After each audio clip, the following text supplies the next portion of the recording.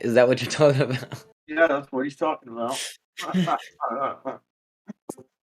The third guy has to be a black guy. If it's you, the black guy, and the Indian, the third guy has to be a black guy. Has to. And the white guy has to. Because Black Lives Matter, you know.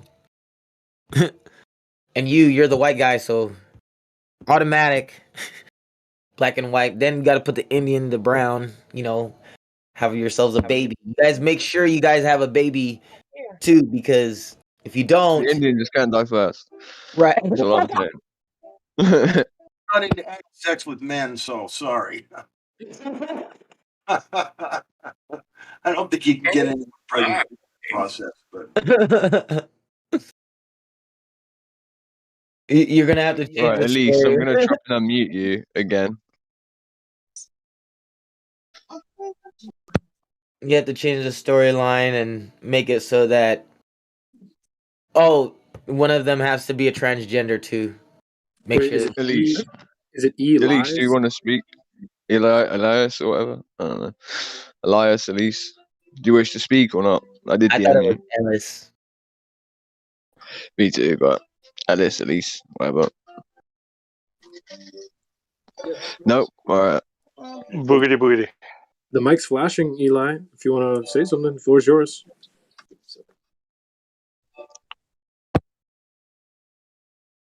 They probably don't want to speak because of my nightmare. I bet it's a dude. No, probably jacking off. Jeez. Isn't that what you're here for? No.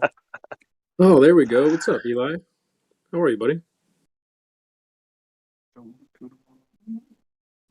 Hey, buddy. Say it with your chest, homie. No way. Hey, should you just go, hey, buddy?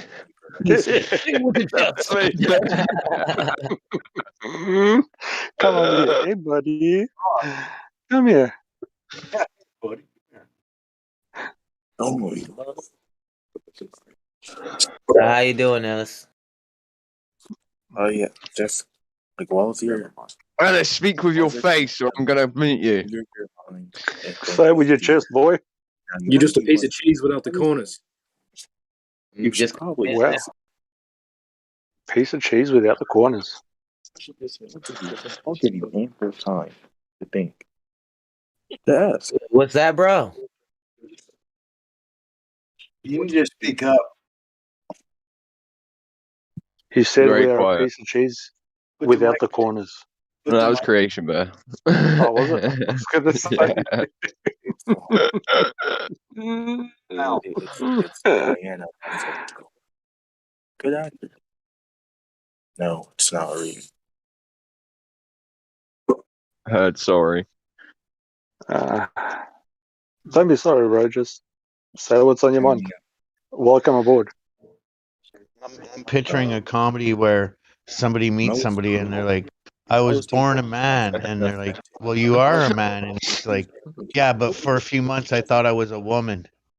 Yo, Eli, who are you talking to? Do you do it in multiple English classes? You do it in multiple English classes? Oh, man. Yes. We do it in English classes. We do it here. We do it everywhere. I'm muting them because I can't really understand what they're saying, and yeah. It could just be playing a tape. His mic's not coming in clearly. Can't go with that shit. But yeah, that's some weird dream right there, God Rocket. I'm telling you now, man. I like the idea of transformative puke. That's a cool idea. That was on the Scary Movie, wasn't it? Hey. Was that on the Scary Movie when they start vomiting and just like vomit everywhere on the fucking walls and shit? Yeah, that was, but his dream's different. Yeah, it's a bit more on the walls. Yeah. It changes into a gothic Finger castle. painting. Yeah, I like it. Yeah. Once you start finger painting with puke, it's a different level. Yeah. But listen, Hollywood's there, bro. If you pitch the idea, somebody will buy it. I said the Native American that you keep beating in the fight where you're chopping him up. Again, he has to die last. or he can't die at all, should I say? You can't do it that way round. You can't be the winner, bro. Well, I can't be the loser either. Not if you're You've talking. got to use a real Native American as well, because otherwise it'll be cultural appropriation with all that garb on. Yeah, I know. I know. It kind of makes you wonder where my mind's at, huh? Yeah, maybe you're feeling maybe it was some of it was psychosomatic, right? In relation to, and I instantly thought about that, like the idea of painting over the old world, right, with the insides of the white man, which would be you, to recreate their world into something different, right, and then killing the Indians in your new world. Yeah. I almost feel like that's what happened here. See, yeah, see what I mean? Psychosomatic nature to that dream. Yeah, Mm-hmm. I've thought about that as well. Yeah, that's pretty cool.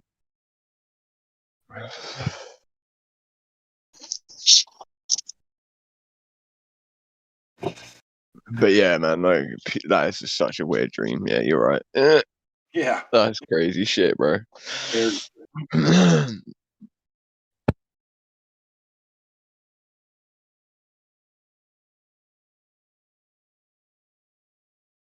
Wouldn't stop. We just went over and over and over. Oh my gosh. Those are always the best dreams. Come on. Yeah, Those repetitive ones that are horrible, they're always the best. hit them.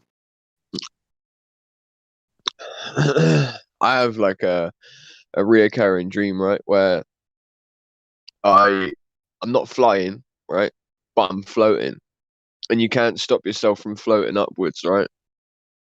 And it's almost like you're like stupidly lightweight, right? And you'll be like you could be anywhere, right? You could be literally anywhere. You could be in a big building, you could be in a town, and it always seems as if wherever you are has a ceiling, right? No matter where you go, it's always got a ceiling. So there's always something for you to bump into. You don't just fly off into, nowhere, right? There's always a ceiling to that ability, like an actual physical ceiling, not like a ceiling like flying a plane. Um, but yeah, man, it's a bit of a weird dream, and it seems to go on for a long time. Some dreams are just like snap moments, right, and they just occur quickly. Yeah. But this one, it feels like a long ass time. It feels like it's my whole night's sleep when it does happen. You know what I'm saying? Yeah. I wouldn't really call it a reoccurring nightmare though, because it's like I'm so used to it by now that it doesn't even bother me. Type shit. Weird. Yeah, I don't think I only had that one time, but it was all night long. Yeah, that's creepy. Felt like it was. Anyway, I mean, It probably was. Yeah. Yeah, no doubt it probably was all night long. That's what I'm saying. The same shit going over and over. Ugh, monotonous. Worst bit's the end part. Different though. Battles were different. Other than they ended up the same way, but it was a different battle, but it was essentially the same thing. Remember that one time chopping that dude's head right about 3 inches below the top of his head, and then that piece hit the countertop. Bloop! And I grabbed his hair and slid along the top of the table, and he just slid, and then boom, hit the floor. Left this big white streak of blood. That'd be crazy if it landed like hair side up and you like grabbed the hair and started like washing the countertop. Like it was a scrub brush or something. Gosh, scrub head.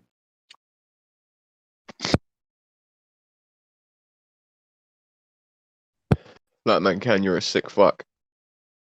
I'll tell you that right now.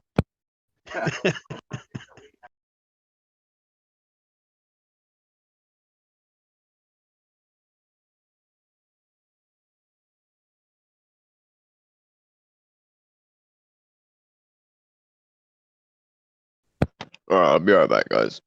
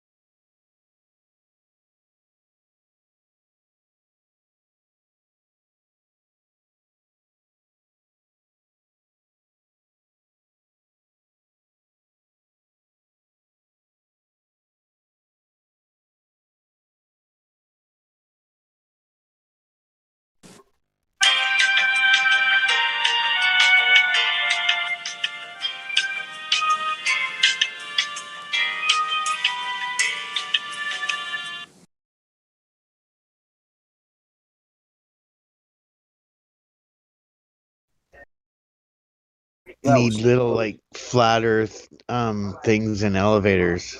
That's what that just made me think of. You're in an elevator and all of a sudden it's like this music comes on. They're like, it's like there's no rover on Mars. Do do do do do do. it was definitely elevator music.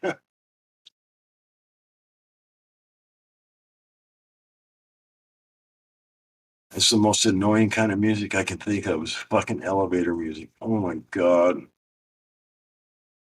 I remember grocery store music used to be like that. It's not anymore. They play fucking mainstream rock and roll at fucking Walmart now. At least they do here in Utah. I was grabbing some groceries the other day and over the loudspeaker, it came over the loudspeaker. Uh, Please be respectful of those who are exempt from da da da da da. And I'm like thinking, is that because of me? Because I had no face diaper on, you know? The lawyers told him to say it.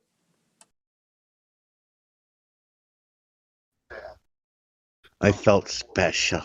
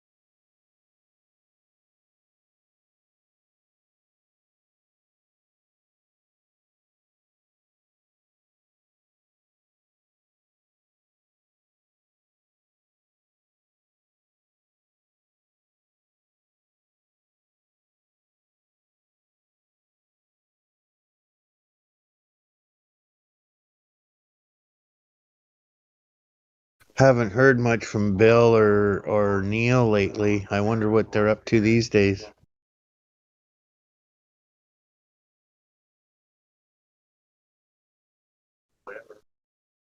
Fuck, I just came up with Bill and Neil's not so excellent adventure. Like some sort of a movie script, you know?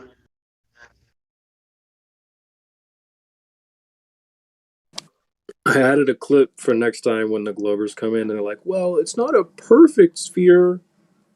So this one's called Smooth Earth. Because the globes that you buy, that you rub your fingers over and you feel the Himalayas and you feel the Rocky Mountains. No, no, okay? These mountains are puny compared to the size of the Earth. You would not know they were there.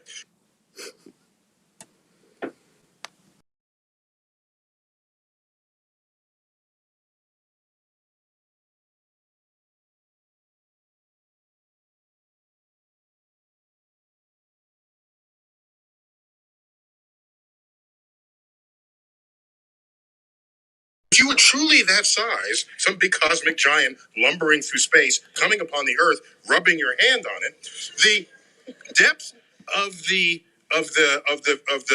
of your, what do you call these things? Your finger, the fingerprint mark. The depth of that would be greater than the entire range of distance from the Marianas Trench in the bottom of the Pacific to the top of Mount Everest. Therefore, you would close your eyes, rub your finger, you would not know whether you are on ocean, valley, mountain, or hill. Well, you might be wet or dry.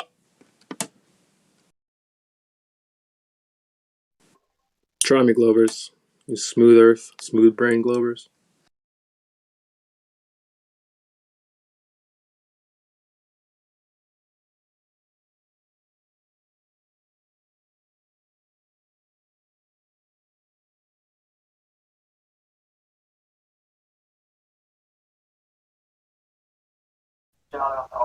He's probably in a sound studio somewhere shooting the latest episode of what's that one? Cosmos with the spaceship of the Imaginarium.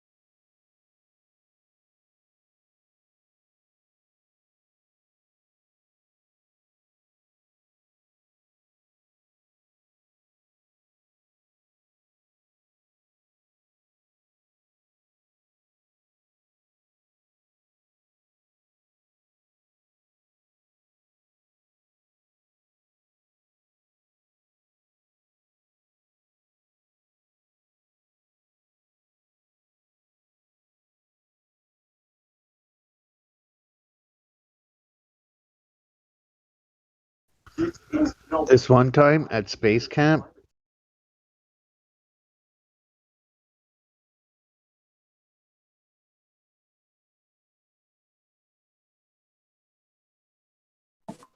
We learned how to drink our coffee from yesterday.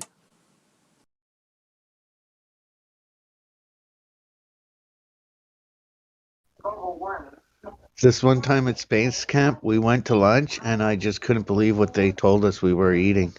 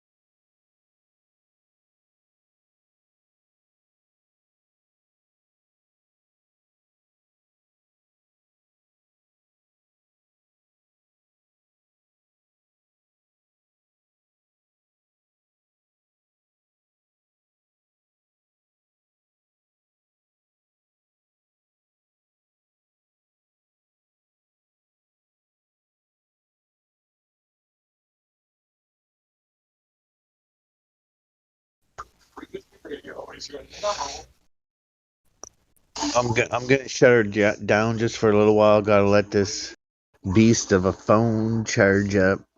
Bless up. Take care, flat man.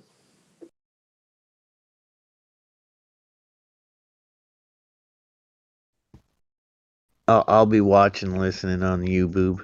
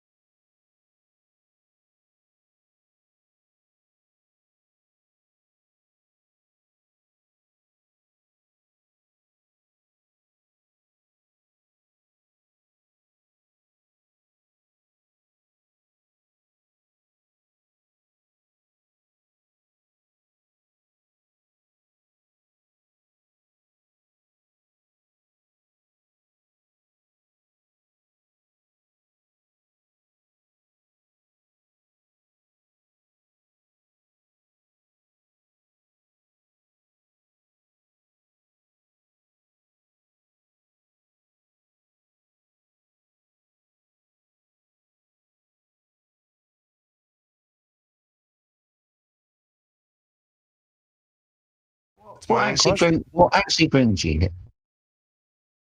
What actually brings me here is the idea of trying to understand different perspectives.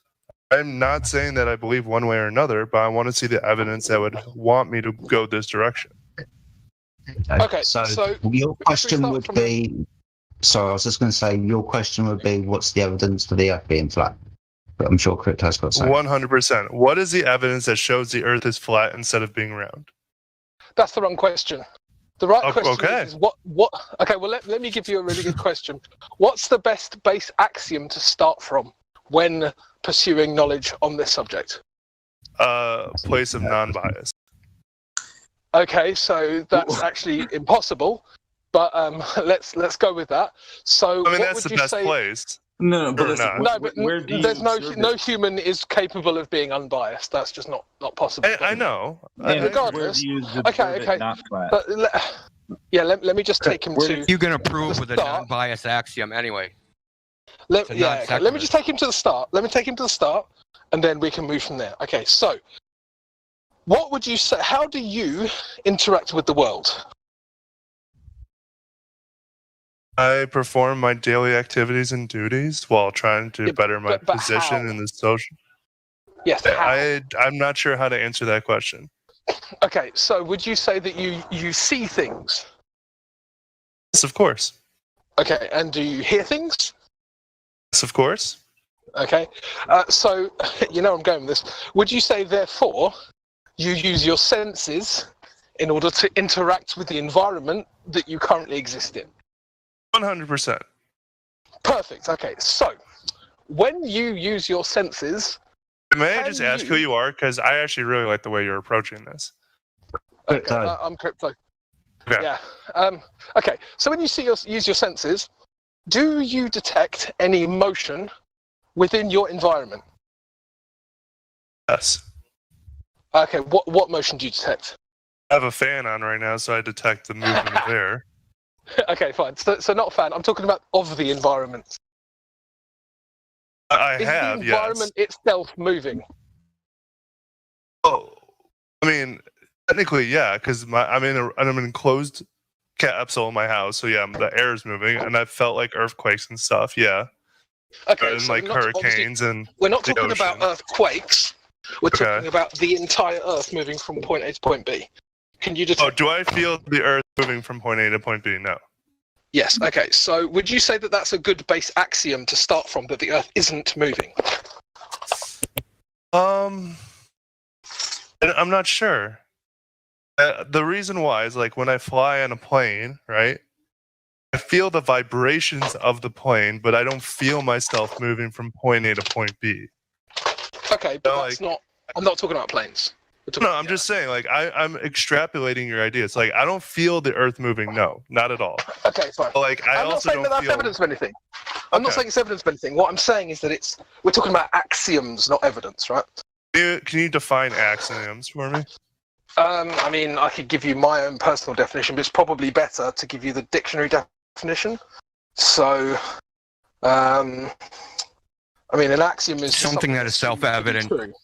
Yeah, so assumed to be self-evident. Now, if we just make sure statement representing water's level. Yeah, fair enough. Close enough. So as an axiom, I would suggest that the Earth isn't moving because I don't detect any movement. Right, my senses are pretty good at detecting movement. I know that because I've travelled in cars, travelled in planes, travelled in trains, and I always know I'm moving. Right, so can I just ask a question about the planes? Because this is a point that I want to develop and just understand, right? Like the plane, I don't feel the air moving, right? When I look out the window and I'm over the ocean, I don't see anything moving, right? I don't feel as though I'm going 500 miles an hour. So, what? Are you telling me when you're in a plane you don't see things moving underneath you? Over the ocean, like when I'm over the ocean in the night sky, flying from Philly to Portugal. Right, and it's a cloudless night. There's no reference, or if it's just black outside, there's no reference to. But that's because there's no reference. Right. That's so I'm saying, like, right. So in that, moving. Right, but I don't feel myself moving. Like that's what I'm trying to say. I've traveled in plane for 15 years. I always feel myself moving in a plane. Okay. It blows my mind when people say they can't feel the movement in a plane. Yeah, that's just ridiculous. If you stand up on a plane even at night time and you are to walk from the back of the plane to the front, opposed to walking from the front to the back, you will feel a difference in the inertia. And also, you're actually in a container. So, that's probably one of the main reasons you don't feel it as much. Okay, but we're just establishing axioms at the moment, right? So let's stay with the axiom and then we can go forward. Because I never say that this is like full evidence of anything. It's where you start from. So for me, it's pretty obvious that you start from the fact that the Earth isn't moving. And if you find evidence to the contrary, then you can consider it. You can say, is this true? Is this false? You can look at it later, right? So for me, it's self-evident that the Earth doesn't move. And for me, it's self-evident that there is no curvature anywhere. Now, Why have is you it ever seen the self-evident? Earth? Well, because I've never seen the Earth curve. Okay. So we start from that basis. Unless you've seen the Earth curve. So if we're starting from the basis of the Earth doesn't move and it doesn't curve, who has to bring the evidence to the contrary? I don't know who would have to bring the evidence. The person making a claim counter to the axiom. Right? So, where is your evidence that the Earth is in fact moving? Horrible. The evidence would be the seasons. No. Why would that be evidence of the Earth moving?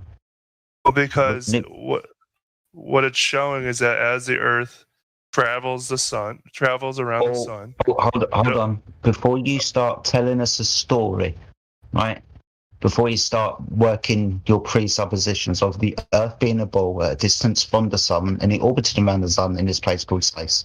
And because of the tilt of this ball, this is why we've got seasons. Because of all of those presuppositions, we're just down here on the Earth with base axioms. The Earth isn't moving yet. We're trying to find that movement. You're saying seasons. Now, what would you say causes the seasons, things to be hot and cold?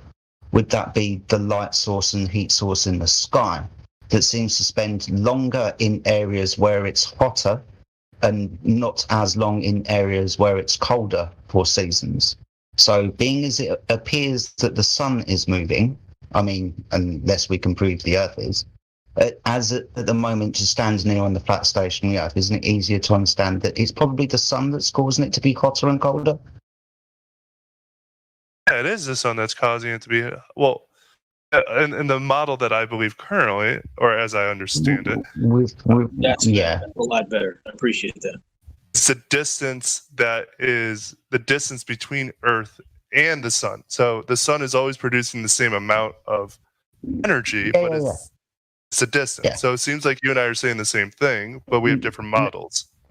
Yeah, so the sun is still closer for those areas on the flat stationary Earth for the summer, and it is further away from those areas of winter.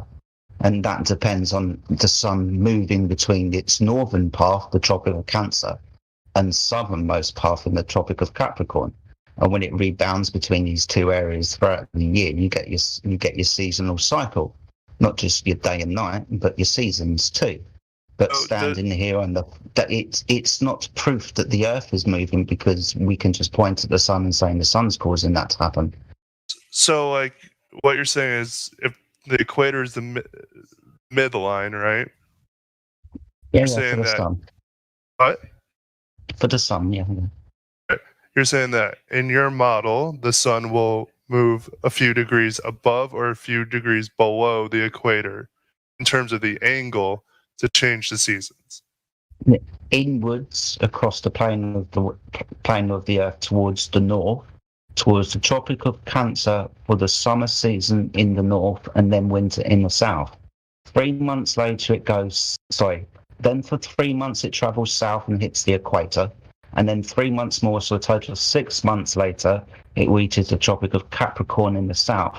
giving summer to the south and winter to the north because of the sun's proximity.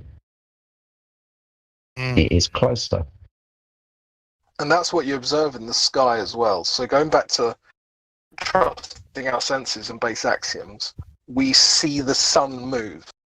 We don't see or feel the earth move. So why assume that the earth's moving and the sun's staying still? It's literally the opposite of what you actually see. I have trouble believing that exact thing because like the what immediately popped in my head as you said that is that like if there's two cars moving together at the same speed, it may not look like they're moving because they're not separating from one another. If one car starts to drive faster, even though both cars are going a certain speed, one car increases its velocity, then it looks like only one car is moving, even though both cars are moving. Yeah, but that's one frame of reference. What if you look up though, away from those two cars that are next to each other? You're going to see that they are in fact in motion.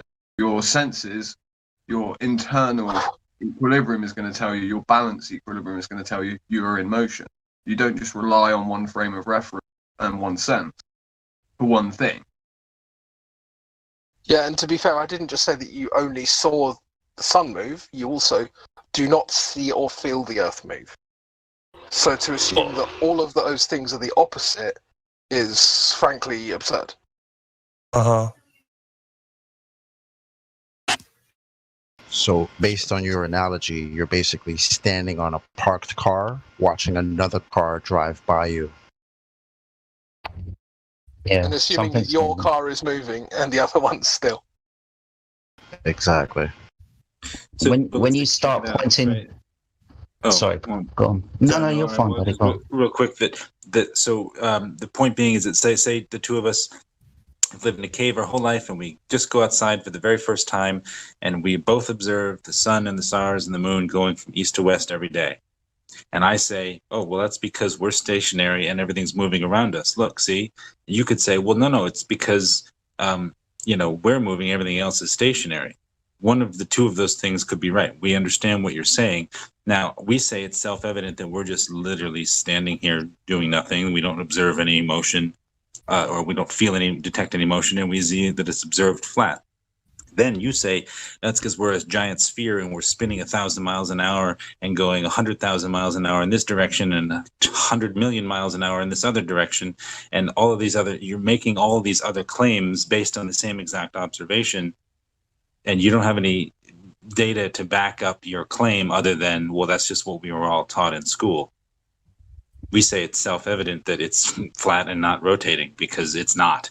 We don't observe it to be. If you say that there are these movements and motions, it's up to you to prove that. Yeah?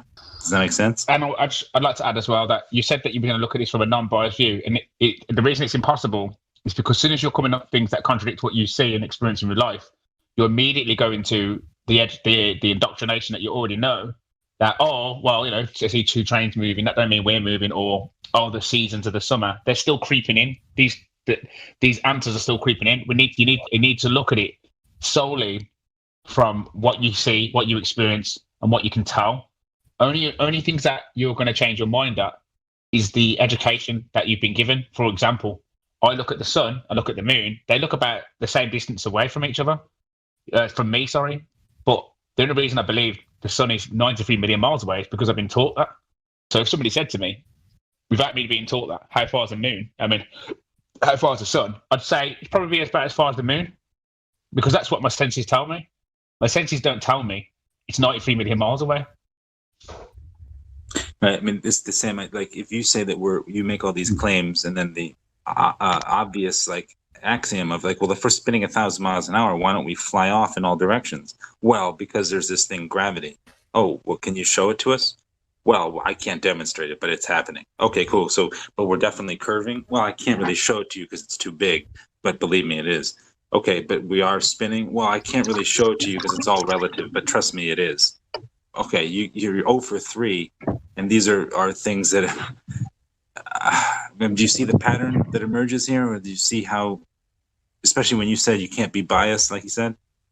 Do you see the I problem? never said that I am capable No, you of said being let's look at it formed in a non-biased fashion. I'm looking at it. No, I'm he trying said to. that was his aim. To be fair, yeah. I mean, I don't think he was saying that he was unbiased. I think he was just Right. aiming to be unbiased. So, yeah. To be fair, I don't think he meant what you said. Yeah, he didn't. Yeah, you're right, Crypto.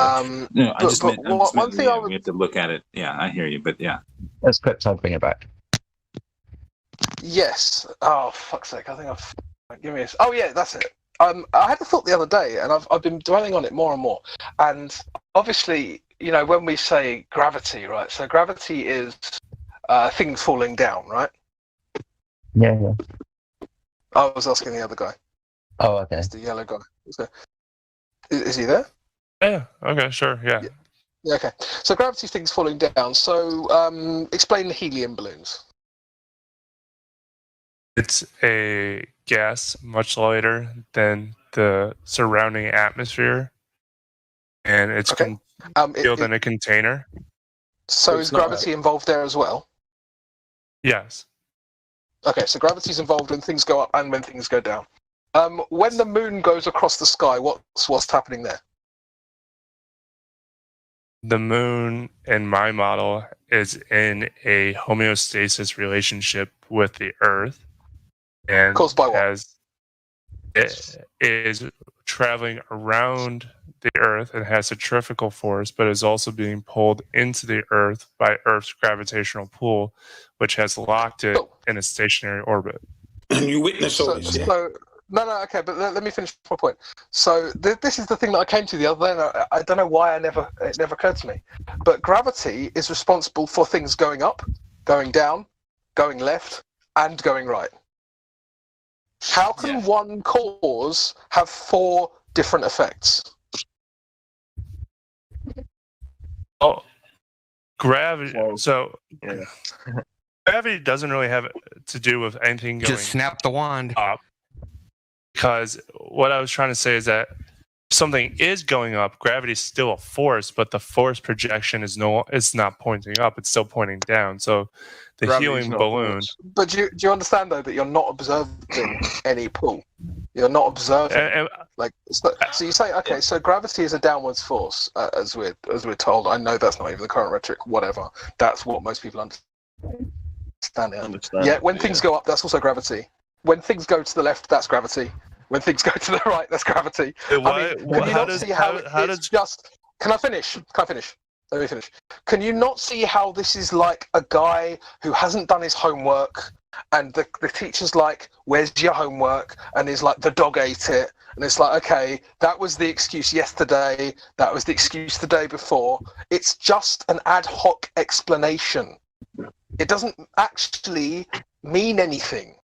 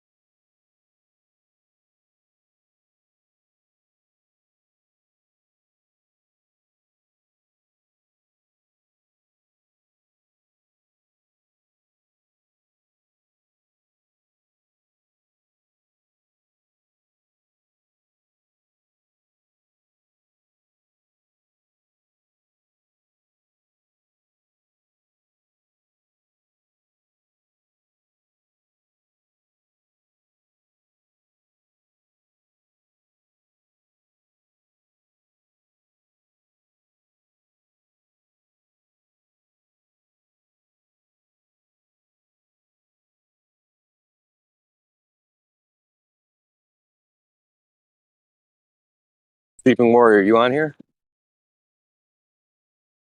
Yeah, I was just checking to see what I've lost all sound. I thought it was me.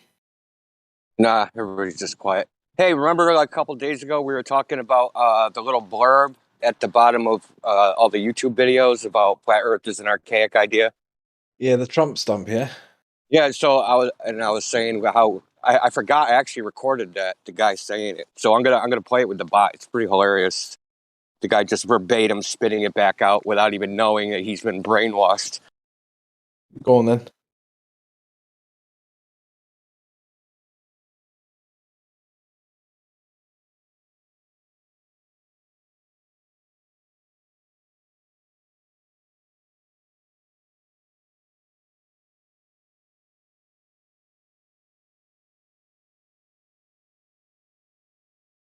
Have you guys found a claim yet? Again, I'm not trying to convince anybody here. Well, I think you're trying to convince yourself, actually, which I don't think you are. I think you're right about that, EXO. Point out real quick, you didn't answer Roger's question from 20 minutes ago. Like, why are we ignorant? Why do you think we're ignorant? Yeah, I mean, I think that's self-apparent, but I can restate it. So the reason why I think that you're ignorant is because the notion that the Earth is flat is an archaic, debunked notion. Spoken right off Wikipedia. Unbelievable. What a fucking robot. Unbelievable. I Mm-hmm. know, isn't that funny? That's like what you see on the YouTube videos too. It's like, Every oh, time. I think you're ignorant because I can recite This something that's guy been thrown in front of my face 500 times in the last year. I know how to recite passages from Wikipedia. That's why you're ignorant. Is that your best evidence for our ignorance? Wait, that's in Wikipedia? Archaic perception. Dude, let's underneath every single Flat Earth YouTube video, if you mention Flat Earth in any video on YouTube, you'll get a little banner on the bottom that says, you know, it's a debunk thing from Wikipedia. That says, So can you use the word debunked? Yeah, bullshit. I mean, okay, fuck it. Even if I was reciting it from there, I share that opinion The anyway. globe Earth is what's been debunked, my brother. Well, that's the point. Is that you're saying so you're saying the whole world depends on an archaic idea. The entire world experiences a flat stationary plane, so the whole world experiences this archaic idea. What? Yes. Everybody on Earth experiences. Yeah, everybody on Earth right now. Yeah. Is only experiencing a flat and stationary Earth. I guess you know. Right.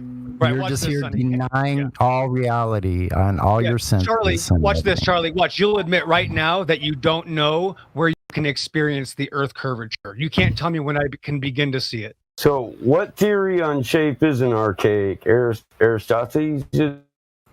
Bro, you asked me a question why I think you're ignorant, and I did. Oh my Your number 2 and 3 best proofs of the flat of the globe are archaic. Guess that makes you ignorant there, Charlie. Yeah. How about the Copernican principle? Is that archaic? Yeah. What about that? I don't recall what that is. What is that? Oh my gosh. Why is this number still here?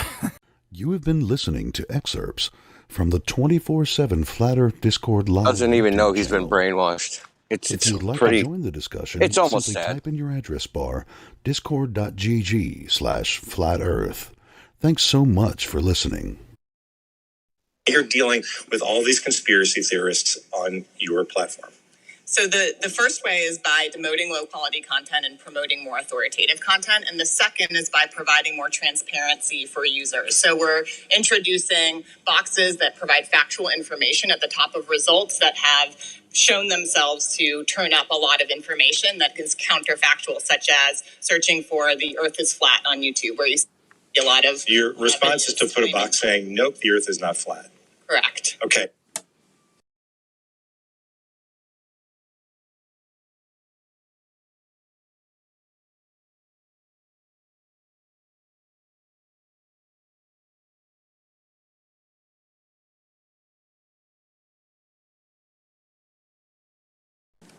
That's funny though. That's the first time I've ever heard anyone read that little box. The flat Earth is an archaic conception. Good one.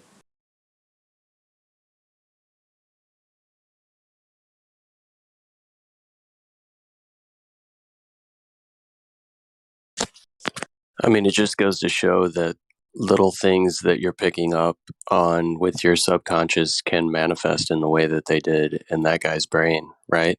Like he's watched enough videos that have referenced flat Earth that he has been implanted with that idea.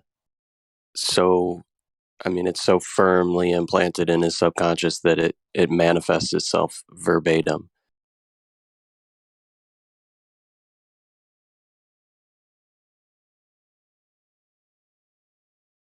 Without even knowing that that's where the idea came from.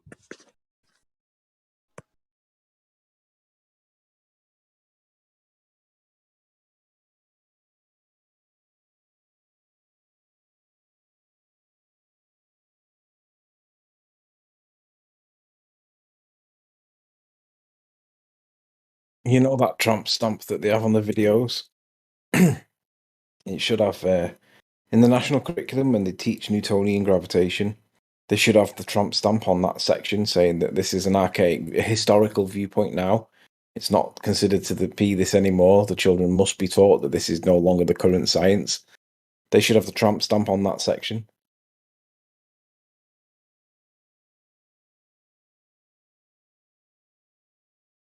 I feel like most of what children are taught in school should have some sort of tramp stamp then. For sure. Especially in the topic of physics.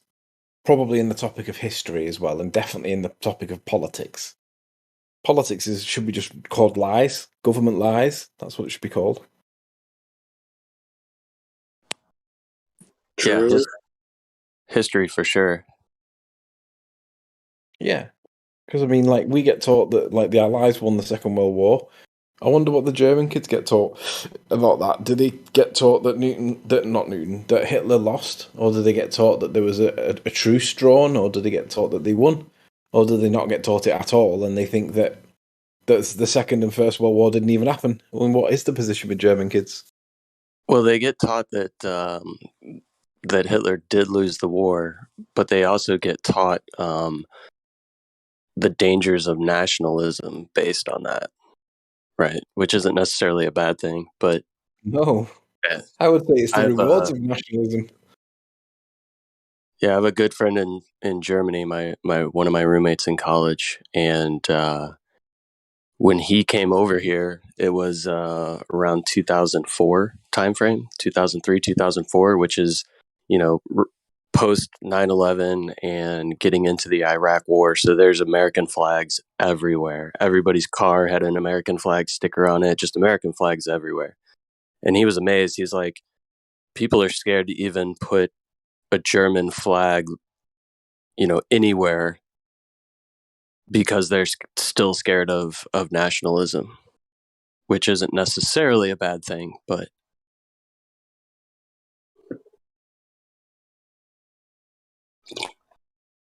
I mean, obviously you can see what nationalism can do, rally people around a common goal, but usually it's not a common goal that is exactly how it's laid out, I guess I could say. But yeah, they're taught that Hitler lost for sure. But I don't know. What was that? I wonder for how long, because it must be a bitter pill for them to learn that Hitler lost the war. It seems more more prominent to just not mention that bit and just talk about how, I don't know, how great Angela Merkel was instead. You know what I mean? Enough time's gone by now for them to just sweep it under the mat and forget about that little bit of inconvenient history.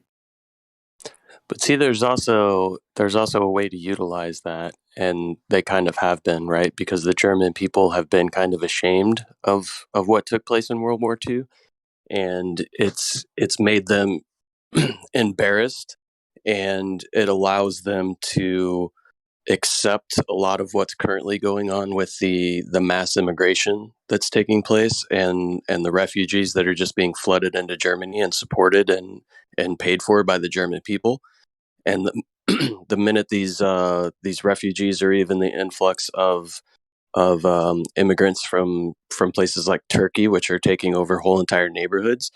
Like any time that a German person, if a, for example, my friend would tell me about times on like public transit on a train where Turkish kids would, start talking shit or pick fights or whatever. And the minute the German people, an actual German person would stand up and try to tell them, stop doing what you're doing or this is bad, they immediately just call them Nazis, and the German people just kind of cower and allow the Turkish people to take over. So wow. Because they're afraid to be called Nazis, they're very ashamed of it. In the same way that white people in America don't like to be called racist. So Yeah.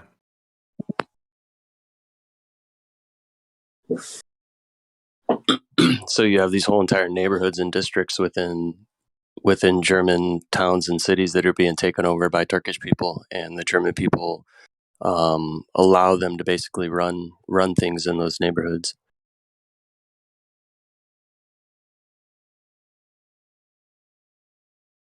That's pretty much the same as what's happening in England at the minute in certain areas. There are certain religious sections of society that are running a riot on the basis that if you stop them, you become a racist against that particular religion. Yeah. Like I said, it's a useful tool of an agenda, right? If you're trying to force specific cultures into other cultures without assimilation.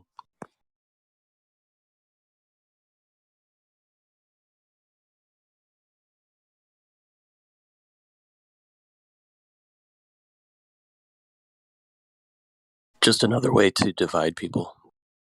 Yep.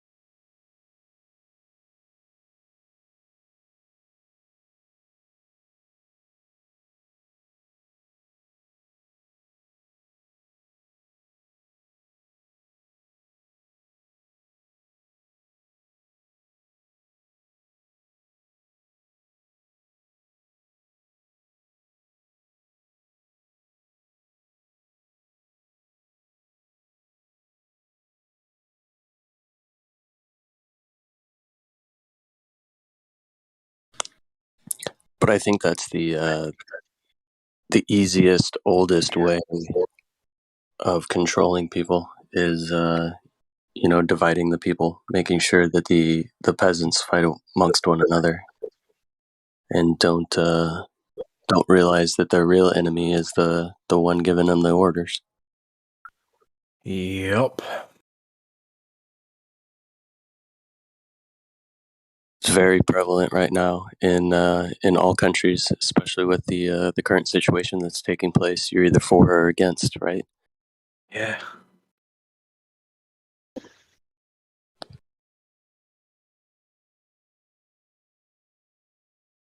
It's amazing how so many people have become expert pathologists all of a sudden without any experience or training whatsoever. They can diagnose the cause of death without even seeing the body. It's amazing. Yeah, and to be honest with you, it's both sides of the debate, right? One side will say definitely wasn't COVID, and the other one will say, definitely was. And it's like, no one really knows. Right. And that confusion helps grow the agenda as well. I think that's why it's purposely very confusing, everything that's taking place. All the rules are very confusing. Everything's very confusing. None of it makes sense. And when nothing makes sense, it leaves a gray area for people to make their own assumptions or decisions based on, all kinds of inaccurate information.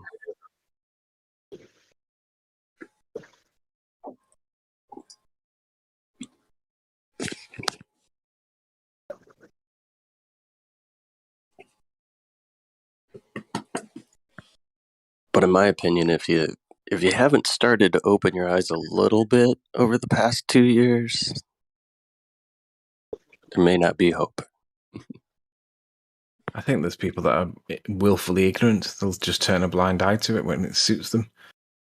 It's like when someone said one of the ball earthers was in before, and he was saying, "Oh, we should apply Occam's razor."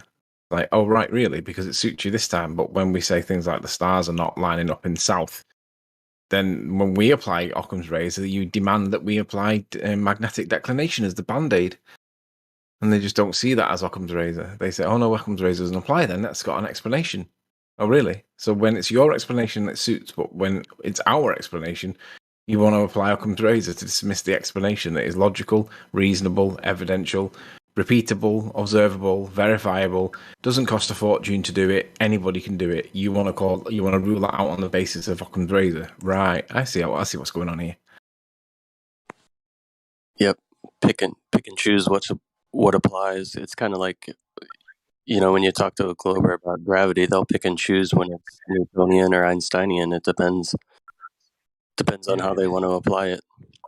If they need it to be a force because they want to explain how something moves, it's Newtonian. If they want to talk about like how planets work and they don't get away with Newtonian, they'll reluctantly go to Einsteinian, but they'll say that it's still equivalent with mathematics because blah blah blah.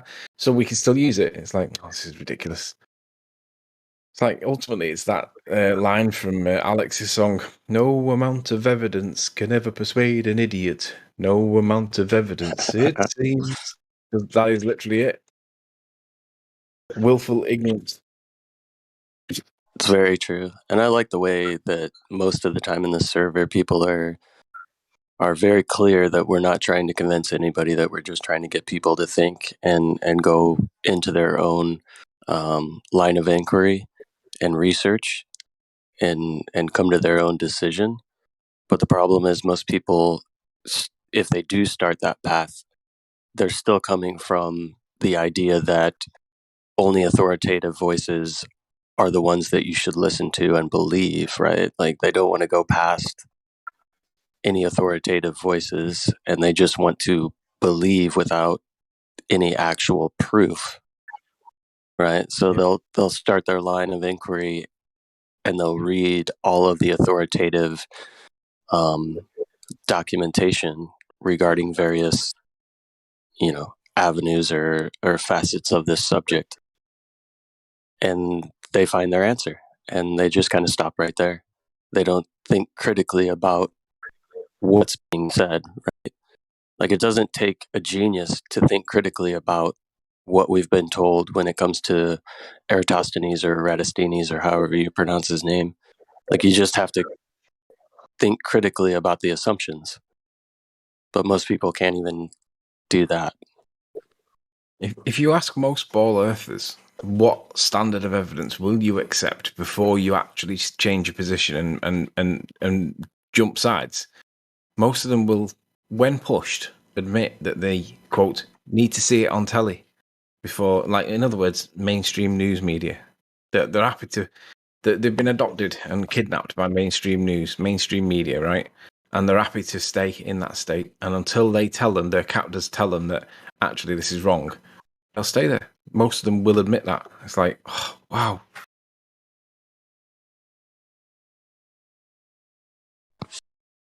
Yep, exactly. There's a quote by William Casey, who was the I think he started the CIA or the first director of the CIA, where he says, we'll know our disinformation program is complete when everything the American public believes is false. Yeah.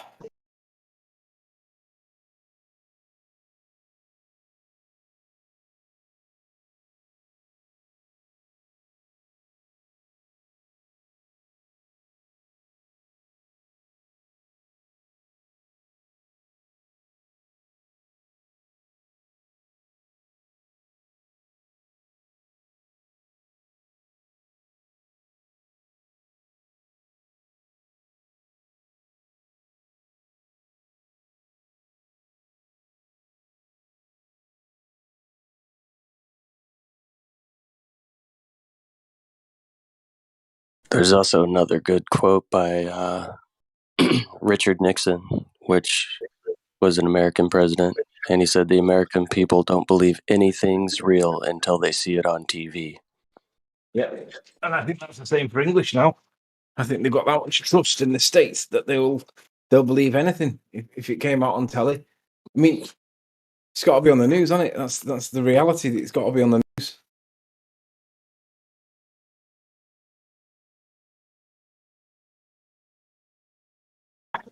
Yep, it's got to come from a perceived authoritative voice in order for people to believe it. And anybody who's been involved in anything that's been reported on from the media, whether it be an accident or some event that's taken place, and you were there to personally see it transpire, and then you've read what the media has said about it, you'll understand that there's many holes in the story. There's things that are said that aren't necessarily true, right? The reporting isn't always 100% accurate. But if you're not there, you perceive it to be 100% accurate.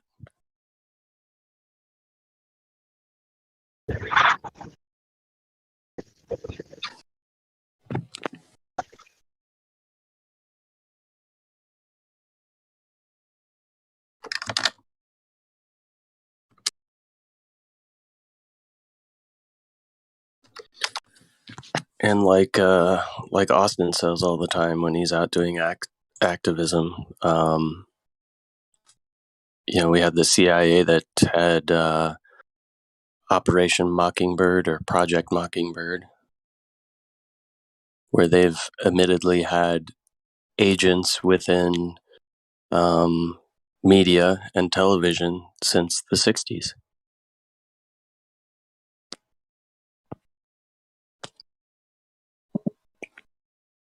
I mean, it's very well known that Anderson Cooper has CIA ties. So basically, U.S. television is nothing but CIA talking points for the most part when it comes to our news stations.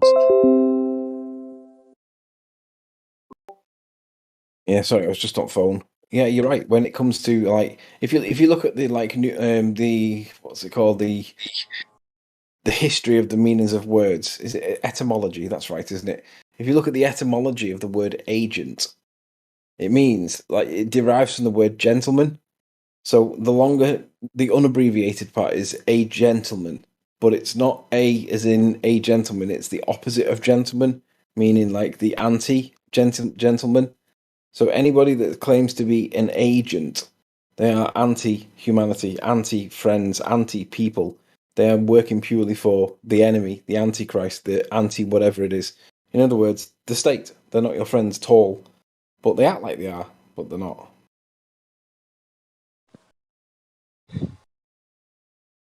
Right, they're operating based on a specified either like agenda, a role, or under some type of agency, right? Agent. Yep. The opposite of a gentleman.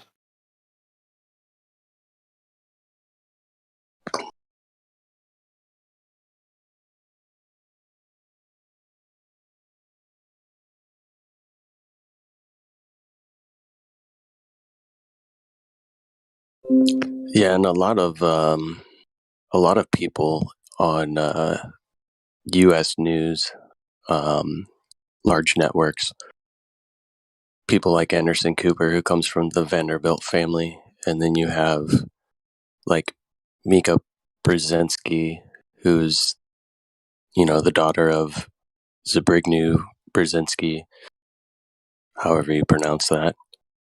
These are people that are generationally tied to the elites, and it's obvious. People know the connection, but they don't put two and two together that maybe these people have an agenda, right? Everybody's got an agenda at something. Most people just want the agenda to be, I want a reasonably nice home, warm, dry, full of food. And that's their agenda in life. But you're right. When you've got lots of money and money's no object, that agenda becomes a formality rather than a desire or a goal. So you get hungry for more. So it's like, so what can I make my hobby or interest now? Okay. And when you've got all the posh stuff, the rich stuff, and you're left only with that which is left over, you end up like digging into your schema of your mind to see what's going to make you tick. And some of us have got a good schema, some of us don't have a good schema.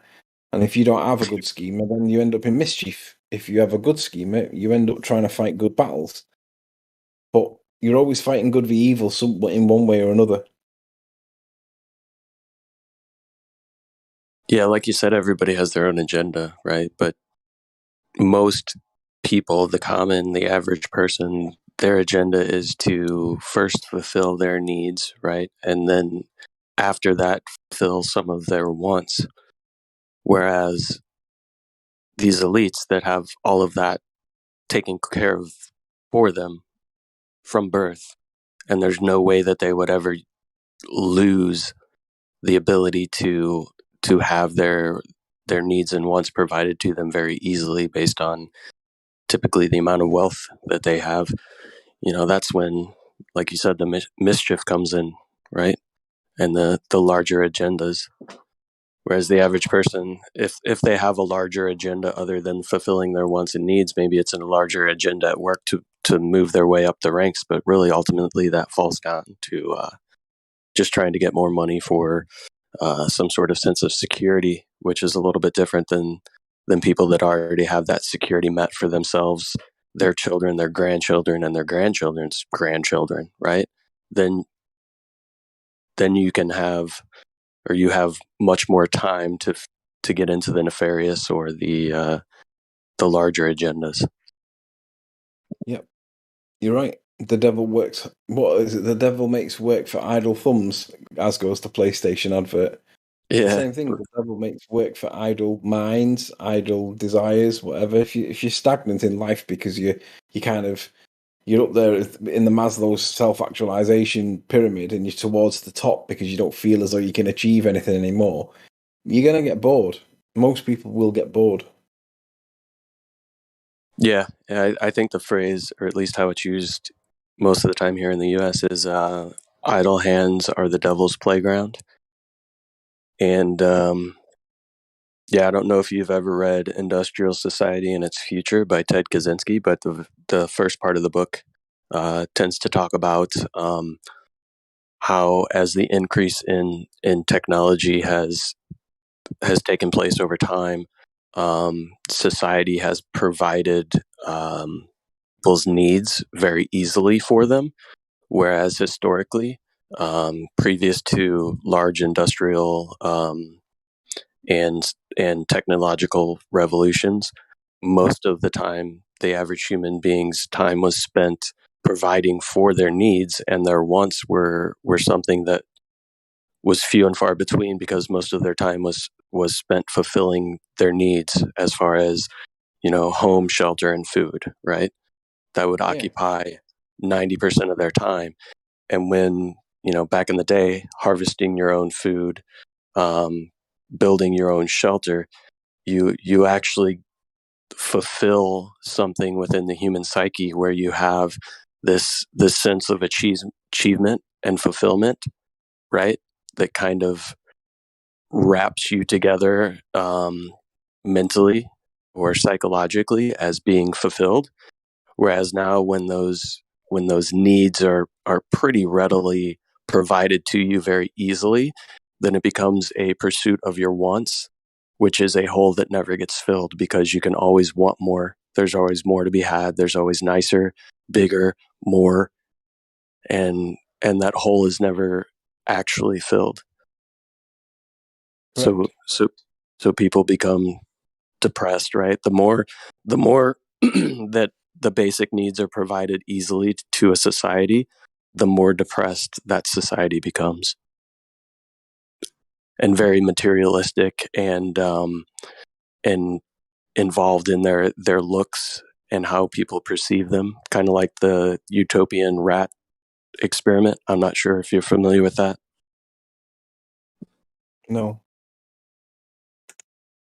Yeah, so there was an experiment where they took a bunch of rats and they basically built a perfect little rat utopia, where the rats had enough space. They had all of their food provided to them constantly. Um, they had plenty of mates. Um, they basically gave them what would be like a rat utopia. And they found that over time, the rats became less interested in eating or even reproducing, and they became more infatuated with grooming themselves to where the population became very low. And most of the rats just became fat and very well groomed.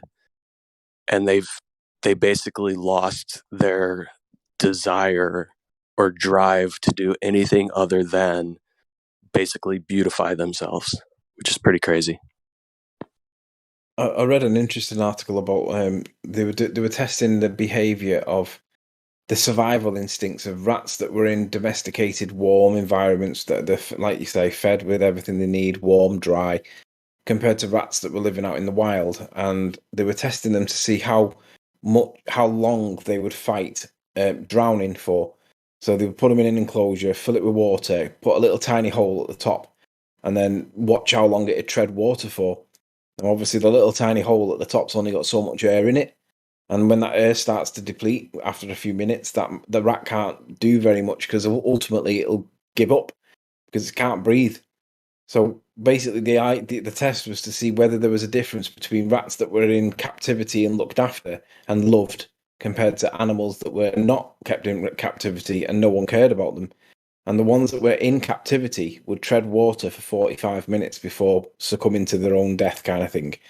Whereas the rats that were live, the rats that were wild and no one cared for them, 15 minutes that they gave up. The only difference between the rats was their environment that they lived in, but they gave up very quick when they were out in the rough, because no one cared. Yeah, experiments like that are pretty telling on, like, in society, some of the things that we do, we don't necessarily know the ultimate effects or the areas of your life that are affected by certain things around you or certain things that society provides you. Right? We look at everything as all advancements in technology are necessarily good, right? They're marketed to us as good, and we don't see the effects, or even if we do see the effects, we see them too late to where we're already addicted to the technology and feel that the convenience is more of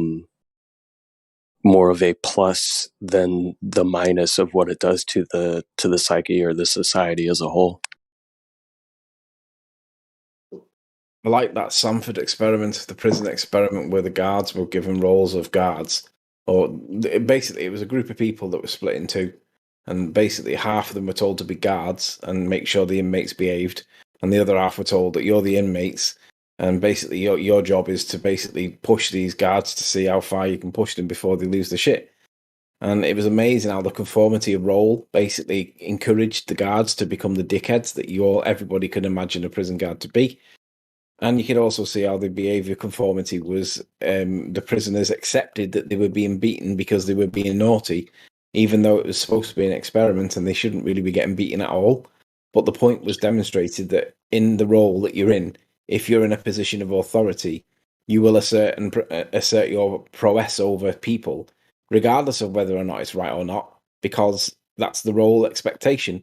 So if you're expected to beat this guy with a truncheon, that's what you're going to do, because that's what your prison guard is expected to do, rightly or wrongly. So they were showing that they would conform to their roles, and then they switched the roles around and swapped everybody that was prisoners into guards, and then vice versa, and then the parameters all changed. But yeah, if you put somebody give somebody a badge and a high-vis vest, they become little Hitlers, and that's literally what happens. Yeah, that experiment, they had to shut it down, right? Like it was getting out of control. They had to stop the experiment. Yeah, it's the same with the Milgram experiment, Stanley Milgram, where they were putting people that were in shocking people. Yeah. You must continue the experiment, and a lot of people would carry on, even though they believed that the guy was dead. There wasn't actually a guy there, but they believed he was dead, and they carried on because they were told to, and they conformed to the role. Obedience. Yeah, and it was just somebody in a lab coat, right? Somebody in a perceived position of authority that's telling them to do certain things, and they would do it up until basically providing a shock that would be lethal, and people would pull that trigger, which is crazy. Yeah.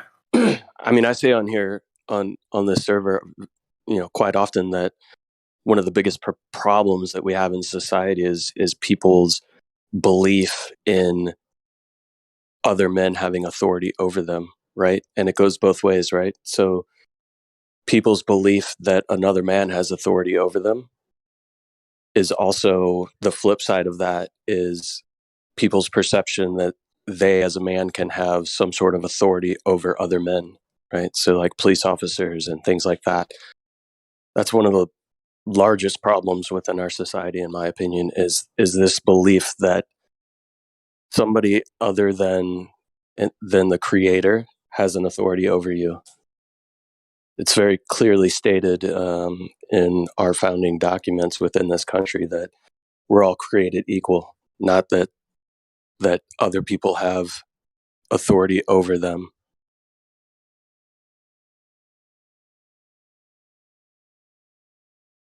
I always find it interesting when I watch the American Cops movie clips where they're either generally showing how somebody gets like massively over arrested and didn't need that level of force, and they're often critical. And I watched one the other day, and it was about he was an FBI agent. He was trying to serve a some kind of notice, some kind of document on people, and it was something to do with guns. He was I think they didn't have guns that were licensed. They had unlicensed guns, and he was trying to confiscate them or something like that. And the paperwork might not have been perfectly in order, so the homeowner rang the police. Anyway, they told him it was an agent, an FBI agent, and the agent was at the door. And for some reason, this cop that turns up, the response cop, local Bobby in his police car, turns up and he's got his gun out, and he's basically running at the scene with his gun out for some weird reason. I don't know why he thought that he needed his gun out, but it escalated the situation really quick, really seriously. And the guy, the agent that's at the door, regardless of whether he's in the right or in the wrong, he comes out, he's basically got his arms up, he's like, whoa, what are you doing? I'm an agent, calm down. And the guy's basically saying, put your hands on the ground, and being militant, like. And the guy's saying, hang on a sec, look, I'm an agent. He said, don't put your hands in your pocket. He said, let me get my badge out and show you that I'm an agent. He said, let me show you the paperwork that I've got, see what I'm doing. And this guy wasn't having any of it. This cop was just being crazy. Anyway, it turns out that he was genuinely an agent. His paperwork wasn't totally in order for some reason. I'm not sure what it was. The woman was probably right to phone the police because she wasn't satisfied that he was an agent, even though she probably did believe he was. And she probably didn't want it to lose the guns or whatever it was that she was dealing with. But anyway, she rings the police, and it was just the overreaction from the responding officer that turned it into a very escalated situation very quickly. And the guy couldn't put his hand in his pocket to get out his badge to show him that he was an agent. So the guy arrested him on the basis that there was some element of paperwork that wasn't right, and he basically was responding to this call for the threats to the safety of this woman. And I was watching it, and I was thinking, do you know what? In England, if that was the claim, right, whatever the issue was, the paperwork issue at the door, right, whatever that argument was, no cop would turn up with a truncheon brandished in front of this guy, running at him like a banshee warrior. They would literally turn up, and they'd literally have two thumbs in their tunic, and they'd say, hello, hello, hello, what's the problem here then? And you can imagine it being totally passive. And that is how the policing is done here, right? We don't have cops that come round like banshee warriors. You do get the odd one or two, but they're not armed with guns, so it never escalates that quick. But they just come up and they go, right, what's going on? And he'll listen to one side, then he'll listen to the other side. He'll not know what to do for the best. He'll say, right, this is going to get delayed until I make a few phone calls. Come and sit in my car for a minute. And it's totally passive, right? But it was just interesting to perceive how the American cop with his gun brandished before he even got out the car kind of thing, why he thought that was such a situation that warranted it. And I'm like, you know what, if you didn't have the gun, and you literally walked up to the door and spoke to this cop, this agent, this person that had paperwork that might have been faulty, there was no reason for him to have the gun out, but obviously having the gun out escalated it really quickly. And people were arguing about the merits of what they were looking at, and they were saying like, well, he didn't have the right paperwork, so she was right to phone the police, and well, he was an agent, so the young cop shouldn't have been doing. And I just looked at it and I thought, why was the guy getting out of his car with a gun? What on what basis did he need to have a gun out in this situation? It was a guy dealing with what looked like some kind of non-criminal issue related to do with guns in some way, and basically he wasn't getting anywhere. But it was just interesting from my perspective to perceive the behaviour of the rookie cop, the young cop that charged him with his gun brandished straight away. And I was like, wow, that's brave. Why? What's the point of that? But yeah, that's the badge happiness, I'm afraid. Trigger happy, badge happy little rookie cop in making a right idiot of himself. Yeah, well, they get that badge and they get this cocky sense of authority, right? And that they can bully people around. And a lot of the training for law enforcement here in the States is that officer safety is paramount, meaning that your personal safety is paramount to anything that's taking place. So they are very quick to draw their weapon for their own protection, which typically escalates things, right? And it takes it to a whole nother level. And I don't know if you've noticed, but many times in the States, people get arrested for resisting arrest and no other charges. Yeah. So when the cops come up and try to, say this, that, or the other, and people just aren't having it, and or they just don't do what the officers tell them to do, the officers will start to kind of rough them up, and the minute you start to get roughed up, they immediately are trained to say, stop resisting, even though the person's not resisting, so that it's on camera and on audio that there is resistance. So that they can at least charge you with resisting arrest, even though there was no lawful reason to arrest it in the first place. Yeah. Do you know what it dawned on me as well? If the agent that was trying to deal with this gun issue with the paperwork that might have been defective, if he happened to be black, I thought, I wonder would that situation have been as non-lethal if he wasn't a white guy? Because this guy was like trigger happy straight away. He got out the car, he thought he was fucking Rambo, do you know what I mean? That was literally the perception that he gave. And I thought, if that guy was a black guy, and depending on what part of the States he's in, that guy might not have actually come out of that alive, but for the fact of his being white in this situation, I thought, I wonder whether race actually did play a role in this, in the sense that it kind of gave him not the perception to not fire his gun, whereas would it have been different if he'd have been a black guy? Because the guy was in his 50s, like he was overweight, he was in his 50s, he looked like a civil servant, he didn't look like a cop, he wasn't in cop's uniform, he looked like a civil servant, but he identified himself as an agent. And I was like, this is very interesting, because it's like, you often see it with different parts of the States where black guys get shot for very little to no reason. And like you say, it's to do with the preservation of the cop's life. And it's like, give the guy no gun, and then just a baton or a truncheon like we get, like our cops get. And he ain't running into that situation like a banshee warrior. He's going to walk up to them and just talk to them gently and just say, right, what's the issue? Well, he said this and done that. Right, and what's your response? Well, I haven't done that. Right, come and sit in my car and we'll sort this out. That's literally how we deal with it.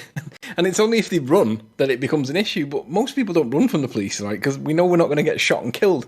But it's just a totally different mentality that you guys have in America relative to our mentality. And it just escalates really quick when you get a young cop running around with his gun. It's like someone's going to get shot any minute now for what? No one knows, but he's come running at us with his gun. It's like nuts.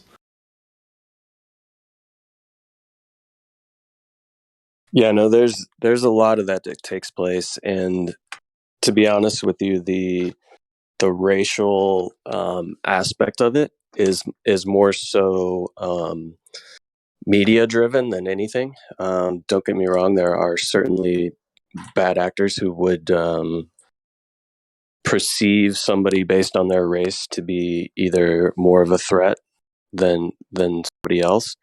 But a lot of that is blown way out of proportion when it comes to media, and I think that's for a reason. And what's currently taking place in our country is so much is being televised about certain specific instances that take place right? They cherry pick an incident so that it can be used to kind of fuel the fire of the divide, right? Yeah. Because white people are shot just as often as black people by law enforcement. I mean, I don't have all the statistics to necessarily back up that claim, but it's not like it's a huge gap between the races when it comes to being shot by law enforcement, or at least not as large as the media would lead you to believe. But the media can take a specific incident or take 3 or 4 incidents and blast them across the news, right? So especially within the past, I don't know, 5-10 years, there's been this huge increase of law enforcement becoming more of a gang, right? Back the blue, thin blue line. Basically, they're a gang or a band of brothers who will back one another no matter what. And they have kind of an us versus them mentality where it's law enforcement against the civilians. And a lot of what's been spurring that on has been a racial element as well. So it just creates and furthers this divide and conquer mentality of black versus white, civilian versus cop. Really, it's more cop versus civilian.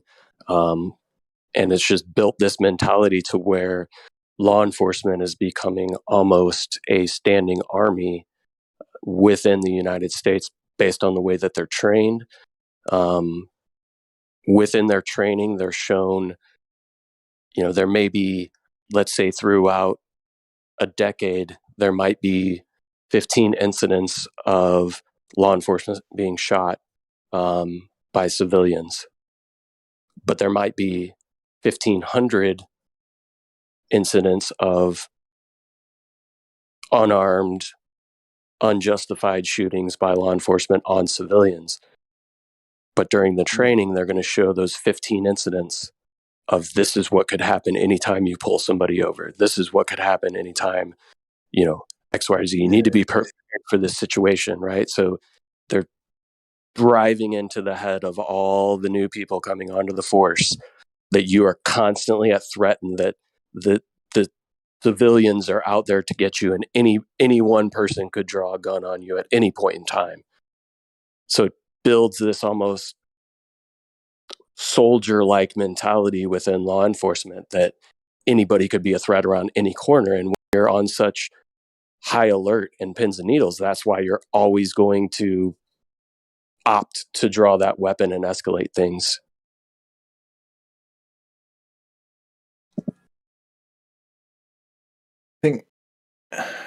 I get it. I understand that American citizens do have the right to bear arms in their own home, and I understand that it's the constitutional right. So from that perspective, I get that a cop that's turning up on a scene that's got no idea of what's going on, does not know whether anybody's armed or not. Now, I can understand from his perspective that he might feel that he might need to consider drawing his gun. He is wearing a bulletproof vest, though, right? Compared to those that are on the scene that are not wearing bulletproof vests, and it is going to be protecting its its torso. So fundamentally, the guy's got way more protection than anybody else on the scene on a balance of probabilities. So I don't get why he needs to charge into a situation anyway. It's like, just approach it the way that the police do in England. Because I always find it interesting when I speak to an American cop, or when you see an interviewed American cop, and you start seeing them referencing how the English cops don't even have guns, and they don't understand how they can police without guns. And it's because we know that our criminals don't tend to have guns either. But it's like, well, in that situation, no one's likely to get killed. Yeah, you might get an arrest, or he might get away and you'll catch him next week or a month later, but no one gets killed. But if the cops have got guns and the criminals have got guns because it's at someone's dwelling, and you come charging around with your gun drawn, yeah, someone's probably going to get killed, and it's probably not going to be the cop. But is it necessary in the first place? I mean, most instances that involve police don't require a gun being drawn on the approach anyway. It's only if there's like a fight literally happening there and then that you might consider it. But ultimately, it's like the guy it was just bad, man. You'd have to see it to understand the overreaction. But I just felt sorry for like the guys that were on the scene, because even though the agent might have been slightly wrong with his paperwork or might not have approached it the exact right way or whatever the ins and outs of it were, it could have been totally dealt with like passively and just like, right, what's going on here? Right, you're here to do what? Right, there's your order. Right, does your order cover what they say that you're supposed to be? Yeah, it does. No, it doesn't. Right, yeah, come back another day with a different order. It doesn't cover this warrant. Doesn't cover it, or whatever it was. But it's just like that approach, that Banshee Warrior approach that he had was like, no wonder it gets escalated quickly in America if that's the way that cops are responding to 999 calls. They've already got the gun drawn. It's like, no, this is bad.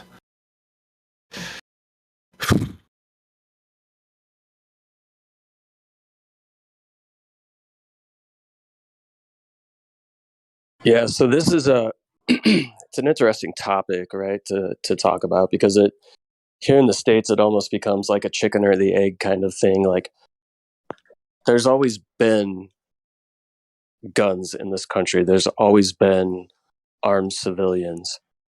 Cops didn't used to always wear bulletproof vests. Cops didn't used to always have a shotgun and an AR-15 inside their car while they still have a sidearm.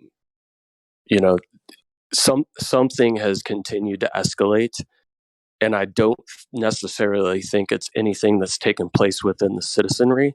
It's almost been taking place within law enforcement. And the more that people see law enforcement acting the way that they do, the more hatred or aggression, especially specific demographics, have towards law enforcement. So then it just bolsters law enforcement's idea that they need to counteract with more force, more guns, more aggression, right? It's like I said, it's kind of a chicken and the egg. What came first? The citizenry, acting out aggressively towards law enforcement, and I don't know if that's necessarily the case. It's almost like law enforcement started to act more aggressively towards the citizenry. Yeah. Which has consequences, right? Because Yeah. the more people hate law enforcement, the more likely they are to not care about pulling out a gun and shooting one should they approach them, right? Look at the protesting in France compared to the protesting in England. They're right next to each other, right? But in France, they're chucking anything at the police. They're chucking like street furniture, Molotov cocktails, dustbins, you name it. They're chucking anything and everything at the police because the police are doing stuff that the state don't agree. The people of France don't agree with, and they're taking out the frustrations on the police, rightly or wrongly. They're showing the anxiety caused by the state's decisions to do A, B, and C, whatever they are. In England, we're all protesting, similar reasons, but no one's throwing anything. There's no violence. There's no fighting. What actually happens is the police get that frustrated that they start beating people up. And because they start beating people up, we've all got our phones out showing people that are getting battered by police for no reason. And it's like the police have got to justify this each time. But the problem is, no one's fighting in England, right? But the police are trying to create the narrative that we are fighting, but we're not actually fighting at all. We're protesting. And the police don't want us to be protesting. They want us to be kicking off. But it hasn't been kicked. It's been, for 2 years we've been protesting over this vaccine stuff. And there's no fighting. No one's fighting with the police. What's actually happening is the police are getting frustrated with having to continuously police this stuff. And we're all peaceful. They said they can't do nothing, but they're still doing it anyway. Cop loses his temper, jumps on one. Then about 10 cops have got to support him. So, like, he jumps on one. There's like 10 cops immediately like defending their friend. And we're all watching this going, what the hell did that guy do? Nothing. So we're all recording it. And it's a totally different perspective from how the Americans do it. Because in America, it's almost like they shoot the gun first, ask questions second. In England, it's like we're not doing anything to justify shooting a gun or batons out or anything like that. But they need us to be doing something. So the police are trying to provoke it at the minute. And it's ridiculous to watch the police act like thugs when we're all saying, hang on a minute, what happened to our fundamental human rights? Are they out the window now? And the police are like, you're not having your fundamental, take that. And that's how it's going at the minute. But France compared to England, like chalk and cheese. But we're next to each other. It's mad. Yeah, it's like I know here in the States, you have a peaceful protest taking place. Many times the police will come in and agitate to make sure that it becomes violent so that they can use force. And it's like they do that to justify their existence, right? They come in, agitate it, and then the headline is 65 arrested today at protest, right? Well, the Yeah. 60 were only arrested because the police came in and started pushing people around and then arresting people for resisting arrest. The funny thing is, we've got something called Section 5 of the Public Order Act. Right, it's either Section 5 or Section 1. I can't remember which way around it goes now. Section 1 it is. And it's the term riot, right? And it's where 12 or more people. Now, it doesn't say scum of society, meaning the people. It doesn't say police officers, meaning the police. It just says people. Where 12 or more people gather with the intention of causing violence, they're guilty of the crime of riot. Well, that's exactly the crime that the police are guilty of, because they are turning up in their blues and twos, like all the riot gear and all that. No one's fighting. Most of the time, people are singing, in good spirits. But they're all. You can tell that they're ready for basically drawing blood. Who's guilty of the crime of Section 1 riot? And it's the police. But no one polices the police. So it's like, well, this is a ridiculous scenario where the police are infallible and the members of the public are getting battered, and the law's not on our side because they never apply it against the police, but they should do. Yeah, Section 1 Public Order Act, it says, where 12 or more persons who are present together use or threaten unlawful violence for a common purpose, and that conduct of them all taken together is such that would cause a person of reasonable firmness present at the scene to fear for his personal safety. Each of the persons using unlawful violence for the common purpose is guilty of riot. That is literally what the police are doing. They're turning up. They're gathered in groups of, 50, 100, however many cops turn up. And you can just tell that they're sat there like pit bulls on a lead, and they're waiting for someone to go. And once they get that command, they just start twatting people. They're guilty of riot. They've got no justification for it. The protesters protesting with their fundamental human rights, but they just don't interpret the law that way. They say, oh no, it only applies against the peons. It doesn't apply against the police, this. It's a joke. Yeah, this comes back to the idea of people that have authority over other people, right? Imagine if the protesters all showed up in the same gear as law enforcement. They would immediately take that as an Uniform. aggravated... Right. Yeah. They would immediately take the protesters as going there to start a riot because they're in riot gear. But what happens? Police show up to a peaceful protest in riot gear and a riot breaks out. Funny how that happens, right? And Yeah, I don't know if it happens. You'll have to give me 2 minutes. Someone's just come in. Yeah.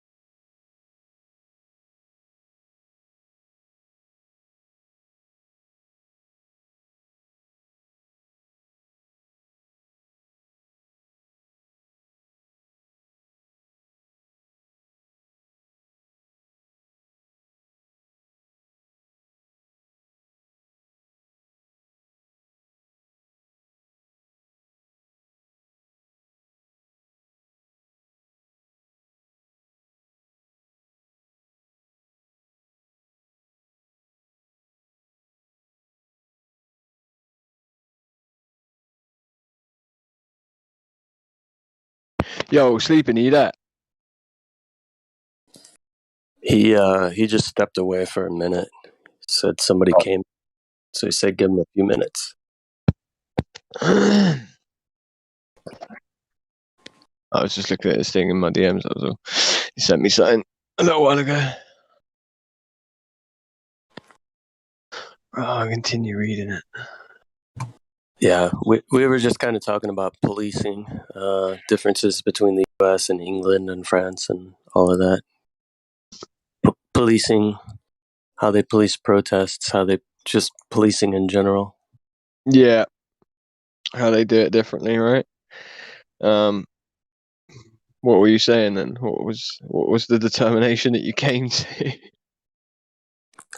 Well, you know, for me, living in the States, right, it's policing has become increasingly more militaristic and more aggressive and more quick to draw weapons, right? And it's not like anything has changed as far as gun ownership in the United States. If anything, less people own guns now than they probably did in the past. But law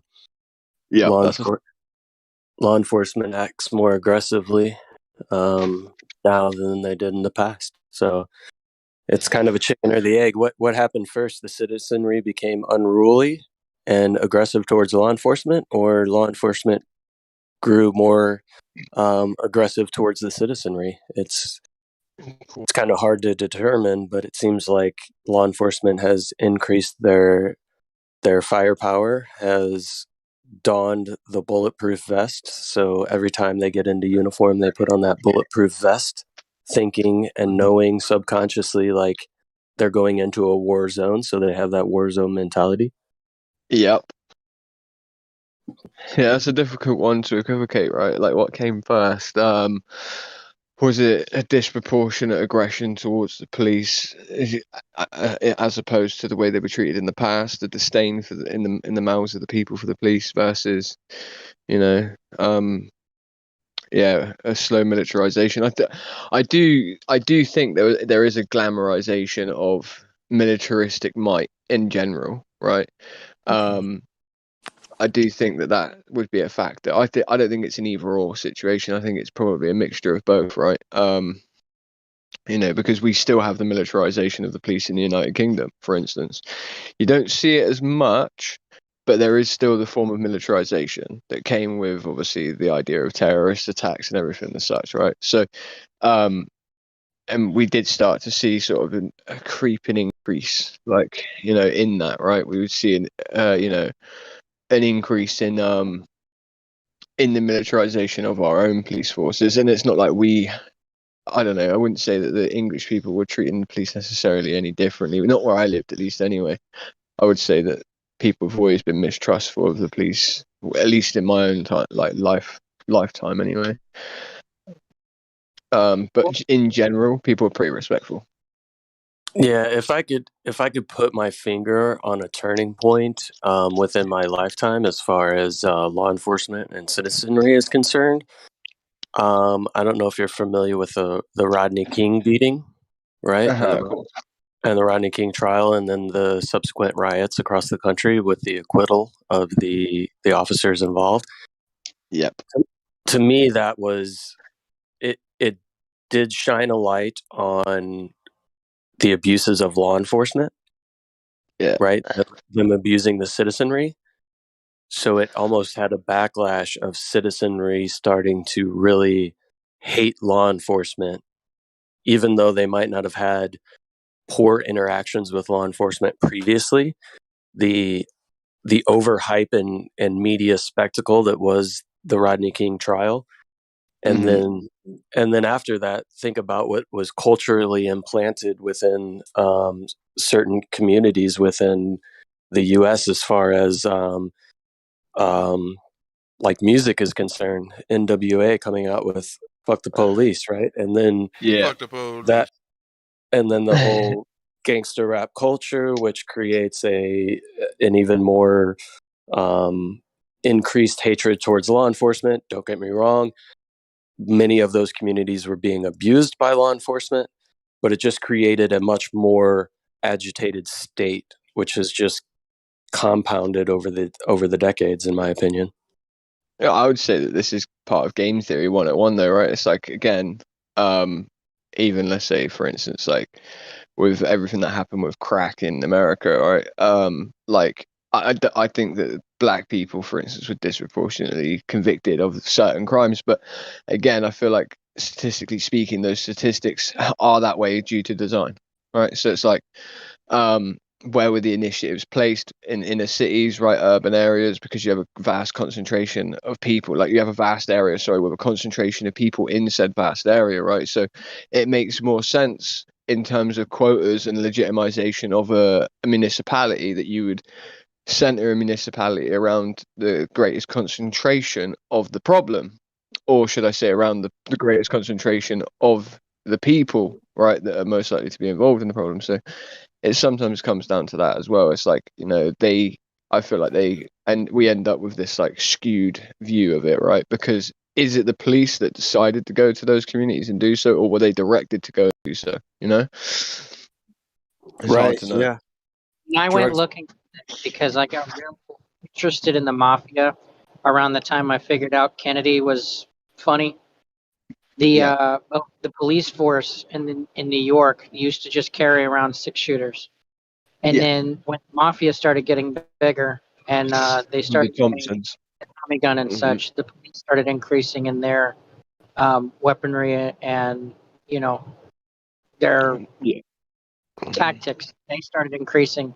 So for as long as I've looked into it, right, as far back as I could tell, anytime the citizens were increasing in the danger level, the police also increased their form of protection.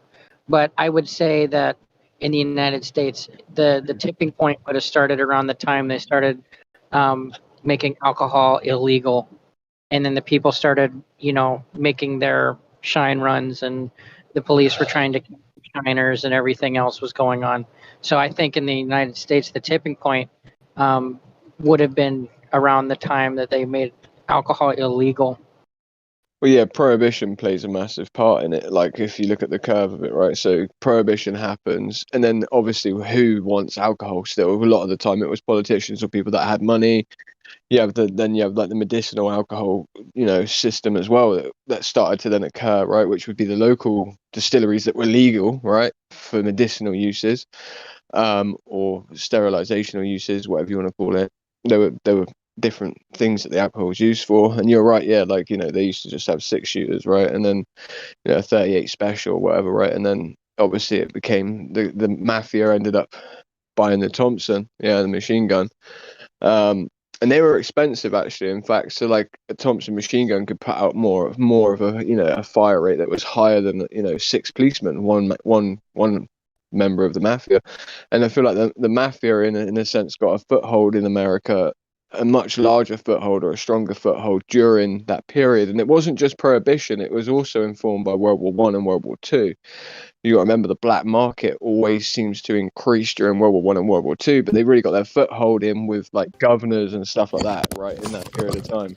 Hello, can you guys hear me? Hola, bro. No, hear you. Oh my fucking god, dude! It took me 2 days. It took me all day yesterday. How are What's you? up? So I had to switch computers. But what I had to do was, I had to reinstall all my system software on my other computer, wipe the hard drive, do everything, download all these fucking. So anyway, long story short, my computer is from 2012, so that's why I couldn't use Discord anymore after the updates, and so I had to put it on my other fucking computer. God bless America. Sorry. God, okay, I'm back though, motherfucker. But yeah, with the mafia, right? With the mafia, it's like with the government cracking down even on the mafia, like you got to realize the mafia are effectively like another form of government themselves, right? Like that's how they were able to run places like Sicily and parts of Italy even. So there was probably propaganda played out via the mafia's front, which I would have done if I was in the mafia at the time, because like the government copied everything the mafia did. And when I say they copied everything they did, they did the numbers games, right, in the different ghettos where people would be in smaller pools than the lottery even, right, more a lot higher chance of winning the money.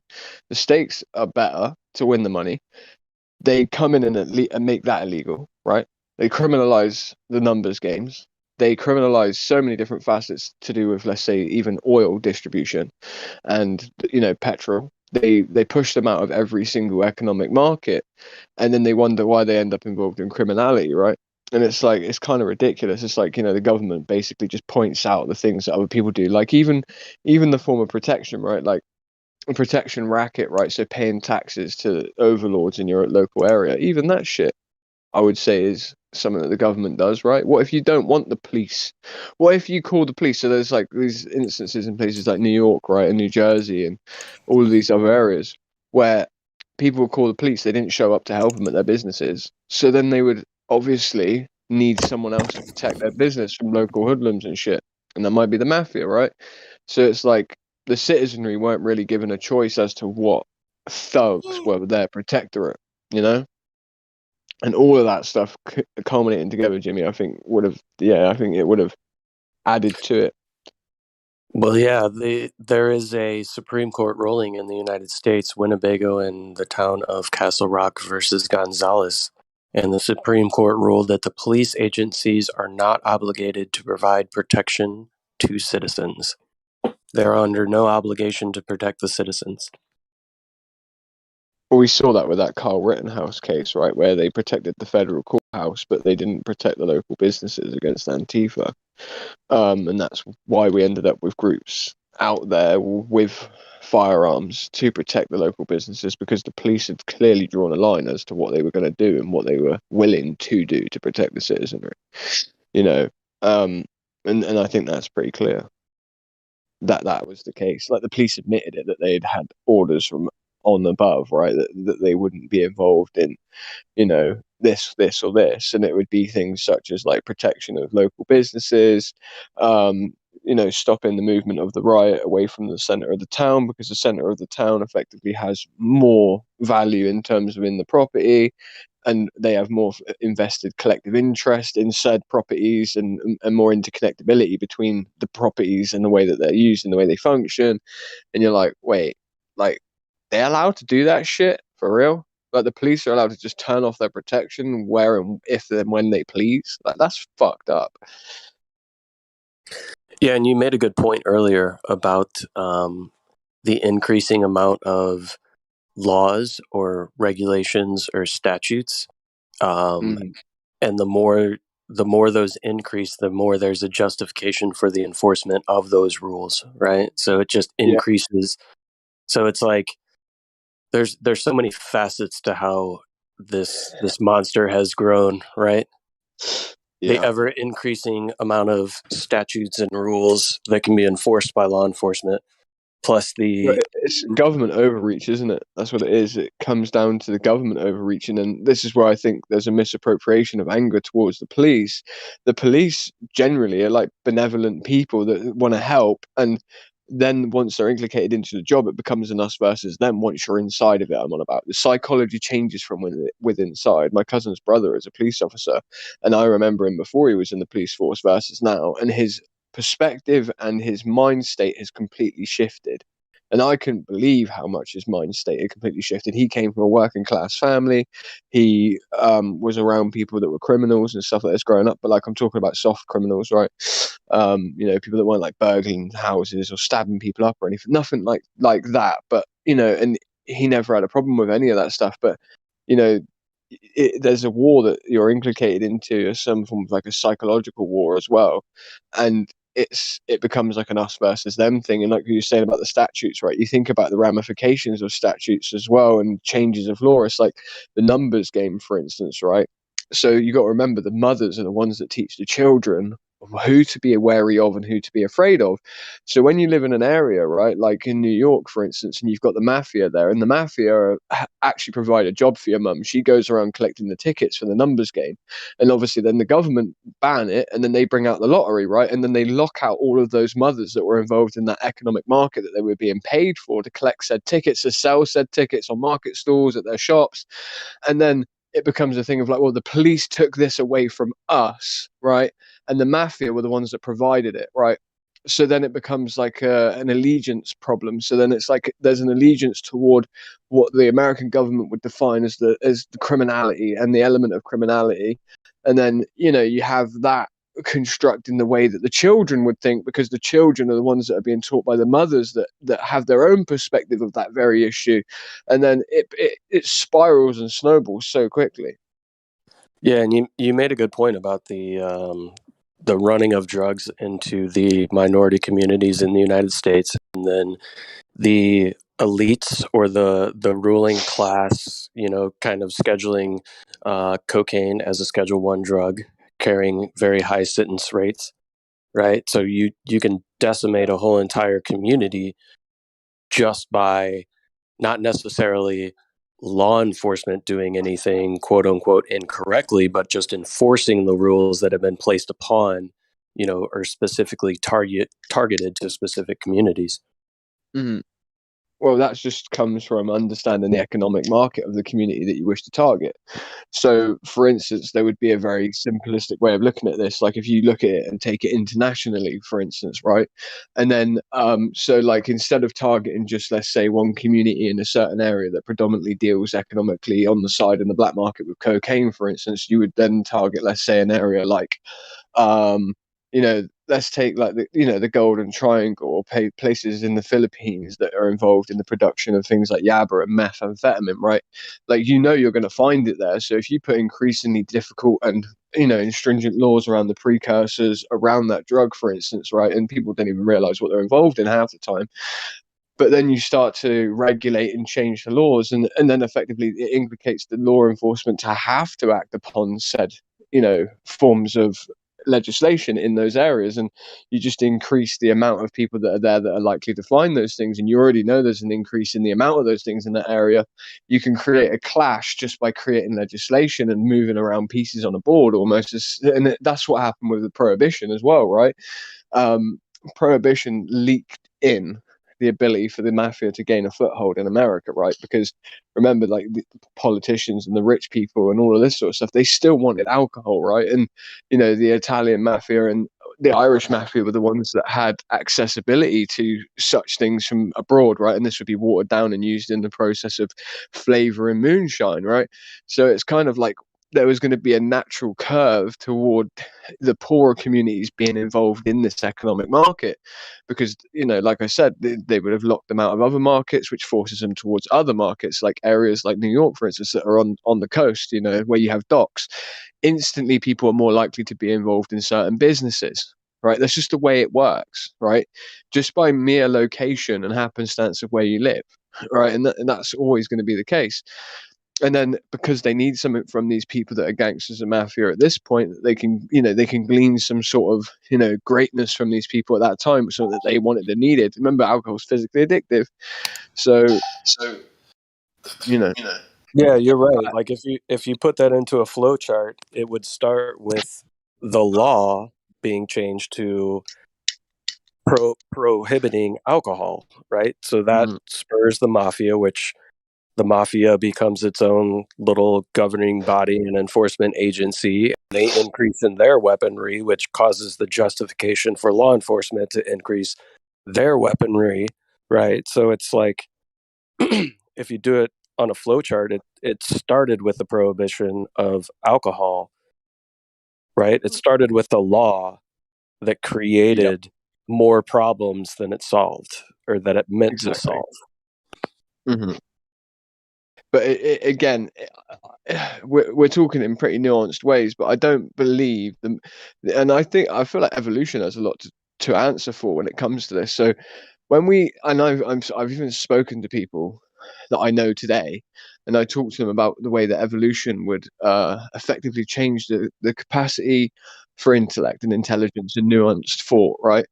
And it's almost like I'm on about on a microcosm of this, right? So like just going back to the 1920s, I've actually asked people, do you think people were less intelligent or had a lower capacity to understand issues in the 1920s? And I'm telling you right now, they'll straight up say yeah, right? As in like evolution even adds this idea to the very short term period of time that people would not have had the same capabilities as what we do today.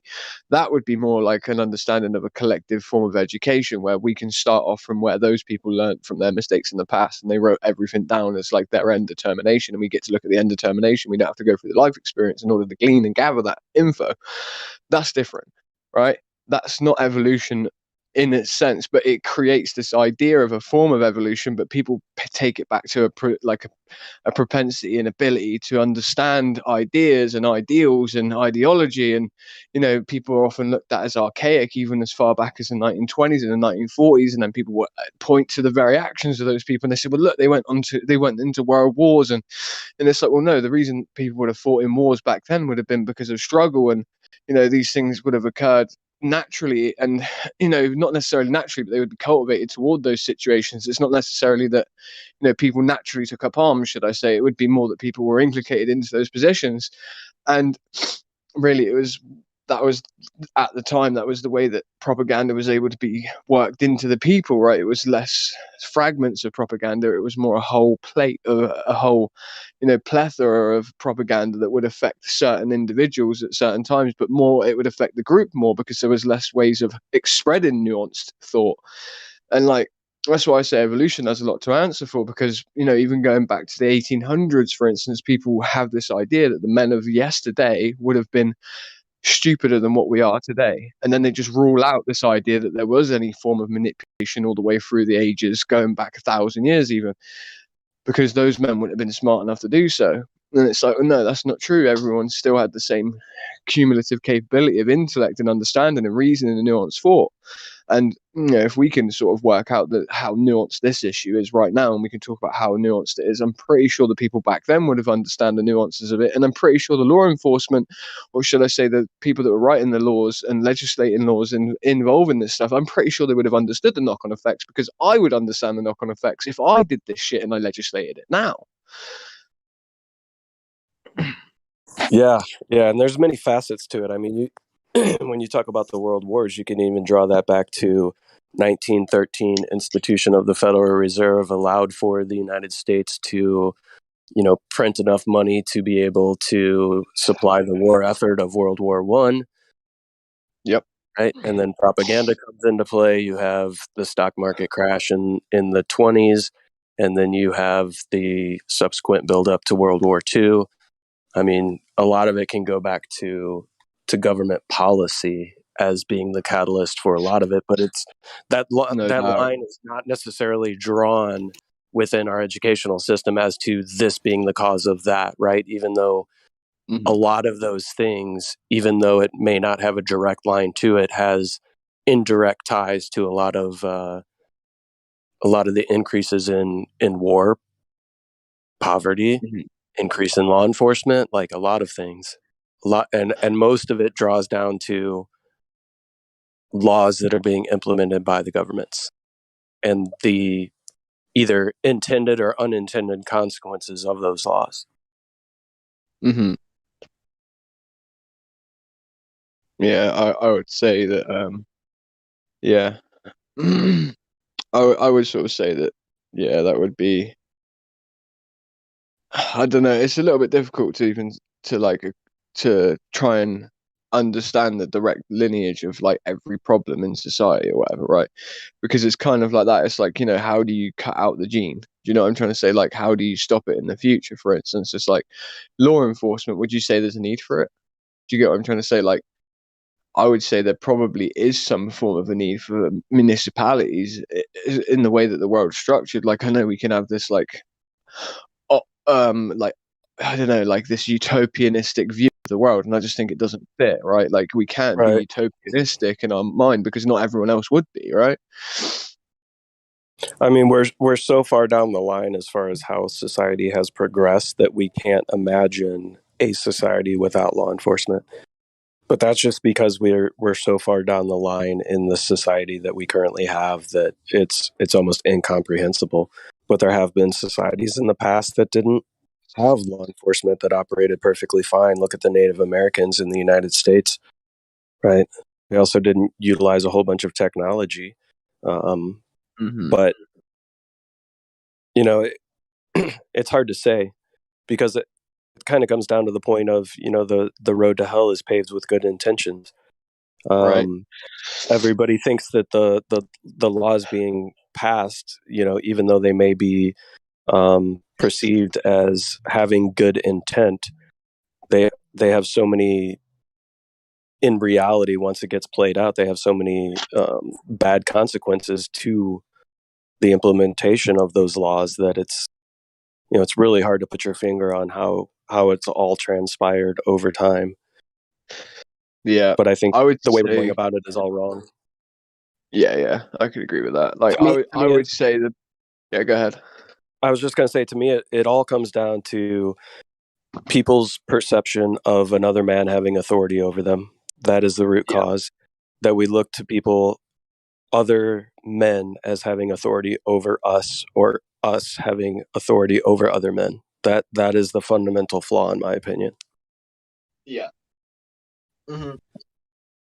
What's up, gang? The way I would think would be that, you know, we would have to go back to a fundamental foundation basis in, and I think this is just basic truth, would be that if we can go back to take away the overreach, right? So I think a lot of the problem is the overreach of government and the ability for the overreach of government.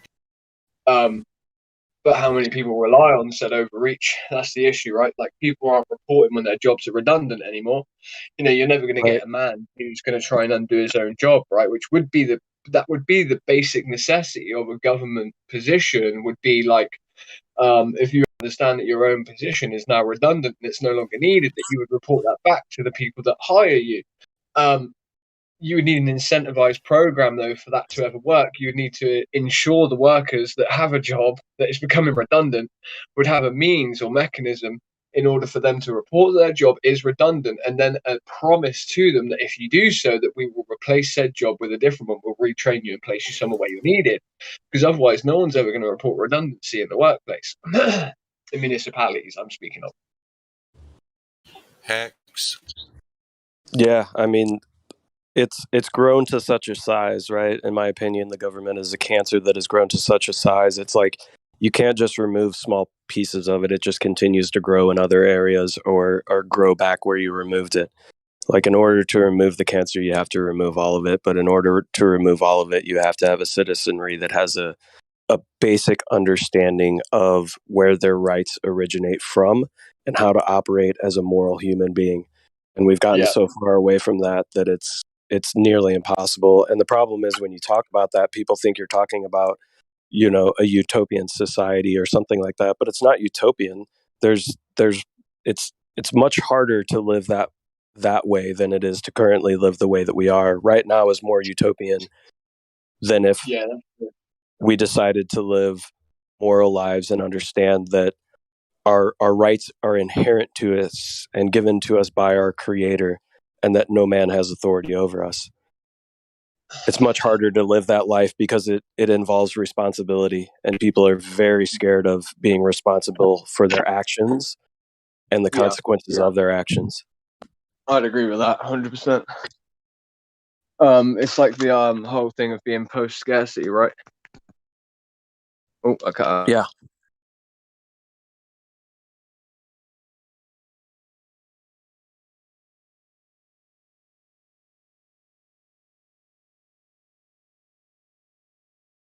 Yeah, I don't know if you're cutting out correct, but you just kind of faded off there.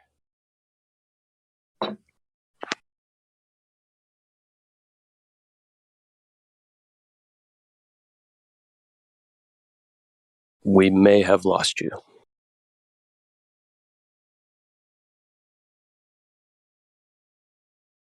But yeah, even in this country, I mean, if you look at the Declaration of Independence, it's very clearly laid out that your rights are inherent to you, given by your creator, and your very existence allows for those rights to be yours. And it's very hard for people to understand that if you don't have the right to do something, no matter how many people you get together and agree that some other group of people can have rights that you don't have, that this is a illogical way of thinking. No amount of people can come together and give rights to people that they don't have themselves. If you don't have an inherent right to do something, you cannot give a right that you don't have yourself. A lot of people really stumble with this fundamental understanding.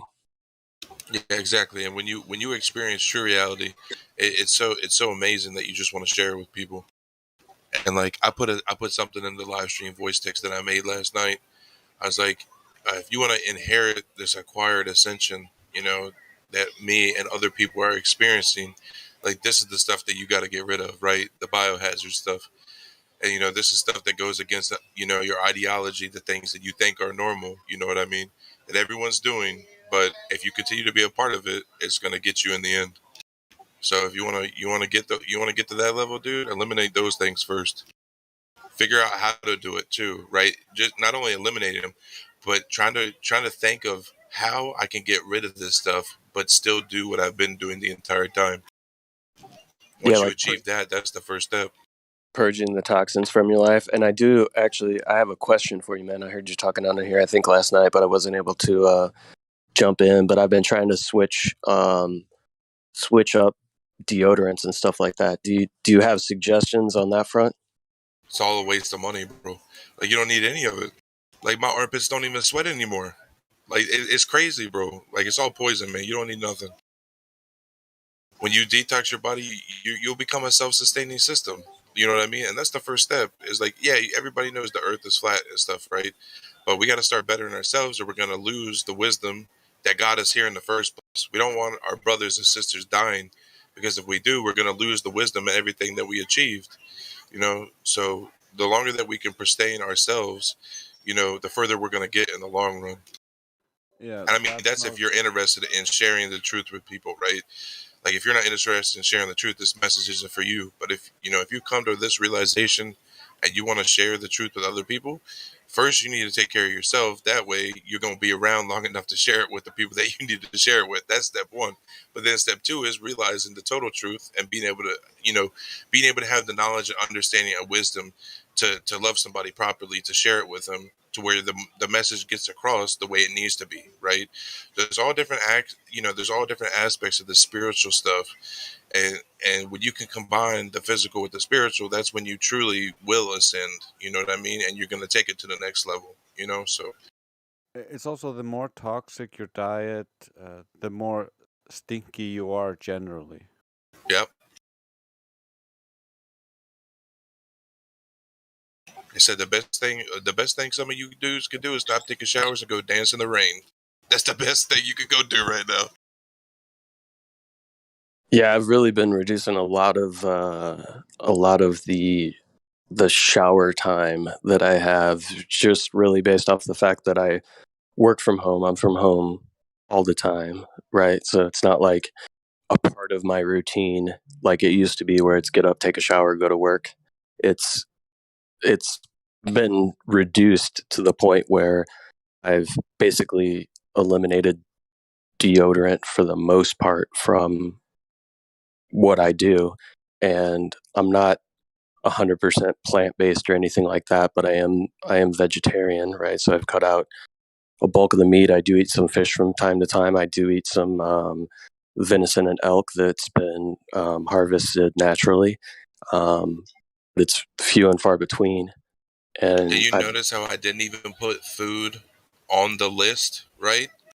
That's because the thing that they're pushing is the diet and the exercise. That's the complete opposite. The food is one of the least important things, right? And this is, we know this, most of us here know this, that anything that they're pushing, we should immediately think the complete opposite of. That's why I didn't even put food on the list, because they're pushing it, bro. So this is the important stuff. This is the stuff that matters. This is the stuff that you need to eliminate. Now, once you do this stuff, then you can think about lesser things like the food and exercise and stuff like that. This is the stuff that's killing you, right? And the thing is when you know, bro, when you know it's harmful and you continue to do it, that is the definition of mental illness, right? Self-harm, right? Well, sugar is a big part of diet for most people. Well, yeah, sugar. Yeah, sugar that's the only food thing, but I didn't put like meat and I didn't put pork and all that stuff. You know what I mean? I just put sugar. Yeah, sugar's bad, and it's in everything, and it's hard. It's so hard to eliminate sugar completely from your Oh, it's in diet. everything. It's in milk. It's in ketchup. It's in everything. Anything you can imagine, they add sugar to it. Yep. Yeah, and they don't talk about that. You know, they don't talk about that there's sugar in everything. You know, you go read the back of a ketchup label, and everybody, I'm sure most people put ketchup on their fries or whatever it is. Just go read the label, see how much sugar's in it. You know, that's what sugar's on the list because they're not Yeah, but talking about it. Of course, they're talking about food and they're pushing the vegan agenda and all this stuff. And you know, they're gonna warn you that fruit has too many sugars in it, but they're not going to warn you about the amount of sugar in your ketchup. exactly, yeah. Or in your vitamin D milk, right? How much sugar's in that stuff? It would amaze you. You know, go Yeah. look into this stuff. And let's not forget about the amounts of gallons people walk out of these grocery stores of Coca-Cola, Yeah, bro. sodas, whatnot. You go take a 2-liter of Coke, bro, and you boil off the water that's in that thing, and you look at what's at the bottom of the pan, bro, and people are drinking, one of these 2 liters a day, sometimes more.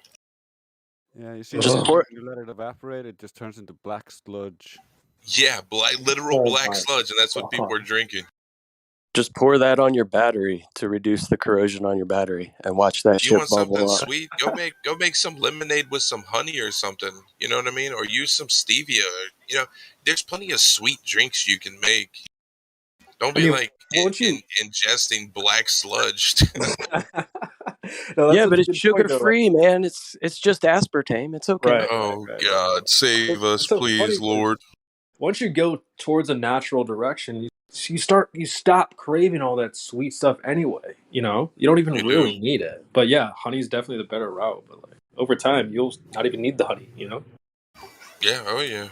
Yeah. Well, eventually, when you have the total truth, you don't need anything because you realize that you're the temple and your temple is self-sufficient, right? But when you're first starting there, you kind of have to go the different route, eliminate the toxins, go the distilled water route. If people want to take care of themselves, they'll come to the full truth on their own. That's what happened to me. But it's a good step. Now, the biohazard thing is a good first step. Once you can wrap around eliminating that stuff, you're already taking the step in the right direction. Trust me. The difference between a worker drone and a queen bee is just what they eat. There you go. Yep. That's so true. It's like Oh, wait. what's going into their system and what's not, right? Can you go into that a little bit, Drace? Queens are fed royal jelly, or larvae that are meant to be queens are fed royal jelly, and that's why they turn into queens. Normal bees just eat the honey, I think. Wow, that's cool. Very interesting. That's so what's why our royal jelly? Think about it. That's why when a queen dies, you can regenerate another queen. Right? Because the workers basically engineer another queen. Yep. These are fascinating, man. I didn't know some of this stuff. Dude, I think the issues that we're having with bees and lower populations in bees has a lot to do with frequency. I think they're very reliant on RF frequencies that we don't fully comprehend. I was listening to a Crow 777, and he was talking. He did an episode on bees, and a good guy, a guest on, who was pretty versed in the field. And I think they were talking about that, like how bees, they don't really fly. They work with, like what you were just talking about, fields, like electromagnetic fields and stuff. Yeah, they have like resonant frequencies, especially like bumblebees. You look at a bumblebee, and on paper, that thing should not be able to fly. But they have, I want to say they have like hollow cavities in where they create some sort of resonant frequency that allows them to almost like levitate. Obviously, they still need the use of the wind. Yeah, I know about this. The bees have like a little drumstick underneath their wings. That's why you hear them buzzing. and they have this cavity that they're beating on with the drumstick. A Russian scientist looked into a resonant cavity, something of another. I forget what it's called, but it was through sacred geometry, and they looked at both the effects of honeycombs, structures from bees, and the wasp structures of their nests, and both of them had physiological effects on people, removing headaches or causing headaches. So they started studying these shapes, and this apparently is researched a little bit in Russia, but I can't find much translated material on this. Except for the Russian insect guy who could supposedly fly using a platform of beetle wings. Yeah, there's certain beetles that have almost magnetic qualities to just their wings themselves. Yeah, they looked at the wings under microscopes, and they apparently have these tiny little holes, and so they have these bunch of these tiny microscopic cavities. So when they strike the plates with the wings, it resonates inside the cavities, and supposedly helps them gain lift somehow.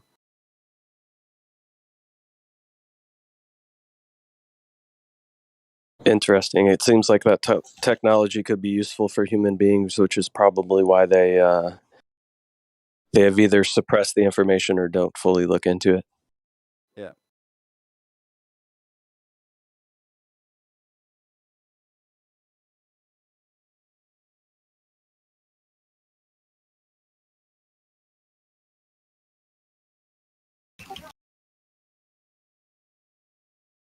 Yeah, bees are fascinating, man, and I feel like like bees and wasps also have some sort of sense that they can sense whether you're scared of them or not, and they become more aggressive, which is kind of weird.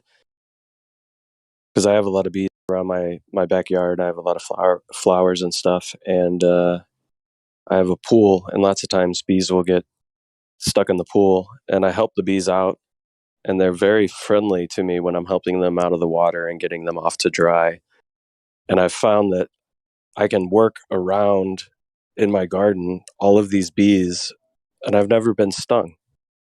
I have no fear of them, and I also help them out, and it's almost like they have some sort of sense that I'm no threat to them or something. It's weird.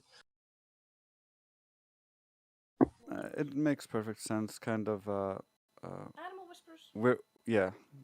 There's plenty of examples of animal whisperers or people who get animals to come to them and approach them just because they are nice people, and send out these good vibes. And there's precedence in that we do have these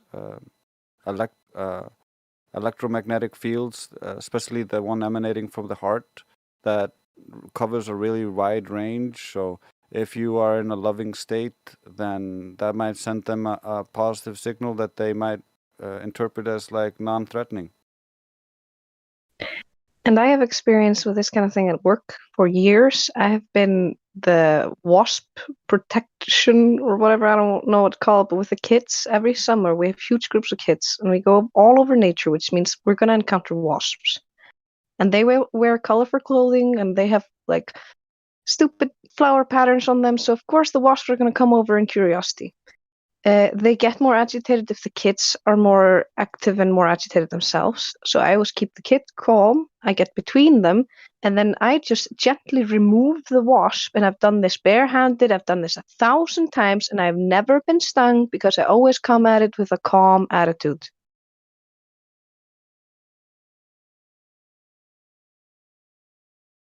Yeah, they can definitely sense that. Like when people get agitated, like when a bee gets around and people get very nervous, it's almost like it aggravates the bee to see them as a threat because they see the bee as a threat. I don't know, it's weird. Yeah, they can sense your intent a lot, I think, because I've seen this with animals. The more you focus on your, like, visualizing the intent of what you're trying to communicate to the animal will respond more to you. I mean, hell, I've seen guys that work with me that literally just offer a bee their hand, and the bee will sit in their hand, and then they can walk around and be like, "Look, kids, this is a bee. He's sitting on my hand. This is my friend.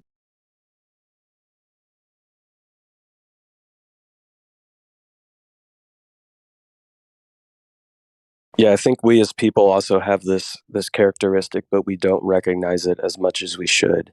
We almost subconsciously recognize it, right? Like when you have somebody that's very like even keel and very calm and very passive, and then you get somebody that comes into a situation that maybe more aggressive or more agitated or more frustrated, it changes the mood of the room, right? Yeah, someone who instigates or someone who calms down completely.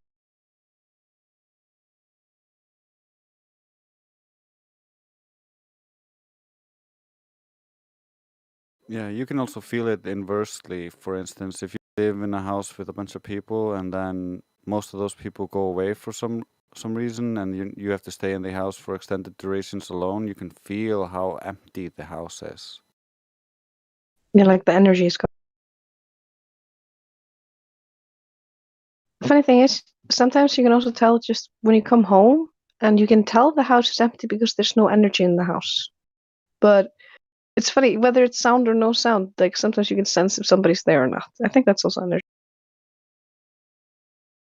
Yeah, and the other thing is with a home or a house, if you have animals, like pets, dogs, cats, whatever, they emit like an energy that fills the house with like a presence.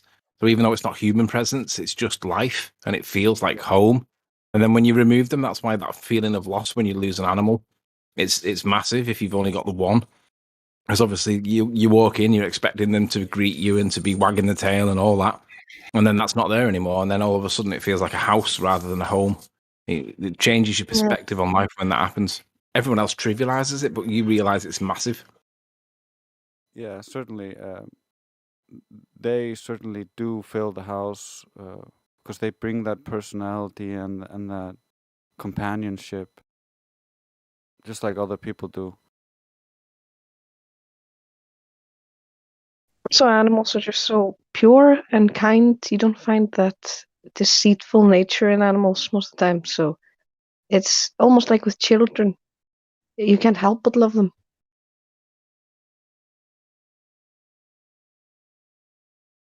I don't know. I've had a couple of dogs that'll be deceitful and naughty. It's funny watching them doing it as well. Like one will go and dig a bone, stick it somewhere in the garden, and the other one will go and dig it out, thinking that the other one doesn't realize that he knows where it is. Yeah, I have seen them being naughty. Yeah, but that's like kids being naughty, right? They're so transparent and obvious, and they're so ashamed when you catch them. Yeah, so these are there's no evilness there. There's no like, I'm gonna hurt you because I like it. None of that nastiness, you know? There's always like, oh, I really wanted it, so I thought maybe I could sneak a little bit. Nobody would know, but oh, okay, maybe not. Yeah, but humans have the same trait in just in different ways. The only reason why we don't spot it is because we never see the full story with the government or whatever. Like the government will do 3 or 4 things, but if you only see 1 or 2 of them, you're not going to connect the 3 and the 4 if you don't see or not aware that it's done. But that's how they do Cloak and Dagger. It's compartmentalized, and you only get to see snippets of what's going on, so you never really see the bigger picture. But with kids and children, you see what's going on. You see them nicking each other's toys, nicking each other's sweets. You see them hiding them and watching them look for them, can't find them, teasing each other. You see all that going on, but you can't see it with the government because 2 or 3 of them steps you might see, but you need to see 4, 5, and 6, and you don't get to see 4, 5, and 6, so you never really know what goes on. Yeah, so I feel like we all kind of know inherently that people's energies can affect us, right? But it's also something that the mainstream of science can't quantify, right? They can't distinguish a particle that does this, right? So they kind of dismiss it, or at least don't expound upon it as much as they should. Yes, but I feel like the elites or the controllers or whatever you want to call those people, they definitely know and they've tested and they've figured out these things, which is why most of the time, yes, most of the time the news is fear and propaganda, right? Because they know that those emotions can control people and that those emotions are contagious. And the more they pump the vast majority of society full of fear and anxiety and depression and things like that, the more it rubs off onto people in a way that we can't necessarily, or we don't necessarily sense on the conscious. It's more of a subconscious level, and they don't expound upon it or teach this, right? Because you can't quantify it, so they don't have an exact measure or can explain it in some sort of particle way. It kind of comes into a metaphysical type discussion, and we know that science doesn't like to have metaphysical type discussions, or doesn't want to touch the rail of metaphysics, that there may be something that can't be quantified that has effects on our reality, but it's used against us all of the time through propaganda, fear, all that kind of stuff. Yeah, I think they do that intentionally, where they try to push people into making it sound like, oh, it's all very technical, we have it all figured out and it has to be super logical and blah blah. But they've already figured out how a lot of this stuff works. They use it, and a lot of this stuff used to be taught, just like how they used to teach logic, critical thought, and other things that would help you be a better person. They would teach you morals and ethics, and a lot of this was the staples of what was considered, what you had to have to be considered a good person. And we had a completely different societal view on this, because they keep fucking with how people view things and their perspective and how they judge things. And, oh, you can't judge this, but you have to judge that, and they mess with this. But this is so intentionally done, and they're using all of this stuff that they don't teach you. And I think they intentionally try to teach you things to keep you away from it, because if you look into this, you become a better person, you become a critical thinker, you try to improve yourself, and once you improve yourself, you're going to want to improve the situation around you. If you manage to help yourself, you're going to want to help the people around you, because that's human nature. And they don't want that happening, so they try to keep you in a bad state so you can't try to help the people around you. Yeah, that I think that's why they stop actually teaching you so much about the foundations about how science works, and now it's all pseudoscience, and or mostly, and then the same with what she was talking about. It's all tied together into this one keeping you stupid agenda. Right. Moral relativism. Exactly. That's what fucks us up the most.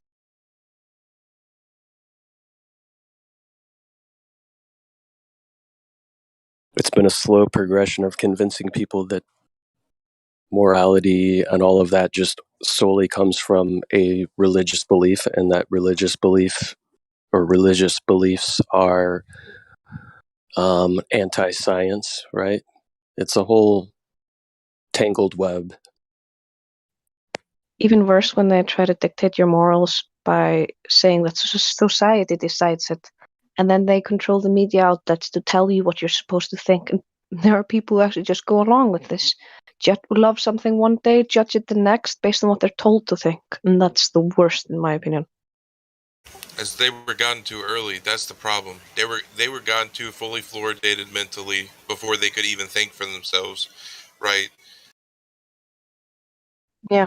It's much harder. It's much harder to turn that person away from those early. And we were talking about this the other night, actually, is that when they get you so early, those memories, right, get pushed back into the memory bank, and they're only brought forth. They're completely done and accepted when, you know, those initial learning period, and what is it, like age 2 or 3? I think it's real big, that absorption. Maybe it's 2 to 5, but yeah. So they come to these with, yeah, they believe that is the truth, right? And then they completely accept it when they're a child, and then it's gone into the back of the memory stores, and it's cemented there. They only draw from that when it's needed. So when you come and you question those people's beliefs, they're so distilled and cemented into that person that it's really going to be hard for that person to change their mind. They're really going to have to be revealed this stuff, you know? Yeah, I think this is also a big part of why they keep trying to traumatize the children. Is because if you have a lot of childhood trauma around the times when you're learning these things, then that can make any memory around that area sensitive, so to speak. You know, when people get into this very hard because this is so tied into the worldview, and subconsciously they do not want to revisit that part of their life and change anything there because there's trauma there. Yeah, and it goes back to the kind of like the social aspect of you know, of quote unquote humanity, is that everybody wants to fit in, everybody wants to be accepted, and we see this in the high schools and even the middle schools. It's like everybody is conforming to each other to be accepted and fit in. You know what I mean? And the ones that don't do that successfully, they're bullied. You know what I mean? So it's a double-edged sword. Neither one is the right thing that should be happening, but it's one is the lesser of two evils. So we need to figure out the right promotion to these kids, and it's just hard. It's going to take time and patience, and love will see us through. So that's all. Yeah, the thing is, what she was talking about and what we're seeing a rise in is basically trauma-based mind control, where they traumatize the children through all sorts of imagery and normalizing things that aren't normal for children.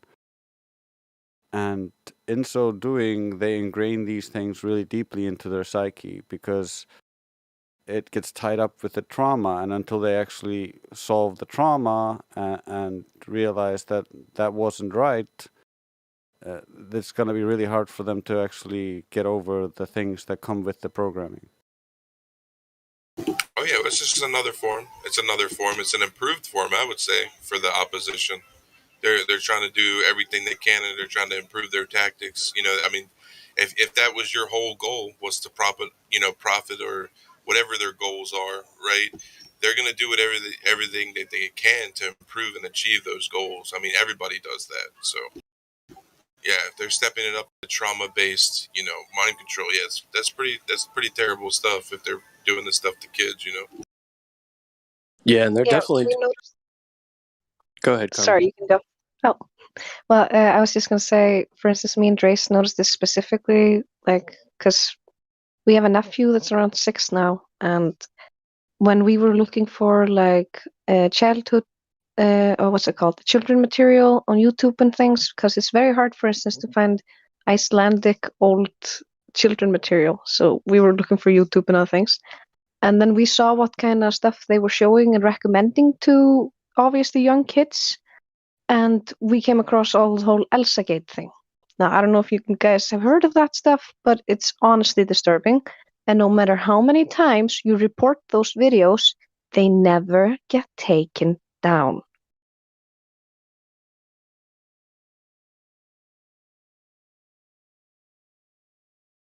Yeah, I was just going to say that there's definitely something that has been taking place over the past couple decades, because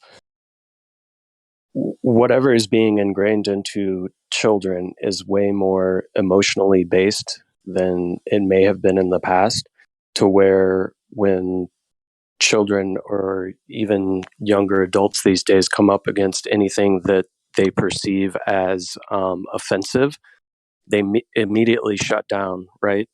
And almost mentally and physically shut down or remove themselves from any type of situation that they feel they might be offended based off of beliefs that they may have. And a lot of it's being pushed through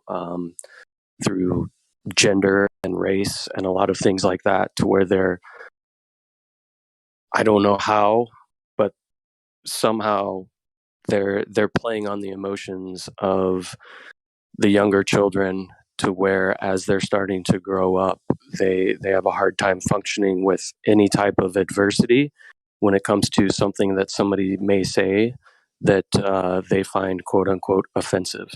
They can't even function or have a rational discussion once they've been quote unquote triggered by their emotions, and everything is being controlled emotionally, which is a scary thought, that they've ingrained this so much into the younger generation. I can only imagine how much control they'll have over people through their emotions in the future, with the way that people have been kind of indoctrinated into this association of who they are with their emotional state. I don't know how to explain it. Well, I think I get what you mean, because they've been pushing more and more of this feels before reals thing, where your emotions matter more than facts and logic. And in what you're describing, personally, I think there's like two versions of that. There's the feels before reals ones, where they're not taught logic and their feelings are always what everything is based off, and arguments are won based on who can do the better emotional appeal or guilt trip better. Or it's going to be the type where they're coddled too much, where, for instance, bullying, if you take bullying as an example, there was a problem before where bullying wasn't dealt with and things were getting brutal. Then people started dealing with bullying and it got reduced and awareness was raised and everything got a little bit better. But then there's always the ones that go extreme and don't teach their kids how to actually deal with their emotions, but instead try to shelter them from having to experience them, and don't teach them how to deal with conflict, because a lot of times the parents don't even know how to do that.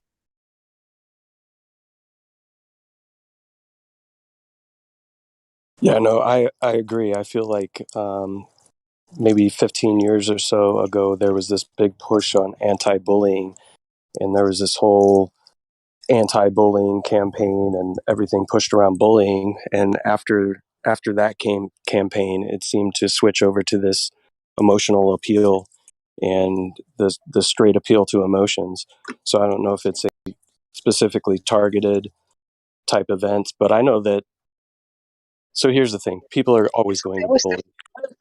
You're going to have bullies within your life, and you need to learn how to overcome that adversity. And a lot can be learned from that. I know that I've had instances in the past when I was in middle school and I transferred to a prestigious private school with a bunch of rich kids, and I was not rich. I came from the wrong side of the river, and I had a bully that would make fun of me all the time and basically try to say that I lived on a farm and that I was backwoods and that I was this poor kid. And yeah, I didn't have as much money as them, but this was his trigger point to be able to bully me. And I allowed it to take place for some time. And it wasn't until I confronted him, grabbed him in a headlock and popped him in the face a few times and made him beg for me to let him up off the ground that the bullying stopped. And it teaches you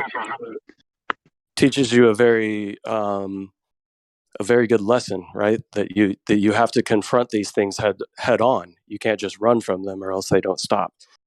And the anti-bullying campaign was almost to play on the emotions of the victim, which has actually created more victims to lesser aggression than it has reduced aggression. At least in my opinion. That's why I say there was a good point and then it went bad, because it's the same as always. There's an actual problem where bullying was causing problems. What? Somebody?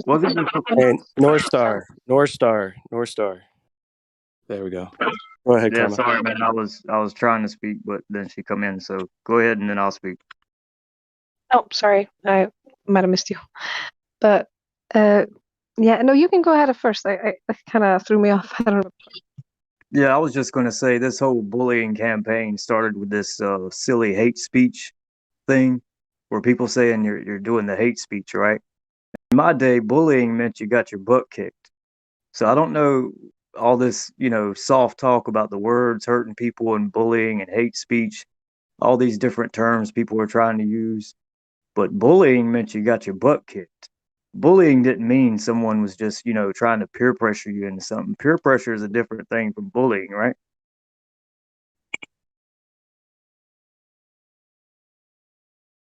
Yeah, well, I think bullying could be both physical and psychological, right? For me, it was a lot of psychological bullying, right?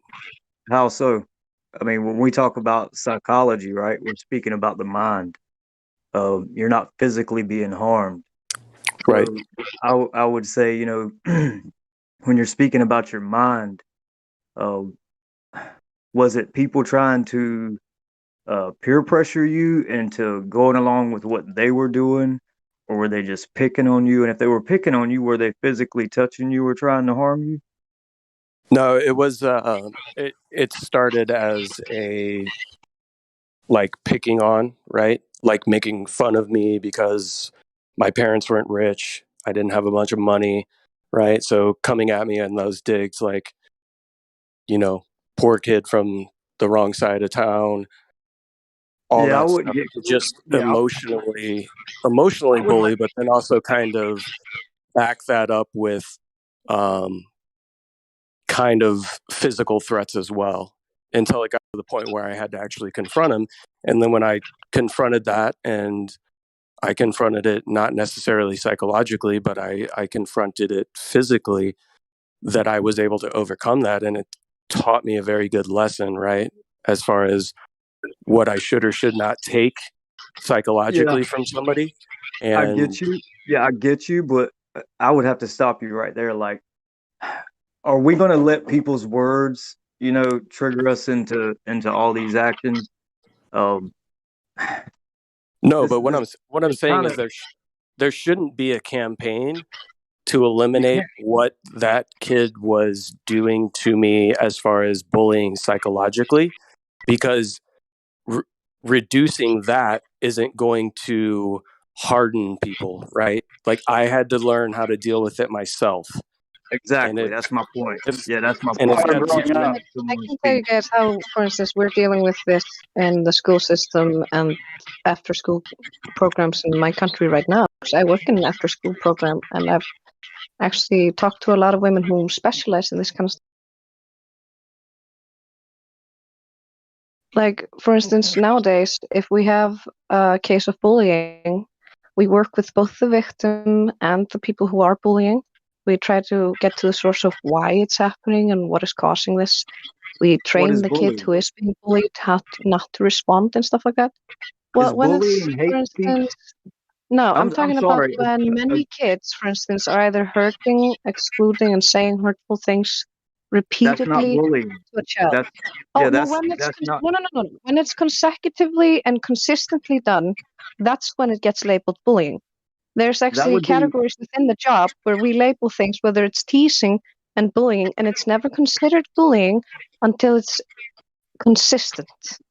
Are we If against someone is hate speech now? consistently like aggravating and messing with this other kid, because this kids, we need to help them deal with this and know how to do social interactions.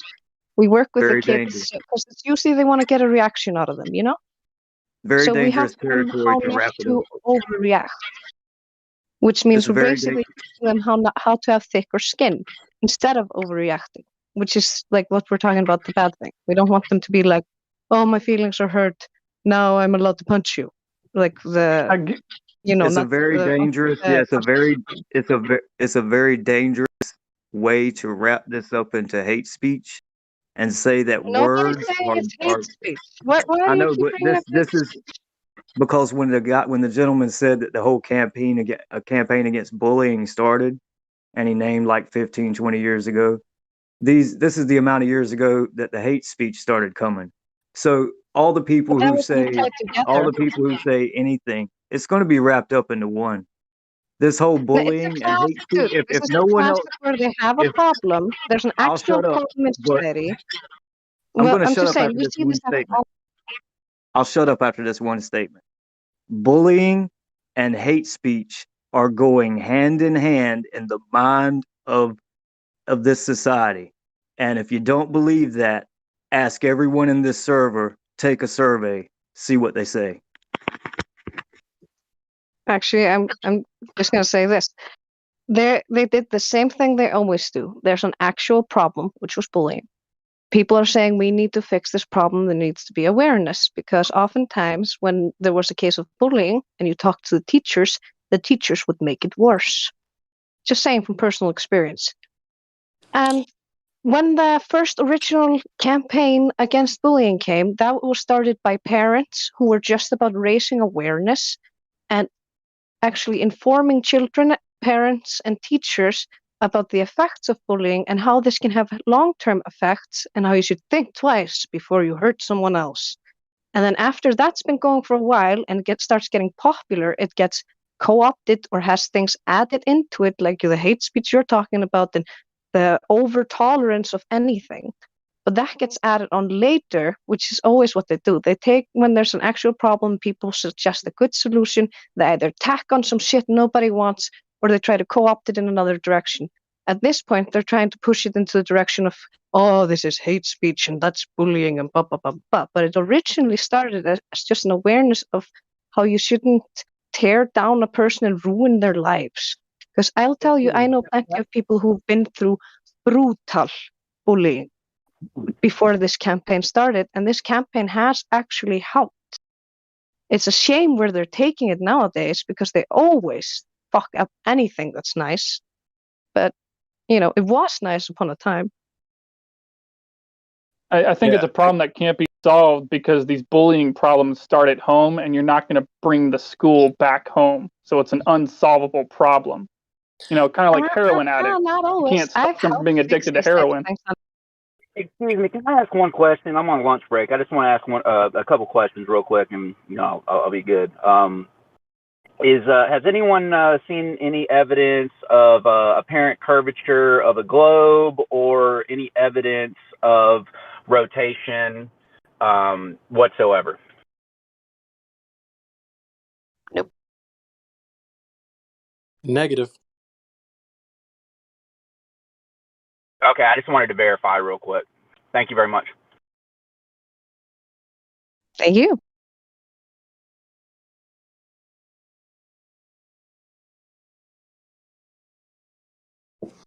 Yeah, I can see where both North Star and Karma are saying similar things, and I think there's some common ground. And yes, especially in this country, in the United States, North Star is correct. But I think what has taken place is the natural tendency for children to kind of pick on one another has been blown up into a specific agenda, which is being pushed via hate speech, and in turn, switching kids on to feelings over facts, right? That whole kind of agenda. So it's taken something that has probably been around for a very long time, right? It's kind of a coming of age type thing. You're either slightly picked on, or you are slightly picking on somebody else, or you're aggressively picked on, or you're aggressively picking on somebody else. It's just kind of something that happens in adolescence, and you can learn lessons from that. There can be detrimental effects to it should it be very aggressive, and those instances are probably where adults could step in and definitely help a situation that may be out of control. But it's been kind of switched over to anytime anybody says anything that you disagree with, they're immediately bullying you, or it's hate speech, and that's when people get triggered, right? So it's kind of the over exaggeration of something that tends to naturally take place within adolescence that has been used as a tool to push an agenda, at least in my opinion, to get these kids more emotionally attached to certain things, or easily emotionally triggered, which in turn later in life they'll be easily more controlled by emotional triggers that can be given to them through the television and media. I see that as an agenda, and I feel like the quote unquote problem with bullying never necessarily got out of control, but it was addressed as if it was a huge issue that needed to be dealt with some sort of ulterior motive that has been placed within that campaign. But well, there was a problem with the extreme cases were pretty bad. So there was no system in place for those type of moments. Like one of my best friends was brutally bullied by her entire class.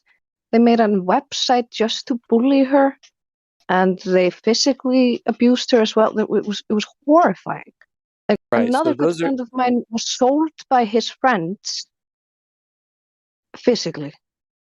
So those are situations there have been horrifying cases that need to have some system, but instead of just incorporating a basic system to help solve and prevent, have some awareness, they always use those extreme examples as justification to do something bad, like the hate speech thing, which I absolutely abhor.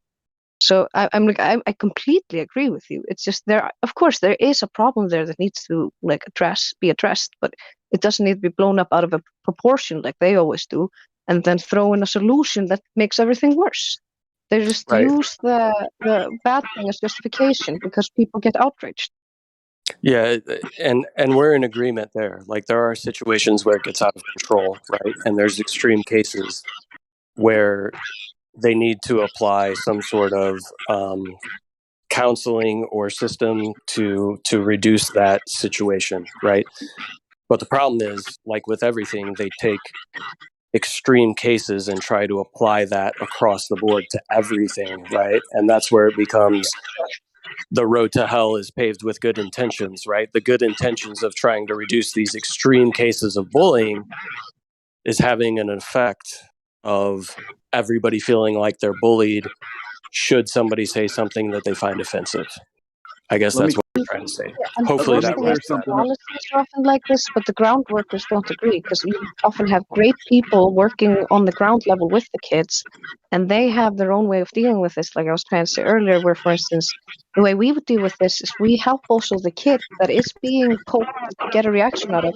We help train them to get a tougher skin so they don't give the desired Somebody's hot reaction. miking. Somebody's hot miking bad. Yeah, North Star, you need to mute when you're not talking. We get a lot of feedback. Yeah, I don't know if you guys hear me when I try to talk, but you know what I mean?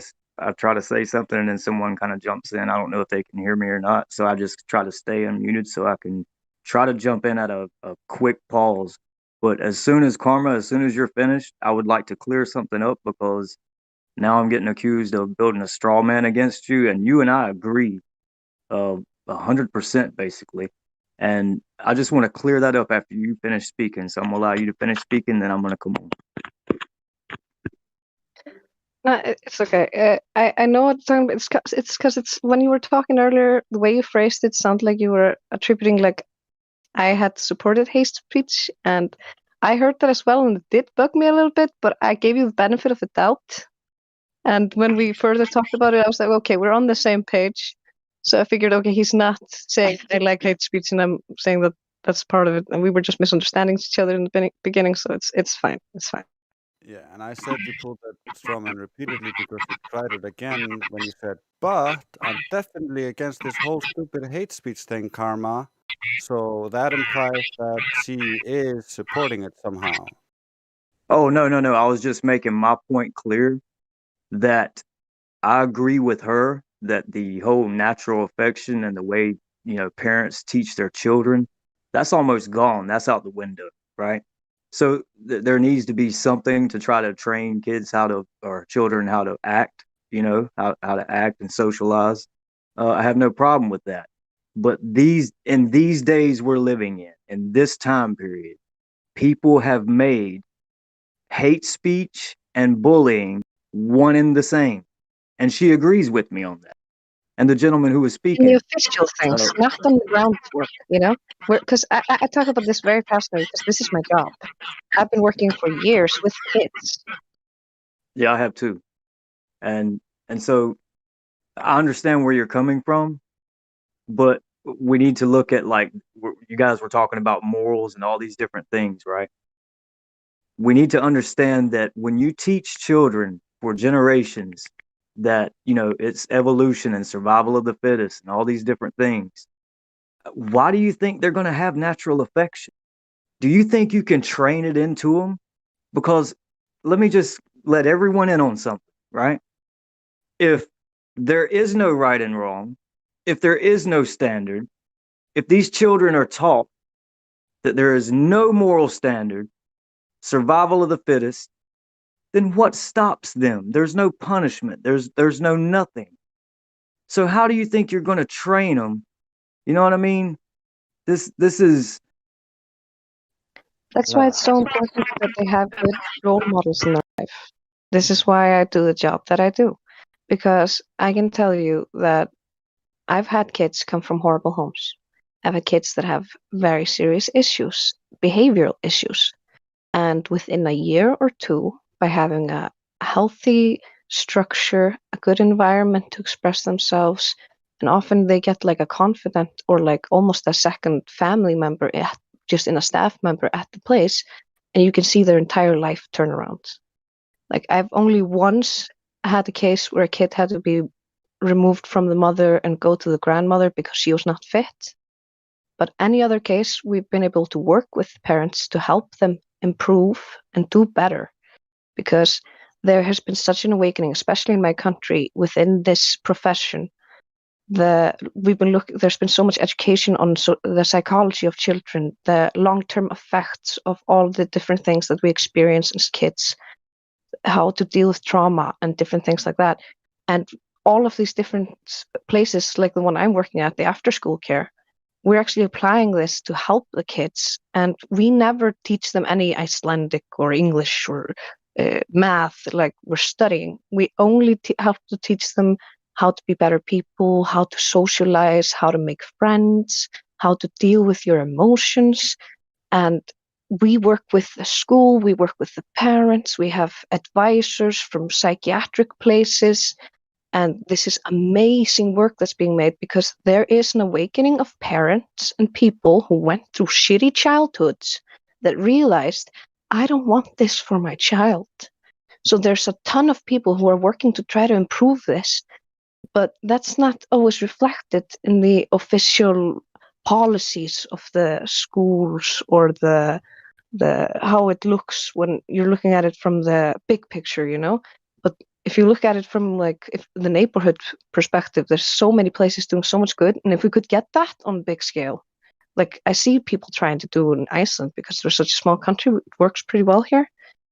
I mean, if we could do that for all the kids, we wouldn't have so much issues in our society, because we'd be getting healthy individuals into society instead of broken ones. You know, Carmen, that's a good point, because a lot of the tendencies for people to act the way that they do when it comes to, I guess you would say, bullying or acting out, tends to happen based on their home life, and it becomes generational. And it certainly takes place generationally takes place a lot when it comes to sexual abuse as well. My wife used to work in child welfare, basically social services here in the United States for over a decade. And what she saw is that there was a tendency, especially with sexual abuse, where somebody who was sexually abused as a child would perpetuate that onto their children as well. So it became a generational system of abuse, because they found it as normal, right? They grew up within households where physical abuse and sexual abuse was taking place, and then the children would accept that as normal behavior and would pass that on to their children when they became adults as well. And sometimes it's a cultural thing too.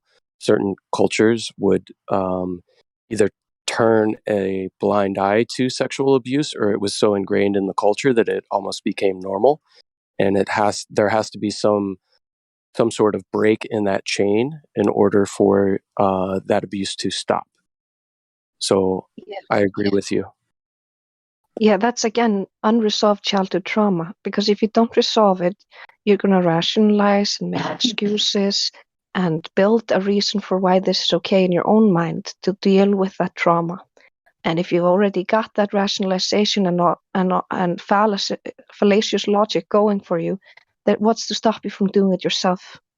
But if you've resolved it and you've already gone through the whole, this was wrong, I should not have gone through this, it's not my fault, and all that stuff you need to do to resolve it, then you know better and you would never do this to somebody else. That's why teaching the kids logic and consistency and just compassion by showing it through example, it really helps the kids.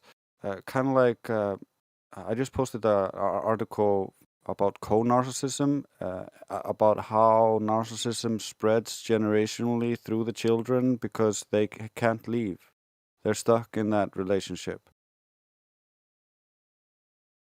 Yeah, for example, if you've only seen violent or unhealthy relationships, you might think like, when my husband beats me up the first time, I'm gonna leave him. Not if my husband beats me, it's when. And if you have that kind of mindset and you don't fix it, you're gonna seek out the type of man who will beat you subconsciously, because you're gonna put yourself in the same shoes you saw your mother in, or your father, or whatever. It's a horrible cycle, and the more awake and conscious you are, and the more you monitor your thoughts and try to improve yourself as a person, the less you have of this, which is why they try to push it so much. I mean, look at any TV show. How many narcissistic personalities are you going to spot?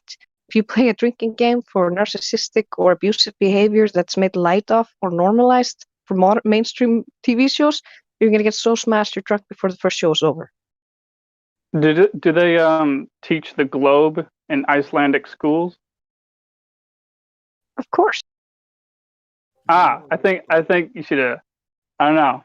Maybe if you change that, maybe these little children would be, thinking a little differently, and maybe they think twice before bullying. We had a presidential candidate argue that the Earth was flat, and when I was in school, I had a class on Jesus, and then I went to physics. So I learned on one hand that we were created and all that, and then on the other hand that we were a ball that just happened to pop into existence.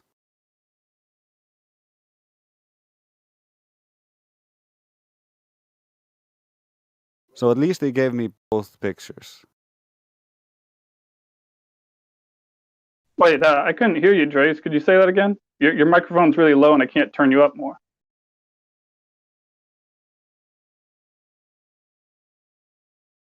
I probably fixed it now. Yeah, it's better. Yeah. When I was in school, they taught me about Jesus, and they taught me about creation. On one hand, I had a class on that. And then after that class, I went to the physics class, which taught me that like we were on a ball and emptiness and all popped out of nothingness. So they taught me both sides. Granted, I only had like 1 year of that Jesus class, and then the rest of the school just assumed that the vacuum globe popping into existence was correct.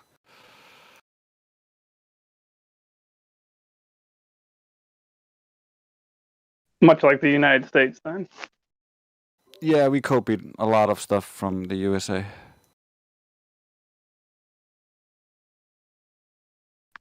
You guys ever heard that joke about self-esteem? So someone's saying that, someone's lowering their self-esteem. And the person's asking, well, last time I checked, it started with self, right?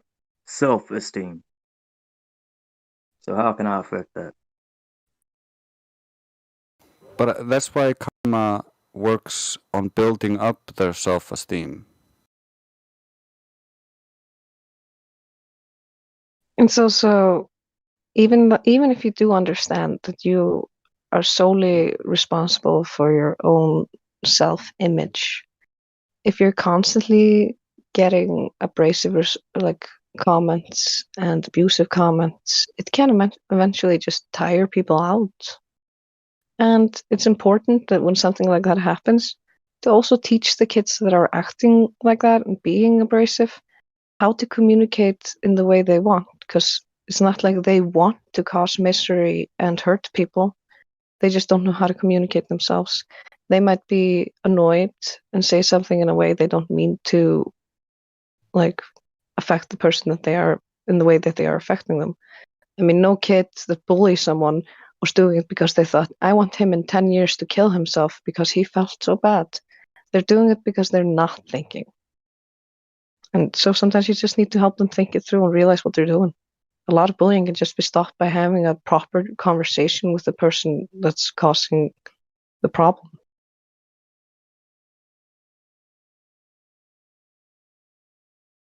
Besides, it's not like it's a permanent issue. It's a behavioral problem that just needs guidance to help. It doesn't need any laws or mandatory, like, we're going to punish you like this. Punishing someone for it with corporal punishment or just being like an asshole, it's not going to help. You need to help him deal with why he's being an ass. Otherwise, he's always going to be an ass. Yeah, I think the biggest problem is the teachers and the school system, right? Because most of this bullying, that's where it occurs. So the problem would lie with the teacher who is not being responsible with the children, right? So she's letting like a group of children gang up on one person, right? There are also Hurting their cases feelings. where. Go ahead. Sorry, I thought you were.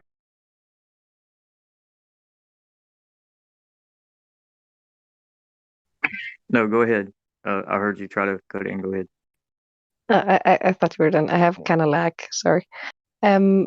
Yeah, I was gonna say there's also a case like something that we were all educated on in at my workplace some years ago was we always have to watch out to not put what's it called in English, a target on a kid's back. For instance, if Joey is always misbehaving, you don't scream out his name across the room constantly whenever he's misbehaving. You don't want to paint a target on the kid's back so all the other kids will think, oh, that's the guy who's always misbehaving, because you'll form a stigma against that child.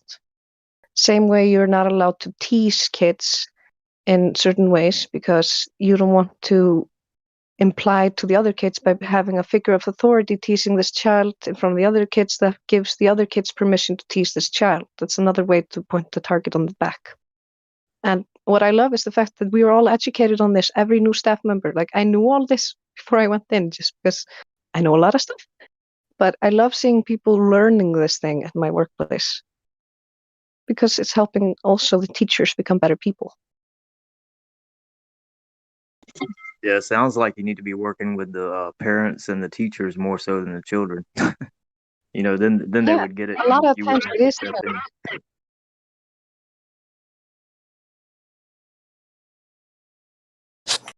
You know, I've noticed that most of the time the people who are either bullying or teasing, it's kind of a self-projection of their own insecurities onto others to deflect away from themselves.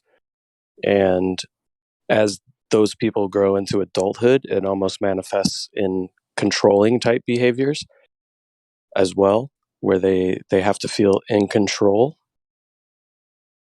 because of their insecurity. I don't know, it's weird. It's hard to explain. But I find that most people that have a controlling or an overbearing, controlling personality are at the root very insecure on who they are. So they feel that they have to control somebody else because of their own insecurities. And I think lots of times those traits are inherent within the children that are the ones that are the ringleaders of the teasing or the bullying or whatever, however you want to call it. Lots of time it's their own insecurity of maybe an unstable household, right? So they have to project that insecurity they have about themselves onto somebody else, and it comes out in the form of teasing or bullying.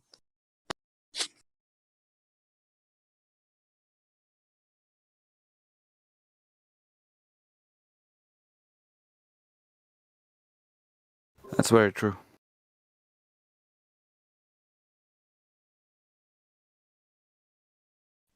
So I just posted a video, and it's like gonna make your blood boil.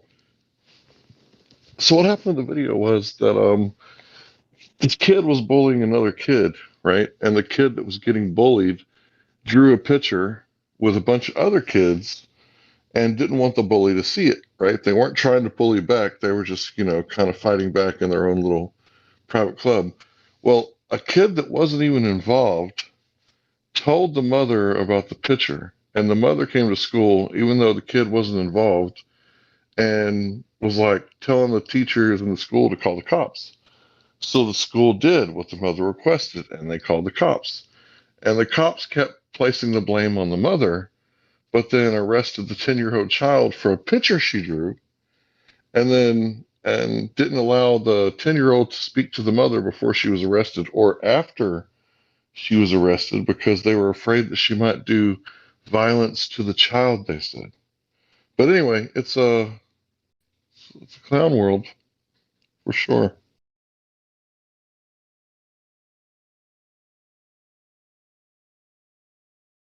Well, I think like with anything, once the state or the government gets involved and has to put laws or regulations around certain things, that has very unintended consequences, which are probably worse than the situation that it's trying to rectify to begin with.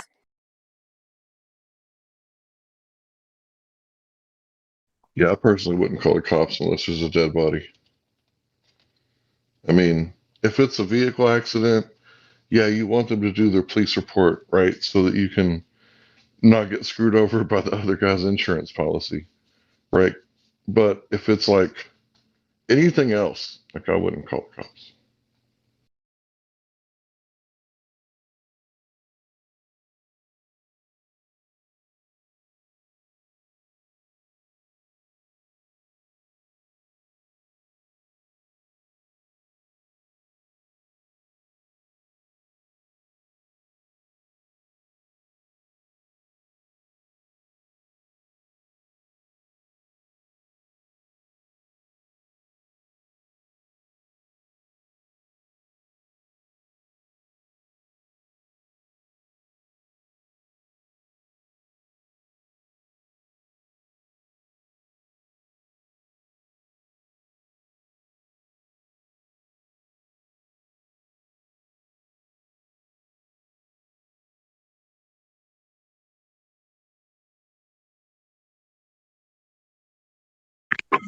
Hank, did you say what the drawing was, or? It doesn't actually say what was depicted in the drawing. It just said that it was a collaborative effort between amongst a bunch of students, and one girl was arrested because one teacher, demanded that she be arrested. No, I'm sorry, one mother who wasn't even involved. The other kid wasn't even involved. They had just seen the picture. So it's like, wow, chill out, Karen. Even the cops were like, I don't know why she's acting like this. Like, you just arrested a child without letting, the child speak to the mother. Like, that's weird. They can't do that in the States. I don't know if you guys know that, but anytime a child is arrested, especially a young one like that, the parents have to be involved.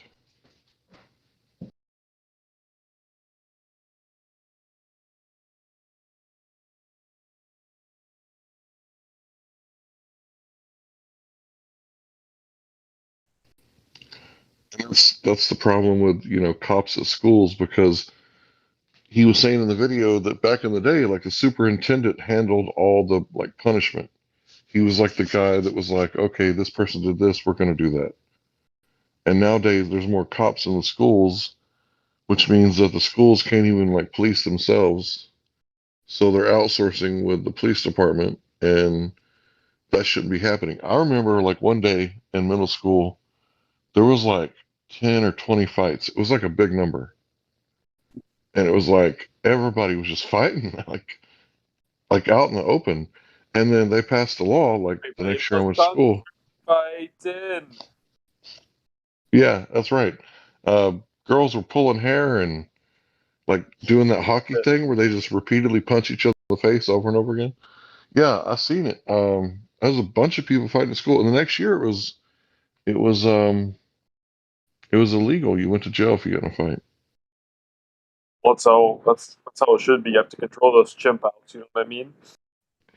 Hell no! I took them to my house and I told them I'd provide them safety, and people fought in my yard, and then they shook hands. You know what? I knew that this server was not just for Flat Earth. It was for any discussion, but people always insisted that it was just for Flat Earth discussion. But I knew they were just fucking with me the whole time. Well, dude, you gotta fucking knew it. understand what we're on YouTube. You can't just openly talk about whatever you want. You Oh, should understand that. so other people can do it, but I can't. We're Oh, not okay. trying to get the server shut down. Whoever you are, autism So is a curse. Just chill out. what takes place is lots of times the conversation can go in another direction when we don't have Globers in here, right? Because we can sit here and talk about the flat Earth, and we do all the time. I'm a But Glober. sometimes I'm sorry. Are you talking over me? What I'm saying is Yeah, I'm a Glober. sometimes the conversation does shift, right? So you're a Glober and you've come in here, right? So now we can talk about the flat Earth. We got a globey in there. So what do you experience when it comes to curvature or rotation? Do you have any evidence for curvature or rotation that you've brought into the discussion? Yeah. I just want to say one thing. Flatter F.E. Batman, you just kind of scared me for some reason. I don't know why. You just stand out for some reason. You scared me a little bit. That's cool. So the question was, do you have any evidence for curvature or rotation or possibly gas pressure without a container? Have you brought that into the discussion, or do you have any evidence for the globe that you believe in? Yeah. So first of all, I want to talk about this gas pressure. What are you referring to exactly? Do you understand what gas pressure is? Yeah. Okay. Do you experience gas pressure here on Earth? Are you breathing 14.7 psi at the surface? Say that again. Do you experience gas pressure on the Earth? Are you breathing 14.7 psi at the surface? Do we have gas pressure?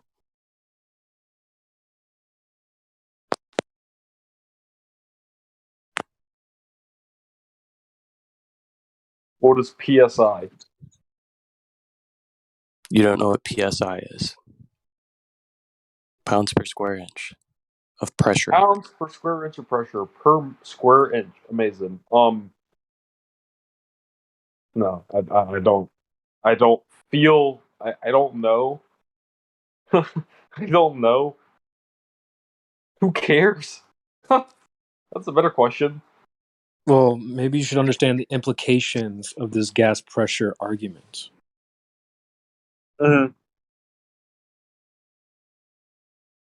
We look at these CGI space pictures, and what is keeping the air on the Earth? There's no container. Gas pressure requires a container. So can you demonstrate gas pressure without a container? No, it doesn't exist. Well, there you go. Neither does space. We rest our case. Oh, okay. So when you look up in the sky, you see all those little, those little bright, twinkly stars. What are you seeing there? Yeah, well, you're not looking into Narnia's closet. So what are you seeing if it's not Narnia's closet? What you're The seeing is vacuum in lights in the space. sky, right? So your claim is that there's a vacuum of space, and we are living in a pressurized system next to a near perfect vacuum. In order to have a pressurized system, the necessary antecedent is a container.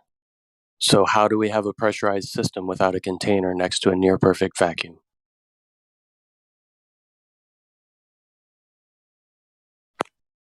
You've been told stories about the lights in the sky. Yeah, what are they? Can you tell me? Nope. What are you more comfortable with? No. Are you more comfortable with an unknown or an unverified assumption? Well, I want to know if what are these, these little lights in the Can you sky just that answer my question? I don't know. I want to know. Are you more comfortable with something that's an unknown, or are you more comfortable with just assuming stuff that's not verified? I'm okay with knowing the truth, which is what I want to know, and I want to Okay, get out of that wasn't my question. So, what are these little, stars? Okay, so I'll just ask you again. Yeah, I already answered. No, you didn't, because the question is, are you more comfortable with not knowing something or just assuming stuff? I like to, yeah. So let's I just guess, be honest. I Obviously, guess, it's not better just to assume stuff about this world. So there are things we don't know. Are you okay with that? Yeah, of course. Okay, so why do we need to give you a story? This whole server's about being because able you to made a take stuff claim. to the Wait, bank. wait. Okay, if you're going to give Here's me a why you story, need to provide I can't evidence. take that to the bank, bro. Wait, you made a claim that there is no outer space. That's not a but- claim. No, hold on. Let's Yes, just it is. educate you. Let's just What do you mean educate it's you not a real claim? quick. Let's just educate you real quick. So, do you understand burden of proof? Yeah. So, who has the burden of proof? Someone who makes the claim, right? Yes. Okay, so who's claiming the Earth curves, spins, and that there's gas pressure without a container? I've never really. The globe Earth. the globe Yeah. earthers claimed that. So who has the burden? I don't know. Not me, right? Not Yeah, me. but I'm if you're not trying to making prove that your claim. side, yeah, but I So don't really have like just to clear it up, you said I made a claim, and I just highlighted that I don't have the burden because I didn't make the claim. Hey, Right? but Globe Earth is saying yeah, for sure. you can have gas pressure without a container. So the burden is on them, not me. Yeah, for sure. But then you claim just No. Just I didn't claim anything. Right? Yeah, The claim, but hold on. The claim is that you can have gas pressure without a container. So we go, okay, you have the burden, now prove it. And no one's proving that. Yeah, for sure. So what do you do? No, you dismiss it. If you said you had a dragon in your garage and you never showed me evidence, I don't have a claim. Bro, your claim is just dismissed. I understand, but okay, so I'm not claiming anything. Just get yeah, that straight. but didn't you claim that outer space? Oh my god. How do I have to walk through this holding your hand again? Yeah, but I don't never have a claim. I believe in gas not a container, not within a container. But you explicitly said that fucking space is not real. And I asked, well, how do you know? Yeah, because the vacuum of space. Hey, the vacuum of space is not real. Not space. The vacuum of space is not real. So, do stars exist?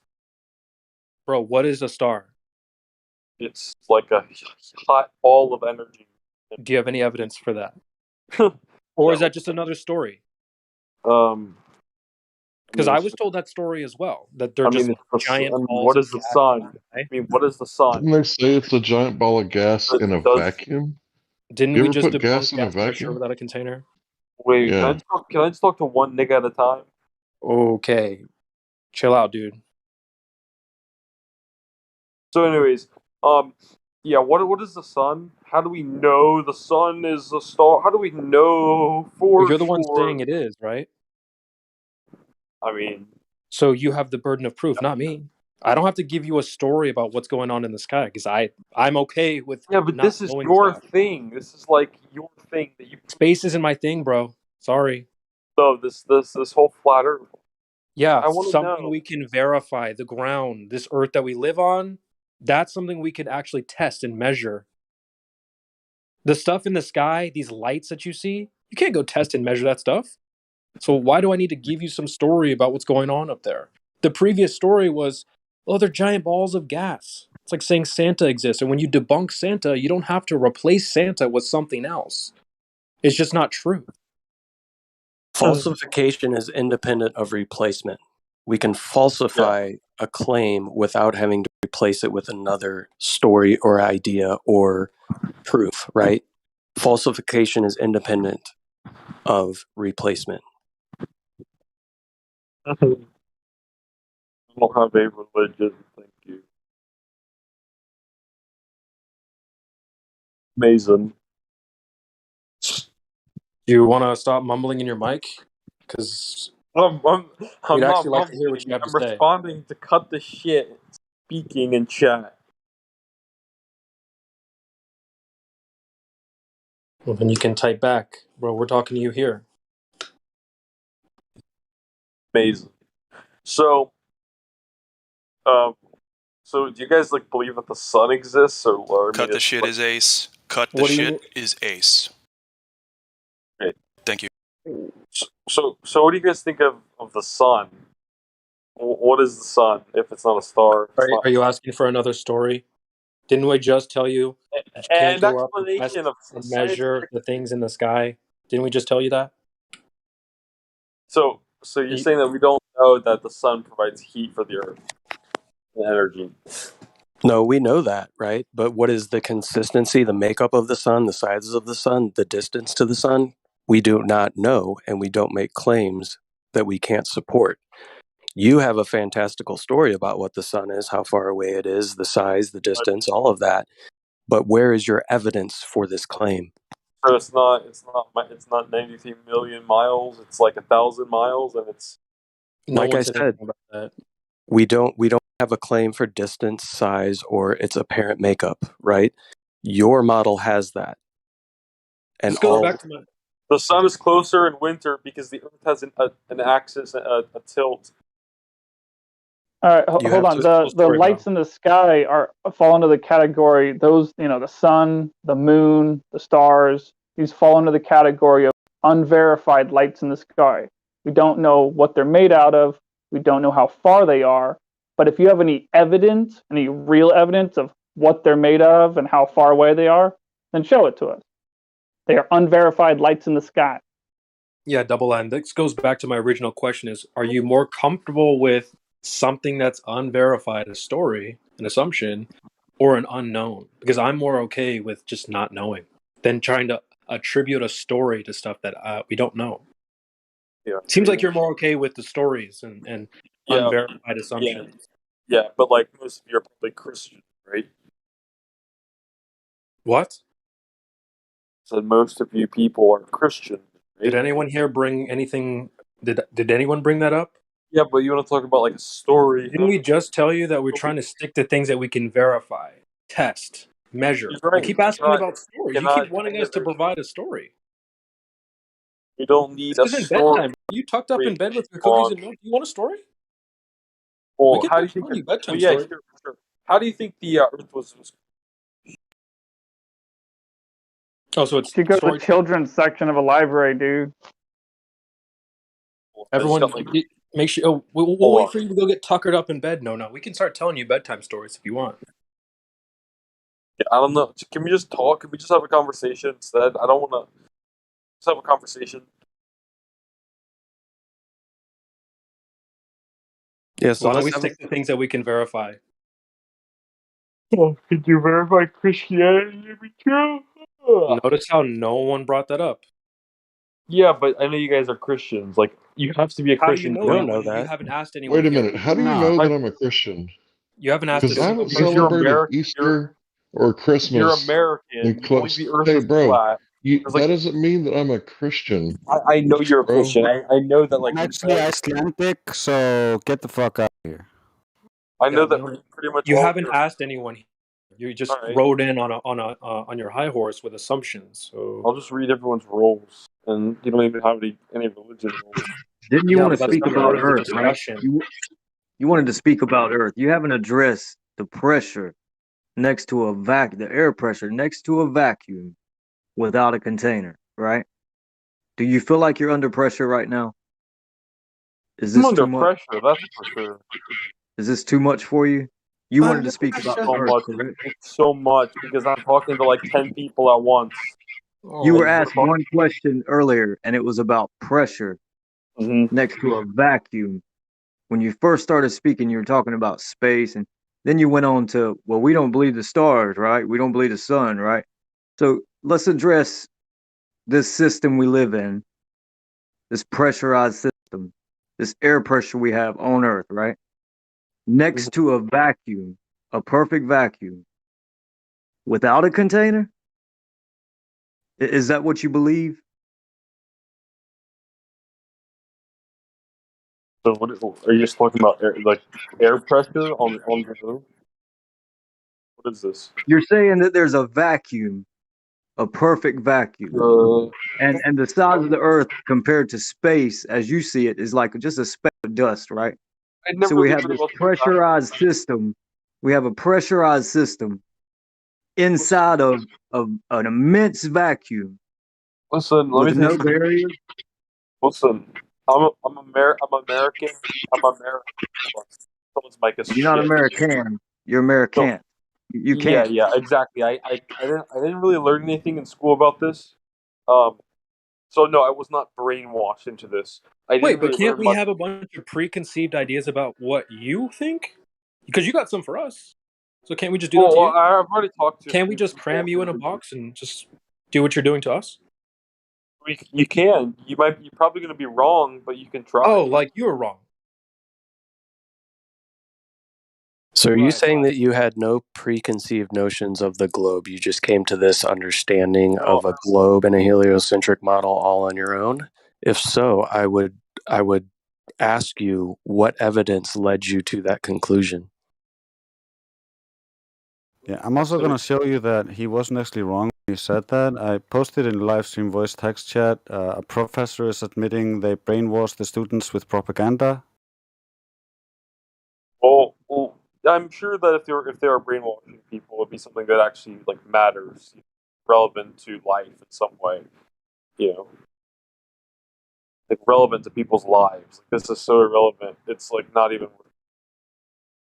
Well, you got. I mean, politics. So it's okay to use weaponized methods on people just as long as it's true, right?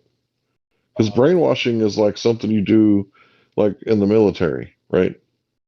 You brainwash the enemy or you brainwash your own troops, right? That's what like military men do.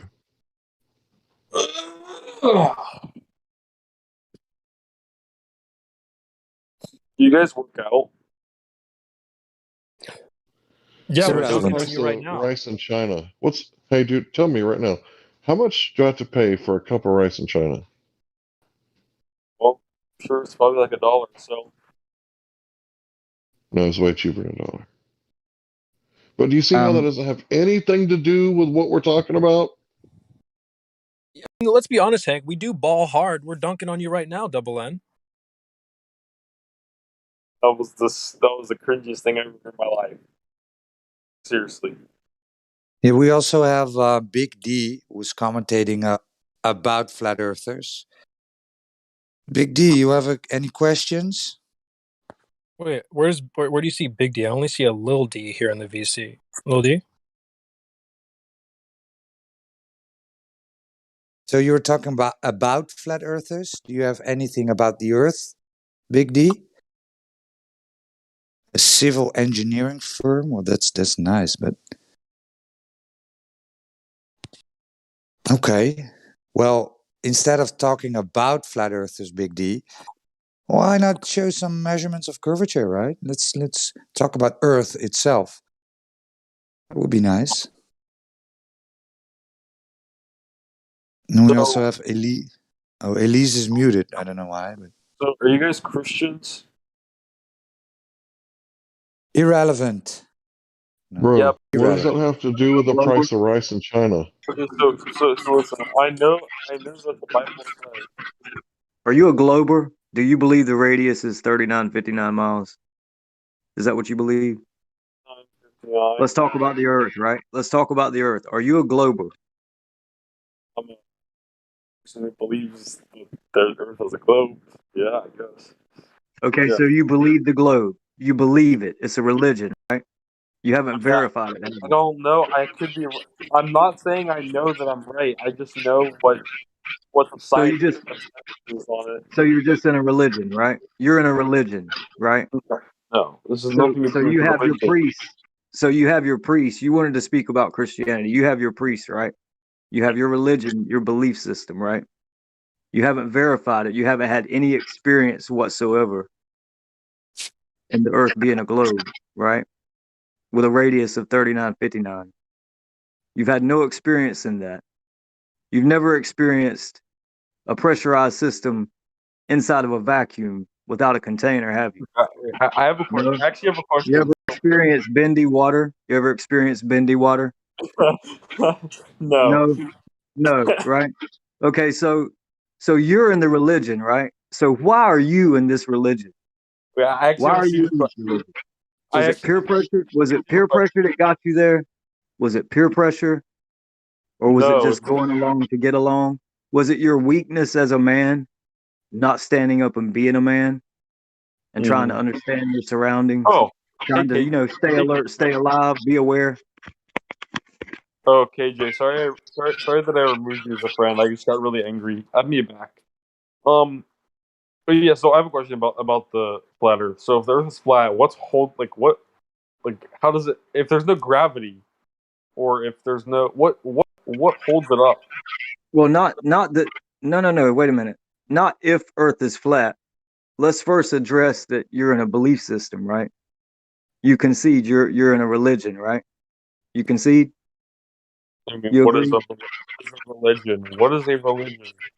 You're following the words of men, right? Without verifying, Yeah, that's what religion right? is. So you have Pretty much. priests, right? So you have priests, right? Let's call What are them you your saying? teachers. What are you saying? That's Let's call them your teachers, or let's call them your masters, your sifu, right? Your sensei, your sifu, your master. So your master has told you that something exists and you haven't verified it. So you come in the server where this is what we speak of, you know, the reality we live in, and you want to ask people if they're Christians? Are you serious? You're the one in a religion. You're the one in a religion, my friend. I know that You're like the one in a religion. most people here are Christians. You're not asking the right Yeah, that's questions. not correct. You're Not not true. asking the right questions. So if you want to ask the right questions about the earth, you wanted to speak about the earth first. If you want to speak about religion, let's talk about your religion because it's been falsified, right? Let's speak about that. But if you want to speak about the earth, let's speak about the earth. What have you verified? Anything? So when you come KJ. here and you ask people questions and they give you the answer, are you going to go out and verify it yourself? Or are you just going to take the answer and laugh and, you know, go along, go back to your religion? Is that what you're going to do? Well, I can always do the measurements. I can always do the measurements for myself. Right? I mean, it's pretty simple to do in real life, right? So you're going to do the measurements yourself, right? So Well, what are you going to do? What exactly are you going to do? well, I'm gonna go on Google. I'm gonna go on Google Maps. I'm going to measure. You're going to go on Google Maps Hold on. to measure You're gonna, something. you go on Google Maps and you measure the distance from one location to another across like a body of water. You use the curvature calculator and you measure your elevation. You know how and then you just figure it out. It's not that hard. I've seen this. What should your It makes elevation sense. be? What The should what? the elevation be in the distance you're trying to observe? What should it be? Well, it depends. How tall? How tall am I? I'm 6 feet tall, so I put 6 feet. What your elevation should be does not depend on how tall you are to see at a certain distance. Well, if So I'm what standing at sea elevation, level, what distance do what if you I'm think? Do you believe in a physical horizon? if I'm standing at sea level, if my feet are if the waves are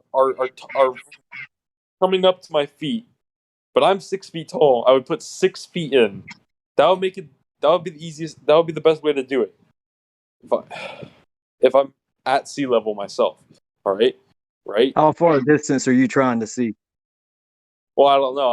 I'm gonna test it out myself in real life. I don't know. Maybe like So 6 miles, is 7 there a miles. I don't physical is there a physical drop off? Do you know of any? drop off. Yeah, the horizon, when you look at the horizon, right? Is that a physical location and it just curves away, curves down? Well, it's like your Do things visibility. go I don't know. over the edge? Do they go over the curve? Well, of course, you can't see forever. That's why And you how can't far is shine a that at 6 feet? How far is that at 6 feet tall? Well, I don't know. I know that humans can see about 10 miles visibility, or something like Oh, that. they can Wait, see six 10 feet? miles up and that's it? Oh, wait, no. I mean, like the horizon, you can see about 10 miles. So humans can see the horizon 10 miles and no further? If you're like if it's flat, yes, I believe so. You might want to look in the live stream. I'm sure someone's posting pictures for you. So if I'm standing at sea level, let's just say I'm 6 feet above sea level because I'm 6 feet. And then 8 inches per square mile, and then it's like say 6 miles, so it'd be like, wait, hold on, I gotta think about this. I may not have the equation proper. I don't know. I would just use a calculator so I make sure the work is right. I can't think right now. Yeah. Yeah, go do your math, Curve, right? curve calculator. Well, I have shit to do, but maybe later on I'll actually give a shit enough to do it. Yeah, when you're genuine, maybe you'll know. Yeah, maybe you will. Well, I'd love to. Until then, Because I I think want you to. should just hop off. I think until then, until you actually give one about it, maybe you should just hop off. Where I are don't you think you should from? really say anything else, right? Are you from? Anyone else Are you think he from? should say anything else? Because I Well, really don't. He's let Are me you from just said the that add south? something real quick. so many He times mentioned he doesn't something. really give it, right? Let me just Are you add from? something real quick. He mentioned something about seeing forever. No. Would you think that if, say, let's assuming the world is not flat, right? if it is flat, do you think that you would be able to see forever? Is that your Well, understanding? no. I mean, probably not. But you'd at least be able to see like Right. What would come 50. into play that wouldn't allow you to see forever? Is there Well, you'd something see. in Yeah, you would see mountains or something, which you don't see across the ocean. Wait, You don't bro. but see. We're no, You talking don't hold about on a see the second. the same land. reality. Hold on We're, a we're You see second. talking about the same reality. Well, when you realize there's no curvature, this reality doesn't shift and morph into something else. You and I are both talking about the same reality. When we go to the beach, you could say it's curving, but we say it's flat. Nothing changes about okay. how far If you you can can, see. Well, You I don't just just want to. start seeing like Superman 100 miles away. That doesn't happen. Let me teach you So something real quick. As you travel away from a mountain, for instance, the mountain gets smaller and smaller and smaller until it's, from your perspective, extremely small and can easily be covered up by something minuscule that's closer to you. And this is due to perspective. yeah, so that's where I was going with this, right? Based on your perspective and how the human eye works, what would lead you to believe that you would be able to see forever when we know that things get smaller in the distance and they yeah, become so exactly. small? But that we can't see the curvature. We can't see the curvature, but because Yes, you it's can. so minute.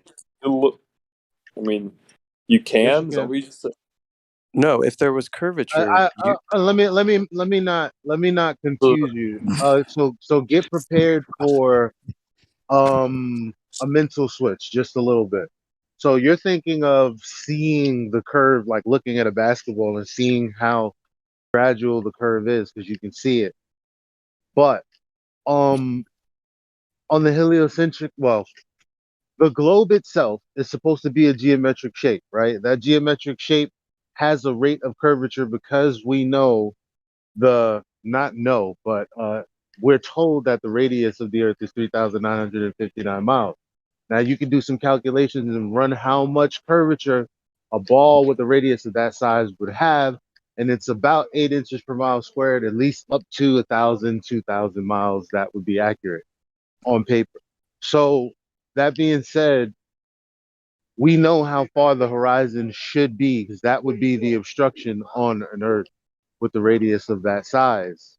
So we know what it would look like if it were to exist. Does that make sense? Like when they So say you're looking at a boat, go off in the distance and it disappears bottom up because the earth is curved. Well, that comes with a set of numbers. That comes with a little bit of math. And that math tells you exactly how far something has to be in order for it to begin to be obstructed by the earth's curvature. So when we say that you can see the curvature, technically because the horizon is supposed to be the curvature. God, dude, look at this meme. Buy ball. Even white nationalists have better fucking memes and better quality pictures than this. Yeah, if I were a Glober, I'd be pretty triggered at that as well because it just Because destroys. we don't even know what we're looking at. It's like the shittiest image I've ever seen in my life. It's Do you want to obviously see a fake. video? Do you want to see a video of the same thing? It's fake. Do you want it's to a see? You want to see a screenshot clip from of a the video? video. Looks weird. It's such a low effort throw, bro. It looks like fake That's or cool, bro. something. The picture can look Hold funny. on, hold on. Articulate what's weird about it. Uh, the water is so blue. It looks like there's What a. Is it? what I don't. what It just about it? looks. What It just color is it looks supposed to be? like Okay, not. no, it doesn't. I'm trying to figure out like if it's anything weird in relation to the point of the meme, which is to show that there's no geometric edge. So if you're talking about the color of the water and all of this other stuff being weird, then that's fine, but it doesn't really speak to the actual like the conversation that we're trying to have about the horizon.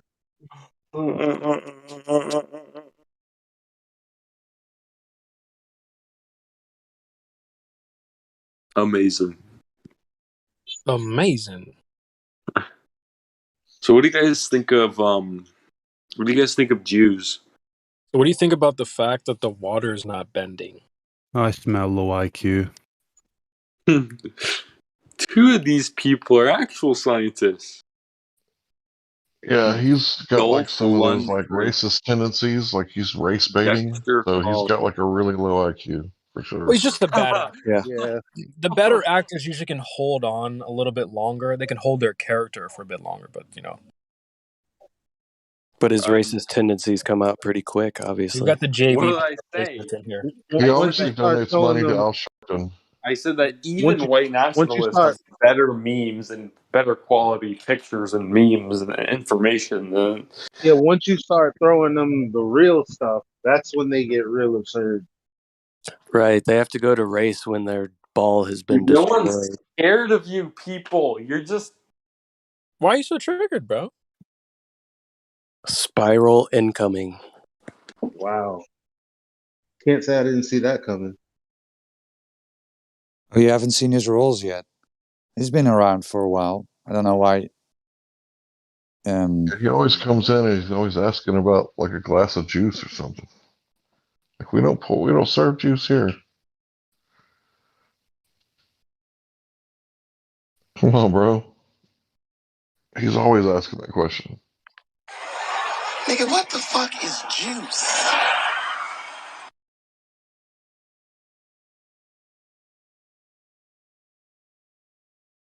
I just ask, did we all set out to scare and intimidate people? No, man, we're That's just my talking goal. about cosmology. My goal every day, right, Hank? I do that every day. What's that? I scare and intimidate people. That's my goal. It's not Yeah, our we show fault everyone's so scared of reality. That's you. That's a you problem. As Northstar said, man the fuck up. I scare people too sometimes when I come around a corner real fast. Like people's eyes get like real wide.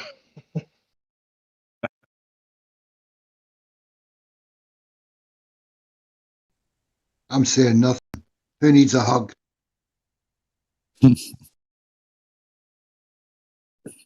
I love when they have no argument and then they just have to try to throw it over to something controversial for the live stream. Try to change it to something BS when they have absolutely no evidence for their claims.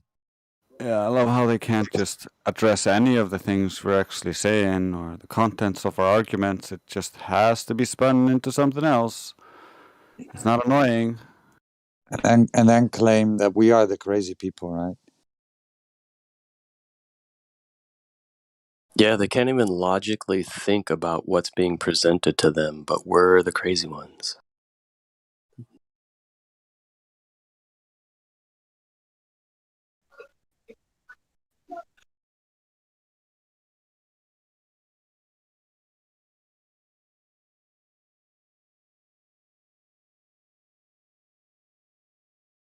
Well, we have Elise. Got no rules, but Elise, you have control of your mic. You want to ask a question? Elise? Elise has been in here all day. All day. Not talking. Nope. No roles, not talking. Okay. Maybe a little mumbling earlier, but nothing else. Okay, well, Elise, I'm going to mute you again. If you want to roll, you can hop into VC check-in and somebody will help you out. You guys think I was too harsh? I was trying not to be, but I kind of seen, where he was going, and he kind of started out that way. So Nah, you were spot on, bro. appreciate it, man. Yeah, you're good, bro.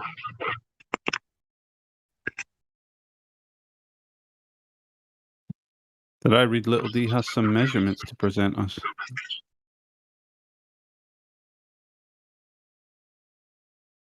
A while back in No, I don't have the measurements.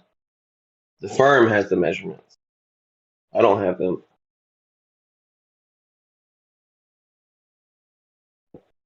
I could get you the textbook I was working with. It shows you how to do that kind of measurement. So you have no way to cite the measurements whatsoever. But I'm more interested about the psychology, right? If I present you with a piece of paper with a few numbers on it, I don't think you're going to believe that. Well, we're not. Like if I had the site survey right here in front of me and I went through it detail by detail, you're telling me that would work for you? That you would believe that? I'm not saying anything about what we believe and take from it. I'm just asking for it. Well, I'm just He asking would you. go If I verify brought it to you, if I you brought big it to dummy. you, no, I'm just curious. Any of you, if I brought this to you, I got somebody, and somebody I know still works for this company. I could potentially get this document. If I go get that document and bring it here and present it, are you going to believe it, or am I going to be wasting my time? We're not going to believe it. We're going to accept it for what it is, information, and then we're going to test it, right? And we're going to see if How are you it's going to true or test it? not. How Well, it large depends on is what You're you going to go do a bring. site. You're going to go do a site survey with the geodetic surveying equipment, lidar. I'm not trying to So, sound like. so if I bring you a laser test 41 kilometers, would you believe it? Say that again. If I bring you some laser tests, what would you do with it? I would analyze it. Okay. Well, you can scroll down this server and find the channel laser tests. There are a few. Somebody just banned me from that, so I don't think I can. Yeah, you can. Can't you see the channels? Oh, I can't see live stream text chat. You have to put it in like somewhere Well, else. you can scroll down the server. Can you? No, it's basically gone from my Discord. It was sitting right on top of the live stream. There was a live stream chat that I could Yeah. access, but somebody banned Sure, me but from chat. sure, yeah. But you can So scroll you have to down put it this. somewhere else. Or send it to me. You can scroll down the server, right? Find a channel I called can't. Laser Test. Okay. Lord, I have so many channels. Laser test. Okay. Right. Taboo So conspiracy. we get this, and you haven't got yours. So how about we take a look I at mean, it, sure. right? If somebody wants to go through it, I haven't seen this. Great Salt Lake laser test, 21 miles, no curvature. Yeah, I mean, I would have to look at that and come back. Cool. Do that, right? 13 And then minutes. you can bring yours, and then we can talk about it. Is that a And cool I can bring idea? what? Your company measurement, right? Do you have? Yeah, like I said, I don't work there anymore. I've got a That's kind of that's a cool. friend But of a friend that you still said, works there. That I might be able to get a hold of it, but well, then that's a big if. you look at the laser tests and then analyze it, right? And then you bring that company thing you had. Yeah, that's like a tentative. That's not like something that's going to happen That's within not gonna any happen. reason. Okay, You know what I'm saying? so Like it's going to be a day, that 2 days, 3 days. It's not going to happen well, today. we have time, 24/7. We're here, so Yeah. okay. If I can get it. But I'm Then just we look saying. at it, right? Just as you are going to look at the laser tests. So Yeah. that's okay. Well then, But I just that's that. don't think that's that interesting because I think you guys are just going to look at it and be like, huh, So no. would you do that? You know So what I'm saying? then again, right? Have you looked at the laser test and went from no, no, no? Is that what you did? No, but I mean, Oh, I guess I'm okay. Then assuming. we haven't But seen anything. So why would you then say that we do such a thing? Right? because Then I have experience with okay. you Oh, so, okay. with flat earthers. I mean, there's a certain psychology profile that you guys kind of fit Sure. into, if I'm being Sure. honest. And 50, come my on, experience dude. has been that you just kind of hand wave it away. Dude, 50. Seriously. No, When you actually, we add, like to I mean, you think verify I'm being stuff. dishonest here? If you can't yeah, you are. verify it, then we hand wave dismiss it because if it's unverifiable, it's just a cool story, bro.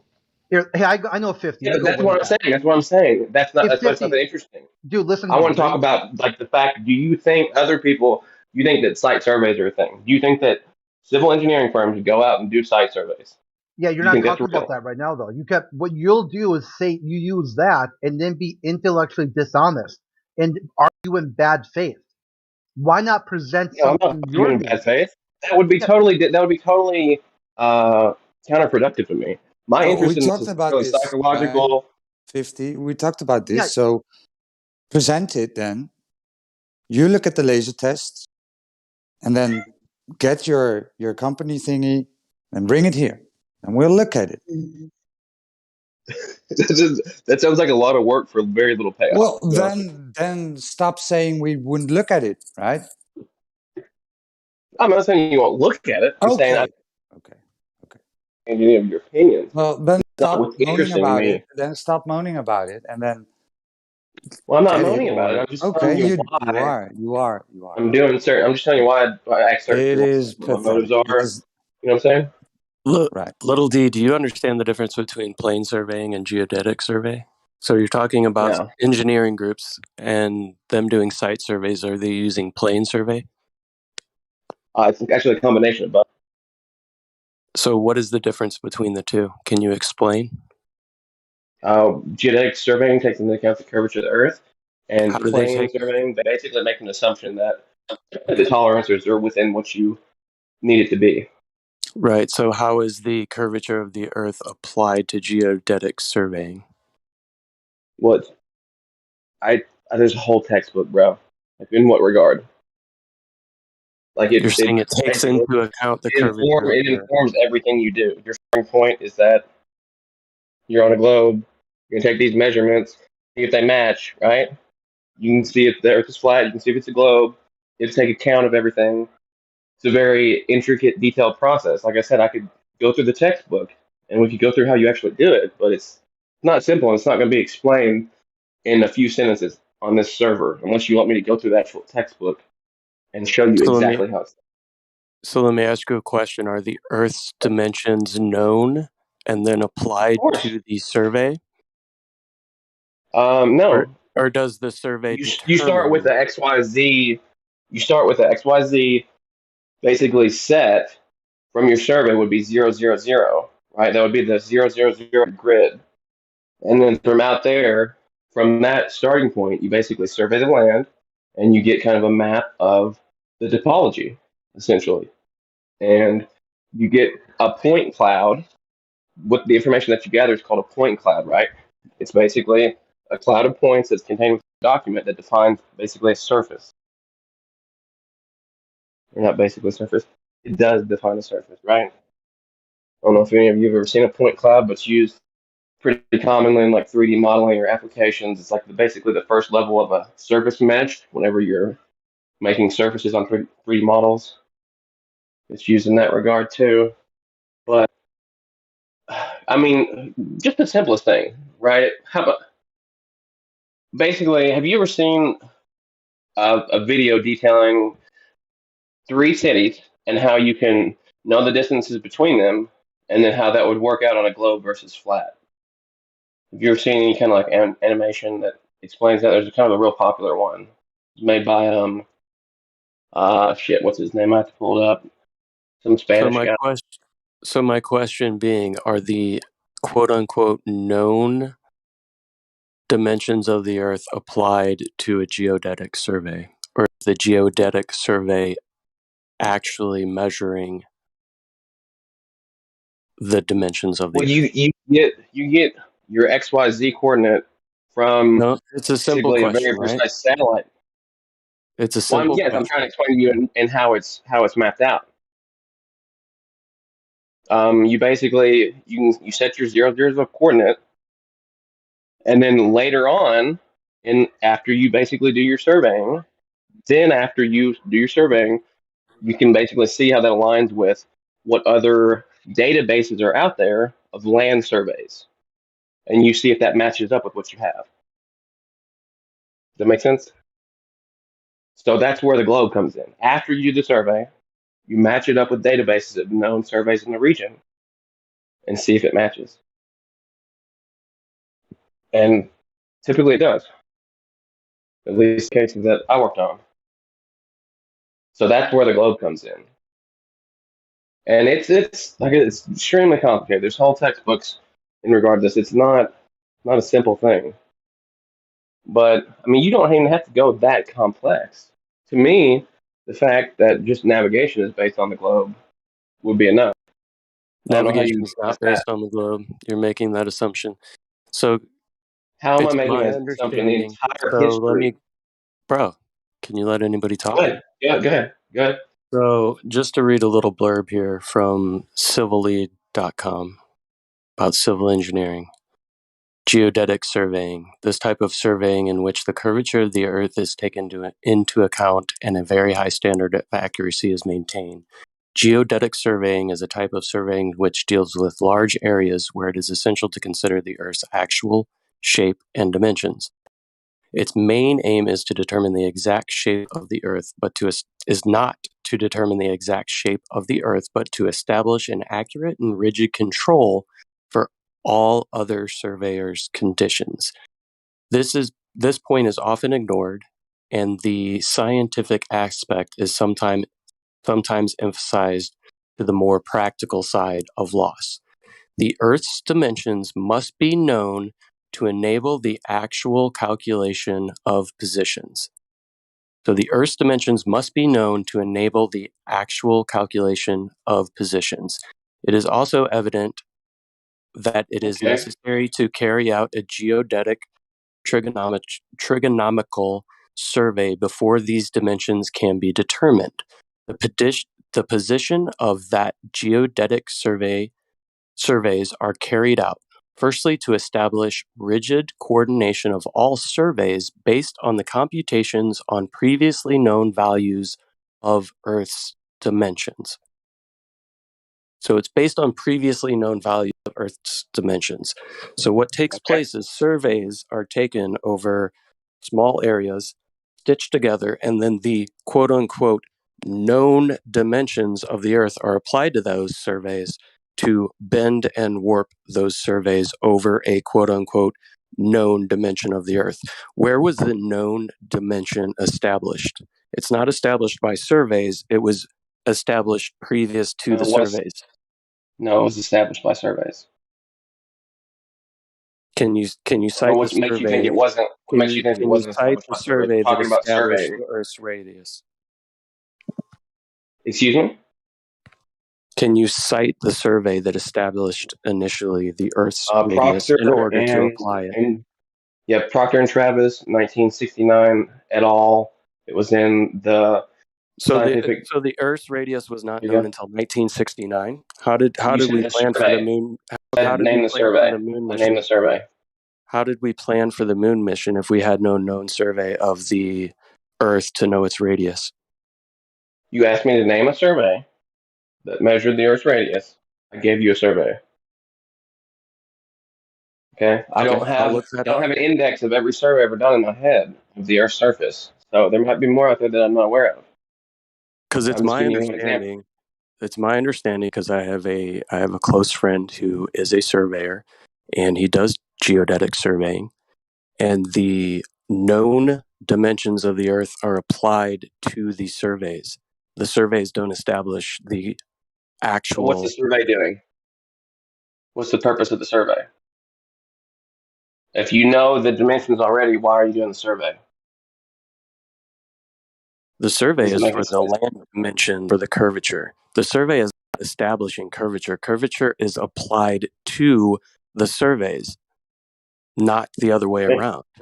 Yeah. And for all practical purposes, planar surveying is used. I'll give you that one, unless you're talking about long distance. Right. So if you stitch together a bunch of planar surveys and then you apply a quote unquote known dimension of the Earth, then you get a geodetic You're not survey. applying it. You're basically, that's what I said was like the last step in the surveying, right? You have your survey, you have your point cloud, and then after you basically get your point cloud, then you match that up with what was previously established to see if you're off, to see if you're on, to see by how much you're off or on. And it helps get a baseline for basically refining the measurement. Point being is the surveys do not establish the curvature. The surveys. They do. No, I don't they know don't. what makes you think they don't. Okay, how are the dimensions established? How did they get the dimensions? Like I said, we'd have to go through the whole textbook, man. You want me to pull up a chapter of a textbook and start reading it? I'll go through it maybe later tonight or sometime in the next few days, and I'll pull up a chapter and we can walk through that sometime if you really want to. But I'd have to have like somebody that's actually genuinely interested in it and will talk to me about it. I'm just gonna come in here and waste all my time do this to basically get Right. shot down. So you Everybody's trying haven't to do that. presented anything and only complaining I'm not about complaining. wasting time, right? Being So real. why don't you get the company thingy and we can look at it, right? Instead of you Well, I wanted to talk saying to the we guy. won't. I want to talk to the gentleman I just spoke with about navigation, about sea navigation. He said that the history of the history of navigating on the seas isn't the history of knowing the Earth is a globe. Like the nautical mile is a percentage of the radius of the Earth. It's specifically based on the radius. That's where you get the nautical mile from. Well, doesn't that have to be Like the based on entire something? history. No, the nautical mile is based on they would measure with ropes that they would put into the water and they would tie knots at specific lengths, right? And the nautical mile was based on that. It was nothing to do with the radius of the earth. So how do people navigate I have no idea. How do people navigate the seas prior to They didn't. Oh, they didn't? Have you ever heard of a No, they didn't sextant? navigate the seas. They might have took a boat on the seas, but they didn't do any navigating. How do people navigate with a sextant? Do you know how a sextant works? I do know how sextant works. You do know how a sextant works? So how do you get a 90-degree angle from your GP on a curved surface? Well, there's a level of precision that you're working within, so you have plus or minus 1 degree of accuracy. So you can get the 90 degree, but it's not really going to be true 90 degree because it's plus or minus 1%. So you're really getting anywhere from 91 to 89. Does that make sense? The lie detector. It's not a high accuracy device. So you think it's 90, it's not really 90. If you look in the documentation of any of those, it will tell you the degree of accuracy of what it is. I'm probably being I'm being very conservative. It's probably plus or minus Well, 2%. you're talking about the math that you add in for your height above the sea level, which would be zero, which would be the line between you and the horizon, aka the GP in question. So, Yeah. so that being said, that's not really, I mean, saying it's not really a high degree of accuracy, but if you're traveling thousands of miles and you get within 1 mile of the place you were trying to go, that's fairly accurate. That's extremely Yeah, accurate, I it would say. is. Well, I mean, Because to a degree, within 1 degree. So it's not really 90. It's either 89. It's in between 89 and 91. So no, if you're it's So it 90. only becomes. No, Sorry, it's go ahead. 90. It's 90 because No, it's not. if you don't make it 90, then the margin of error increases. That's the whole point of doing the math. I can't Is post anything. Go Google it and look. Go find no, the degree I'm of telling you accuracy what from a I'm sextant. telling you what you're telling me. That's nothing to argue about. Well, I'm just saying, it's. I guarantee you, it's in the manual there somewhere. You can find this out there. The information's out there. I promise Well, you. A you can second is find not it. accurate to within a degree. You can find it because I know it's going to say what I just said. You telling me it's going to say what accuracy level do you think it is? Is it plus or minus 1 degree? Is it plus or minus It doesn't zero matter point point in the one degree? math in the trig. You make it accurate so that you can do the calculation. You It make doesn't it matter. accurate so that you can do the Right. calculation. In other words, if you're above the surface some degree, right, in order to make it 90 degree or in order to get the zero angle, you just have to minus that from your height above the sea. Okay. It's not that hard. But okay, that would give you kind of a better starting point for your Yeah. sextant use. Sure. I mean, it's just kind of in the calculation. But regardless, I have no idea what makes that other gentleman say that a nautical mile isn't 1/60th of an arc length of Earth. Like any reference I've ever seen says exactly that. If you have anything else, present it, man, because you're just plain out wrong on that one. I don't know what to tell you. Google it, man. There's no. Well, I just looked it up. Definition of a nautical mile. Every single one, 1/60th of a degree, 1/60th of an arc second. Let's see here. 1 nautical mile is basically the take the radius of Earth and you rotate it 1/60th of a second. I don't know if you guys have maybe heard of this. Like, there's a thing in nautical navigation where you take No, ratios or angles. You know, it's actually based on the distance the sun travels overhead, right? So no, from it's point A to not. point B, the GP of the sun, yes, it is. I'm talking about a nautical mile. What is the I'm nautical talking mile about the based on? same thing you're talking about. How You're do you talking think about we get nautical mile? 20? How do Hey, you think we get 24 hours a day? Well, let I me know just where we get 24 hours a day. Okay, so if you know what I'm talking about, then you can connect the dots to what I'm trying to tell you previous.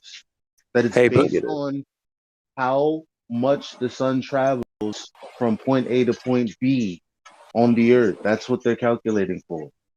hey, I just wanted to interject that I was incorrect. I was talking about the speed, knots, and I conflated that with nautical miles. So, in Okay, before you try I like that.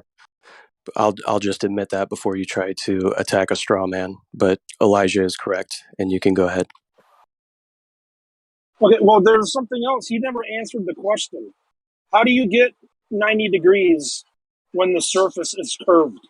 You I need did. two I straight did answer the lines. question. I You didn't. might not have heard me, or you might not. Maybe you didn't understand exactly what I'm saying. But what I'm saying is, the sextant is a tool, and it has a super precise device. It has a degree of accuracy, right? It works within certain bounds, and those bounds are plus or minus 1%. So it's not actually 90%. It's like more like 89.5. But you can't tell that because the device isn't precise enough to tell that it is 89.5. Does that make sense?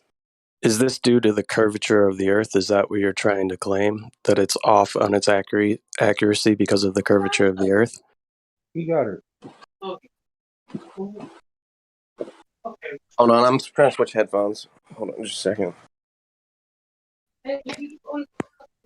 So how do you establish your horizontal to the GP on a curved surface? Let's say your GP is 300 miles away. What calculation do you take into account when using a sextant for the curvature of the Earth, or do you establish a horizontal to the GP?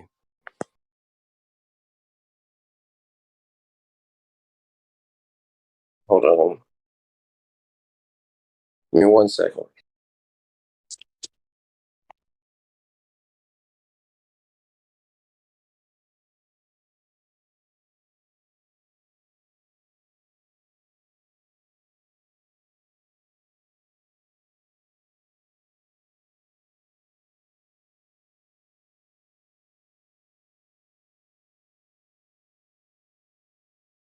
I'm back. So, in regards to the next steps that you would take in navigation after you establish, you get your sextant out, you put your sextant, you do some measurements, figure out what the angle is to whatever star in the horizon, right? The next step, I'll be honest with you, I forgot what the next step is. But I promise you that all the textbooks, I will bet you my left testicle, every textbook I've ever looked at tells you the next step. The next steps involve the fact that the Earth is curved, and knowing that the Earth is curved and navigating east, west, north, or south based on that set of rules. Doesn't the Earth actually have to be curving in reality? Well, exactly. If you want to get where you're going, yes. If you want to use that to get where you're going, yes. So So explain how the sextant works when taking into account curvature, because all of my understanding is that the angle taken is based on a horizontal plane between you and the GP, right? So that you're able to plot a position, a circle Yes. from the horizontal. So where's the curvature? That's again because of the accuracy of the device. You have certain tolerances, and for that situation, that's your best case scenario, right? With that So device, the best you can so do is you can that's define a horizontal plane. It would be perpendicular to the radius of the Earth at that location, right? It's not 100% accurate, but it's within 1% or 1 degree, excuse me. So the fact that so you can define a horizontal plane doesn't really tell you much other than that's kind of the best you can do with that situation mathematically. So from a GP That makes that's sense. 300 miles away from you, what deviation from a perfect horizontal would you have based on the curvature of the Earth? What deviation from the horizontal would you have if you're looking at something that's 300 miles away and it was on the curvature of on the radius of 4,000 miles? Is that what you're saying? Like if I could see through Right. the Earth, if I could see through the Earth, how basically how much would I have to dip my head from 90 No, degrees? no, No, that's not what or I'm the talking sextant? about. You I'm understand not that sure the what you're asking. GP, you understand that the GP is a 90-degree angle, meaning that the place the GP is established, the star or what celestial object you are trying to get an elevation angle Reference. to is directly above overhead of that position. So a star that is directly Radius going overhead. backward. Oh, I think I see what you're saying. So go ahead. Keep on explaining. I'm not sure. So if a star is directly overhead of something in a position that's 300 miles away from you, how do you establish a horizontal to that GP on a curved surface? Yeah, I think my answer stands. It's basically How, the degree of accuracy of the device. It's within 1 degree. so no matter 300 what your miles. so if your position to the GP is 500 miles, 300 miles, or 100 miles, the device is going to give you 1 or 2% deviation, regardless of how far away the distance is, even though the curvature rate would be considerably different from those positions. Is that what you're trying to tell me? No, I guess I kind of understand your question, but I don't know if I have full grasp of exactly what you're asking. So in regard to basically taking a measurement off a star, like say it's 27 degrees above the horizon from a sextant, right? You can establish there's a horizontal plane kind of around you, right, as your starting point for navigation. That's how you kind of get your starting point So and measure out these different stars. is this horizontal plane flat or is it curved? Well, in reality, it's curved, but in basically your mathematical basically starting point, it would be flat because that's all you can get. You're at a point. You can't get anything better than flat if you're measuring from a point. Right. You actually need 2 points to establish flat, but you can't even get that. You just have 1 point, right? You need Right. So it's three, only really. possible if you. It's only possible then if you assume a flat plane, right? That's what you said. No, in the very No, no. first step, in regard to 5 mile radius around you, yes, but everything after that is curved. So your navigation That is dependent upon the fact that the Earth is a curve. you wouldn't gain a 90 degrees, right? That wouldn't work. Then the triangulation wouldn't work. Um, yeah, I mean, there's a couple assumptions in there. Like nothing, there's no perfect system. There's no perfect anything. You're talking about this as a starting point for navigating on the seas, right? It's not perfect. It's basically the best estimate you can get based on those conditions. You can't really define a surface because you don't have 3 points. And you don't have the technology to do that anyways. That would be very difficult in that Well, situation. So what you're doing is just assuming that you can make a horizontal plane at that point, and then you're starting from there. But from that point, within the 5 mile radius of that flat horizontal plane, everything else is curved. Just that spot you're on is the flat part. so the assumption is a horizontal plane, and the deviation of accuracy is just solely based off the mechanism itself, right? Because it's Yeah, not an yeah. exact, precise mechanism, and you assume that you're triangulating on a horizontal plane. No, you don't assume that you're. No, you assume that you're triangulating on a globe Earth. That's how you get from A to B in the ocean. You have to account for the fact that, or the notion that the Earth is a globe. If you want to get from A to Where B, if you want to get from the where Atlantic does or the North, go where ahead, does go ahead. where does the globe Earth come into play with the sextant? Where in The the next step, the very calculation, next step. bro? Where in the calculation do you have to account for the rate of curvature from you to the GP, so your deviation from horizontal? Your actual, if it You curved, don't. your actual deviation from horizontal. Where do you account for that with the sextant? You don't account for it with the sextant. You account for it in the planning of the navigation. Interesting. Explain that. Well, if you're getting a heading, right? If I go in a straight line on a flat surface, like if I walk forward, I don't move left or right, right? Put one foot after the other, travel in a straight line. I can go up and down hills, etc., etc.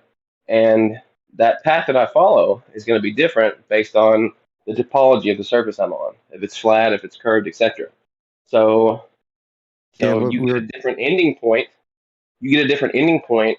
Basically, if you made a map that was flat or globe, you're going to get a different ending point in 500 miles from we're a straight talking line. about This is sextants, right? non-sequitur. We're talking about the ocean, which Make does sense? not Right. have mountains or curves or any type of deviation from horizontal.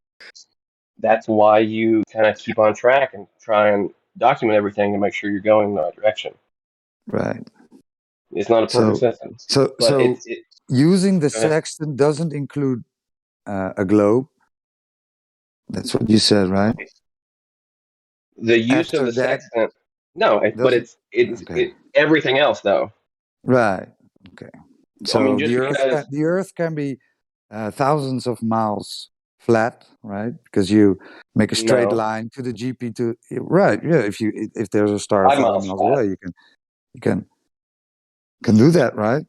How do you just draw out everything else? I don't understand that. No, well, how far off 90 are you if you're 1,000 miles away from your GP? I How don't far know. off I have to 90? do that calculation. You would be like, what is it? A degree per 60 miles? Basically on the circumference. So you're talking about traveling on the circumference, going 600 miles. It'd be 10 degrees from the horizontal plane. But the sextant, when you utilize it, you travel based on a horizontal plane. You make no account for any curvature deviation from I have 90. no clue what makes you think that. That's simply not true.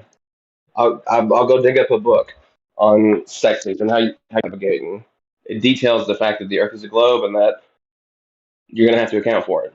It's taken in the following steps. I don't remember what they are exactly, but I promise you, I'll find that reference. I'll bring it back. And we'll have a little chat. How about that?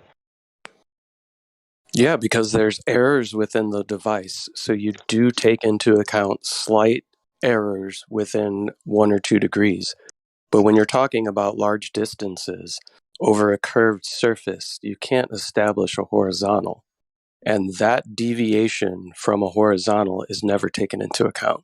If you can tell me how that's taken into account, I'm certainly open to hear it.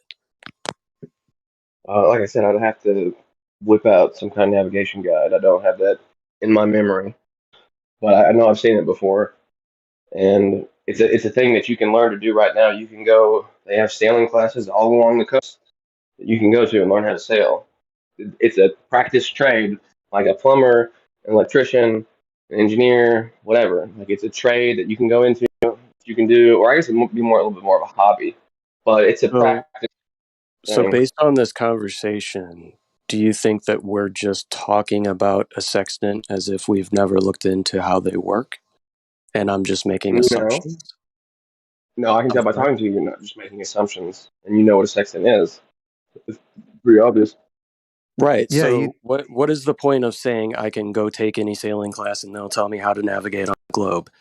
What does that have to do with anything if I've already looked into how It's the a sextant trade. works and I've understood that there is no deviation that you take into account from a 90-degree horizontal plane from your GP?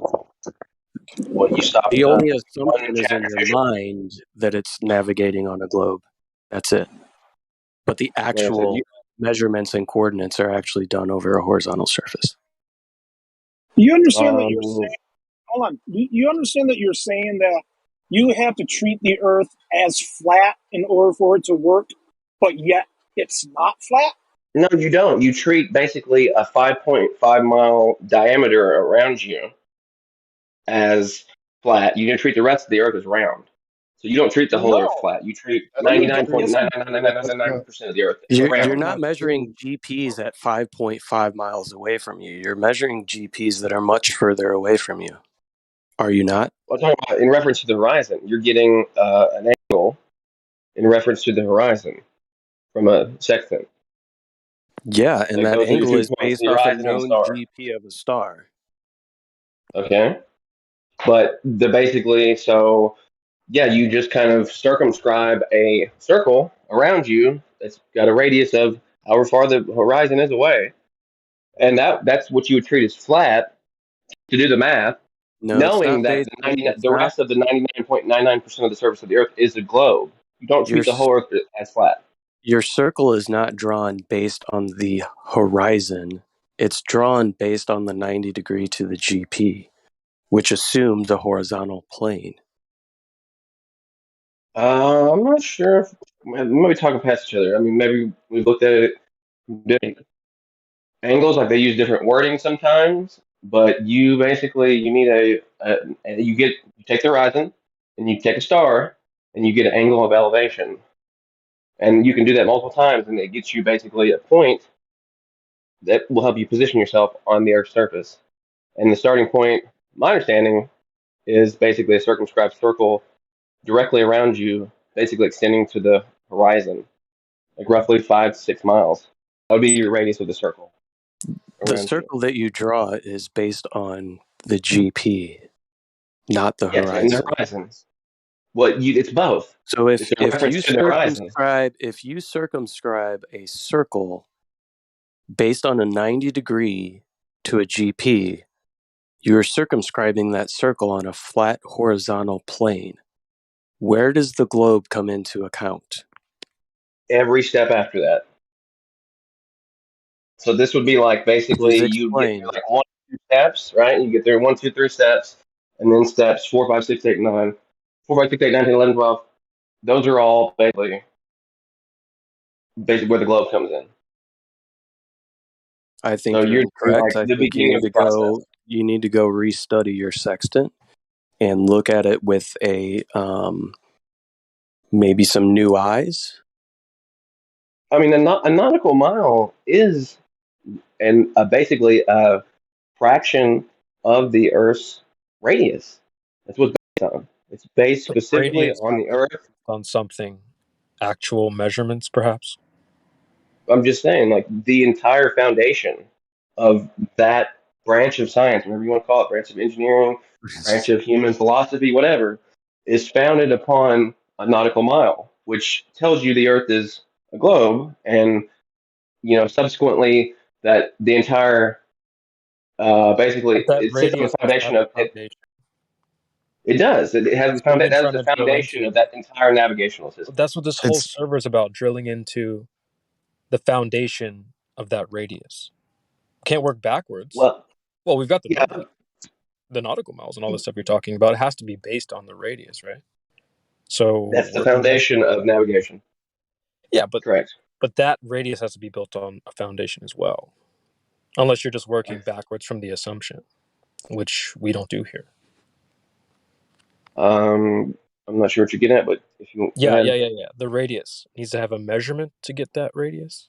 So you should know this 50. You've been around long enough to know we've been asking for this R value. So we can't work backwards from the assumption we've already got it. We need to know where that came from. Well, I mean, yeah, there's three main ones, right? Eratosthenes, what's his name? Al-Barubi or Al-Sharubi, Al-Bubi, whatever the hell his name is, and then just regular day radar imaging or Eratosthenes lidar or was whatever. not okay. Eratosthenes was not a measurement; it was a calculation. Uh, El Okay. Biruni, El Biruni assumed the horizon was Earth. Okay. How about this? Soundly and a gentleman did a high precision GPS tracker on the bridge, on the old famous bridge, and they plotted it in 3 dimensional space, and they came up with a radius of is roughly this 4,000 miles. 2015, Hank? Hank, help me out. Is Um, this Hank? Are you there? Yeah, what's up? What is this 2015, 2016? The Oh, he's using bridge and the GPS as an argument. yeah. It's not even reliable within 10 feet. Yeah, Fitio, what's not you've been reliable? rodeo for quite a while. You should know the drill by now. You Yeah, I can't mean just that's punt. pretty solid. You can do that You can't yourself. just punt Eratosthenes in here again and expect that to work. Well, I mean, but it's not just a single one, right? It's that everyone comes up with the same Hold on, answer. 50. Give me just a second. 50. Why do people come in here talking about everything but a direct measurement of the Earth? I mean, you talk about GPS, you talk about Eratosthenes measuring shadows. Like, how come you I don't don't know just what go that. out there and measure the Earth as a glober? You should be proud to measure it and find the curvature yourself and then report back here with your findings. I don't really know what that means, a direct measurement. I don't know how Eratosthenes wouldn't be a direct measurement, Okay, let me help you or out, man. Alberni, how you wouldn't Let consider me that a help you direct out. measurement. Okay, so you go to get some nice new custom made leather boots. Do they measure your cranium or do they measure your feet? Measure your cranium. Well, on that scale, you can use it like a tape. Right? We're talking about a totally different scale that involves totally different paradigms of measurement. Yeah, but you also Okay, can't so just you It's stand not at still the just going base to of your be feet a either. you ruler, still don't bro. understand what directly measure means, then, do you? I don't know what you mean. You want me to build basically like a 7 mile long straight piece of something and then No, measure the angle that the Earth deviates from that? no. You could use a laser light, right? They usually shoot pretty straight. I did that. You They did that. don't. There's refraction you got to account for. But we know Yeah, then you we got account that for pinned it. down enough. Well, we have. I told you, man. I was telling you or What? y'all the other day, So like you did a laser side test? surveying, So you did a laser Yeah, show test? side us. surveying. Show you. I just don't think it's interesting. That's something interesting about it, man. We can I go through mean, it maybe sometime. Like I gave you the what's a little channel of slow. ours, of the ones that. I know. I'm just saying, like, I got to be interested in it. Like, I've been around y'all so long. I've been around the Well, community for okay. a while. I just don't think that's that interesting to me. But maybe I'll So go look at it. Bro, right. So you the need a next Something lot like of time. that. excuses, bro. I mean, you know, the other night you were in here debating and you were getting your butt kicked and you're like, oh man, I'm stoned. Like, we don't care about your excuses, bro. I don't think I was getting my butt kicked, to be honest with you. But I mean, it was me against like 6 people, Then so I why think did it's you pretty keep fair. then why did you keep saying, oh man, I'm stoned? You had to forgive me, I'm stoned. Because I never get stoned enough stoned. Like, I don't know what to tell you. I get a, I don't really get stoned. It's like the first time I smoked weed in like 6 months, so I felt a little bit awkward. And know that I'm not totally 100% myself. So if I don't know if it was like being a dick or like talking over people. I don't know. I got some really killer weed from some shop around here, and like I don't know what to tell you other than I was really stoned. And it's not a So, common thing. so 50, why would you bring up Eratosthenes? Didn't he make Eratosthenes. assumptions? Did he make assumptions about a distant sun? Did he make assumptions about parallel light rays? Do we have any establishment of the distance to the sun or any establishment of parallel light rays? I was just going to Well, I mean ask. that's the basis of optics. What do you mean, the Further basis of down the road. Well, if you want to basically, most optics is done through the notion that light rays are parallel, at least from you're talking about outside optics. Yeah, but they can be divergent, right? Sure, but I mean the focal length of every camera is typically based on Point parallel being light rays, is and you can get that. the only way to establish near parallel light rays is to have a very distant sun. How was the distance to the sun measured? God, I don't know exactly. I don't remember that one. So Eratosthenes would have to know that the sun was distant and that the light rays were parallel in Yeah, order and for he him made to some make this assumptions. calculation. How did he establish a distant sun He didn't. and He parallel didn't. light rays? He Well, hold So didn't. it on for was a an second. assumption. Hold on. You guys are actually saying that we do have parallel sun rays? Because we don't. Actually, They're all No, saying divergent. they're divergent. So how do we Yeah, we establish that they're parallel and how do we establish distance to the sun? How is that done? optics 50. through a lens. You design a lens based on the So how notion that hold how on, let me finish. You asked me a question. Let me ask a question. So if you want to determine if light rays are parallel, you can design a lens and base the focal length on the light being parallel, and then build the lens, measure the focal length. It'll tell you whether the light's parallel, convergent or hold on Just for divergent. observe hold on, the hold on. light itself. We don't see parallel sun rays. What we do see, what we experience, are divergent rays. We don't ever see parallel rays. So how can you even consider that they're parallel? Within a margin of error. right? And there's no such thing as perfection. There's not such thing as parallel. Like it would always be a little bit divergent or a little bit convergent, right? Or There's no not such thing as parallel. true parallel. So point being, how is this established, right? The only way that his quote unquote measurement could be taken is with the assumption of a distant sun and parallel rays. How was the distance to the sun established? It wasn't in his Okay, time. so we have never established the distance to the sun. So how have we Well, established I would that say that's not. I the would say light that's not true. emanating? Can I finish? How did we Okay. establish that the light emanating from the sun comes and hits the surface of the earth in parallel rays? They're designing a lens with a focal length of Wait, why 2.7 do you need to meters, design something? How big is this lens, bro? as big as you want it to be. Just So observe how the is You want this it to be lens small. You want it to be big. establishing? How is this lens establishing that the light rays are parallel from the sun Because from the focal length 500 is miles dependent away? upon. Because the focal length is dependent So from upon. Alexandria to Syene, how is one single lens establishing that the light rays are parallel between those distances? Well, I'm not talking about that. I'm talking about like modern day. But if basically the focal length is dependent upon the Yeah. uh So what if how you the make rays a are entering the small lens. lens, if you make a small lens and I shoot light rays from miles away, and that small lens, you can establish that those light rays are possibly parallel, or are they divergent? Yeah. Well, you How wouldn't are you know, doing? but you could tell based on if the focal length was shorter or longer. It would tell you if it was divergent or not.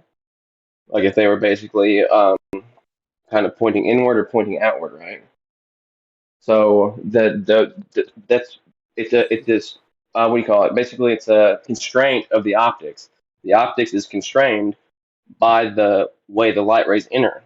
Like it's just basically like a pool table, right? This If you are this playing isn't a pool, good you have to hit argument that. because this isn't Well, Hold on for a second. establishing let, parallel rays, let me bro. finish. Let me finish what I'm saying here. So it's just like basically a pool table, right? You have to hit at a certain angle to reach a point down the line, right? You hit it at a 30-degree angle to get it in the pocket in the far right. So to get the optics at the focal length at 2.3 meters, you have to angle it 0 degrees. It's based off the That makes curved sense. lens. Hold on for a second. And Okay, you and the guys are light being jumping. parallel. Hold on for a second. You can't say that we have parallel lives no matter what, because nobody experiences that. Nobody sees it. And when No, you see light, hold on, let me finish, please. When you see light rays, they are always divergent. How can you even hint to the fact that they're parallel? And they're not just a little bit angled. There's extreme angles to those light rays. So I don't even know how you can entertain the notion that they could possibly be parallel. They are not, and everybody sees it that way. I don't know what you mean when you say season. I really don't know what you mean. Well, that's what you What? see, 50. You keep saying, well, we I'm not. created this thing and it's based off of our beliefs, so therefore our beliefs are true. No, it's based on engineering principles and experimentation. Well, it doesn't have to be based on reality, where Yes, that's there's the whole no point. parallel rays, Show bro. me the experiment. You said experimentation. What are you talking about? Give me a break, Hank. I'm not whipping out experiment in my back pocket for you, buddy. Because you don't have nothing in your back pocket, bro. You're telling me you don't believe that exists. You're telling me you don't believe that I can go find a source that says that the focal length of a lens is proportional to the whether the light rays are coming in or parallel or not. You don't think that's Is that real? my claim? Have Is that you my ever looked claim? at an optics textbook? Or have you ever Is looked at that any my optics claim? kind of diagrams? Is that what I said? That's what it sounded like I, you s- said. I said you don't have an experiment. You're right. I don't have an experiment in regards to the Okay. notion that light entering a lens has to be parallel to basically define the focal length. I can get you a textbook that states the notion, and if you want me to dig to find an experiment, that's just not Yeah, that I could show interesting. you a whole bunch of textbooks too, right? That completely leave out like valuable information in the history books. But that's not lying, right? So you think that they basically all the lenses, all the people who make lenses in the world, they're part of some globe lie conspiracy that. Is that what I You think? know what I'm saying? It's just so esoteric. It doesn't make any sense. No, that's How not what the I'm heck thinking. would some That's not area what I of said. optics have anything to do with the shape of the Earth? Right? It's just secondary. It's just pure knowledge. It has nothing to do with the shape of the Earth. I don't know why you want to possess it in that way, in that sense. It doesn't make any So does sense. light travel at 90 degrees from the sun to the Earth? Roughly speaking, yes. There's no such Okay, thing as so exact. except for during a solar eclipse, if you could scroll up a little bit in the live stream, I posted a short little video that I took on my cell phone. And could you please tell me exactly what mechanism, mechanically, how does this work? It's What at is it? 3 minutes Kind after of. the hour. How does the moon magnify the shadow? How does that work?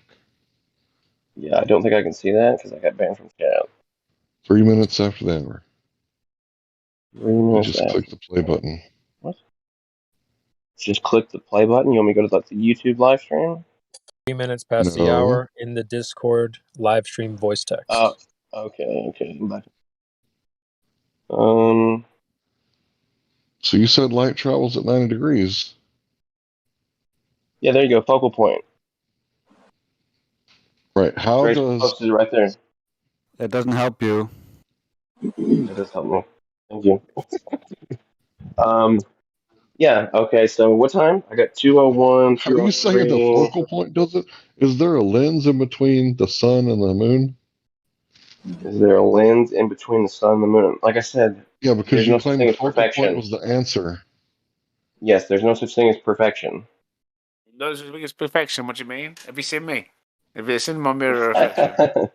Right? The We're hell are you talking talking roughly about? speaking. Yeah, No I'd such love to see thing you, as buddy, if you're perfect, to be perfection. honest with you.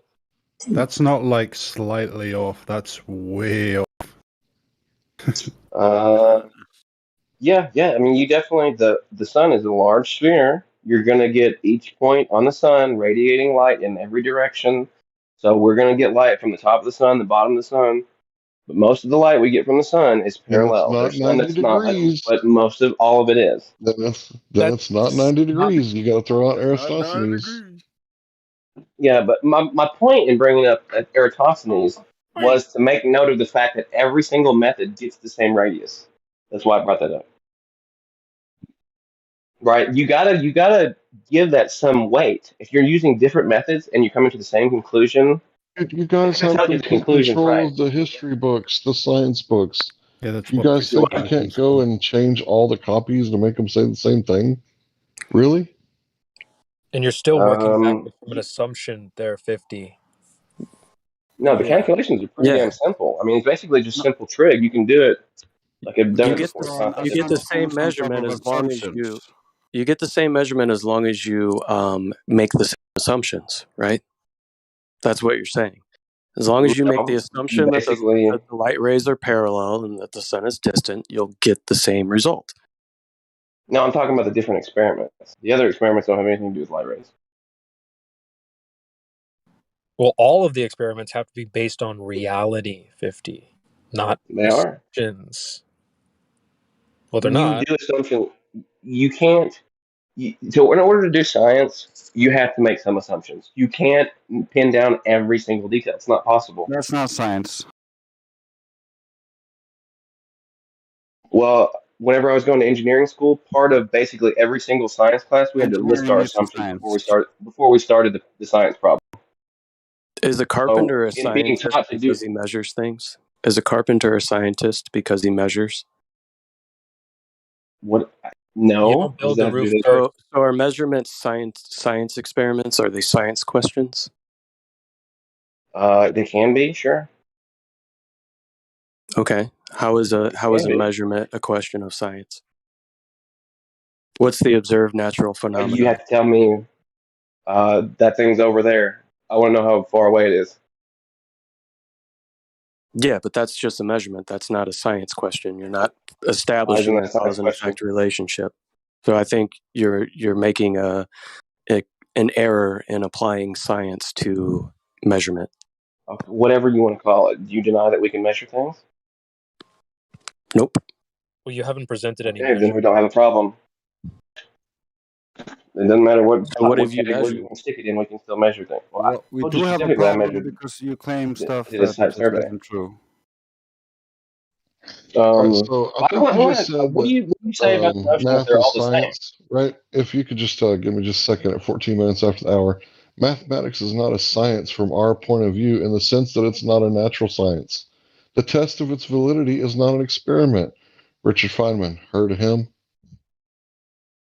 How is that applicable You to what we're said talking that about? you said that science or a math question can be science. Math is an integral process, is an integral part of science. In order to do science, you need an independent and dependent variable. Those are mathematic terms. Independent variable, dependent variable, that's how you define math equations. So it's basically in the definition of science, is telling you that mathematics is involved. So that's Okay, the well, same thing as shoes saying have that words are science because there's a word for independent variable, just as we can use math, right? Math is is a description, not an explanation. Math can never explain anything; it can only describe things. Yes, Yeah, sure. and the shoes independent have variable is. laces and combat boots have laces. Therefore, tennis shoes are combat boots. The I independent don't follow. variable is a cause, and the dependent variable is an effect, and you can describe those in mathematical terms, or you can describe them with words. Yeah, but if you describe them as words, they have no point scientifically, right? The point of doing it in a scientific manner so you can make predictions. And if you do it in a mathematical way, you get an equation which makes predictions, which is the whole point of doing science. So That doing the depends. science That without making the depends. mathematical model That is pointless. depends if you actually have measurements of something in real life, or if you just imagine up those numbers. You don't imagine them. You don't. You get them from Where's some your kind of S curve? source. They're never imagined. They shouldn't be. Well, Um, within Okay, Eratosthenes, so how did you you get the? imagine that the sun is distant. You imagine that the light rays are parallel, right? well, when he originally did it, yes, but since it's been confirmed since his How has it time. been confirmed? Where has that been established? The He is, distance to the sun, how is that established? I don't know the whole thing, but I promise you, it's out there. It You hasn't. don't think Uh, it has something to do with Mars, like the Mars transit and a right triangle? Wait, It's wait, actually Is hold that on. Venus. actually what it What is? does that word mean? It's actually a Because Venus transit based on the Oh, assumption that Venus Venus transit. is the Okay. same is based on the assumption that Venus is the same size of Earth. How is the size of Venus established? and when was Like I the said, Earth there's actually? always some assumptions. You don't ever get a perfect thing. You get something that no, you said it was resembles. established. Yeah, but when you look Yeah, at it's this Established with means established. there's no assumptions. when you No, look at this with a critical eye, you realize that it's a circular argument of assumptions, right? Because we assumed the size of Venus to get the distance to the sun or the size of the sun, right? And then we use the assumption of the distance to the sun to establish quote unquote parallel light rays to then make this Eratosthenes thing work, right? So that there's so many assumptions involved in this quote unquote measurement that none of it has been established. you have You corroborating have evidence to three times establish over. you have you have to establish distance and size first before you can He make didn't have the any of technology. the measurements. He didn't What have the technology technology. has done it? What technology has done it? Radar imaging, any kind of like, I think you can do it with like some versions of lidar. Um, radar ranging, Have you just good old radar ranging. have you personally used lidar to establish a distance to the sun? No, not to the sun. But I have no Do you reason know to believe anybody who that. has? No, but I have no reason to believe that's wrong. So so you're Everything I've ever so dug into. here's the thing. You're speaking out of your ass and you're saying that somebody has done it, but you can't state who has done it, but you just say, well, it's been established. Do you know how massive society is and the pillars that we're sitting on? Like human society has been going on for a long time, dude. There's a lot of information Yeah, out there and that I haven't witnessed within firsthand. human society, if you say a lie that's big enough and you repeat it often enough, people believe it to be true within Bro, it's not. society. I told you before. Look, Period. I want you to So give me where's your your thoughts on this. where's your empirical? Okay, but I want Where's you to give me your thoughts on the fact that they all corroborate. Why do they? Well, No, how come all no, these different no. things We've corroborate been the evidence? trying to drill into the foundation of your claims. We're not going to talk That's surface fine, and level you stuff did. of why they lie. You've been around long enough to know the rodeo and why we're here. So stick and stay focused. I mean, you did a pretty good job, and Right. So I'm with you there. So, but I want to know something. You give me something now. Tell me why you. What's with the corroborating evidence? Why does that exist? if if we use the same baseless assumptions, we're all going to get the same results. It doesn't mean that that assumption is correct because we got the same. Does that make sense? The All other make ones the didn't have same any of the base same assumptions assumptions. with any empiricism, and we all use that. We're all going up with the same answer. Yeah, but that doesn't get you to that. That Is might get you a never little bit of the way, established. but There was no three different empirical evidence ones. for that baseline. Yeah, man, maybe like with there's like one or two, but there's just so many with relationship to Earth. Like I said, I got a list of like 20 plus things that are basically everything you would see if the Earth was a globe, right? If the Earth was a globe, you would expect X, Y, and Z, alpha, beta, and zeta, right? I've got alpha, beta, zeta, gamma, you know what I'm saying, on into infinity. Well, not really, 23 things, okay? Right. 23 But different things that you haven't all brought perfectly anything. align with the Earth being a sphere. So you haven't What? brought anything, right? Those Posting, hold on. measurements. That's what we're I gotta go here in a asking second. at the Stories. first. Right. I want to post Those. this list. So these measurements, right? You're gonna bring from that company. I Yeah, gotta like have I a said, look at that's that. tentative. So, I potentially I might, but okay, there's 26. Excuse me here. You've been trying to build a house by starting at the roof. No, if I start building a house on solid logical principles, like every floor has to have three foundational pillars to separate the weight above and below, or to hold the weight above and below, right? I can establish a house from that foundation, You are and missing that the point serves as completely, evidence bro. that my assumption was correct. Does it not? No, especially not when you No. don't. No, not when you don't reconsider your list when you realize that your arguments don't have strength and they can easily be shot down. You just double I know all down this. and I told you you. just repeat them as if nothing happened. Yeah, you're not telling me anything new. That some assumptions were made here. Like I said, I'm an engineering school dropout, and every engineering class I had, which was a science class, we started with listing our assumptions when we were solving problems. Okay, if Right? I In could, if thermodynamics or in heat transfer, you started with what assumptions are you making to solve this problem? 50, if I That's want to step know one. how tall you are, I don't need to make any assumptions about that. I just No, find out how tall you are by measuring that. I don't need to make any assumptions. What's that going to do to help me? because we're talking about super fucking complicated systems, man. Not really. If you It's can't pin basic down it, yes, you geometry. are. Oh, good dude, give me a break. Have you ever looked at like a thermodynamic textbook, man? They've got charts in the back that are like 100 pages long with different Wait. So properties of I different wouldn't steams at trade different around temperatures. thermodynamics, to be honest. the measuring of Earth is very complex. Is that what you're saying? Yeah, it is. Okay. But there's a couple of good solid proofs though. Like it Then is how really was it complex, done? but those If Eratosthenes and it's so Alberonians are complex, pretty how good was it done in proofs. the past? How was it done? Who's measured it I gotta directly? go here in a second. I'm sorry, what? Directly? Like I said, Yeah, what's his who's name? What's his so name? In I think a shadow is the Earth. So when a you measure a shadow is shadow, you're the Earth. measuring the Earth directly. It fits. These all fit with the notion that the Earth is a globe. It fits with your beliefs, but it's not based on any And it doesn't. actual It fits measurement. with 50. if the Earth was a globe, then you would expect this, right? That's No. what it fits with. Yeah, that's called a If belief. It's then, called working backwards from an assumption. no, You're not no. starting off any solid foundation. Yes, you are. You're starting on the foundation of both disappear over the horizon. What could be the cause of that? That's a solid foundation.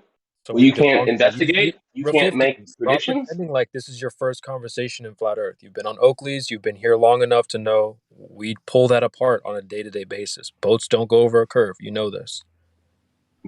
I don't You know can't just that. keep punting these weak arguments back in here as if this is 2015. Come on now, it's 2021. Dude, you can't get much stronger than that. And like something you witness every day of your Stronger life. than If what? you live on a shore, you see boats disappear. We debunked Like that that. is if you hold on You hold on just don't a second. have If you eagle won't eyes. You don't agree, have hold owl on, eyes. hold on. If you won't agree to the notion that if the Earth was a globe, you would see boats disappear over the horizon, We don't is that a start correct with the or assumption. How You're are you that's not not what starting I'm from an asking you. assumption. That's How are not you what I'm not asking you. I'm understanding? asking you. Listen to what I'm saying. Question fallacy. That's not what you're. I'm not. You think I'm saying something I'm not saying? Okay. What I'm saying is, if the Earth was a globe, That's an assumption. We don't start with an assumption. I told you. We're not going to work backwards from assumptions. We start on solid foundation. Maybe measurements. I don't need to assume your height before I come and meet you and measure you. it's a, like I Yeah. said, it's not a Li- fallacy. It's just a Little question. D, Okay. you're making circular reasoning. You are starting with your conclusion in the start of your premise. So that doesn't work. It's Let me established give you an fact that example. things disappear from the bottom up on a flat surface due to perspective. Demonstratable, repeatable, without any assumptions. Let me give you an example of why you don't assume things, right? So I'm going to use myself. That way nobody gets offended. So let's assume that my mother was a whore, right? And she had a whole bunch of sex with a bunch of different partners, didn't really care about each individual guy's health or, good genetics or anything like that. And let's just assume that she picked a really bad person to be my dad, right? Everything else you could say bad about me after that is going to make sense, but it's based on an assumption. What if my mom was a virgin before she got with my pops?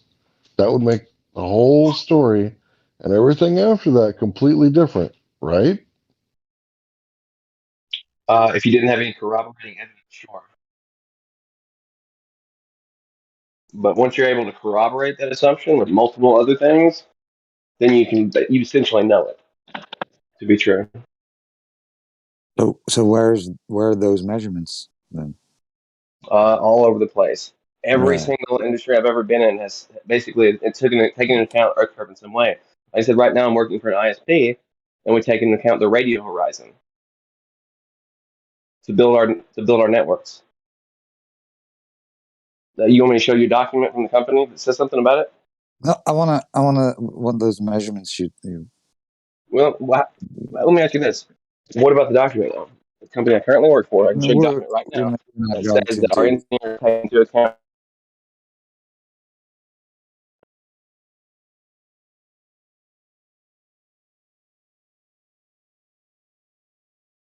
You got some documents, huh? From a place you work at. Gonna dox yourself.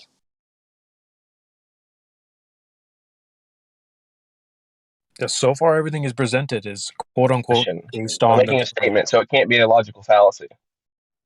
But then It's that globe has basically to be based on measurements. So you know why we're here, 50. We're looking for globe measurements, based on measurements. not for why would Okay. they lie or any of that stuff. Okay. I want you to answer this question though. If the Earth was a globe, would you see boats disappearing over a No, horizon dude. that's close No, to you? bro. Is We're that what you not would gonna witness? keep You this wouldn't? is not your first day here. You know the No, rodeo now. I've You've never been had here somebody long answer that enough to question for know. me. We don't start with assumptions. No. It's a question. Prove the If earth the is a earth, globe and then we can go forward from there. We're not gonna pretend it's a globe and then try and fit So everything into your you're assumption. not going to think. l- You're l- refusing to think. let's flip Is that this what you're back saying? on you, 50. 50, let's flip this back on you. If Refusing to the think. earth, That's hilarious. That's a little 50, 'dishonest. 50, let's flip this back on you. If the earth was flat, would things disappear from the bottom up as they go away in the distance? No. Really? Okay, that's wrong, and we can show That's you why wrong. that's wrong. And we can repeat that and demonstrate that time and time again. You can do it for yourself So very simply. I'm willing to think. You guys aren't willing to think. Okay, but you just lied, You won't basically. even go there? Are you kidding me? I Do don't you know You either what just understand this. how you I'm not either done with just this. lied or I'm you're kind of done just with this wrong. conversation. My only hold on. My only interest here is if you're honest. and actually have a Right. real So conversation. yeah. That's kind of interests me. You were just Honestly, being honest 2 or seconds can't ago. get you to think forward. Wait. You Huh? just said things don't disappear bottom up on a flat surface when that's demonstrably Yeah. true. So you just lied, or Are you talking about some camera tricks? Because I've never seen that. You can see it with your you own want to eyes. see it? That's how your eyes work. Do you understand Never how seen it with my own human eyes. I've seen it with perspective? some camera tricks. Camera tricks. Explain. You mean like you're filming with a camera isn't the same as what you witness with your eyes? There's a focal length. It does. There's all kinds of settings, ISO, all kinds of basically algorithms that you can put the data through to get a picture. Like it's just not even comparable. I don't think. Like somewhat, but just like you don't witness that in real life. You're talking about something through a camera. Right. We witness boats going over the horizon in real life. Isn't We that what witness you? things That's what we've been disappearing trying to say this whole time. Real in life. You cloud. were talking about, you know, different technologies that are based on not reality. All the technologies that I know are based on real reality. I mean, at least the way I understand it. Like I said, if you're talking about an ISP, they have nodes every 7 miles, or Wi-Fi WiMAX, called WiMAX in some cities, right? That's basically what we're rolling out. And you have to have a node every X amount of miles because of the radio frequency, because it cuts off our signal. And we know this, and we build our networks out accordingly. But you can look on the map, and you can look at network nodes, and you can see that they're placed every so many miles, Yeah. and you can So do that calculation and show that those basically. measurements, right? Bring us those measurements. Let's look at it then. How about I'll bring you the documentation Well, that no, our network nodes are placed every. all based on What do you assumptions. want So me to bring? let's make sure, right, that those measurements are correct, and then we can move forward. If things don't disappear I, bottom up on a flat surface, what does happen? 50. basically, so it would just kind of fade from the bottom. Talking about like something that's really far away. That's my belief. I don't know because I've never seen it. So I'm just guessing here. But my understanding is it would kind of fade out from the bottom and kind of blend in with the area below it. It wouldn't. I don't know. It's kind of hard to describe because, like I said, I don't really know. It's not really something that exists. So you're asking me, what do I think would happen? Like, I think it would kind of fade out. If that makes sense. It's the best explanation I can kind of give right now. But I do have to go. You guys are keeping it a little bit more real today. I want to give you some credit. I'm not trying to sound like a dick, but like sometimes you guys do this shtick. I don't like the shticks, man. I just like legit real conversation. And whoever was talking to me, they did a pretty good job of actually having a real conversation. So I really appreciate that. Hey, But I I gotta go, believe you man. have to have. I believe you have to have those stations, relay stations, every so far because the FFA, not the FFA, FCC limits how much power you can put out of your antenna, Hey, your satellite dish, whatever it is, and that's hey, why that's you have to have pretty the relay good. stations. That's pretty good thinking, dude. I like that. I like it. So That actually provides an explanation. That's pretty good thinking. But I do have to go. But I do like that explanation. I could account for it. It's something that's reasonable. I gotta go, fellas. Nice talking to y'all. I was on server mute. I don't know why. I don't know how. I was like, can y'all not hear me? I was trying to say that right when he said it, but anyway, I went and unmuted myself. But I believe that's why they have to have the relay stations because they can only put out X amount of power. right. So So their signal, the it's the signal gets diluted. attenuation. Yeah. Right. It gets diluted from that much stuff, just from everything in the air and interference and distortion. See, everybody knows that, especially engineers, you have to build your shit on a good foundation, right? The foundation is key, right? And it even goes back, 2,000 years ago. Carpenters knew that you had to have a good foundation, right? It's something about if you build your house on the sand, it's not going to go too good for you, right? But if you build it on the rock, right? I mean, this is like from 2,000 years ago.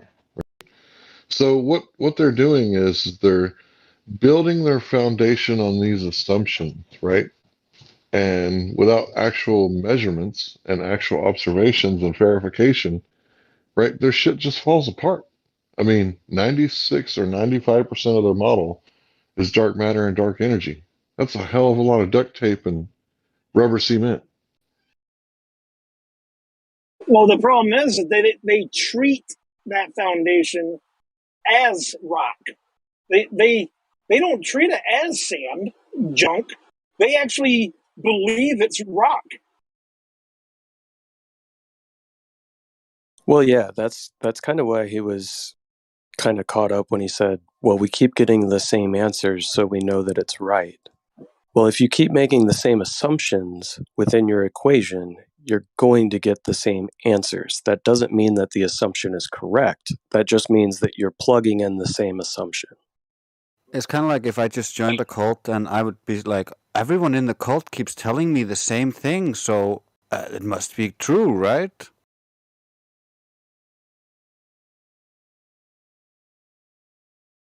Yeah, and that's why I stated if you repeat a lie that's big enough and you repeat it long enough, it becomes fact.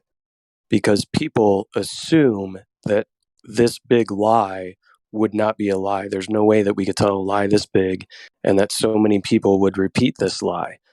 But if they do repeat it long enough and often enough, and the lie is big enough, it becomes fact, whether it's fact or not. Within the psyche of the society, it becomes factual information. So they've repeated the lie of the globe long enough, and it's a big enough lie that people can't understand or can't think critically or look at the foundation of the lie because they can't get past the fact that everybody is making the assumption. I think you should change the word fact to common knowledge. It hasn't become a fact, it's become common knowledge. No, that's why I put the word established in the text chat earlier. So his argument was this is established fact, right? An established fact is different than verifiable fact. I think that's what we're talking about here. Yeah, sorry, my wording might have been incorrect.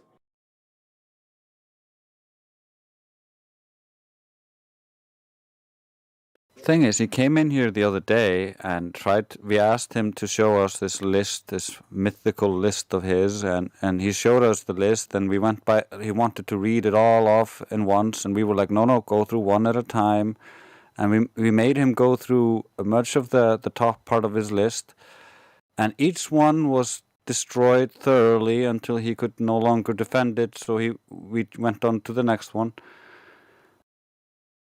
And he still didn't change his list. He just goes back to round one, ready to go again. It doesn't matter what he gets shown. No disconfirming evidence is ever gonna change his mind. It's gonna be when everyone around him says it. That's when he's gonna change his mind.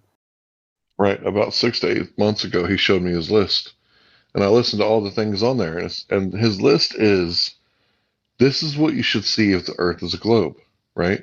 And he's got like 20 something on there. I said, well, what about, curvature, right? What about Coriolis effect, right? And we don't see that. So how come it's not on your list, right? He won't put those on his list. I'm like, bro, if your list is this is what you should see if the Earth is a globe, how come you don't have the missing things on there? Well, that's just fallacious reasoning, anyways. Just because you should see it on a ball doesn't mean it's a ball if you see it. That's just fallacious reasoning. Right, like things disappearing from the bottom up, which we can prove happens on a flat surface. Could it happen on a ball? Yes. But just because you see something disappear from the bottom up does not mean that it's going over a curved surface when we can prove that it happens on a flat surface.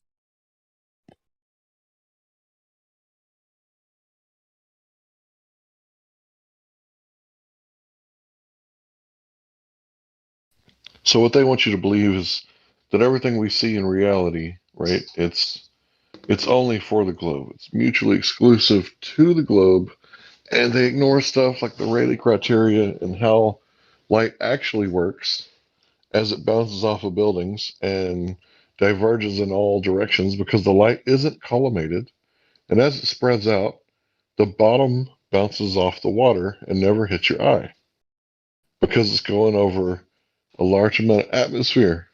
So they pick and choose, right, what they want and don't want, and what they can and can't have in their model. And then what they have left is like 95% made up bullshit, and then the rest is just this is what you see, right? This is everything else. Well, and then they ignore the obvious stuff that completely destroys it. They just ignore it.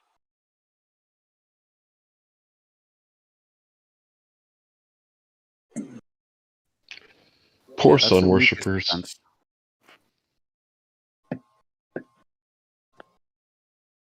I mean, I don't understand why somebody like that would not look into how perspective works and how the angle, when it becomes too small, your eye cannot resolve that small of an angle. That smaller angle is always at the bottom, i.e., things disappear from the bottom up. Camera It's very, trick. very simple to look into how that works. You can do demonstrations yourself. You can look into how it's all been plotted out. Very common knowledge, or you think it would be common knowledge. The problem is they back engineer that function of your eye and the function of perspective, and they back engineer that to be curvature. It's a pretty obvious scam once you see it. Get it? Once you see it? Yep. Nice.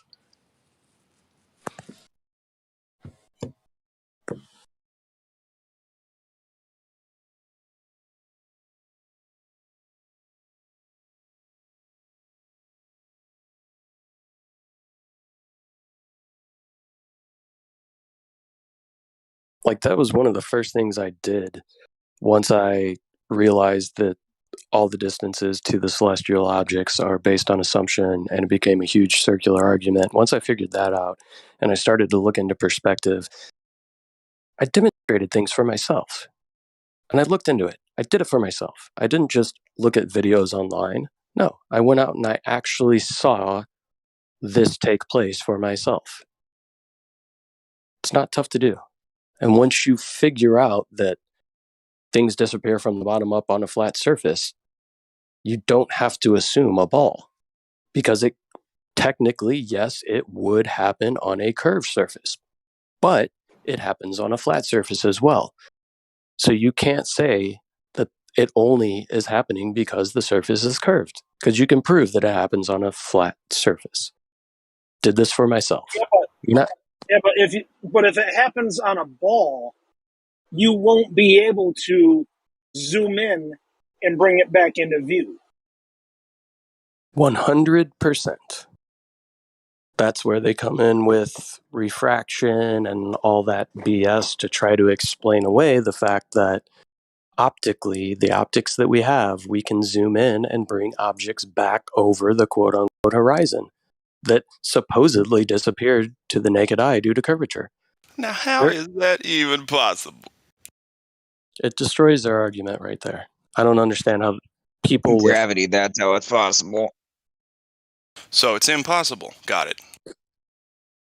I mean, I like to just wrap all of their objections into just one word and call it refractity. I'm fond of the sophistry word these days. Pretty much sums them up. Another good one to call them is, I was going to say, logical felicity. Felicity? That's pretty good. I like that. Better than mine. Shit.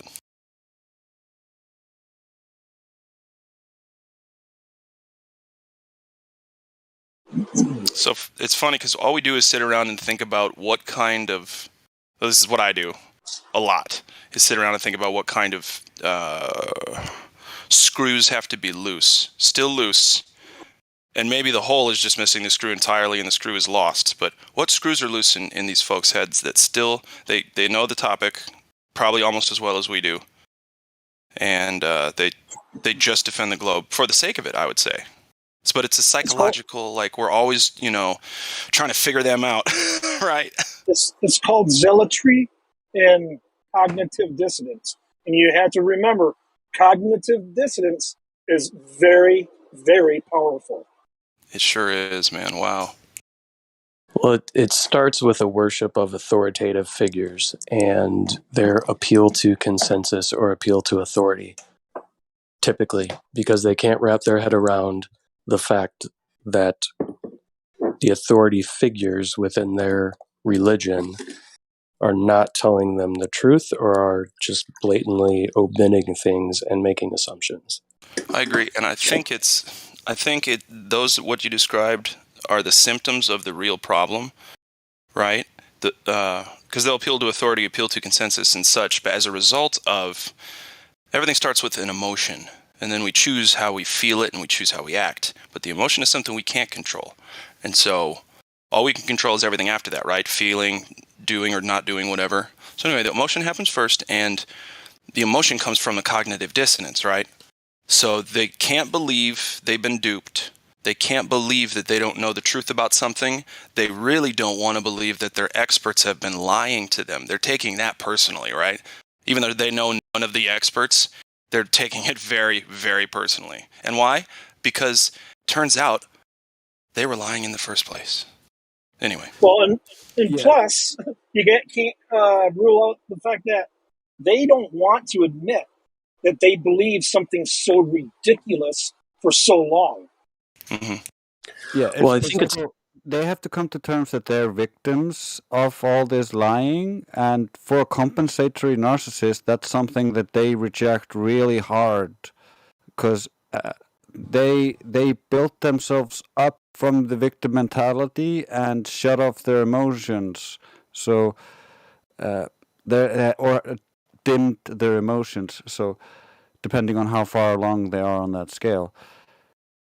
And a lot of times they did build themselves up with self-worth from repeating the mainstream lie or the mainstream stories, and then getting complimented for being intelligent, for being able to repeat all this stuff. So they build all this ego on this stuff, and when you take it away, it takes away a big part of them, and they just can't take that. You can't take bottle away from baby.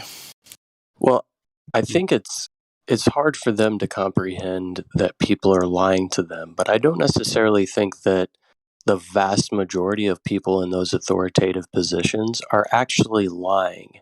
That's true. We've come so far down the line. The lie was established so long ago that these people aren't lying. They're just assuming that what they're saying is truth, and they pass that assumption along.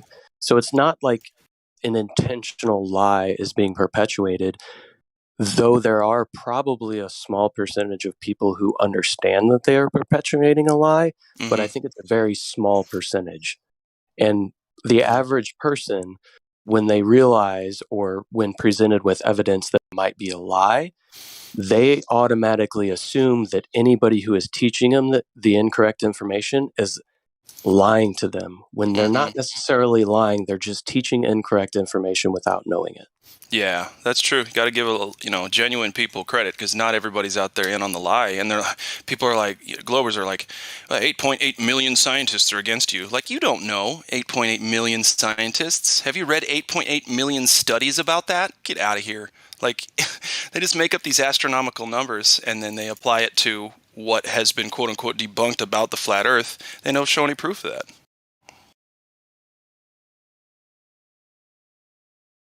Yeah, that's like I want to say it's Mary Mom, right? That was she has a science degree and she was teaching things, and then she realized that what she was teaching was incorrect information.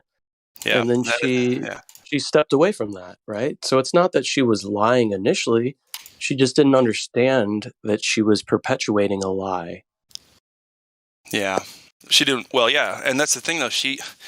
It's an instinctual thing. I think it has to do with proper parenting, and I also think it has to do with what if someone's born a certain way. I think people are born with bigger hearts than others, and people with the quote unquote smaller hearts can train their hearts to get bigger. But you know what I mean? Like, there's just some genuine people out there who get it and can't be dishonest anymore. So if I'm a teacher teaching kids the wrong stuff and I figure it out, I'm quitting the job.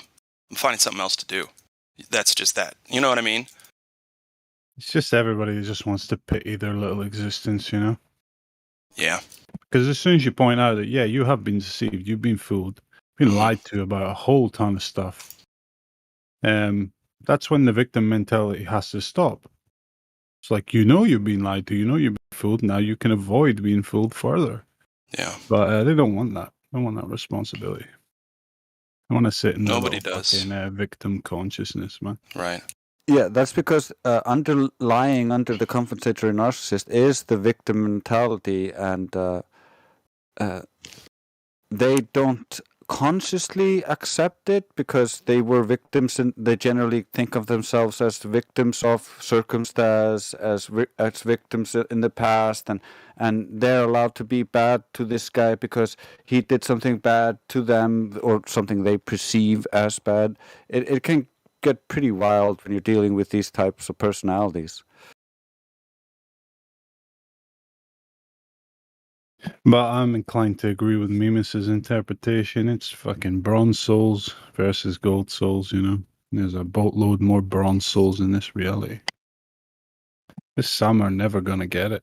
They're not meant to. So many aren't going to get it, dude. It's starting to, like, I'm starting to be honest about that, right? And not stress myself out so much when anyone I talk to doesn't get it. You know what's funny to me, and I'll bark your ears off about it?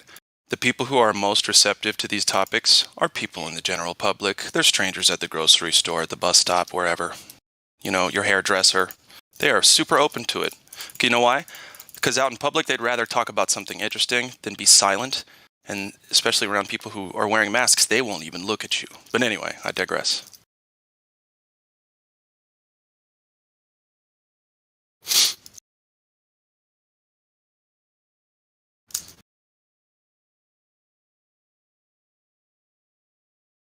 Well, I find that out in public, people are generally uncomfortable when talking about anything You're roboting just a little bit, that buddy. may go against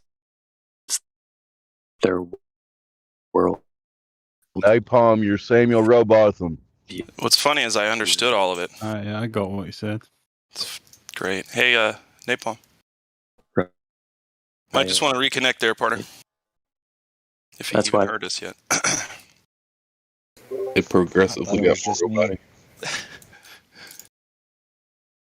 Weeks He is later. right, though. People are nervous in face-to-face to address things that go against their worldview. I was just talking to my grandpa today about that. How people are... I see less and less people looking each other directly in the eye when they're talking to each other. A lot less. Looking at their phone, looking across the street, looking down at their feet. People are more and more afraid these days to get comfortable being in somebody's aura, somebody's energy field. Yeah, I have trouble with it too, looking people in the eyes sometimes. So I Yeah, me just go too. from forehead to cheek, and then off, and then cheek to forehead to cheek, and then off. No, you got it down to like a mantra? Damn it. Come on. Get out of here with that. Just look in the eyes. And that's the thing. I think as everyone starts to wake up and things get more and more tense around here, I think that, eyes are the window to the soul. All of us are getting more and more intense. And like, so looking at each other does this, like, kind of like looking at the sun for a second. It's just kind of like, oh man, there's a lot of person in there. I don't know. It's my opinion.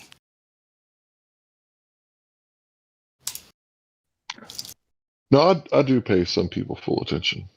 Sure. Not everybody. Oh, you couldn't do it, dude. Tiring. You could say that most people's souls are filled with shame, and this is how it manifests. Can't look you in the eye, can't face you. Yeah. I agree with that so much. I think the mask thing, some people actually really like it. They kind of can hide behind it. You know what I mean? Like if it was bigger and covered their whole face, I bet they'd like that too. Get the shielders. Yeah. Oh, now I've got the whole face shield so people can't see that I'm not looking at them. God, that's pathetic. Whew. Where the fuck are we living right now, guys? No one will notice me under here. No one will get to know me ever again. I'm not going to own anything, and I will be happy. It's kind of funny too because like with the mask on, it's just the eyes, so like you would think that they would get better at eye contact, but it's the opposite. It is the opposite. Another reason, I hate looking at my fellow men doing this to themselves. So, you know what I mean? I don't want to keep watching the fucking clowns walk by. Yeah, I don't know. The clowns. It's the clown party. Fucking Gives clowns them everywhere. meaning to Billy Idol's song "Eyes Without a Face." Eyes Without a Face, dude. Absolutely. I love that song now. Of course, I heard it in some conspiracy video, and I'm like, dude, really? Oh my god, it's like he knew. Northstar, did you want to get a word in there? They have to want to control their mind. They have to want to be in control of their mind, right? And so they're not in control of their mind. So this is why their heads are down. They're not looking at anyone. It's really sad. You're right. It's shame. Total shame. They can't believe they bought it. Now it's too late. That's sad, bro. If wow, I could that's ask sad. the designer or whatever to rework this creation one singular way, I would ask him to make aging a product of mind expansion, consciousness expansion. As you become more aware, more responsible for your mind, then you actually age. Because that's what trips this whole world up. Is we got adults running around that are, they got the mental age of 10 years old. They're I agree. scared. They're victims. They want to live in their little fantasy worlds. They don't want to face reality. Don't want to face people. Don't want to have their feelsies hurt. My opinion, I it just would just keeps. ask Yeah, that to be changed so we could see it visually that it's just a bunch of children running around instead of people thinking there's actually like functional adults. Well, that's a There's unique not. one, and I'd say hell yeah, I'll sign me up for that. Anything that helps people get along better, I guess, truly. And, how do we defeat true evil? Well, we look at how it manifests and go destroy it physically. Right? Just get it out of here. These people don't believe in true evil. No, because they are the true evil. They're subscribing to it, and they don't want to believe that, right? They don't want to believe they've been duped and been lied to, because what are lies? Deplorable. It's a sin, if you're into that word. Nobody wants to be called a liar, or especially have fallen for lies all their life. But the problem is they take it too personally. I was duped. You were probably duped. I don't know. I was duped as fuck, dude. You know how I stumbled across Flat Earth? I was researching UFOs and aliens, bro. And Flat Earth came up in there, and I was like, yeah, right. And we all know the story after that. Me too. I really was getting into the Men in Black. Fuck yeah, dude. Oh, they're so scary, right? Oh my god. And it's such a hoax, bro. It's like, anyway. All these stories of like the girl disappearing from an elevator in the footage, and then they couldn't find her, and now she's at the top of the hotel in the water tank. Like, I just don't think so. That's funny. That's some good drinking. What is? The water. I've seen a few documentaries on that girl. And the water that's coming out of that tank. Whew. Yeah. Yeah, it's just, I don't know. Did she transverse dimensions real quick and then come back inside the container? Like, what are we supposed to believe here?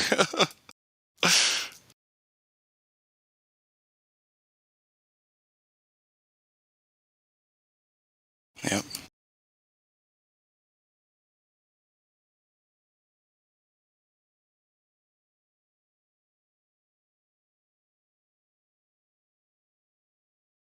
So no current spinning oblate paroidus or among us?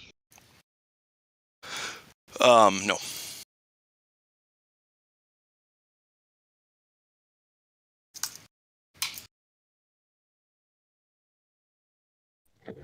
If they were, Dave, could they handle the truth?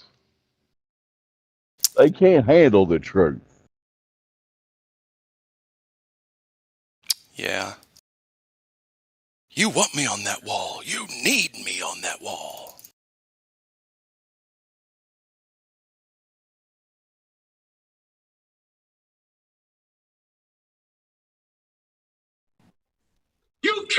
handle the truth. There it is. That's the one. That guy does a better Jack Nicholson than I do. That's the real Jack Nicholson. Oh, okay. Because it was Creation Bear. You know he's got the goods.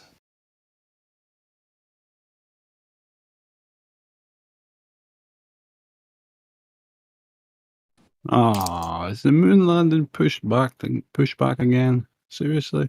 What moon landing? Oh, fucking Artemis 3. Do you get it?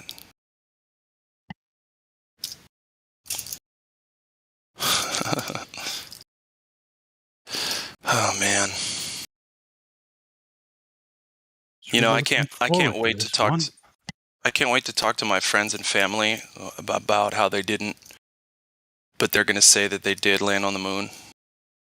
And you know, I'm just going to be the odd man out again. And I'm sober, so I'm not drinking. So I'll just kind of be boring and filled with conspiracy truth. Nobody, I mean nobody at a party wants to talk to that guy.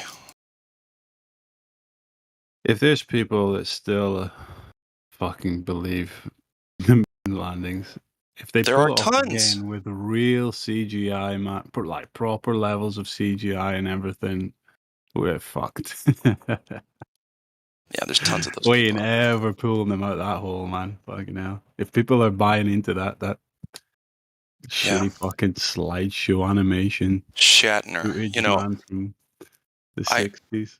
I totally hadn't dissected his name, and it's so obvious out there. The word shat is in his name. You find someone else with a name like that. Shat? Nope. What is that? Norwegian? Get the fuck out of here. Shatner.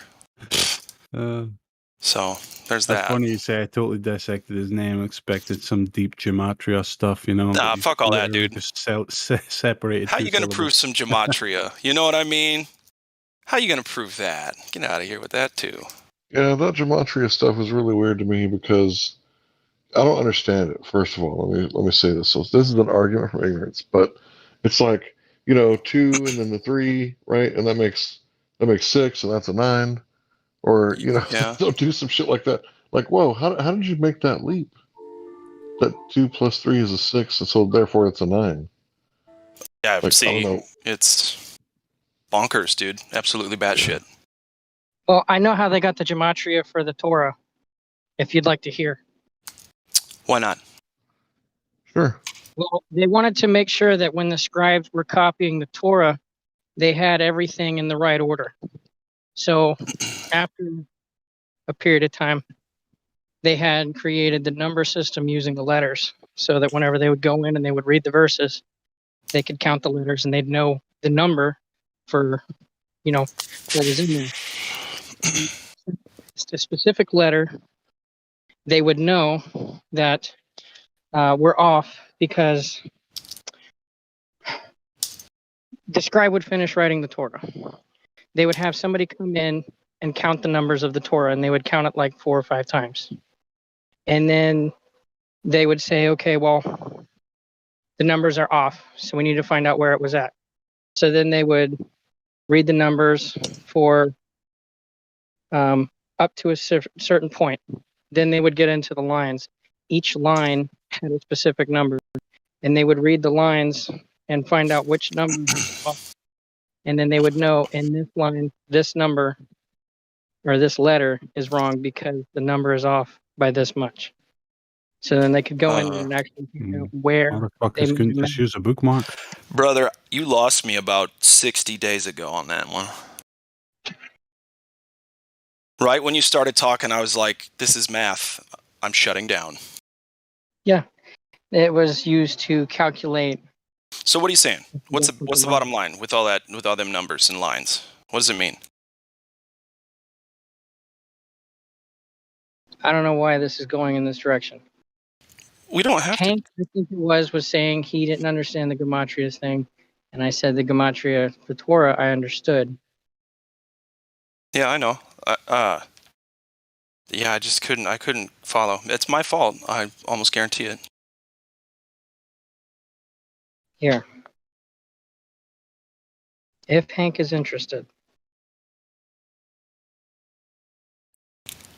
Yeah, sure. I mean, if there's something to it, I'll look at it. when I hear people go through it, Shatner chop. Okay, I posted it. and that's how you disappear. Josh McDowell.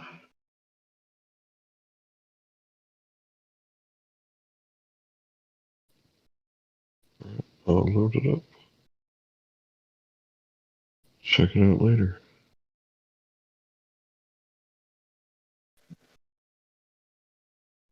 Hey, Danny, easy. If you want to speak, you'll need to jump in the VC check-in 1 to get speaking prims.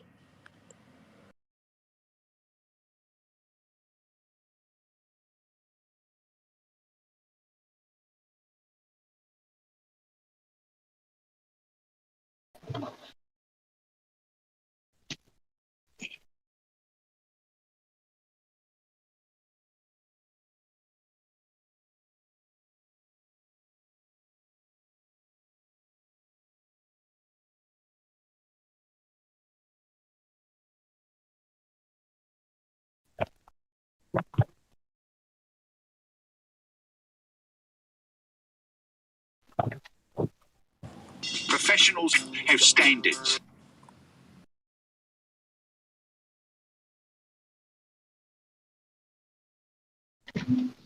I used to think that too until I had a neighbor who was a ambulance driver, and he talked about he couldn't wait to pick up a female who had been rendered unconscious from a car accident so that they could cut off her shirt and go down the bumpy roads.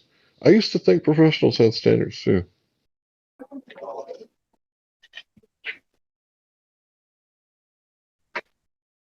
That's pretty sick, Hank. Yeah, that's somebody's mom or daughter. Not only do they do it, but they tell you about it. That's the fucking retarded part. Right. He said it was the men and the women, like everybody in the ambulance department.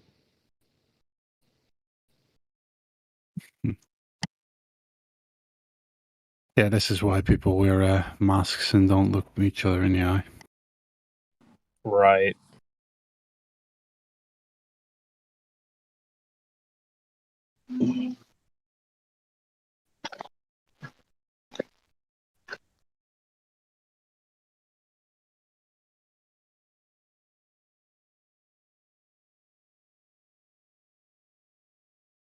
I mean, come on. Imagine hoping a fucking car accident on someone so you can stare at their jiggling tits. You know? Fucking A. But the internet's out there with like trillions of boobies, and they're all the same. But yeah, people are going to be weird.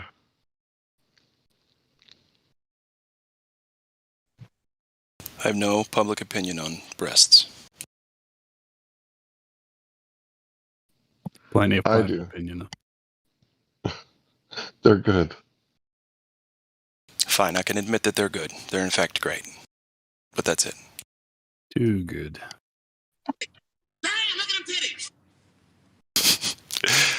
I love it. Creation. How big is your soundboard? How many things on it? It's infinite. Some of them I gotta be No. quick. I gotta be quick to do a little searching because I don't add all of them.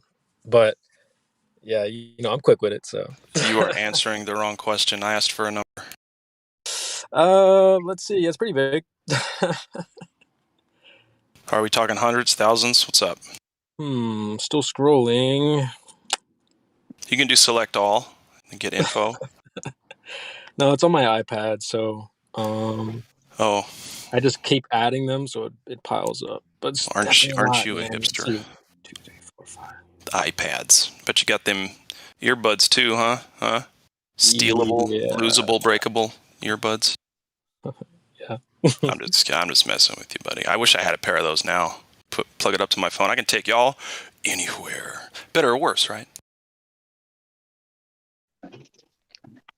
I just recently bought some, and the left side battery drains twice as fast as the right side. So I'm going to send it back.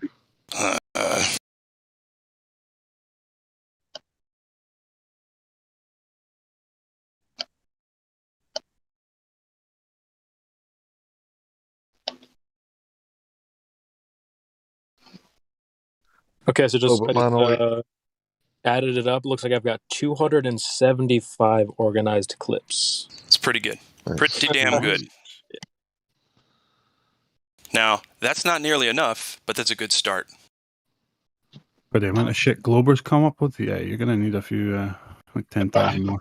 Dude, go try to get some like Predator ones. Get some Arnold, a lot more Arnold ones. Oh, that'd be good. Maybe get like who's another cheesy actor that just sucks that we laugh at? Most of them. Oh, you got to get some Samuel L. Jackson in there, brother. Got to. Oh, I think I got a couple. Okay, and some Chris Rock.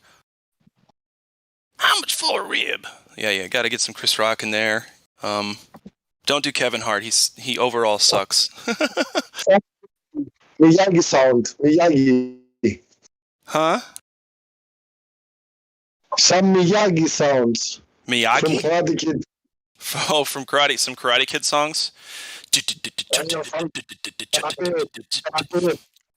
Rising up. You must not root from fear. Hey! Yeah. I don't know. Those songs don't pump me up anymore like they did in the 80s.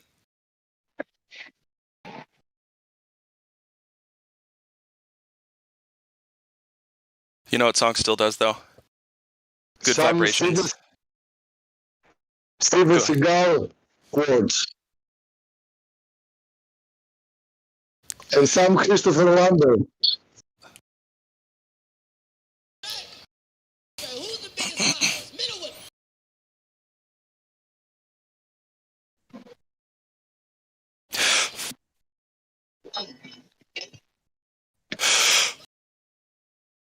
Hang on. So back in the day, I think it was my 7th grade teacher asked, gave us a piece of paper and was like, "What do you like?" And I wrote Smashing Pumpkins. And the whole year, the teacher thought that I went to people's neighborhoods and smashed their pumpkins. And then at the end of the year, or whenever Halloween came around, she was like, "Are you going to go Smashing Pumpkins?" I was like, "What? What are you talking about?" She said, "You like Smashing Pumpkins, right?" And I was like, "Yeah, they're a great band." So my teacher thought that I was destroying people's pumpkins and shit. Jack-o'-lantern. That's a courtesy laugh, you asshole. It must have felt good to be like, it's a band. Yeah. She probably felt weird. No. Hey, you could just And if enjoy you're a smashing kid your in the own 90s, sorry. I got a similar story. We had a school officer at my school, and let's see, I'm mixed, so he crosses me one day. He goes, "Are you Tanner?" And I'm like, what? He thought I was some dude named Tanner, but yeah, that was awkward. He should have said, "Are you Tanner what, though?" I know, right? I was like, Are you Tanner what? no. I didn't know you were mixed. What are you mixed with? My dad's black, and my mom's got blonde hair and blue eyes, so I'm 50-50. Excellent. Those babies are always the most beautiful babies, so I'm sure you got a good girlfriend or females lined up. So you've got black eyes and blue hair then? Oh, man. My kids are going to be gorgeous. The world won't be able to handle it. Hey, guys, take a closer look at Johnny Cash's wife. Take a real good look at her genetics. Can you be black with blue eyes? I knew a black guy with green eyes. Oh, that's true. I know that. That's true. Hazel is they say it's a mutation or whatever. But yeah, him and I both had green eyes at the time. Mine kind of go back and Can you forth. have blue eyes or green eyes if your parents don't have those? I don't know.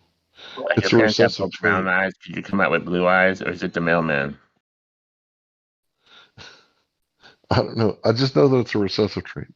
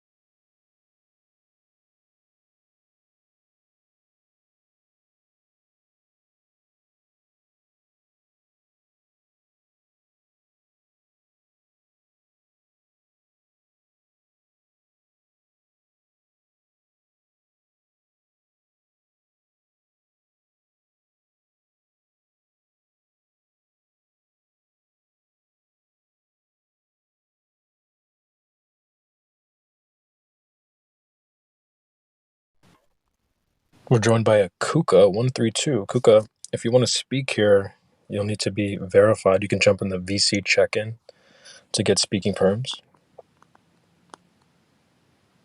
They left.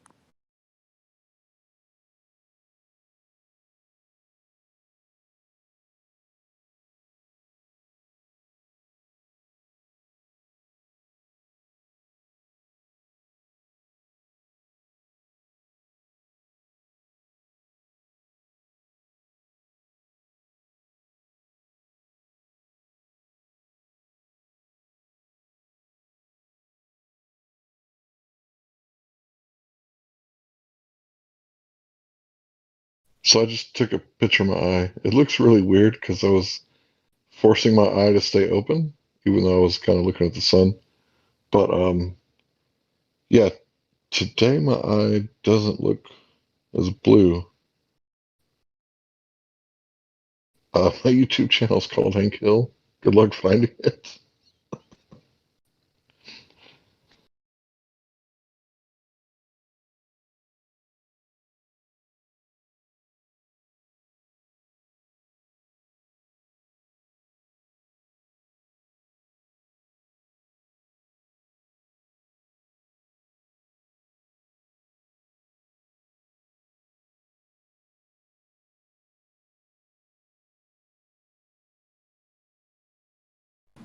Eyes are awesome. I used to want to be like an optometrist or something when I was younger.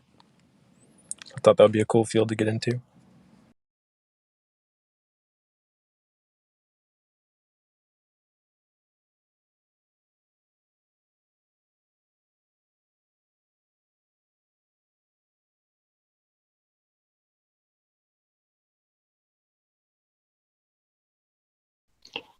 So who is this? The past is the future.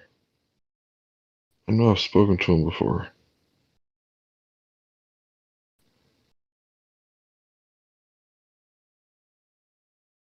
Or at least I think I have.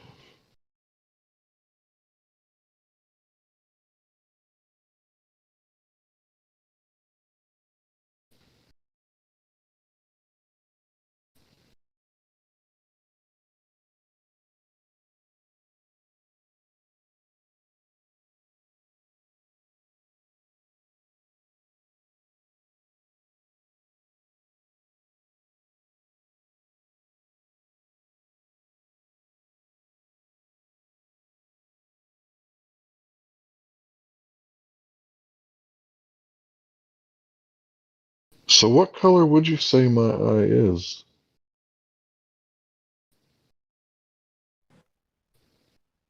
It's like greenish gray. Hmm.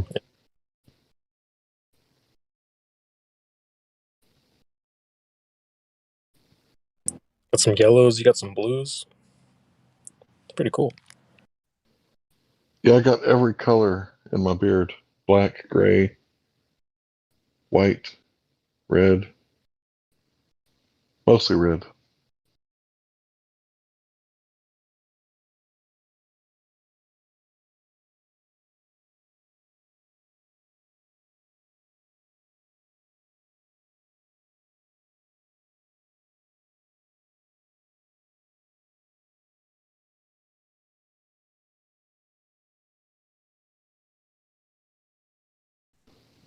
So that's how you know my mom got that good genetics from my dad, because don't they say that if you're like mixed, you're better genetically than someone who's like more inbred and keeps to their own family? You're less likely to have those mutations and anomalies.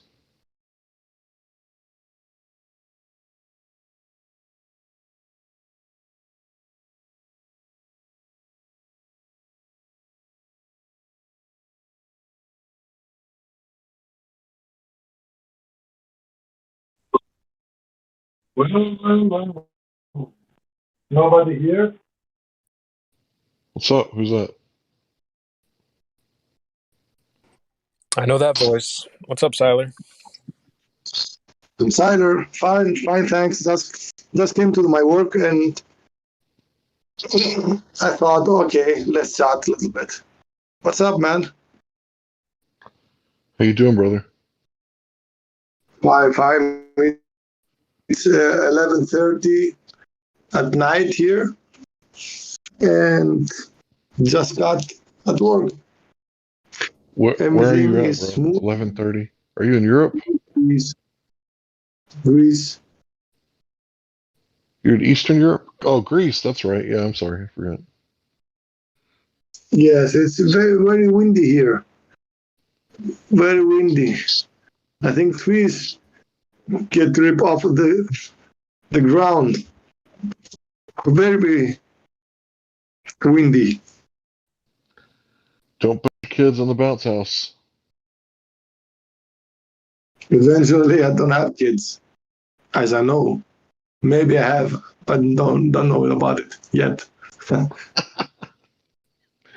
You've been planting seeds and walking away? When I was younger, well, I was making a lot of crazy things. Maybe I have some kids somewhere. What would Jesus say? I'm sorry, that's probably not funny for some people. Yes.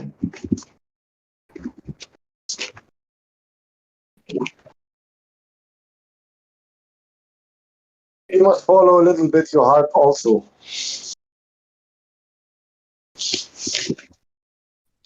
Yeah, I wouldn't call it your heart. You know, they say that men are interesting creatures because they only have enough blood to operate one head at a time. Yeah. Ain't that the truth?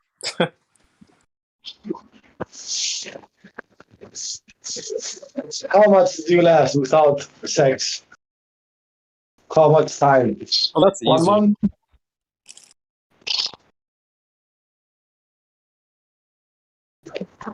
I did a whole year on purpose.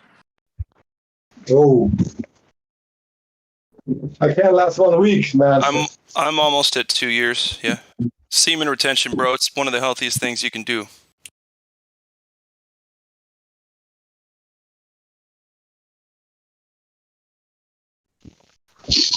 So you don't content blue? Huh? Sound like you're recruiting about content blue. Oh, hang on. Let me get this straight for you guys. Good one, Dave. If you're with a lady, you're fine. That's okay. Do whatever you want to do. But just relieving yourself for the sake of it, don't do that shit. No reason to do that. Keep your manhood inside, right? And only use it if you're gonna use it, you know? It's just my 2 cents on it. So your Think body about it like recycles this. sperm and semen. If you don't eat, right, you don't get all nostalgic and, get that I just ate a turkey feeling, right? So you have like more energy throughout the day if you don't eat, right? Because if you're water fasting and food fasting, like you're shutting down your digestive system. And then all the energy can be used for the rest of your body, right? Think about how much energy it takes to make like 5 billion copies of yourself. Wow, good point. Oh, absolutely. And how much energy it is to get rid of all of that in one fell swoop in like 15 seconds. All of that energy. That'll bring you to your knees. 15 seconds. I don't think that's crazy. Possible. Yes, I agree with all that, but how can you control yourself? If it's It takes practice. Just Wait, takes what about practice. sleep though? Fill your Glass? 'Cause time that with other definitely things, happens. man. It's just like Yeah, if like you're anything. asleep, then you didn't consciously do it. Yeah. But Yeah, that's true. okay, but So no retention, is that right? Yeah. if I All right, so was let's get it straight. So white tantra is not no finishing, right? It's no fapping. So if you're with a woman Exactly. or you wake up, that doesn't count, right? Yeah, I'd agree with that. okay, well, if I was alone without women, like I was on army, okay, I can control myself and be 1 year without do anything. But if you see a woman with a tight jean or anything else, I cannot control myself. I want to break the wall. Brother, I'm right there with you, but seriously, all you got to do is just try to contain it, try to control it, think about something else, and do something else. It's like quitting smoking. Okay, I agree with you. Maybe I need a lot of practice because I never got 1 week, one week.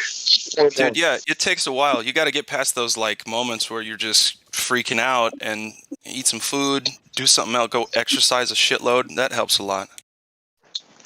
Okay. And Yeah, when a woman energy for exercise for sure.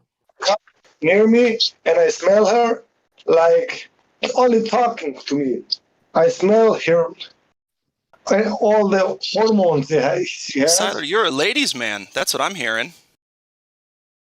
I cannot You're control a ladies' myself. man, Siler. If I see a woman, I get crazy. Yeah. Well, that's fine. I think it means you respect them a little more than just what, lust and love and all that. Oxytocin, dopamine. But I can hear it in your voice. I can hear it in your voice that it's, I don't know. It's not superficial. But what do I know? That is superficial. It doesn't sound like it. That's what I'm saying. What is superficial? Oh, superficial means surface based, vapid. That's probably not going to help.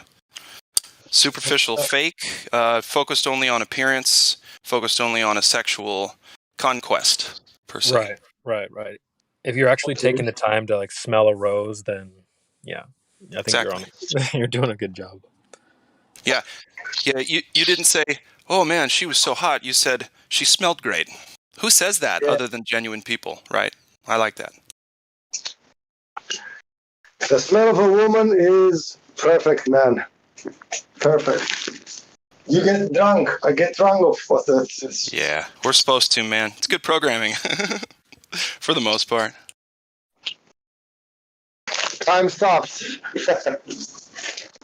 It does seem to do that, yeah. With the right girl in front of you, time does just.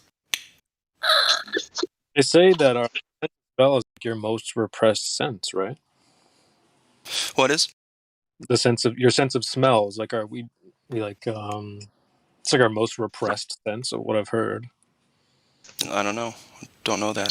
Well, our eyes is how we see the world, right? So our smell is our secondary, but our smell is mostly tied to the memory part of our brain. That's why you smell stuff that smells like your grandma's house and it makes you want to sound it.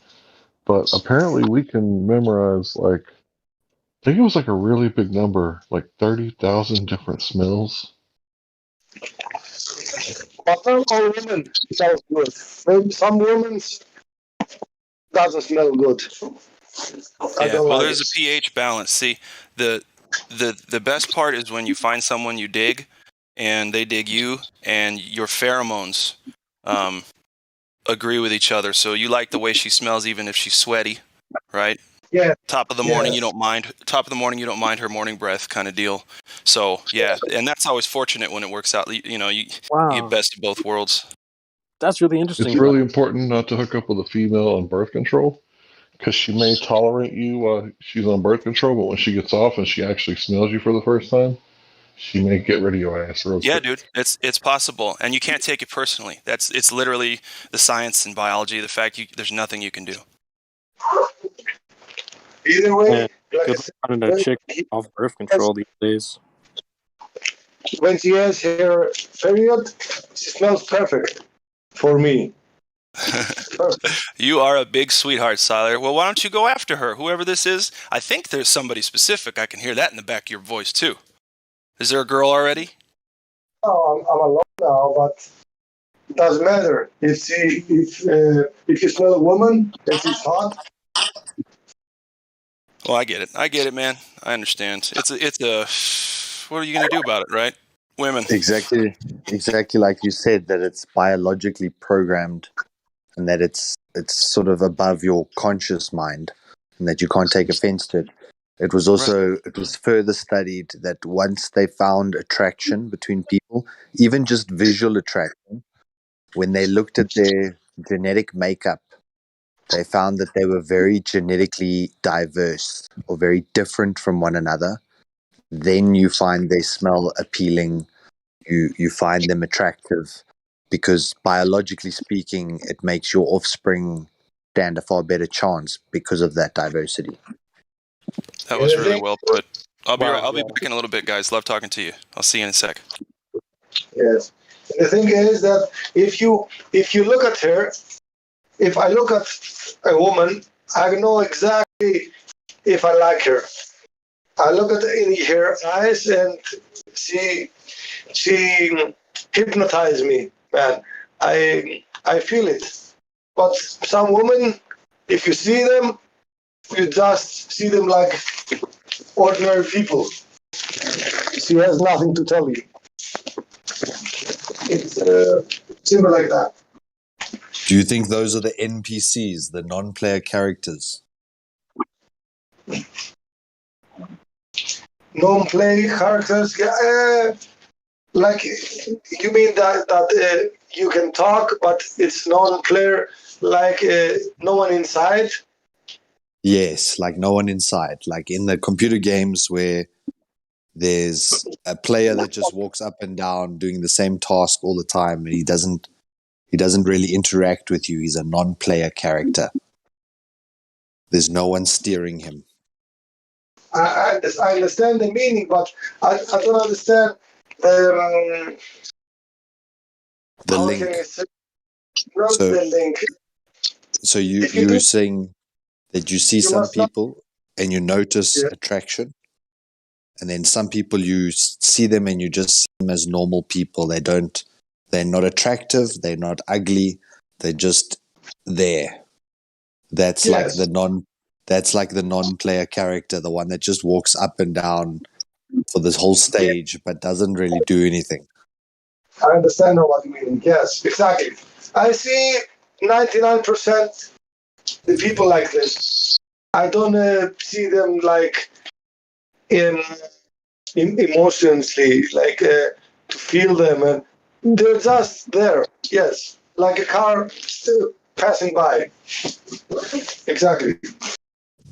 For me, it's very very small times, very very little times that I saw a woman and I got.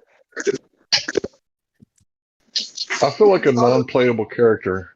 If you look at Skyrim, right? The Norse people and the elves and everybody living in the land, they all go to work precisely when they're supposed to be at work.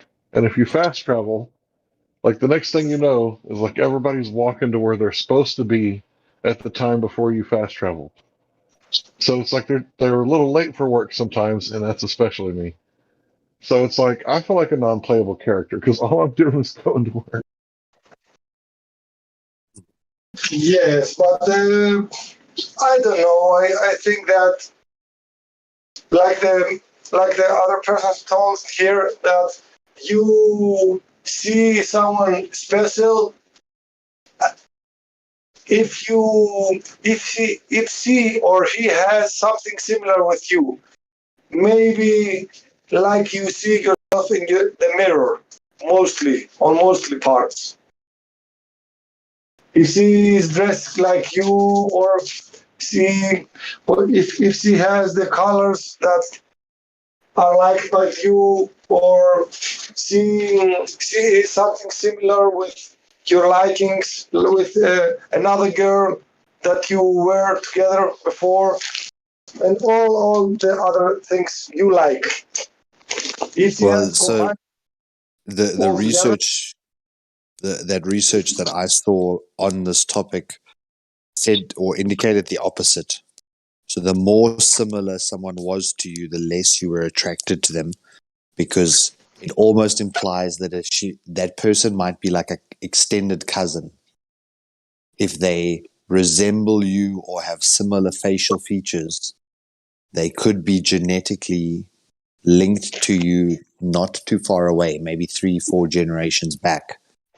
So biologically, so they took, I think it was like about 5,000 or 10,000 participants, girls and guys, and then showed them just photos. So they got 2-3 seconds to look at a photo, then the next photo. And they had to say yes, attractive, or no, not attractive. Then of the ones that were attractive, they could then smell an item of clothing.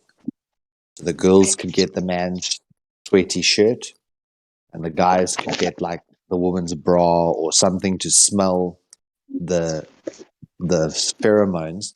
Then they would still select deeper. Yes, these ones are attractive. No, those ones are not attractive. They would go further and further and further till eventually, and then when they looked genetically, they were the most opposite.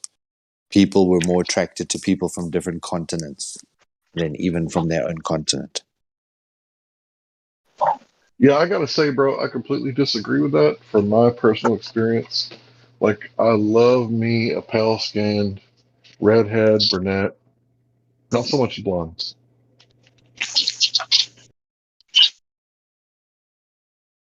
So are you a red-headed Palestinian? I am dirty blonde hair.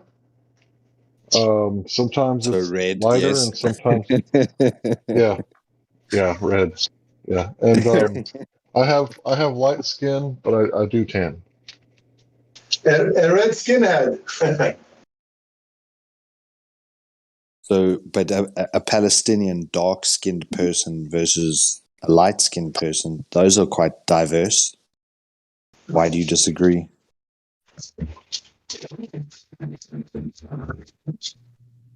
I've seen redheaded Palestinians before.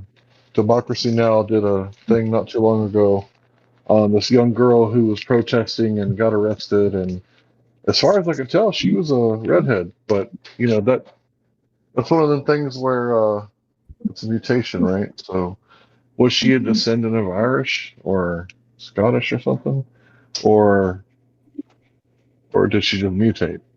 So Yeah, yeah, to me, red hair is a recessive, which means it has to be biologically passed down by both parents. Cannot be from one parent. Okay, I will ask something here in the chat, and let's see if I got the answer. An answer. Okay, I was drinking coffee. Okay, in an ordinary coffee cafe. Yes, and everything was very very smoothly and okay. And a girl comes by me, walks before my eyes. And I see her. I knew that I see her for the first time. Okay, but I know that I, I know her. I was 1,000% sure that somewhere I know her. She is very familiar. I I how can I say it? I know that I know her, but I don't know how, because I also know that I see her for the first time in the soap. But I'm 1,000% sure that I have seen her somewhere or some like I don't know before life before I don't know where, but I know everything about her. How she moves, how she thinks, how she looks at people, how she drinks, how she eats, and she do it exactly like I think she will do it. How can you explain this? And when I see her in her eyes, I know that she likes me and I like her very, very much. And we did not even have a conversation. How can you explain that? Am I crazy or what? What is happening? Short answer, yes, you are crazy. And then the long answer is that we often fill in the blanks in our own minds. And what's interesting, I was just joking about the crazy part. But what's interesting is that we often will make eye contact with someone, and the eye contact lasts for a second or two. And men who are on the dating scene or single will automatically think every woman that looked at him is attracted to him. And then we'll start to fill in gaps into the knowledge base. But I know what you were saying in terms of that when you look into someone's eyes, and there's a return. It's almost like a signal is sent out and the signal returns. And you just know that there's an instant pairing, that there's a synergy or a complementary moment between the two of you that just, it feels like, you say, deeper than simply looking at a human. But filling in all the gaps about, she likes you and you like her and all that, that's just lust. Generally speaking, it's about, am I attracted to them? Would they be attracted to me lustfully? It's very difficult to just look at someone and know what type of person they are. But if we project our own ideas onto the person, we can imagine anything. We can imagine a whole future with them in a split second. I understand what you mean, but I will have to tell you this. The first time I saw this girl, she's not here yet. She's away from here. But the first time I saw her, I knew that I know her. Okay, maybe not that she likes me. Okay, maybe I wanted to be liked by her, but every move I saw she is making, I knew what's the next move on her. Everything.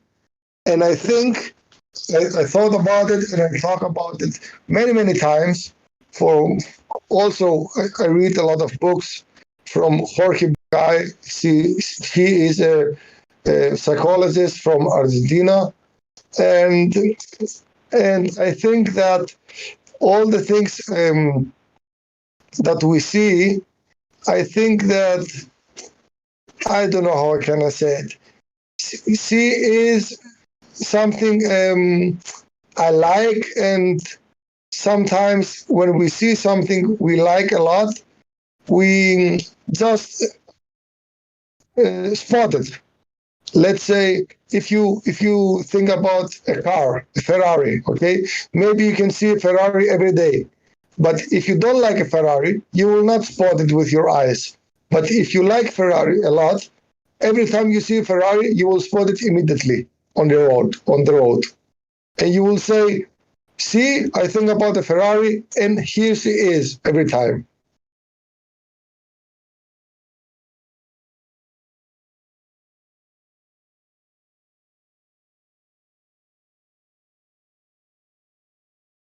This is what I think.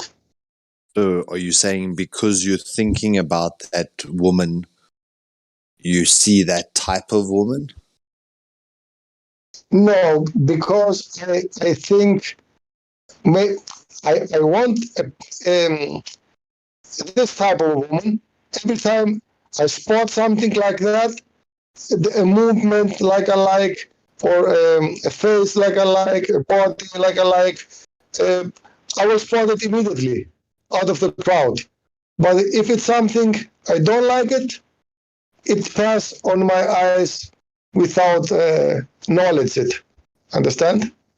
Yes, but that's also very superficial or very skin layer deep. And later on, you'll often find that the ones who appear most attractive externally are actually the ugliest internally. Inside, they're not worth looking at. The outside looks very attractive, so they attract many potential men, but the actual substance in there is very bad. And then you can't spot those characters across a room, or you can't see kindness. So for me, like you were saying, you look in someone's eyes. I look in the eyes for kindness. If I see kindness in an eye, that is to me one of the most sexy things ever. How a woman treats the person next to her, or the waiter, or someone who's below her. She doesn't step on them. She shows kindness towards them. That to me is so appealing. Yet in my youth, I wanted the bitch. I wanted the woman who was bitchy to even her friends. The one who would cause lots of fights. I thought that was the exciting woman. And then you find out that they only fight with you every day of your life. And then you get bored of that very quick. But the kindness, you can't just look for, like you say, how big is the legs or the breasts or look quickly. And if it's within my target, then I pay attention. The real traits you should be looking for, you can't just see glancing across a room.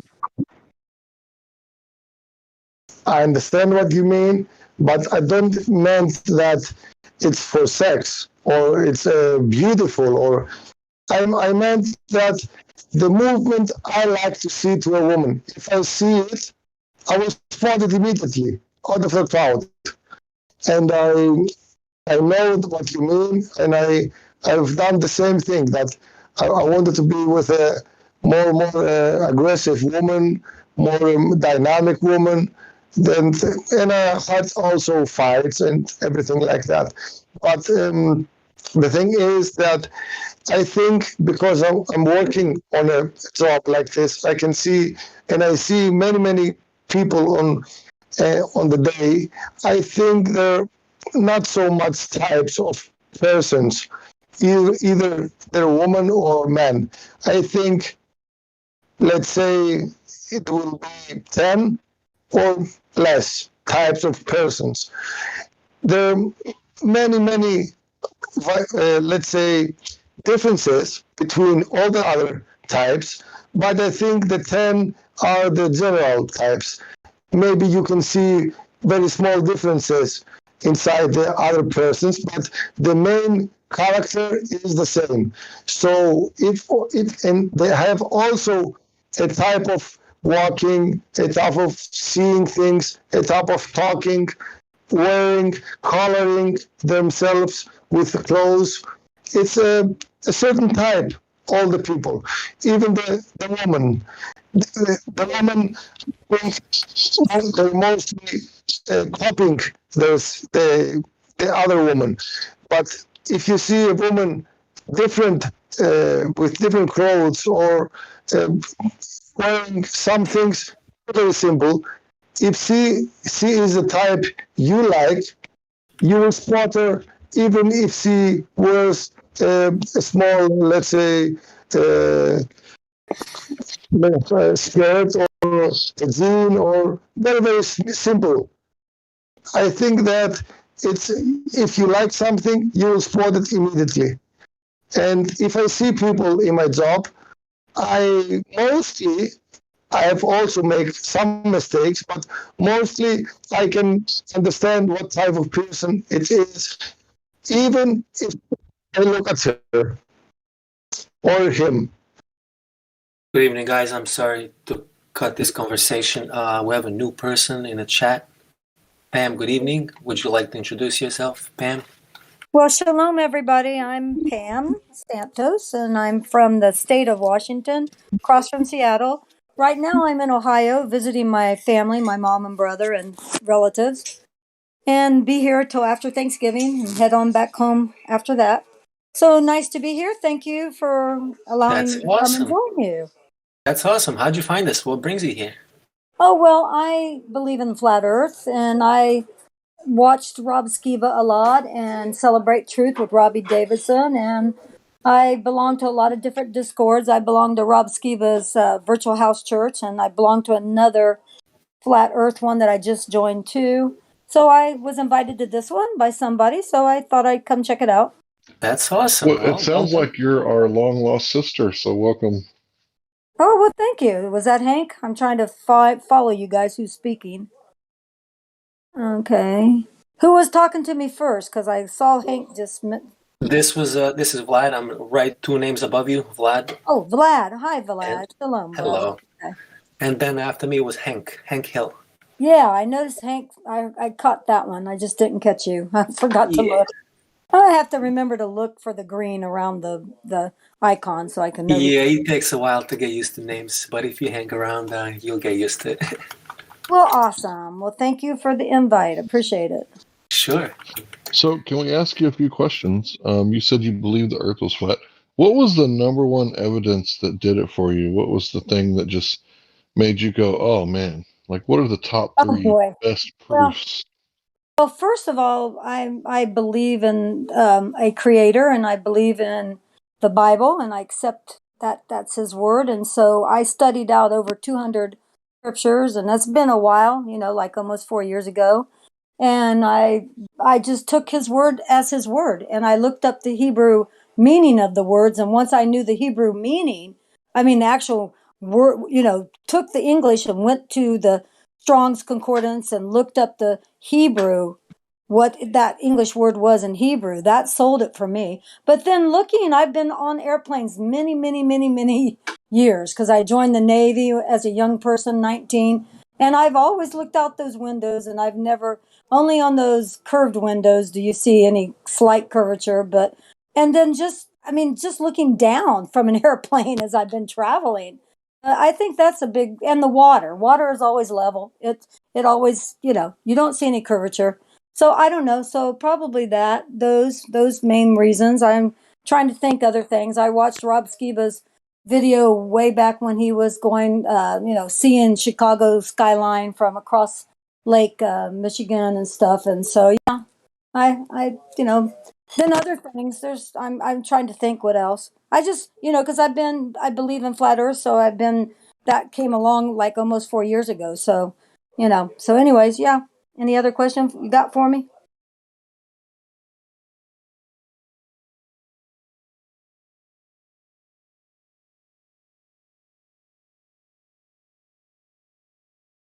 Did I lose you guys? Nobody's No, talking? you're still here. No, Oh, no, we're okay. still here. Sorry. I thought, oh, did I drop out or something? No.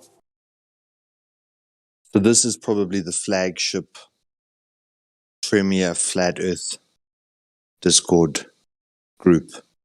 Yeah, you guys will probably run me ragged with all your scientific knowledge and stuff. And I just looked at it from a spiritual aspect and then from my visual sight as to what I've seen. And then plus that one video they did from this man, and I can't remember now because I haven't watched it in a long time, but he went up in like an air balloon or whatever, went really high up, and he was a scientist and way back, like quite a many years August ago. Picard. What is it?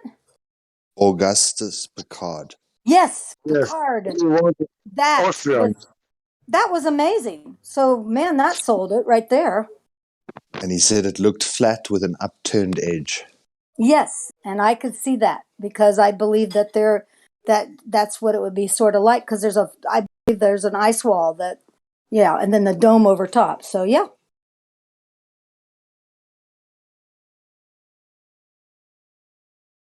So we also discuss sort of the dome or no dome. There's domers and non-domers in this broader community. And the word belief to us is quite a bad word. We used to believe it was a sphere. Yeah, you're right. Now we know it's flat. Okay, cool. And I like that. And when we say believe, like everyone always comes in, I want to understand why you believe what you believe. It's like how you would talk to a psych patient. I want to understand why you feel the need to bang your head on the wall. I want to understand why you don't want to eat for multiple days. It's more like someone wants to come in and observe you like an experiment. Whereas if you show them that it's true knowledge and factual based knowledge, besides the whole biblical thing, if you read Genesis, once you understand this concept, you cannot reconcile a spinning ball back into what you've just read. Well, I like that because I know that it's flat. So I don't know, I know from what I've observed with my vision, with my sight of being on planes and everything, that I have not seen any curvature. So there you go. There you go. Welcome, Pam. Well, thank you. I appreciate that. Excuse me for like interrupting, but I'm genuinely curious. Like when you say the Earth is flat, and I'm sorry if this breaks the rules, but like what like how does that property like affect it?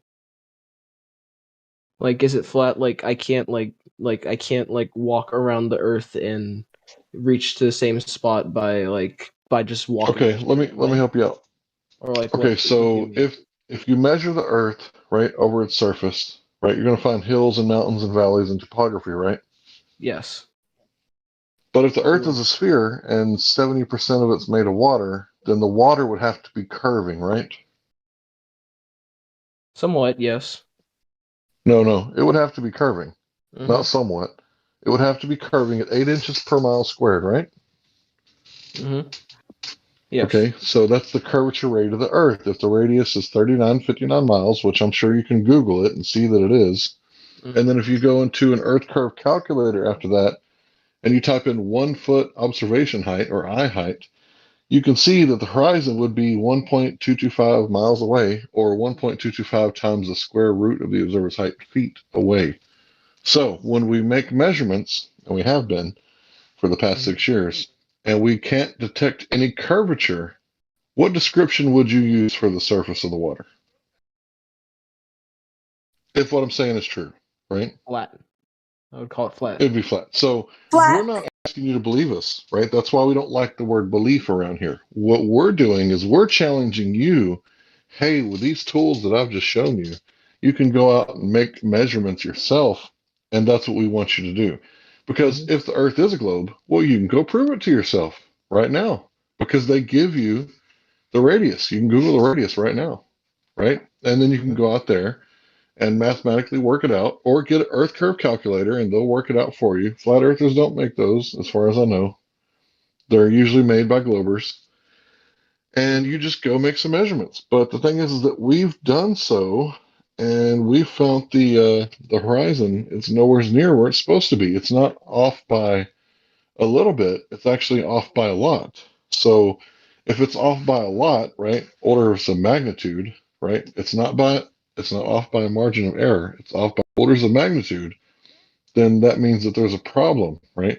The Earth is measuring curves, so we've lost our belief in a globe because we all experience a flat, stationary, non-rotating plane of existence. So it's not that the Earth is technically like don't sorry. All right, but like a plate. I'm sorry, I'm not supposed to use that. But as in like you say, it's more like as if a like a property. Like it can't be a And globe because that'd be can impossible. I okay, so just follow me here, Duck. You know how to draw a graph, right? What kind? Like a pie chart or No, just you're going to plot something on a graph. So you draw a vertical line and a horizontal line. yes, I do know how. All right.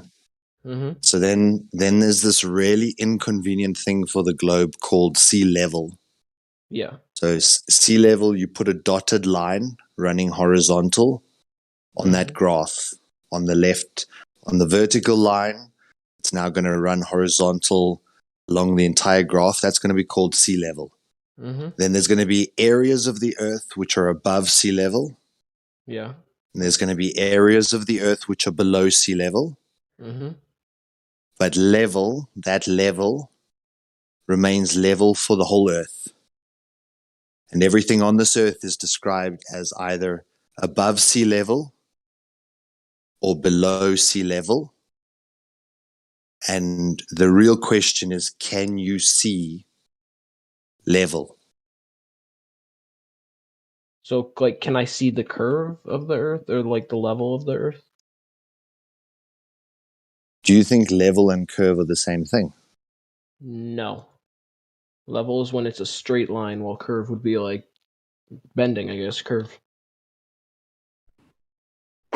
Okay, so I was quite facetious by putting the word level many times in that sentence, Mm-hmm. because this is in reference to a level, and then you Right. reach the land where they say flat as a pancake, Kansas. And then you get to these salt lakes, which are as flat as glass, where you get this mirror effect. And then you get to all over Africa, they call it the plains. And a plain is a flat area. Yeah. And then you get between the continents in the ocean, they call them abyssal plains, where they remain the same height below sea level for the entire distance between two continents. Always referenced against that level horizontal line, which is what we are terming as, when we say it's flat, it's because the entire thing is level. There is only one side to this. Water lies on top and inside of things. So if I want to contain water, it needs to be inside of something. It can't be on the outside of a sphere. Yeah. Because if I put water on a tennis ball, or water on a bowling ball, or water on any size ball that I start to choose, I cannot get the water to stick on the outside. I have to contain water. Water always goes on the inside of something, and water will find its own level.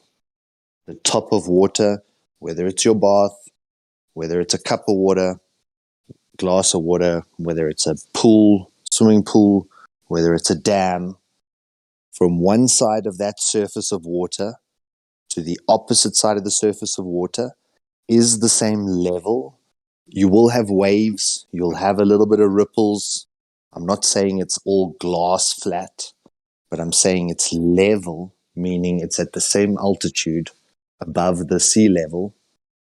So if you drew a graph with this upright on the left and a long baseline along the bottom, and you plot the entire Earth on a level, and there's parts that are just above sea level and parts that are below sea level, you have basically plotted the flat Earth. I have a question. Thank you. If the Earth is flat, what is its shape? Most flat Earth believers think like it's like a circular disc, but could be a square with four corners, like the Bible suggests. Or is it some other shape? What experiment might we do to find out? Like, you understand what I'm talking about? So this question is a challenge because we'd want to have something valid to actually state. No one has ever reached the outer limits of whatever we're on or wherever we are, this realm. In the 1950s, the US military put all of their might and all of their budget behind a single admiral called Admiral Richard E. Byrd. He was given over 50 vessels to go to the South Pole. He was given hundreds of men in manpower, and they had to turn around and come back because they simply could not stand the weather once they kept going south. It was hundreds of mile per hour winds and really sub-zero temperatures that if you're outside, you get hypothermia. So there's a natural barrier built into this thing. So for me to know it's a square, I would need to get to the far right-hand side and the far left-hand side, and then measure from the top to the bottom and see that those two are the same length. Then I would know square. Or if I was able to determine a radius from the center point all the way around the exterior of this place, I could then say circular. But all we know is where we are at the center, and we can only go out so far. So it really is a good question. Philosophically, everyone has always said squaring the circle. And the Bible describes it as square and circle. And Really? it talks about the four corners of the earth. Yep, And I it was talks just going to about the bring that up. foundations. Yep. But Good. four corners, yeah, it's the same thing with like, if I draw 490-degree angles, if I draw like four little graph outlines, those little templates, that equals 360 degrees, which is also a circle. So how does 490 degrees, which makes a square, make a circle? A square is 360 and a circle is 360. All right, interesting. But if you cut a circle in its center, so you draw a horizontal line and a vertical line, you suddenly have 490 degrees at the center of a circle. So the four corners could also be the center. That's a good point. I never thought about that. Thank you.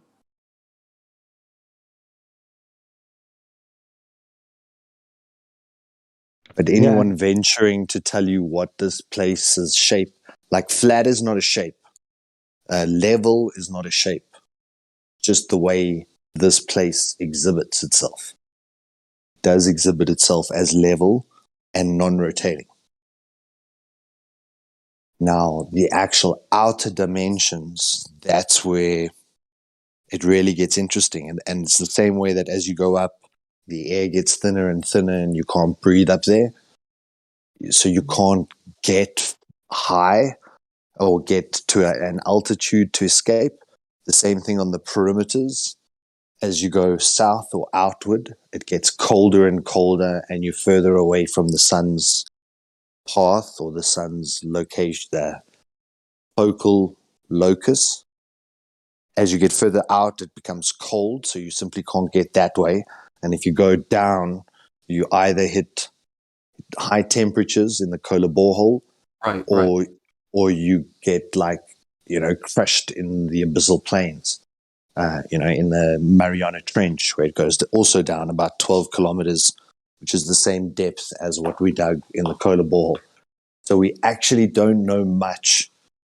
And each of these boundaries are like natural limitations that we have to conquer in some way if we want to venture further. But presently, all our technology freezes in the south. We can't propel ourselves above, and we simply can't build structures strong enough to get to the pressures below.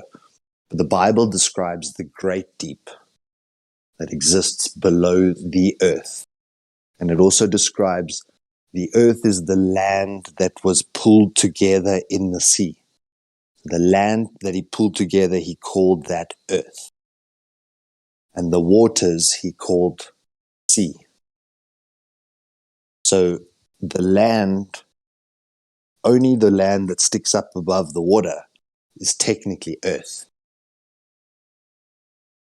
The waters are the waters. Those are the seas. But we think of the earth as grouping waters and land as a planet. And the word planet is a wandering star. So no, I don't think I live on a star. Excuse me, if you don't mind me asking, I'd like to go back to one of your older points. Like you said that like you said how you compared the waters of the earth to like a pool, right? How like you have to hold in the water to stop it from spilling out, right? Right? It might have been yeah. So like if the earth is flat, then what is holding in the waters from just spilling out and then there being no oceans or seas at all? So it's like a pond. Spilling out to where? Wait a minute. Where would they spill out to? That's the issue here. You'd have to assume there's some place to spill out.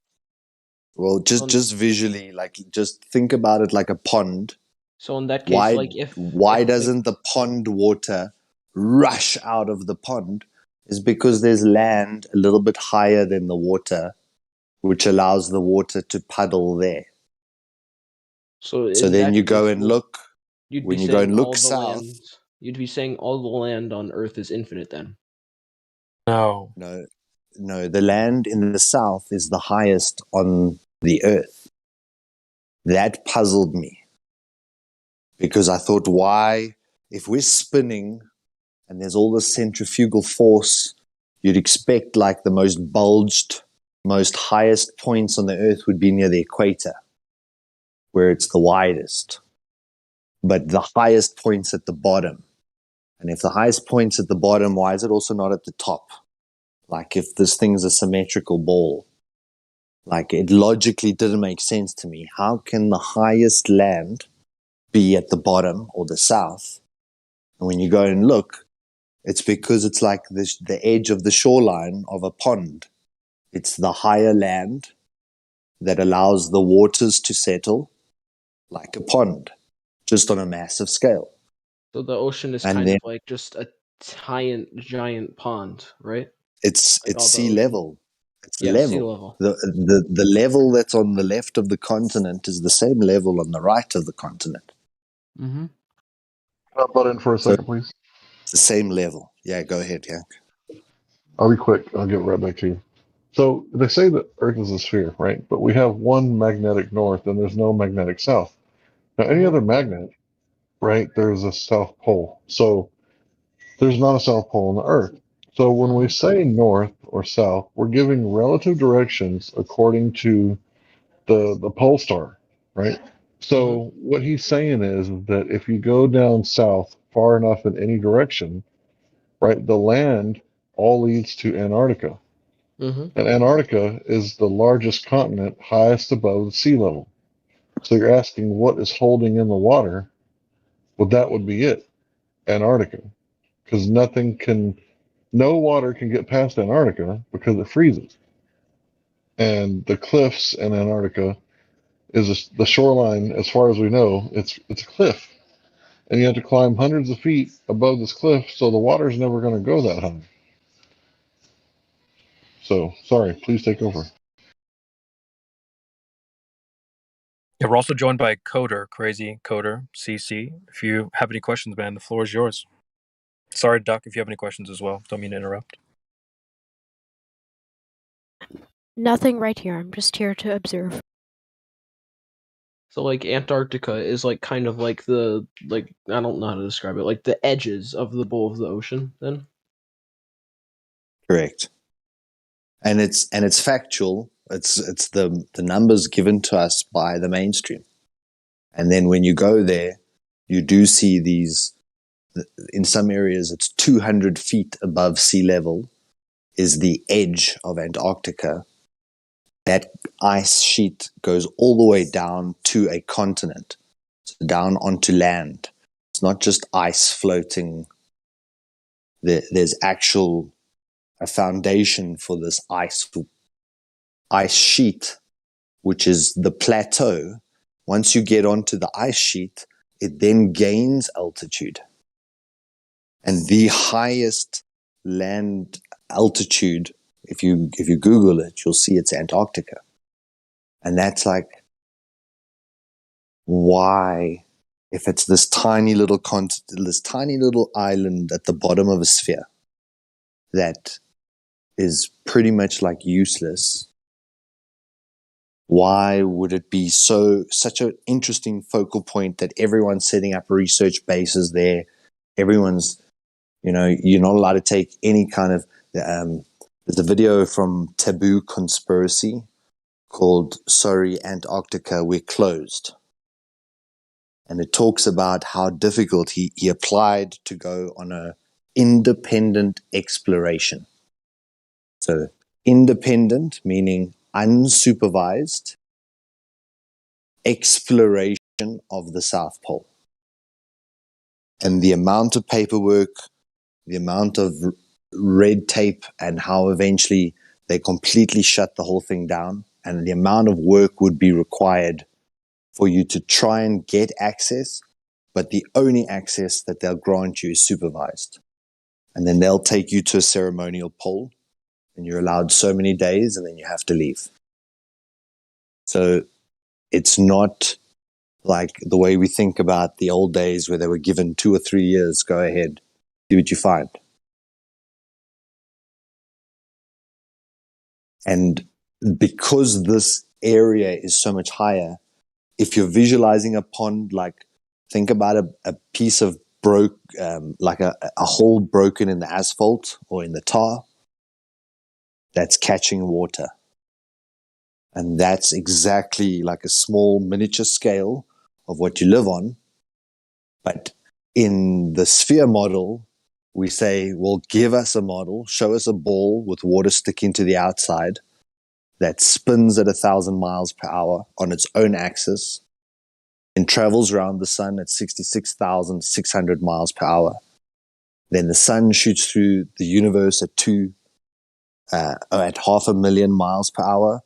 And then our entire Milky Way galaxy is moving at 2 million miles per hour. So you're actually traveling in 4 or 5 different vectors at almost like halfway to the speed of light, but you only have ever felt stationary. And there's no way to detect any of those motions. So you cannot create a model of what they say we're living on, but you can look at a small little puddle or a swimming pool. The swimming pool has an edge higher than the water, so the water stays in. Water has to be inside of something. It always has to be contained.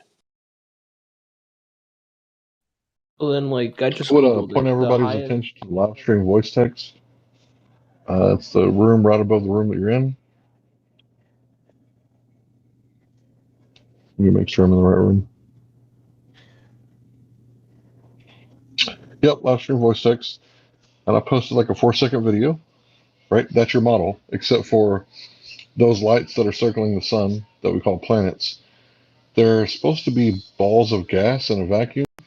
And I don't know if you've ever messed with gas pressure, but anytime you have gas pressure and you open the barrier, right, it's going to reach equilibrium within a matter of minutes or seconds, depending on how big the tank is. And what equilibrium means is it's going to have the same amount of pressure inside as outside. So Jupiter is supposed to be a gas giant. That's technically not possible, because every time we have a container full of compressed gas and we open it, like Jupiter would just disappear. It would fill the available volume, which is the near infinite vacuum, near perfect vacuum of space.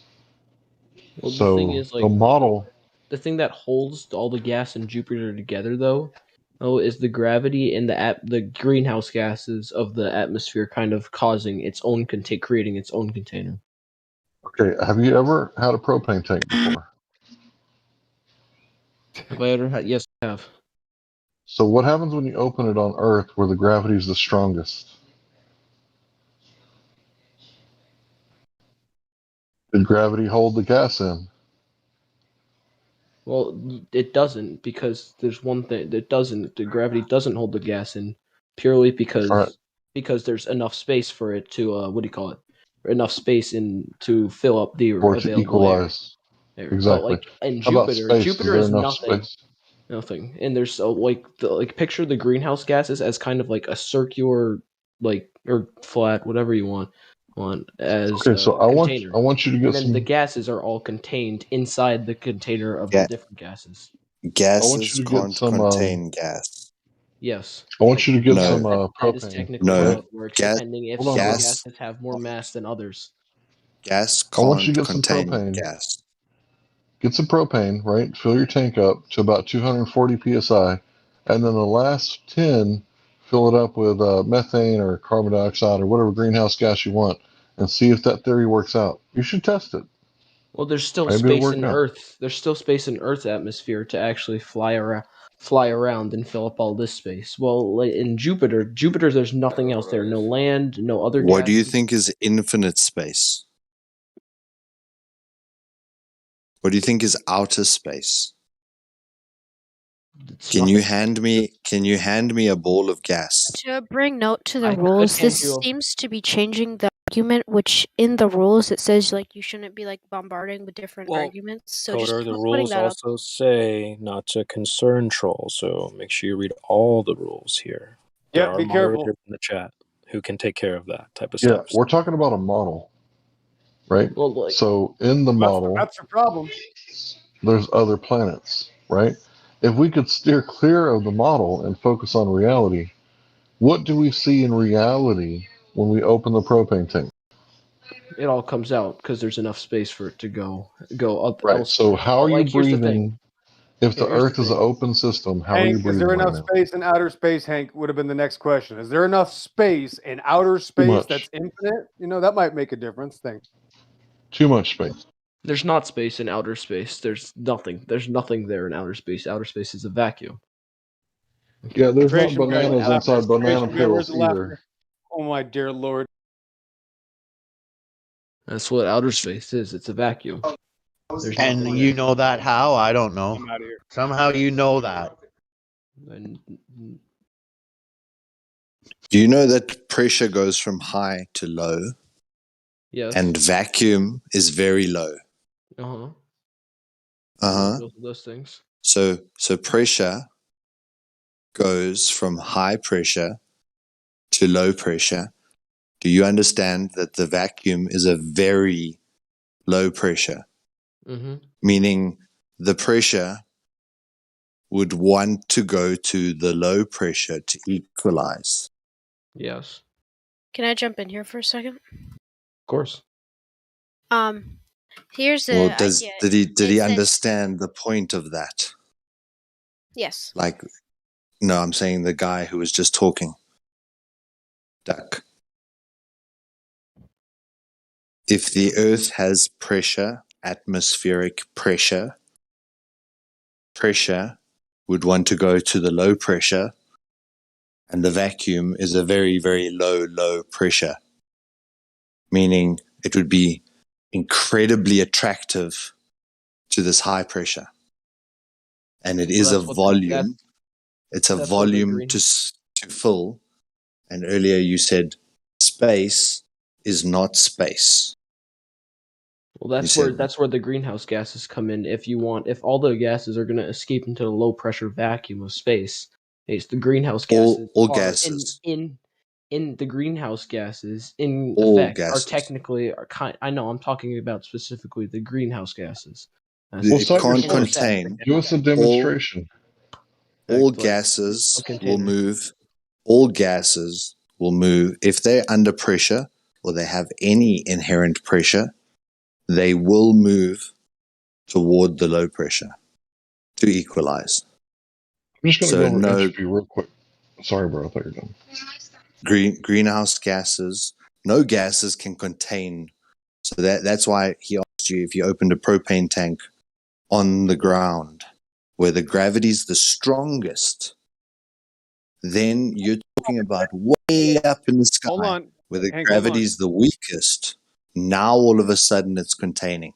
But right here on the ground where it's the strongest, it can't contain. But up there, magically, somehow, where it gets weaker, now it contains, and one gas contains another. So just pop a helium balloon and just keep the ball of helium for me. Don't let the helium mix with the oxygen. Solar, I got to help you out real quick, just to point out to you, this is for you, Solar, and to Hank, who's ever. If somebody says greenhouse gases, that means container gases. And this has to be pointed out because a greenhouse is a container. So if we let that go, we're going to eventually come back to it and go, oops, I probably should have told him a greenhouse is a container. That's why it's called a greenhouse. So that's how this works. It has to be contained. But yeah, go ahead, Solar. Thank you. No, good point. That's why there's a hole in the ozone. Sorry, go ahead. Okay. So my view of it, I don't know if I'm right. I could be wrong.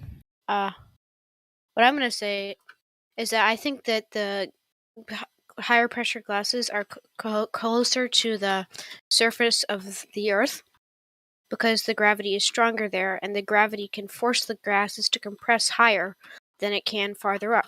This explains why a highly compressed compared to atmospheric level pressure at sea level escapes. You're just reading something from you're just reading something from a site? No. No. You can hear you reading it, kid. You can hear you reading it. What? I can tell you're reading it because I can hear the way you're reading it. I've been thinking about this argument. I can tell by the way you're saying it that you're reading out loud. You're reading something off a screen or something because you just read it. This argument was we just went over that, right? So the gases on the floor, right? They go all directions when you open a propane tank, but somehow when it's higher up and the gravity is weaker in your model, the gases will stay down. I just want to go over entropy real quick. Okay, so if you ozone is made of oxygen. Yeah, if you have high gas pressure, it's going to seek the available volume and equilibrium, excuse me, right? If you have two batteries, one is dead and one is charged, and you pull them out of the cars and you hook them up just to each other, you're going to have one battery that's half dead and the other battery is half dead. The high charge is going to go to the low charge, not just once on Sunday, every day, every single day, 24/7. That's how your cell phone works, right? So it's the same thing with temperature. If you get a cup of coffee, right, and you get a phone call and you leave it on the table, you come back 30 minutes later, all the hot has moved out into the cold until the room has reached equilibrium with a coffee cup. Now, this is every day, no matter what. There's no force that we know of, nothing, unless you can demonstrate gas pressure without a container. It doesn't exist because the very definition of gas pressure is the force that the molecules exert against the walls of the container. Can I just say something? I have a question. If that's okay? Go ahead. What causes ocean tides? Just And wait. why are they Just wait. synchronized so Just reliably wait. with the position of the moon? Hold on. Hold on. Oh, sorry. Sorry, I think he was waiting for her response to his question, and then we'll move on to yours. Oh, my fault. My fault.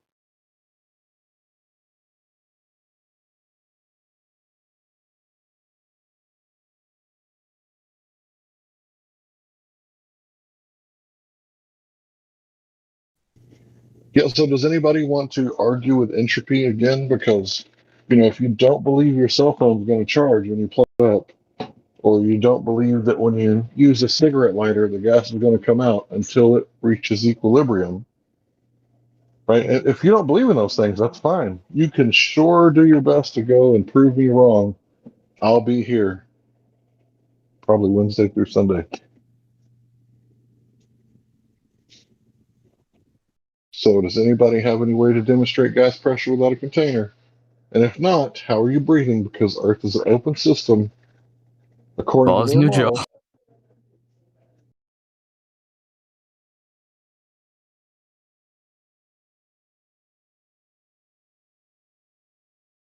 I'll find out who said that if we don't know.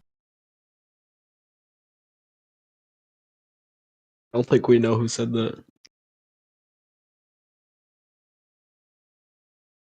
Okay, go ahead, Freeze. Hey, what causes ocean tides? Oh yeah, And that why was are they you, Freeze. synchronized?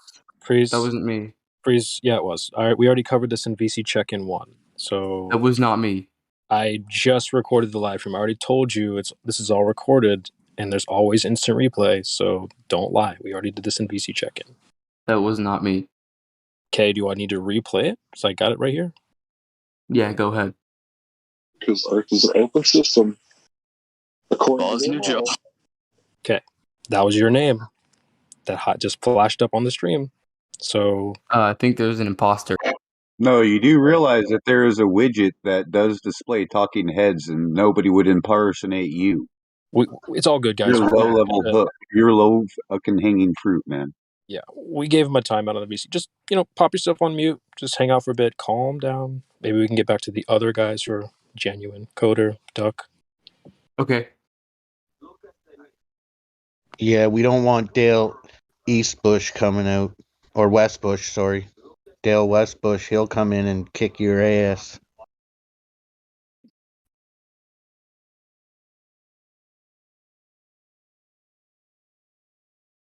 Who's that? Some virgin?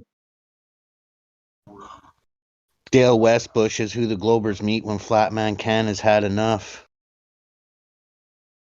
Oh. You don't want to make him angry. You wouldn't like him when he's angry.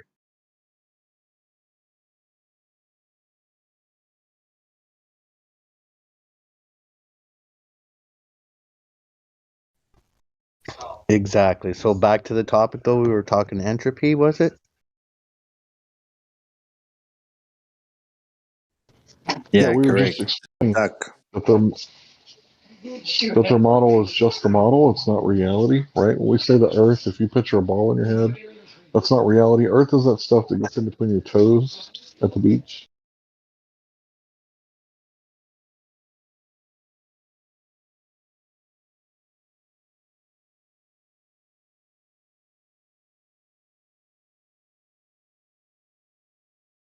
So duck. Kind of funny how they both have duck, right? PFP duck, coder, and the other guy's duck. Not a duck, but okay. Well, just coincidences all. What's up, man? You got another question or something? Yeah, Doug, I wanted to hear your response to the whole point that Hank described with the whole entropy thing, and even Roger clarified a couple of things. What are you thinking about the idea? Okay, the definition of gas pressure is you need a container, then you measure the pressure, the pressing against the walls of its container, because gas always expands. Gas can't contain gas. Otherwise, we would use it for everything, The container and can. especially at ground level. A container can contain, yes. Gas can't be a container. It needs to be contained, same like the water. The water needed to be inside of something. The gas also needs to be inside of something. Then the more gas I push inside of that something, I can increase the pressure, the pressing against the walls of the container that's containing the gas. Or the gas will expand in all directions to find equilibrium every day of the week, every hour of the day.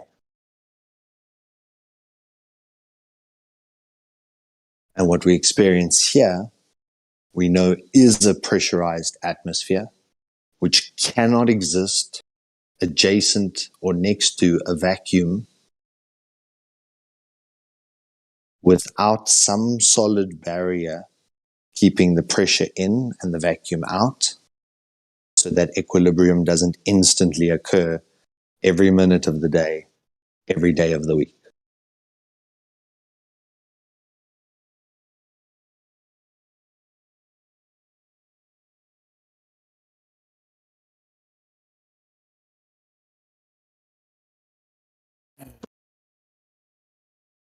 He went on deafen. Perfect. Perfect timing.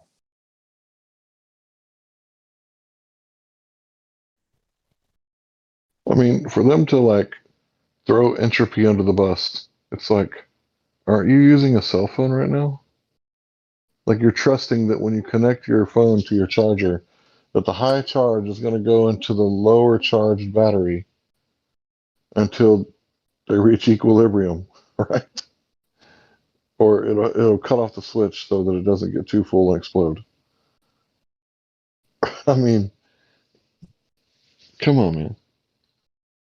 You believe in cell phones, right?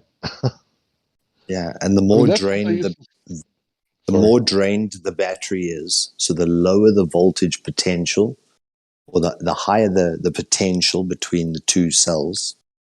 If you've got a really drained battery, so a vacuum state, and you've got a really well-charged cell on the other side, you can actually cause arcing and explosions, and it wants to rapidly discharge into the available capacity. And it's the same with the volume. It wants to fill the available volume as quickly as it possibly can. So I got one of them fast charging, and like the Can you first like explain 50. entropy again and how it relates to how the lower air pressure as you go up disproves Yeah, cold theory or let's however keep it that real. works? We can keep it real simple for you, CC33. So, if you open a can of soda, what happens? Does the high pressure inside the can move to the low Because pressure? the high pressure in the can is higher than the atmospheric pressure it leaves the can. So you understand entropy then? Are you aware of the live stream as well, where we can post information? I'm aware that I'm on the live stream. No, the live stream voice text. Yeah, I see that.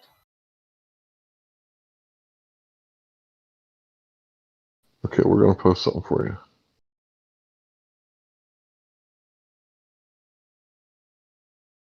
So basically, what you need to know is that hot goes to cold, high pressure moves to low pressure, and this happens every single time. And then high charge goes to low charge. And nobody can demonstrate any different, right? You're not going to make a cup of coffee and then the cold move into the cup. What's happening is that the coffee is heated, so that energy is radiating out in all directions. Yeah, it is. The molecules are moving faster and bumping into each other, which creates what we know as heat. Right. And then when that energy cools off, because it's dissipated, it reached equilibrium, there's nothing you can do about it. Remember that time Coca-Cola put a bit of gas at the top of the Coke bottle so that when you opened the lid, all the gas didn't come rushing out? Do you remember that time where they used gas to contain all this other gas? I got a flat tire the other week, and I told the mechanic just keep pumping air in. I don't need a new tire. That's off topic. I bet he laughed at you. Well, No, if you that's right do on that, topic. then that's just gonna pop the tire if you put too much air into it. I didn't Did even you need a tell new them tire. just use gravity to patch I the hole? I didn't even need a new tire. I just told him to get the gravity and just keep pumping the gas. Yeah, but I'm confused. How What? I'm Clearly. confused because my theory is, and I'm not reading this off of paper. Just please trust me for a second, and even if I am, I would still like to respect for you to try to disprove it. I think this is fair. Okay, go ahead. My theory is, it might not be right. That's why this voice channel is here for. Is that I love that you preface it that this is yours. Okay, go ahead. Is that because that the reason why it is the air pressure is higher, closer to the surface of the Earth, closer to sea level, the lower you go, the higher it is because gravity compresses it more. And because it wants to expand, but gravity keeps it together, and as you go up, there is less gravity to keep it together, so it goes up. And even in low Earth orbit, which is there is still some little amount of air that still slows down satellites and still makes it harder for something to stay in orbit. Okay, so that's one way. That was a lie. That's one way to think about it. And another way is if you boiled your kettle and the steam starts coming out the spout of your kettle, do you think that you'd measure a higher pressure lower down by the kettle, and then the pressure would drop as the gas expanded, as it starts to fill the available volume? And the reason I'm bringing this up is where do you think gas is produced, at ground level or somewhere mid-atmosphere?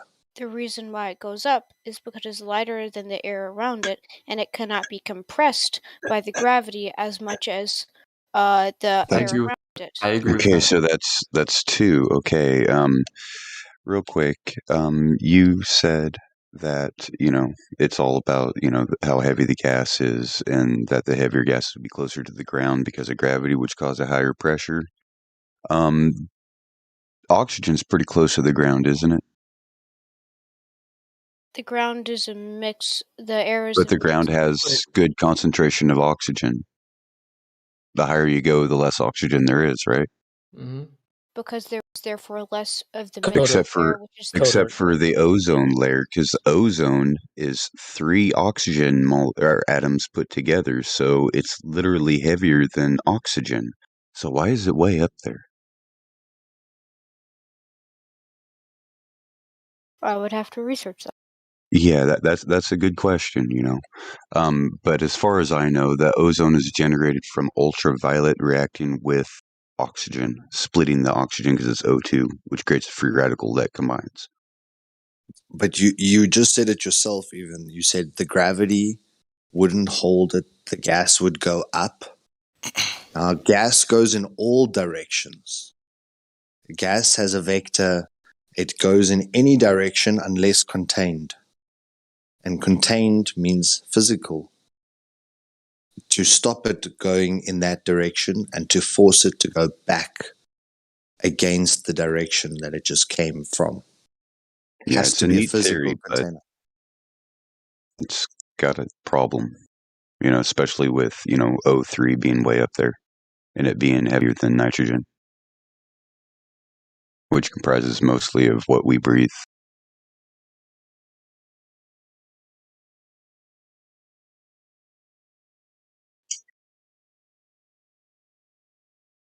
I mean, I understand, you're interested in the subject and you're looking into it. I'm pretty sure since you've started looking into it, you've learned some things about the globe that you didn't already know.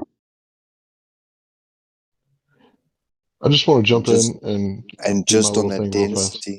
density, sorry, on that density relationship that you brought up, that it's thicker at the bottom and then a little bit less thick in the middle and then gets very less thick at the top. That's exactly what happens at a kettle. Because of where it's produced, gases come out of the soil and gases come out of the plants. So it is produced at ground level, so it's going to be in a higher concentration, like a kettle. And then it's going to get less concentrated as you go higher up from the source. And that's exactly what the idea that you've been thinking about so nicely. It described exactly the same phenomenon.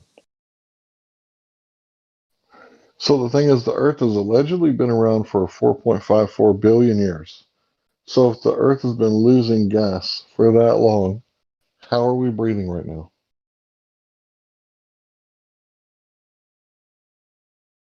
And the answer is that the Earth can't be an open system. The Earth has to be a closed system. Do you know what that means?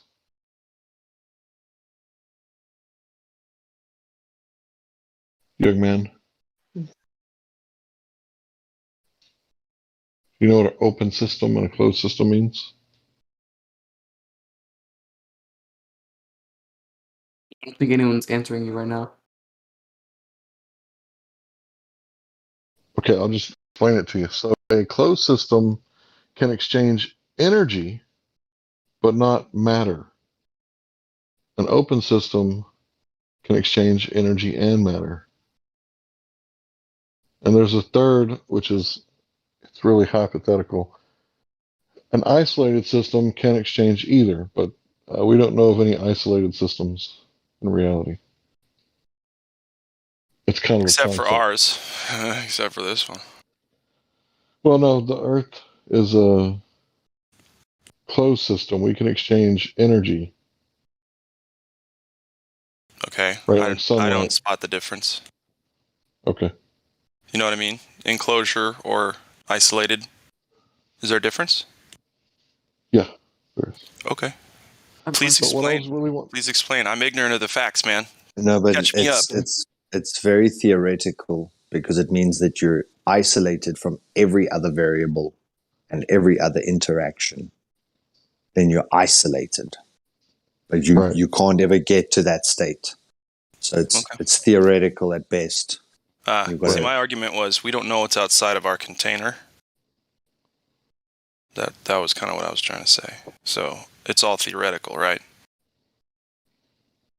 Enclosed, contained. By the way, we don't know the edges of the containers or how far this thing goes, left, right, up, and down. We have no idea. But it's contained, isn't that so? And it's separate from the outside stuff. I don't know. I'd call that isolated. Oh, isolated away from everything. I don't know. Anyway, keep going. Sorry, I could be wrong. We would have to go and check it out, but we can't. We're stuck here on Earth. So right. I want to go over what is falsification according to From what I understand about ozone is that it can only be created high up, and when it comes down, it becomes unstable. But however, I am unsure about that. Did you talk about ozone? Yes, and how ozone is heavier than the typical air mixture that we have at ground level. How do you know that? Because you just told me. Oh, I didn't, that's for sure, but I kind of interrupted. Hank, keep going, buddy. Yeah, I just want to go over this real fast. What is falsification? According to Karl Popper, he believed that The criteria of scientific status of a theory is its falsifiability or refutability or testability. A theory or idea shouldn't be scientific unless it could, in principle, be proven false. Real science aims to be disproven and not confirmed. So this is a quote allegedly from him. Insofar as a scientific statement speaks about reality, it must be falsifiable. And insofar if it's not falsifiable, it does not speak about reality. So earlier someone said, what caused the tides, right? Some people might say the moon, or some people might say the moon's gravity, or some people might say, I got a theory about green grass on the dark side of the moon. All three theories are equally scientific at the amount of zero because there's been no testing. It's not falsifiable, these theories, right? So the truth is, we don't know what causes the tides until we can manipulate the cause and see the action happen, the effect, Can right? I ask a So question think about it similar to like this. I'll be quick and I'm going to be quiet for a while. You go into a hotel room with your mom, right? And she says, turn on the light. Right? You turn on the light and then this light pops on. Okay, so you just manipulated the independent variable, right? And you see the light come on, right? So you know that this switch goes to this light, but science is never settled, right? So at any time she could flip the switch on her side of the room and it turns that same light off, right? So that's how science works. You have to manipulate the independent variable to prove a cause, which is the natural observed phenomenon. So if you see water boiling and you're a caveman and you touch the water and it's hot, right? You come up with a hypothesis. Maybe the heat is causing the water to boil. So you test it, you build a fire, you boil water, you take the pan out of the heat, it stops boiling. You put the pan back in the heat, it boils again. You just manipulated the cause and you've seen the effect happen. If you can't do that, it's not natural science. And if it's not natural science, I've heard other scientists say that it's poetry. A layman might say that it's just a cool story, bro. So if you think the moon's gravity causes the tides, that's a cool story, bro, but it's not science unless it passes through the scientific method. So anytime someone says theory, you need to understand there's a difference between a scientific theory that's been rigorously tested and verified and a layman's theory, right? Because a layman's theory, well, any village idiot can come up with the reason why they think the tides are going in and out, right? But the village idiot might say, well, you know, it's the sun that causes it, right? And his imagination or his story or his poetry about the sun causing the tides, it's just as scientific as the moon's gravity is causing the tides because we haven't tested it, we haven't verified it. And if you can't verify something, then it's a belief, right? So if you might say that I have 10 toes, it's a belief that you have. I, on the other hand, can verify that I have 10 toes. But see, here's the thing it's falsifiable because if you fly to Dallas, you can put a rubber glove on and feel the heat coming off my toes and verify with your eyes and your hands that I have 10 toes. But if you can't do that, then it's a belief. So, what we have a problem here is people don't understand the difference between a theory, which is basically a postulation or a guess, and a scientific theory, which is a hypothesis that's been validated through rigorous experimentation and testing of the hypothesis. Do you understand the difference now I do not. between you do not? So what is science? What is natural science? Natural science? Natural science. What is that? Like the physical world, physics, chemistry, geology, biology, all those things. Not geology. No, there's not one hypothesis in geology. Now, biology, yes. Chemistry, yes. Theoretical astrophysics, no. Astronomy, astrology, no, no. So science is that which can pass through a hypothesis test or an experiment. Natural science must be experiment. If it's not experiment, it's not natural science. And if it's not natural science, then it's just a cool story, bro. So I'm trying to teach you the difference between science and pseudoscience. So what is pseudoscience?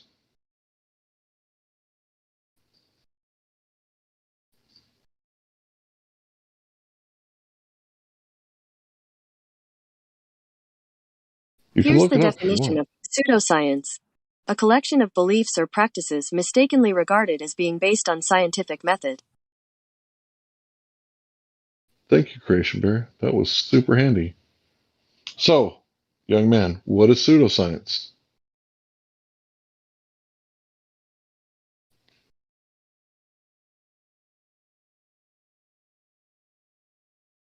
Come on, bro. This is an easy test. You just heard the answer. Is he in here?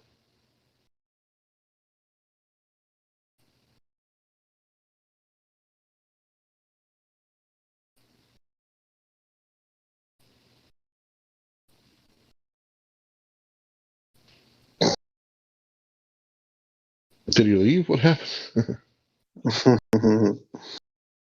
Still around, but he's scared.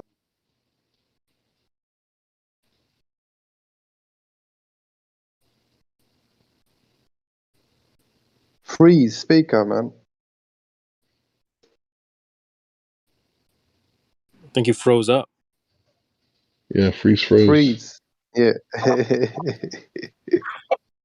Now we know why he got his name. I always like that character from, what was it? Rango. She just like snaps out of it. It's a defense mechanism. All right, I'm back. Good. What did you learn while you were gone? Welcome back. Excuse me? What did you learn while you were gone? I was putting my dog outside. Perfect. Did you learn anything about science?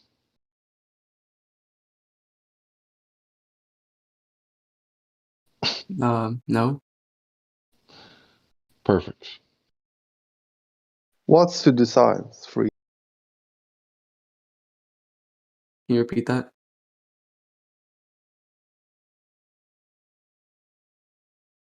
Can you repeat that?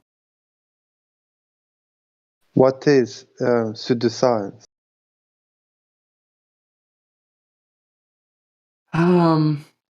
It's like, how do I explain it? It's not that hard to explain. I'm just trying to think. It's like beliefs. It's like the beliefs and practices of scientific methods. I don't really know. Close. But the real definition of pseudoscience is not following the scientific method that Hank just described. Yeah, beliefs and practices, like I said. So if you haven't shown an experiment to validate your hypothesis, you are committing pseudoscience. Right. Like cosmology, like astrology, like geology. All these people that claim something and can never do an experiment to manipulate the variable with which they say is the cause. With geology, they just say enough time. Just enough time and billions and billions and billions of years. And liquid turns into animals, and animals all mutate into other different animals, and then you get this whole ecosystem. Just because time. And in astrology, there was the Big Bang, and there was this expansion, and then a rapid cooling, and then a contraction, and then these orbits, and all this. Can you prove it? No. You experimented on it? No. Pseudoscience. But yet, the word pseudoscience, most people only ever engage it when people are talking about herbal remedies. And they say, oh, that's pseudoscience, man. They've never proven that a herbal remedy heals. And they're Except for right. all drugs come from plants. No?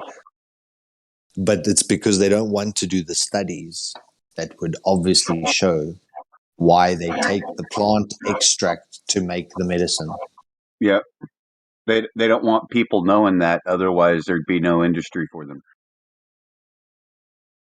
That's why they got rid of the apothecary and kept the chemist. Did that guy understand the difference? Freeze. You got the difference between real science and scientific method and I already knew, pseudoscience. but thanks for reminding me about, the definitions of both the science, pseudoscience, and So natural you science. agree Agree with? that astrology and cosmology and geology and all these branches of quote unquote science or pseudoscience are in fact pseudoscience. According to the definition, yes. Nice. Well, at least you're honest. Freezer! Ha! You think this is Freezer? No, he is cooler.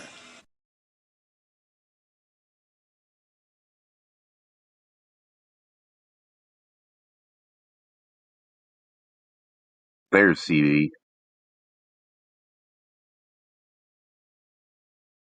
I have a question. Yeah, go ahead. So this kind of has to do with the tides, and I think we already went over this, but I just wanted a quick recap of what we talked about. I don't know if we went over this. Just remind me. So what causes ocean tides, and why are they synchronized with the position of the moon in our sky so well? Basically that's my question. If you know what I mean. And you heard the previous guy when he said that you can give 10 or 15 different reasons as to why, but unless you show with experiment and then you do something that manipulates the tides and you show that that's the cause of tides, then it's just a story. And it's a cool story, bro. But then when you look a little bit deeper, it's not synchronized with the motion of the moon. And that starts to become a bit puzzling when you start to look further. Let me finish my thought. When you look further, you'll see some areas in the world have no tides in a day. Some areas in the world have two tides, a high and a low. And some areas in the world have four tides, two highs and two lows in a single day. The Mediterranean Sea has no tide, but it's yet connected to an ocean which does have a tide. So this tidal model is not as cut and dry as how you posed the question. When you start to actually look deeper into this topic, it is a really fascinating subject. And the peculiarities, even along the same coastline, one area on a coastline can have an exceptionally high tide, and the other area, a couple of 100 miles away, can have just a couple of feet tide difference. And it's the same body of water, which kind of indicates maybe an electromagnetic interaction, where if you make something static and you push it towards water, water will start to want to move away from it. If you've ever seen someone rub a balloon on their head and then put it towards a little stream of water, it'll either attract or repel based on the charge that you're introducing onto the balloon. So potentially, again, there could be two reasons, and my story is just as equally valid as their story until one of us can science it, can actually go do an experiment, repeat it, and then what you'll see is like the neap tides, neap, N-E-A-P, when generally on like an eclipse or a solstice, the tide will be an exceptionally low tide or an exceptionally high tide. And often at that time, the moon is absent from the sky. it's in its new moon phase. So it's one of those things, like I say, it doesn't tie up. It's not as simple as the moon is directly above this bulge of water, and that bulge of water, I can now follow it from the Western countries across the ocean towards the next continent, and that I can follow the tide to the next place. It's not like that. And then you have another high tide on the opposite side where the moon isn't. So it's not where the moon is. It's really interesting.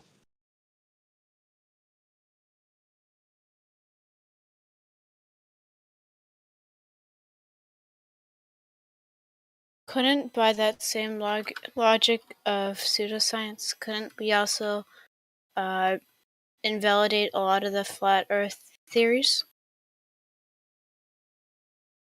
Well, there kind of need to be some theories in the first place if you're going to invalidate anything. So Exactly. So what I'm saying is, I would prefer it if you don't invalidate globe theory, tide theory, and all of that, while also pushing an alternate one that you have. Oh, that No. was what Creation Bear wanted to tell you, is that we don't have a theory. So he was being very kind to you. So I thank you, Creation Bear. But we must inform you that there is no theory. The whole world already admits they depend on it, actually. So that's actually why this is such a different conversation than maybe what you're used to. So everybody's already admitted it.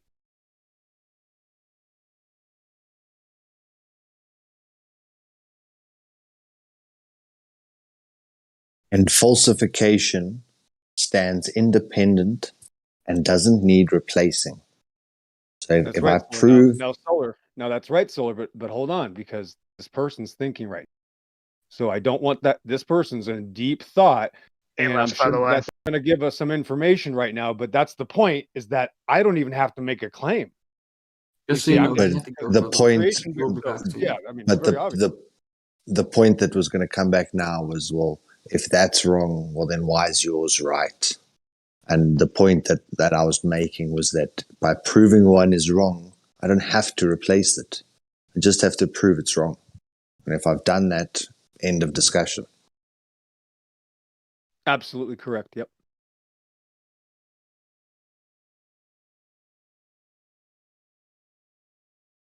So if tides are not linked to the moon, what's your next question?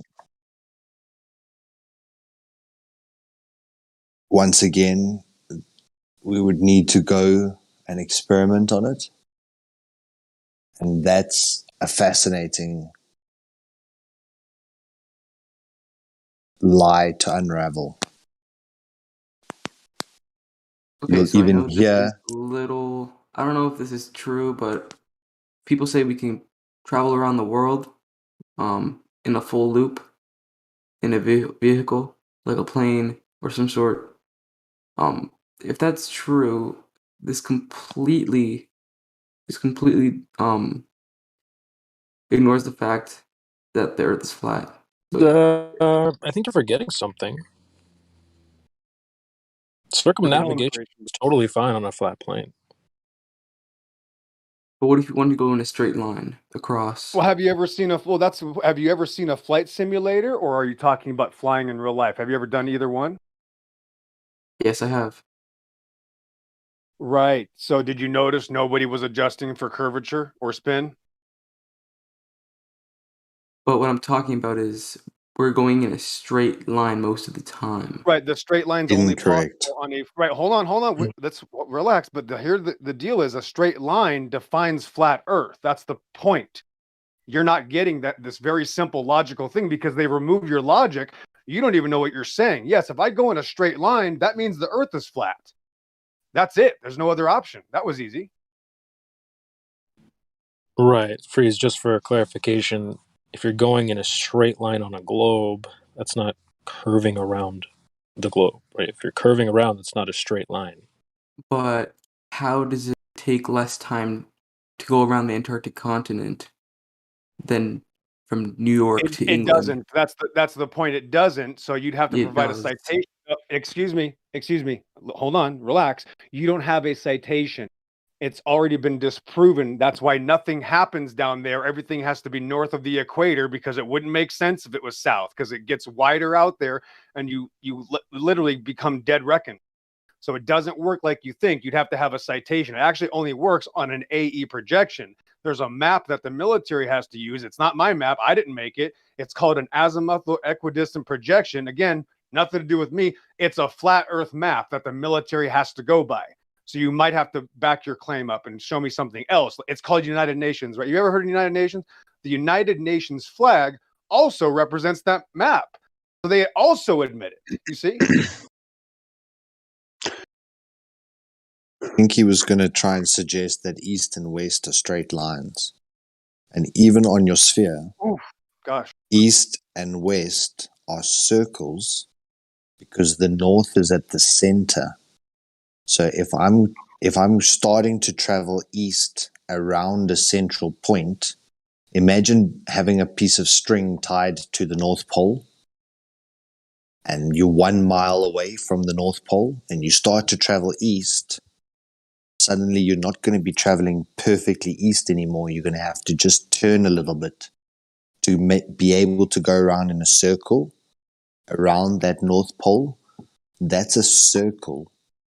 So you're not traveling in a straight line east or west. You're traveling in a circle. And if you traveled in a circle around your neighborhood, you haven't proven that your neighborhood is a sphere. I have a question. Did you hear what I just said? I did. Have you ever heard of around the world in 90 days?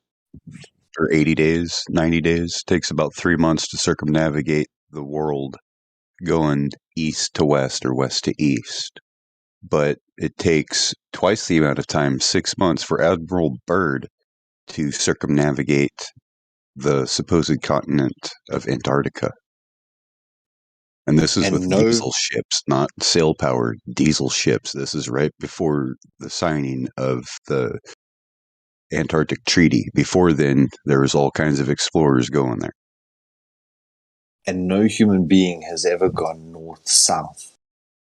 There's never been a recorded north-south circumnavigation whereby you just kept flying south and eventually you flew up and under the bottom of the ball and started going north and then flew over the north and came back to where you started. That's never been done. The only circumnavigation which you're talking about is east-west around the equator, and everyone or many people have done that or done parts of that journey, and that's flying in a circle, nothing special. You're flying in a plane, and the word plane means flat. It's a surface. So it goes up to an altitude, flies in a circle, and you come back to where you took off from. It really is nothing special. Yeah, because your compass points north, right? So if, like I just pointed to GIF, that has a magnet representing where the North Pole is, and a compass that moves around. So if you're moving east to west, the compass is still pointing north on your right side or your left side. So to you, it appears that you're going in a straight line. Now, even when you take, say, a trip from Africa to South America, it tends to deviate a little bit because it's always attracted to the north. But on the globe, with the projection of the globe, that flight is actually turning and curving and making wild, like arcing turns over the ocean. Or on this one, it's a straight line because the quickest distance between 2 points is a straight line, not a curving line.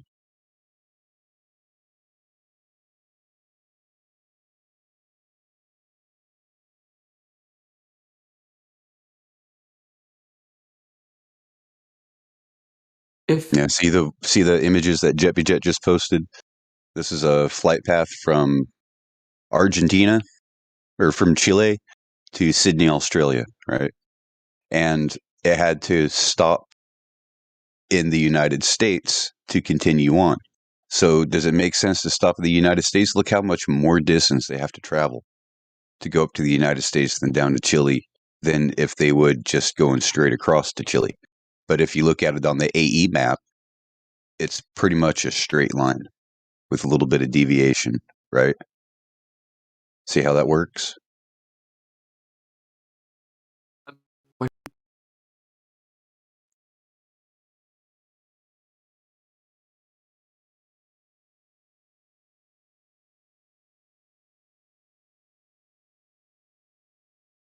Yeah, go ahead. Okay, so is there any proof that the Earth revolves, or just kind of spins? No, there's no testable there's no way to optically test or experiment on the rotation of the Earth. Even Einstein himself said it is impossible to measure the rotation of the Earth. So hear me out. How do we have seasons? Like, how does that work for you guys? The sun moves in a circular spiral path, originating in from the equator to the tropics. Do you know what the tropics are? The Tropic of Cancer and the Tropic of Capricorn? I do. Okay. Well, summer in North America, the sun is right above the Tropic of Cancer, right? Right. So that gives us our summertime. Now, spring and fall, the sun would be right there at the equator. And then wintertime, it would be at the Tropic of Capricorn, which would be summertime for You're Australia saying because it's right over Australia. You're saying depending where you live, you're stuck in a season. No, you're not stuck in a season. The sun moves across the sky back and forth on a circuit. Okay, so what about day and night? What about day and night? How does that The work? sun moves across the sky in a circle, a great circle, like a wheel. Did you know that the sun travels along the same path in the daytime sky? That I didn't know that. the sun travels the same path that the You have a moon diagram? travels, and same with all of the planets, and same with all of the zodiacal constellations. Did you know that? Did not know that. It's called the ecliptic plane. You can actually look it up. It's kind of interesting, the ecliptic.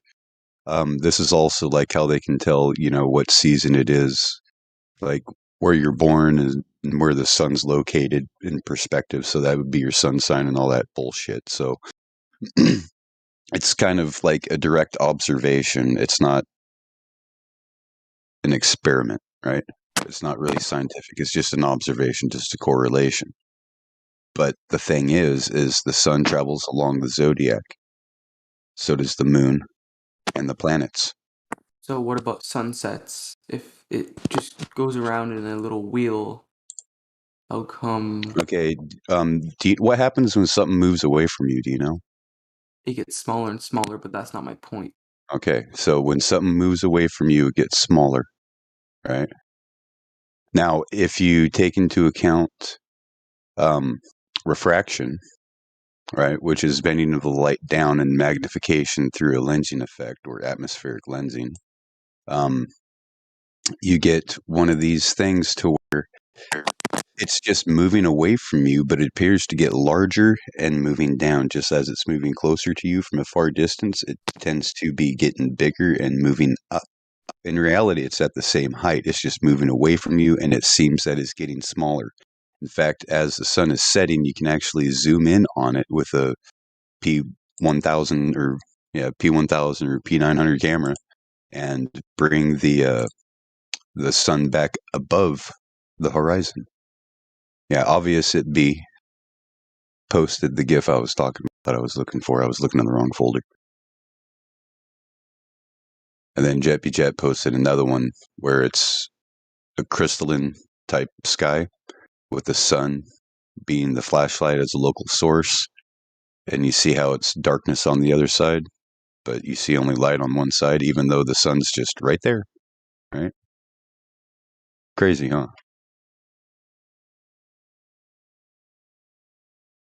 Yep. So next time, I mean, a lot of people say sunset and sunrise. The sun does not actually set. It appears to go below the horizon, but it does not actually go below the horizon because the horizon is apparent. It's not a physical thing. So the sun cannot go below something that does not exist.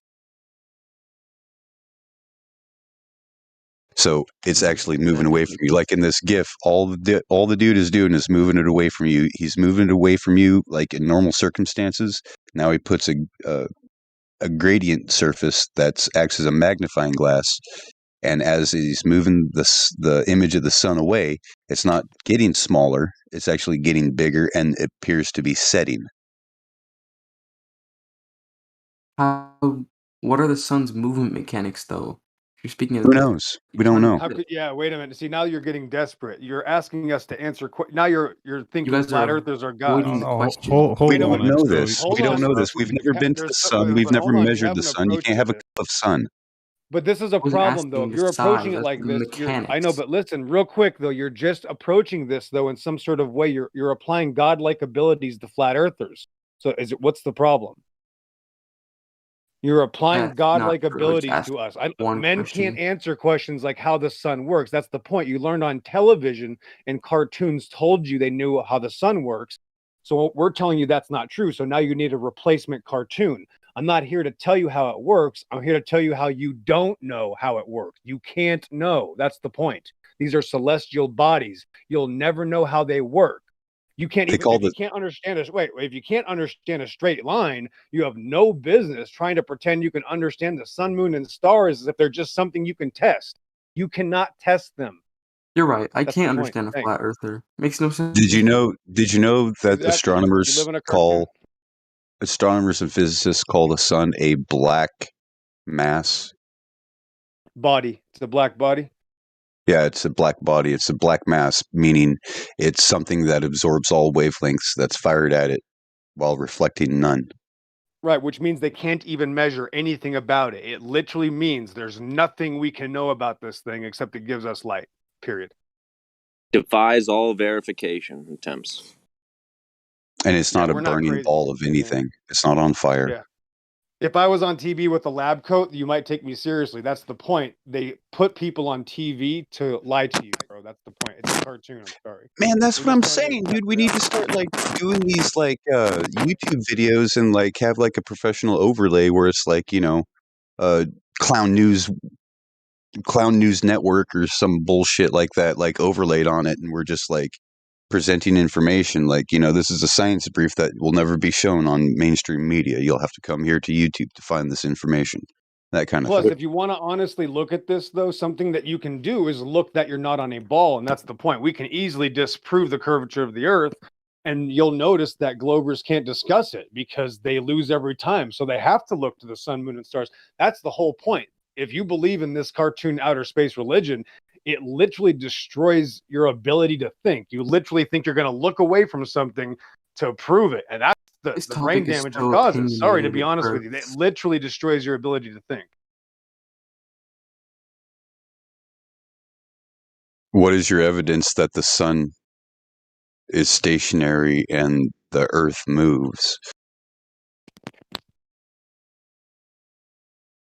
That would also, if he believes that, that means he made up a claim that nobody else has experienced because everybody Exactly, because the sun is not stationary. I didn't say Right, that. this is a spiral. It's fine, bro, but you just try not to make stuff up left and right because you've just been doing it for a while. It's okay that you don't know, bro. Everybody got brainwashed by TV. It's okay. You'll get over it someday. You guys are mad weird. Instead of saying that, you could probably argued for reference frames, but you're just going to resort to ad homs, and I guess there's not much more to it. Yeah, radar works. Yeah, bro. check out Planes heliocentric. work, simulators, yeah. The new heliocentric model is not actually a heliocentric model, right?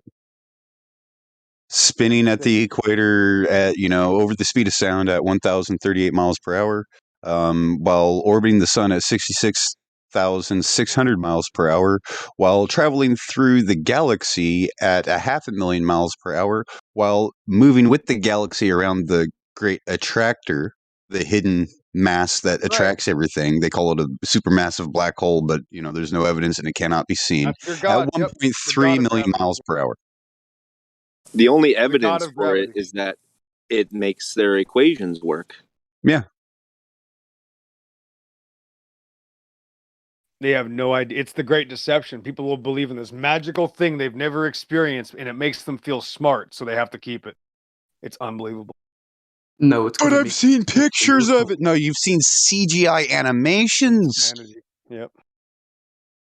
Oh, but you know, lots of people saw them land on the moon. No, Let me even look up Armstrong pictures of himself said flat that was an Earth. animation. Let's look at pictures of flat Earth. Literally, Because there was no way to You don't broadcast need to back type in then flat Earth. from the Wait a moon. minute. Yeah, you don't need to type in flat Earth. Look, I took a picture of myself on a mountain. Look at the shape of the Earth below my waist. See, I didn't have to type in flat Earth. I went out and took a picture of the Earth.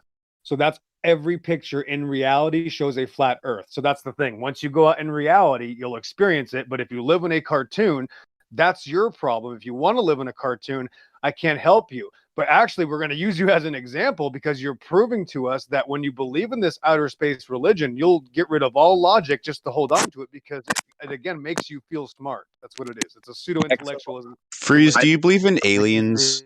Same thing about you. Do you Can I believe in space aliens, Freeze? No, you can't because you watch it on TV and believe what you were told. Unlike me, it's the exact opposite. Again, you don't have the ability to think. See? I just proved the point. Can I add a caveat to what XO just said? All pictures, not including fisheye lenses with barrel distortion. All actual photographs with normal lenses. Yeah, the ones with distortion are just as easy to disprove. That's the point. They show it that it's unfalsifiable. They prove that there's no gradual curve or no I can expect it here or no claim. There's no claim to when you can experience curvature. It's on TV. There's no NASA document at this altitude. You look, nope, doesn't exist. Welcome to the Twilight Zone. You've been fooled. It's okay. You'll get over it. Here you go, Freeze. I'm going to post a video of this guy that comes up. He says he came up with actual proof from an official NASA space shuttle launch footage showing the curved Earth. So, yeah, go ahead and enjoy that one. All right. This is called Debunking the Flat Earth. I love this guy's face when his reaction is just like you see just the soul gets sucked out of him. Yo, where'd you post that? 23 after the hour in the live stream voice text associated with the live stream chat. It's the room right above this live stream. Hashtag live stream hyphen voice text hyphen keyboard. Keyboard wingding, I should say. Also, welcome, Charlie. Thanks for checking in, brother. If you have any questions, man, the floor is yours. We got a couple other people here asking questions, so feel free to chime in at any time. Glad to have you.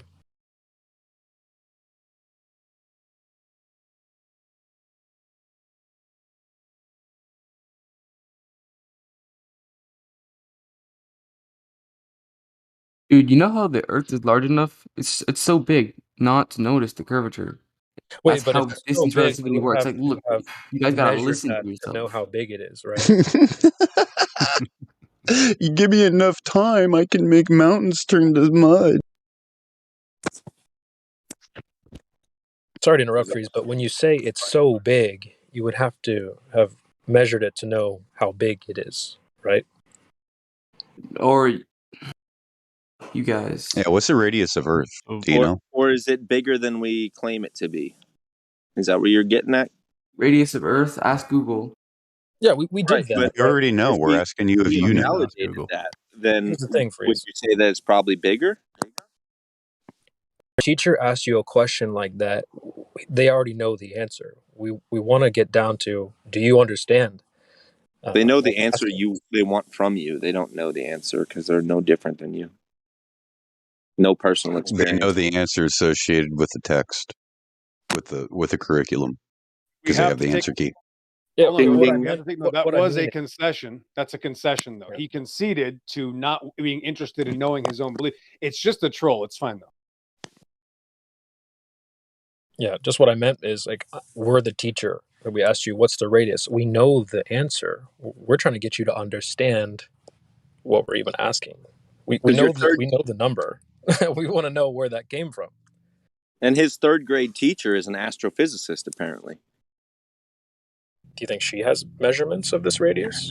Nope. I highly doubt it. But the supremacy of the authority of the teacher is what makes him believe in it. Why would she lie? Why would she lie? Perhaps she don't know that she's lying and she's just repeating what she has to because she loves the money so much so that she can live her life in her apartment with all of her kittens.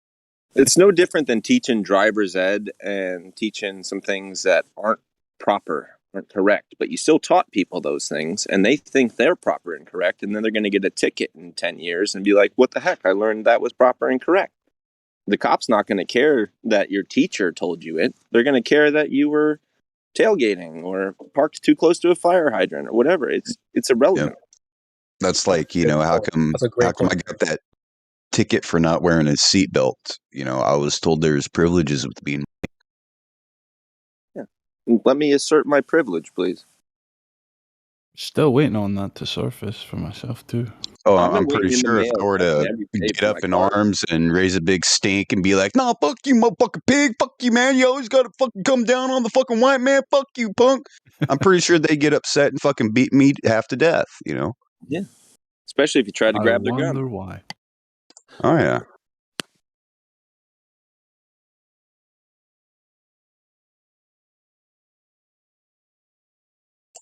Sorry for the divergent, but yeah. Didn't How go about too them far sun off. dogs, huh? Yeah, how would you explain that without a firmament? Better yet, you can't even have a rainbow without some sort of reflective lens.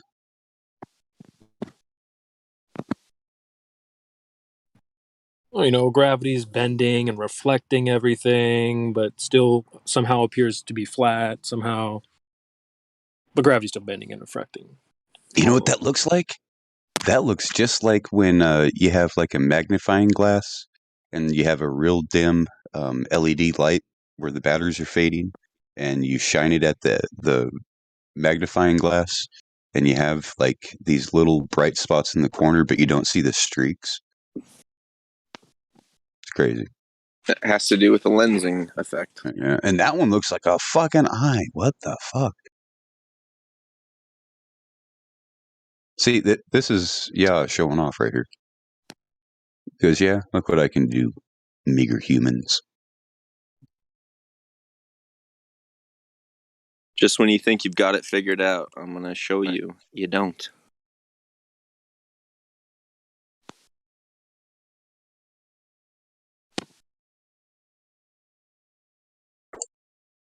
Like, I could tell this guy right now that the swastika has to do with the seasons and the position of the Big Dipper in the nighttime sky, and he would not believe me. He'd call you a Nazi. Yeah, we get triggered real quick. Even though it's, a 6,000-year-old Hindu symbol? Yeah. And it's literally the 4 gates of the seasons. I mean, even in ancient China, they had that symbol that meant broom star. Now, what was that broom star? Well, the Big Dipper.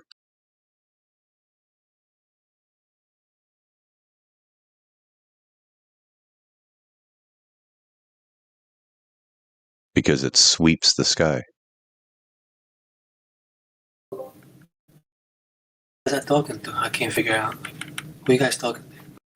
Oh, we were talking to Freeze, but I think he's froze again. So. It is winter. Freeze, are you still there? Charlie 541 also is VC verified, but he hasn't spoken yet.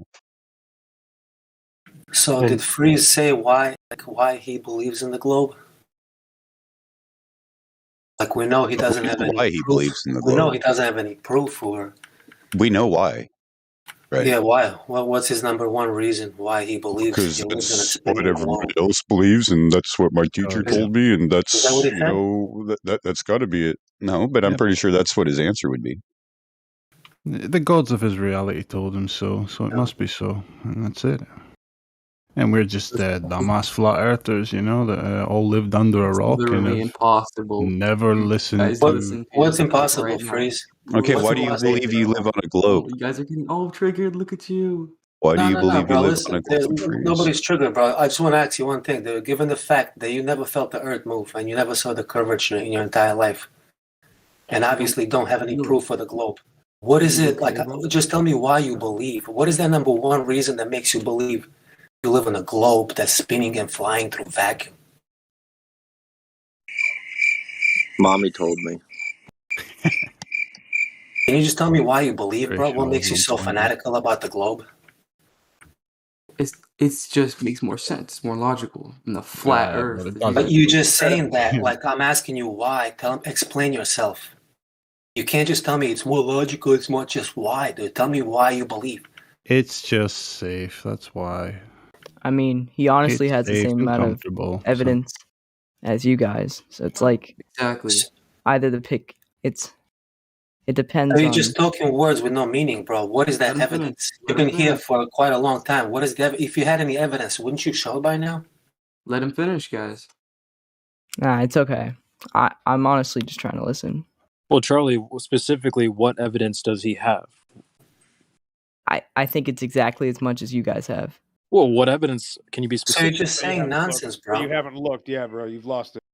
See, they think You we're. guys say gravity isn't a thing, and it's things are just heavy. That's why they Wait, fall. wait. He said you had evidence, so can we maybe bring some of this evidence out and put it on the table so we can all discuss this? I mean, it's evidence supported by scientists What all around the Yes, world. the scientists. If Wait it a deals minute. to Wait a minute. That's the authority. point. You're just saying words, bro. You're Like, talking about TV now. You're talking about the things you learned about on television. TV. There's no TV. claim in TV. reality. No, these things are on books and history, I bro. know you're What not are you listening. talking I about? know you got to listen. You're not History. listening. This is the reality. They don't talk about gravity in science and engineering. It's assumed based off a religious belief. You talk about it on television. That's the point, not in reality. Everybody knew things fall before the word gravity exists. I thought You, for some religious reason, belief think nothing fell. You have a religion where everybody was floating until we came up with the word gravity, and we realized, yeah, our Great Pyramids are trash. Let's build grass huts now and buildings in England because our ancient sculptures obviously never happened because we didn't know about gravity. That's what you're claiming. You have no idea what you're talking about, bro. People have been building megastructures for thousands of years before the word gravity existed. So you don't have an example when the word gravity, advanced science or technology. It's Calm a word down. on television. Calm down. So stop using it. Calm That's the down. point. You don't have Hey, a claim. Calm down. don't So tell me to calm eventually, down. you're He's spiraling. very polite and There's the very spiral. nice. Very good. I love Can you the listen? stuff. And hey, don't. Freeze, you're getting the free education, bro. You shouldn't talk like that. You're You triggered, listen. not.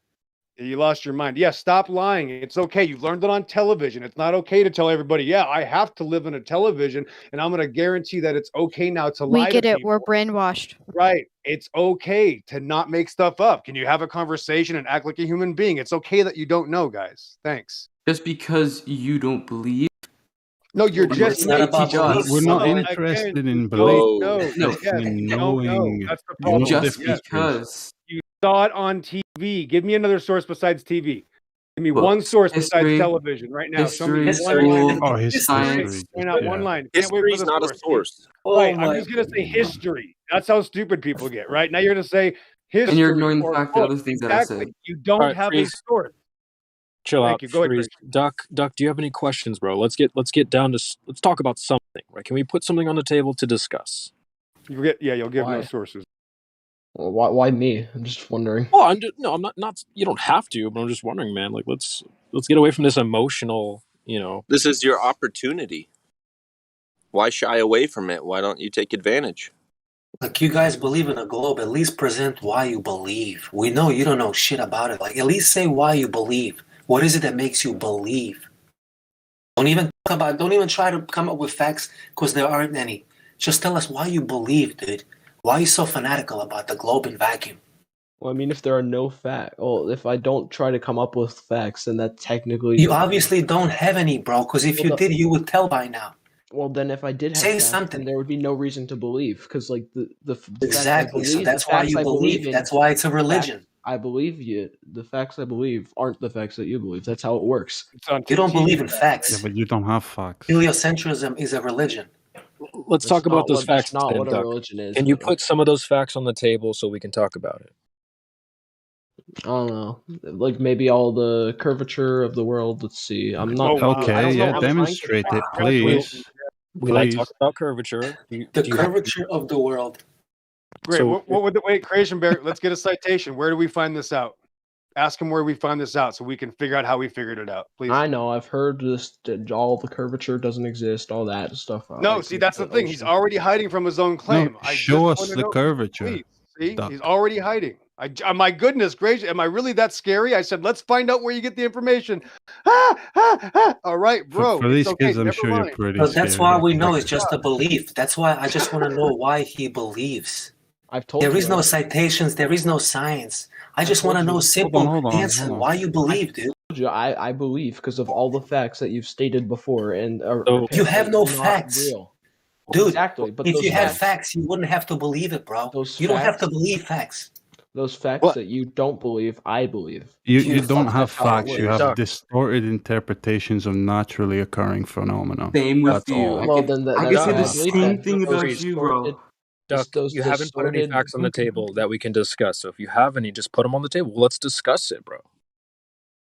And Freeze, this whole, well, if I'm wrong, you guys are wrong. That's like first grade BS. So just cut that out. But Duck, if you have any facts, just put them on the table, Duck. It's all good. You said the Earth's curving. All right, so let's get into that. Where are the measurements for that? Yeah, if you want We're some happy if to you meet you want on some whatever claims, level. I can give you some. If Go you for come it, with Freeze. the low level, then we're gonna meet you. All right, here with we the go. low Here we go. level. Here we go. Here we go. Here we go. All right. Shadows. All right. Dips and horizons. The moon, obviously. Pick one and let's discuss it. Don't just shotgun blast 10 different things. Let's talk about it. All right, here we go. And just Let me think of remember, one. Freeze, you're like the 23,000th person to come here. All right, so you guys come in and start reading off the same exact script. So we've heard this like a billion times. Sticks and shadows. Do you want to talk about that? Same top 10 reasons why we know the Earth must be a globe. Here's the thing. Articles. If you've heard it like 10,000 times, as you claim, then wouldn't there be some evidence behind it that it's real? You If would much think people have so, to- Doc. If so much people have used it as their defense. You would think So so, yeah, but it so doesn't you have measure an out to be appeal to that way, majority bud. then. Here's the It thing, doesn't Doc. measure that way. You would As think long as a lot of people believe something, it's true. That's your Let's appeal just to skip to majority here. why would they lie? Like, That's funny. come on, man. That's where we're Yeah. gonna be in an hour. That's Why fine. would Just they mock lie? everyone. Yeah, so you guys have come here and just fire blanks, Duck. You would think that someone would have brought something, right? We could all just go home. Yeah, We're I still had here. said a You few guys come things. here You with guys kind of just no. I didn't come here. I dodged didn't what come said. here to defend. I didn't come here to defend the globe theory. That's or fine, whatever. bro. I We're came here for to. this discussion. It's all I good. came here. I came Saying here is, to learn what you guys think of the flat Earth. you guys So came what to did you learn the so So far, far? I've learned nothing. Well, Freeze, you're a little bit emotional, so just calm back Freeze, down. you've learned nothing because you're in Google's not going denial. to tell you what we think. The only way to figure out and find out what we think is to have an open, honest discussion with us. If you try to Google it, you're going to get nothing but lies and deceit. So Yeah, you guys use GIFs. calm and you use patient and GIFs actively You ask can't, you questions. can't have an open and honest discussion Freeze. with us because you can't handle the possibility that how you think the world is wrong. Yep, It's exactly. not a possibility for you that the world It's is triggered not by a globe. truth. Triggered by And until truth. you can come in here and have a conversation and be able to go where the information leads, you're not going to be intellectually honest with us. You can't be traumatized by new information constantly. You need to absorb it, assess it, and then take some time to make a determination based upon it. You can't just lash out or bury your head back in the sand when you hear it. Yeah. You have to be open to hearing it and evaluate it. Just being in denial makes you look real silly, bro. Just denying things. Same thing for you guys. Same No, thing. Freeze, I already told you that's like second You grade guys stuff. deny. You guys deny everything. No, here's the thing, you guys Freeze. are Freeze, if also you say you have a denying. dragon in your garage and you never show it, I'm not a dragon denier. You just don't have any evidence of your claim. There's lots of evidence for our claim, and there Okay, so somewhat then why evidence for your claim as well. Yet We'd you love guys to like see to it. deny. it's on the table. Instead of getting so emotional, Hey, I've just already said stuff, but you guys have already dodged it like no multiple one. times. The floor is yours. Bro, we were trying to get a claim. You won't make a claim. We say, where do you get your information from? And you keep stuttering because you know it's television. Thanks. You've come to a flat Earth Where do debate you with get your claim? Oliver.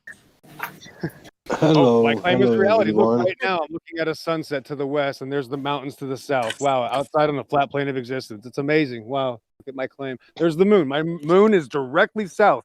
Where's your moon right now? It's directly south, and it's at a waxing crescent. What's your moon at right now? Thanks. My moon is showing the dark portion, the shadowy portion, as a light gray, clearly standing out from the background of blackness. That's How do you explain that? I said that's proving hello cold Earth, everyone. you know, who cares? Flat plane. What's up, How do you GBG? explain that? No specular highlight on the dark side of the moon, but it's just like glowing gray. Well, how do you explain that? Mic check. That's the sun reflecting Mic onto the check. moon. Exactly. Yep, GBG, you're all Yeah, good. You wanna? you're good, bro. You're good, man. Let's Yeah, thank you. Hey guys. I've been listening for more than an hour That's to good for all you, this man. talk with you young men. And I have a question for you, if you don't mind. What do you want, bro? Freeze, Yeah. relax, dude. We'll ask you for actual stuff. You don't have anything to say, but you want to Yeah. Neither do you. Oh my god. We can just put you back on Wait, mute. You calm down. let me Do it, ask. bro. Do it. Don't spiral. Let me ask you now the question because Triggered. you asked me to. Do you know the difference between belief and knowing? Yes, I do. What is it? I can actually define the actual word. Okay, that wasn't the question. Oh, are you a Right. doctor? No, that was Are you a doctor to He's define Googling. the words? Buying Where's time your to proof that I'm Googling? You're buying Just time. like, where's the proof that your Earth is flat? Oh, if you want the proof, just You're talk a retarded, lot. bro. He's sitting there playing You guys Minecraft. got, and we everything got on any people Freeze. here actually, doing good improving most of the stuff Freeze. Wait. in the form of memes, as you guys like to see the. The format is not the Exactly. They issue. like to use GIFs and they Freeze, like to use 1 freeze, megabyte just videos. calm down. Triggered. It's amazing he wonders why there were thousands that came before him and were defeated just the same. I think what I wonder You guys is know the Because definition most of us are just defeat? depressed losers using Discord. I think the main problem is that you Yes. say that everyone like tries to cover up this entire thing. Why No would one said people that. spend How like come no one said that in Nobody this said that, conversation, I man. mean, Charlie? That's a you say straw that man. people lie, Literally, no right? one has said that. You know what you Charlie, flat earthers like to you say do? that We people like to make our don't claim. lie. We like to Freeze, say what we want, and then you guys freeze, like to mock us and freeze, cover it up. relax. Freeze, just relax. You wouldn't like it if we See, described exactly. you I in can't say similar a thing because terms. you guys will tell me to relax and mock me. Freeze, just chill out. Because you were nice and calm earlier. We did a check-in together. I had to put, you had to take some minutes to calm down. You said the Earth was a cube and stuff, so you're getting riled up again. Just Yeah, so calm the Earth back is a down. cube. Because Calm all you down. guys can take jokes. You guys Just take this way too seriously. Just relax, dude. Because you're the one who's triggered. He's in a panic attack, isn't he? When we actually want to Be talk about careful. In flat this Earth and server, stuff, you're you going go to get quiet. banned very quickly if you're going to troll. Speak up, bro. Speak up. Yeah. Yeah, Freeze. So when we actually want to discuss topics that might be able to get us somewhere in a discussion, you don't have anything to say. And yeah, I mean, when I do have something to say, you guys like to It's mock usually me and some just say, emotional "Oh, you're stuff. denying it. Oh, It's he's your googling feelings. it. Oh, it's off paper." Yeah. When you have something to say, it's just your feelings. So if you want to go on mute for a little bit and calm down, maybe we can talk to Duck or someone else who's a little bit more chill. Like, Yeah, I have a question. Oh my god. Very chill. Totally. We're all on the passive. same side, Duck, Charlie, Coder. know We're all that. here. Some people are We don't better care if actors you're on the than you same are. side. Yeah, You some shut people are up. smarter than others, so we move on to the next. Some people are better actors. They can hold their character a little bit longer than you, Freeze. So Charlie, because you guys Coder, are hard-headed. That's a good point, Chris.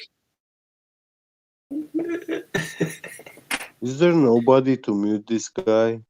You guys are meanies, and your butt heads, and your poo-poo faces. See when you guys have enough, you just mute me. Go ahead, mute me. Feelings, dude. I mean, I'm honestly here to learn. Just put your feelings away and stay on topic. Who said he's here to learn? Who wants to learn? Who said they're here to I learn? just Charlie. don't really understand why people would spend like millions. Why would they on lie? Photoshopping. Why would you ask us to assume Oh, the that motives can't be of your somebody best else? question. That can't be your best question. You're smarter than that, kid. Come on. I know. Give but us your best question about the Earth. Ask us a scientific question for once, I just don't think it bruh. makes any Or plausible better yet, sense. find You me know, it one makes person who's pretty much never lied. zero fucking difference, Did he right? take off? Why would No, people? I just don't think it really makes sense. That's like you That's 'cause walking, you haven't. Charlie. It's not This going is to help like your walking motive. in on a That's a dead logical body, right? fallacy, bro. You just Charlie, ask listen into to it. Ask a logical question about the Earth. Well, here, fine. What I have a problem with is like actually picturing it as flat. Lack of motive Here's the thing, doesn't Doc. destroy You evidence. don't have to imagine or Yeah, it's conjure up difficult to anything. picture reality. That's always tough. Well, that's exactly what. But he can imagine a bowl of water spinning Yeah, in the you have vacuum. to show it. Yeah, Yep, it's got to be a pretty much. television. Oh, set. that's funny when they're My whole giving life. Nathan's photo, man. They're posting Nathan's bullshit Lake Pontchartrain photo nonstop over on in the live stream Well, voice text. But then, you like, guys if don't I buy can't- photos, huh? If I can't Why does picture it look can you But give me so some clear? other- I asked a specific question. Do you buy photos or not? Is a photo a scientific proof of anything? Yes, if it's taken in real life. Yes or no? Yes. If it's repeatable and testable. So where's the repeated photos of Lake Pontchartrain? We asked Nathan this. We had him here. We asked for the capabilities of his cameras, processor feeds, all that, so we could calculate whether it'd be tunneling or lens effect or aperture. And Nathan wouldn't give us any of that. Matter of fact, he wouldn't even defend the premise. You know, he took over 1,000 pictures to get that one. He admitted that. Is this? It's Nathan funny, from we India or destroyed the Nathan people Oakland? who bring this bullshit. Well, posting Lake Pontchartrain, And you your should know, definition of Nathan, who. destroying is We cutting destroy them the off and people not who letting them come up. finish Excuse and me, just you're using interrupting me. random crap. You're Let him talk. interrupting me. Let him I'm the talk. You were mod, I can interrupting do him. that. And Yeah, I'll freeze, shut relax. you up Go so I ahead, can ban do me, that. Discord mod. Go. Yeah, go. Freeze. Ban. Take a let him breath. talk. I said, I didn't ban, I said mute. I'll just shut you up. That's what I said. I'll shut you up. We Do it. destroy the people that do these Discord fruits, mod. and then you guys come in like, listen, shut up, kid. Yeah, All freeze. you do is sit Who are there on you your trying to little. impress? Freeze is the Some emotional. Literally no 13-year-old one. with braces? He's just Braces. triggered. Where's your proof? He's Well, then breaking shut down. the hell up. Battlemod, can you just mute Freeze because he's been rumpusing and the other there's some Yeah, actual people mute here who him. want to have a discussion. So Freeze, just go on mute, calm down, DM me when you're You- chilled out. Well, try to keep up. You're Freeze here. was muted 2 seconds ago, and I've been interrupted again.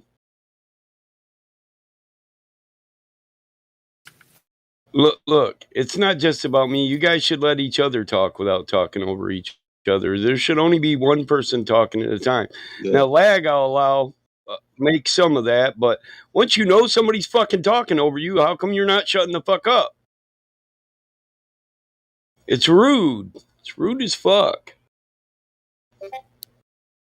Freeze, get out of my DMs, punk. You're just a child. Who gives a fuck what you think? Oh. He's not a very good actor. Just Go make a bologna here- sandwich. I mean, Go most clean people- your damn room. Do something to make your mama proud. I mean, most That's people right. here would care about what he Clean talks your about. room. If you guys want to Motherfucker. have a conversation. I'm just saying that. all right, Duck, let's get back to the conversation. So you got some facts or something we can discuss? Do you have any facts that you can prove your theory as well? Sure. Yeah, I mean It's not a this is theory. the I'm first time not you've really. asked. I'm not Theory? really here What to prove theory? that, like, Prove our observation. I think Here's what I'm gonna say not about. here, I'm not here to prove that the thing is a globe. I'm here to prove that it's flat. I'm not here to prove that it's flat. I'm here to learn that it's flat. All right, then why are you pushing back All so right, hard? bye, Freeze. Because I would like to learn, see what evidence you guys. Toodles. All right, well, if that's Plenty your of agenda, resources for you to review. You don't Duck, need to be here right now. if your agenda is to learn what the flat Earth is, then don't get so defensive. Let's get into it. Let's get into it. Maybe review some of the hundreds of hours of Um, resources that have been compiled for you before you. Yeah, but he's giving a good intro, Battle Mod. They got a nice introduction. yeah. You know, I told them that it wasn't a theory. We're just accepting reality. That's the point. I tried to ask one guy. It's an "Can you just give me a observation. claim?" It's Yeah. not a I just said, "Can theory. you give me a claim?" Yeah, can you give me a claim for something else? They will make a claim. I said, tell me where you get your information from. That was like 45 minutes ago. I couldn't get an answer. I feel like when learning something, you should be able to Earth is question it. observably flat. Yeah, like when learn, like You how much should. of you guys? Nobody How much said of you guys you here when couldn't, but how much of you when guys here when somebody like is learning like talking, it's not math the in time school to or whatever? question it. Oh my god. Well, I got a college degree. Do you? I do not know. If we're gonna wave our little academic wands around, let's critique your level of academic achievement, shall we? I'm just You trying know, to this learn. becomes Like I said, redundant and obtuse quickly. Quickly. I'm not saying it. Education is no way to assume a position of authority. Now, experience maybe, but education, no. You can learn all you want. That doesn't mean you can use what you know. That's intelligence.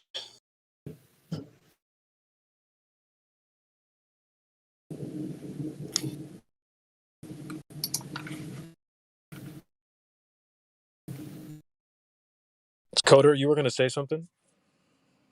Yeah, I'm just curious what all the funding to NASA and SpaceX and all the other private space companies is going to. NASA isn't private. Hookers and blow, man.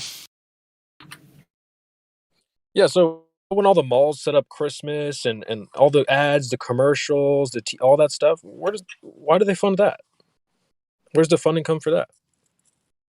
Money. Because they have a The American people.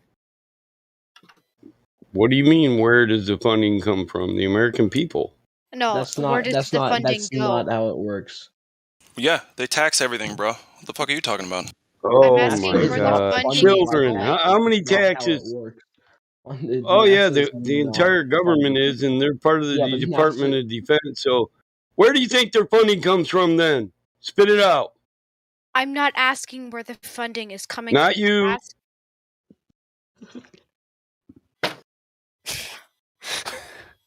What is happening? They get their money from our government. Does the government make their own damn money? That's a simple question. Here's my question. No, that's the answer. No, they don't. Breeze, when you stop acting like a child and telling people to play with your little wanker on the internet, you might be unmuted.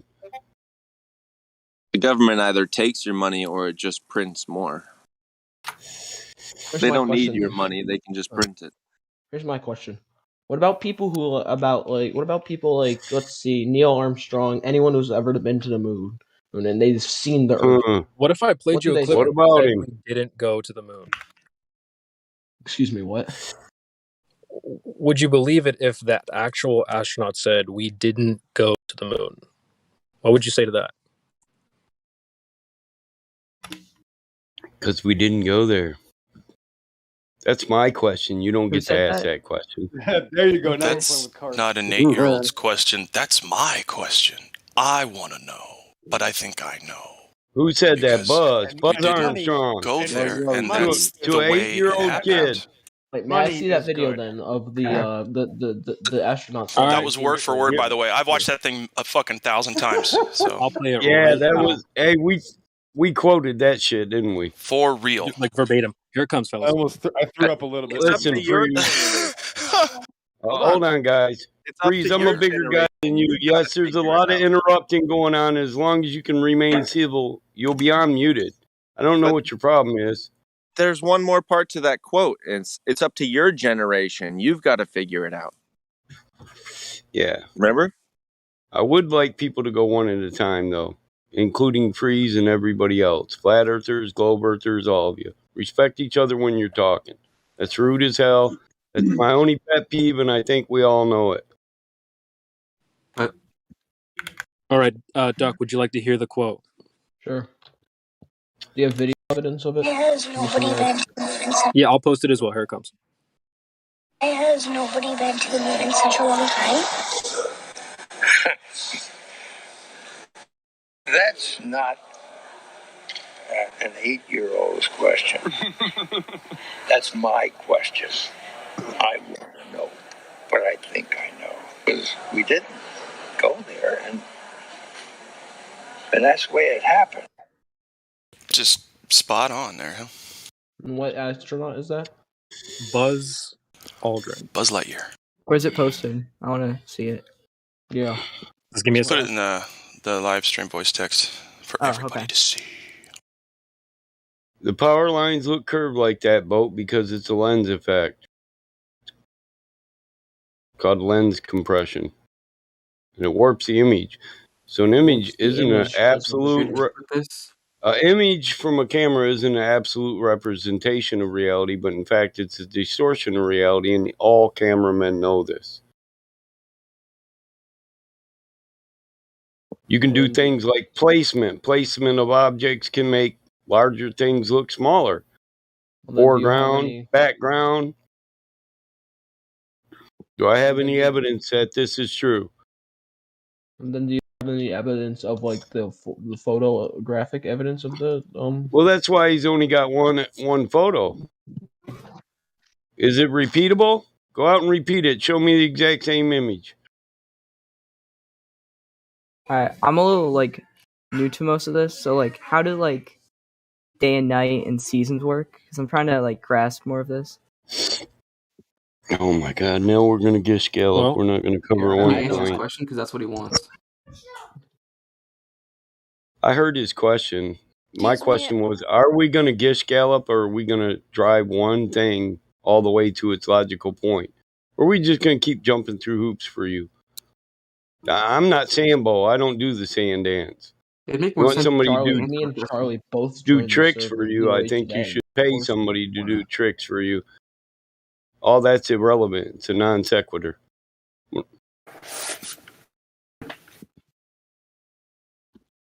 Are you capable of staying on point? That's the question. I like to think I am.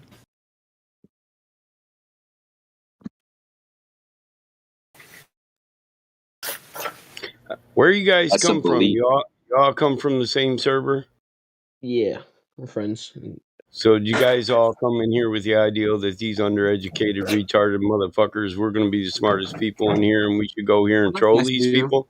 That's nice of you. No, we came here for a civil and conversation, and some of us are more rational than others. Correct. Would you like to learn something? This is awesome. Sure. Hold on, messed guys. up, I'm dude. leading somewhere. So we understand there's a jackass in every group, but civil is my That's me. main pet peeve.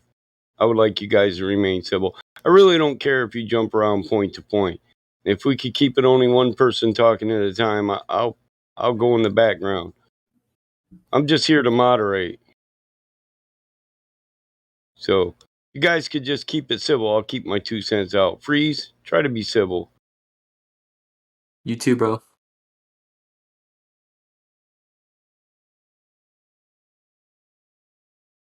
Well, if I was a globe earther and I thought I had really crucial evidence, I would definitely come in here and try to dunk on the flat earthers. So who's trying to get, who's got the rock? I'm not Let's go. trying If I to say like, something, I'm not will you trying to guys prove you actually guys answer wrong. it? I'm not trying to prove you guys wrong, and I've said this like a billion times. I'm trying to see what your guys' opinion on most. Yes, that's what we're trying to do. We don't want to. I'm trying to see what you like your Yes. worldview is, not Yes. what like. What do you We're call not it? trying to prove you wrong or anything. We just want to know. We just want to know what you guys think.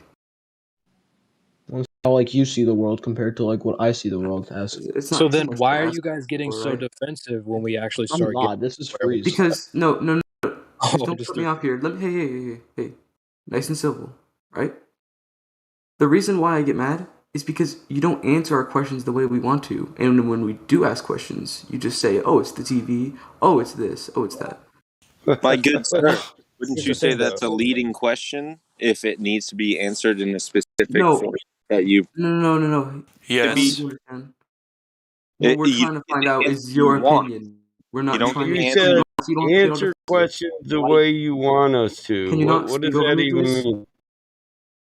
When I ask a question, it doesn't. I'm not trying to prove you wrong, so you guys don't have to get all defensive. You know what I mean? We can just Think of it this just way, respect guys. each other's This is an opinions. elective college course. So you've come here to get educated. So why are you fighting with the teacher? If you're claiming you come here to learn, then why are you getting defensive? We're here to Did you learn ever what you question think. things in middle school, high school? Did you ever question things then? Yes, I did. That's what we're doing now. Exactly. We're doing the same amount of Questioning questioning shit that all you the way two. through college too. Even in the Marine Corps, I question stuff. And that's dangerous. But we The can't problem is question you're stuff. It We hiding, just you're go on is. hiding Discord from all the call. answers, though. You can't say I'm questioning stuff, but hide from every single answer. This is a psychosis. No, but we're not looking for answers. We're not looking You for just said you were looking for answers, but our no, answers not that weren't type to of your answers. Listen, liking. listen, buddy. No. Verbatim. When we ask questions, you don't answer questions the way we would want you to. That's what you said. Yeah, So this let's is what I pick a said. topic then. Who's got the rock? Who's trying to get dunked on? Let's go. Let's stop talking about the debate. Let's Let's we're just not That's dunking great. anyone. Let's just like have That's a great Battlebot idea. said. Pick a I topic. almost and then died. We're not dive looking for tomorrow. answers. Crazy Lord. Coda. Do not, you want to I'm not looking for those answers. Freeze. Hey, great John, super I duper. gotta. Talk about the Earth. I'm recording this one. Okay, Sorry. can we start with a definitely clip question? this out. We'll get to the answers when the question is presented. Well, you know what? We haven't done the 3 points with any of these guys, but Really yeah, needs to let's just happen. let these guys ask questions. I don't think they'd even be civil to the 3 points. I agree with that. So how Correct. does Yes, shadows that's work absolutely for right. flat Thank Earth, you, Battle for the Mod. flat Yes, Earth? continue. How do shadows work? Clip this for How- YouTube, please. Somebody. Shadows work on the propagation light, not the shape of what you propagate light on. So they're dictated the angle of the light source, the intensity of the light. The antecedent to a shadow is Light. Light, not shape. So you're saying light would work differently if the shape was different. Is that that's your contention? No. I'm just wondering how would it work for the flat Earth. I'm just wondering if it's Shadows different. work the same way. It's They're different for the round Earth absence and of flat light. Earth. That's all. The shape, That's the all I'm shape. asking. I don't care if you're in a house or a pyramid. Light propagates the same way. Shadows work the same way. Is that Shadows work understandable on the for you? globe. Shadows work on the flat Earth. Does that make sense? Shadows are shadows. Right. But what does the shadow pertain to? Eratosthenes?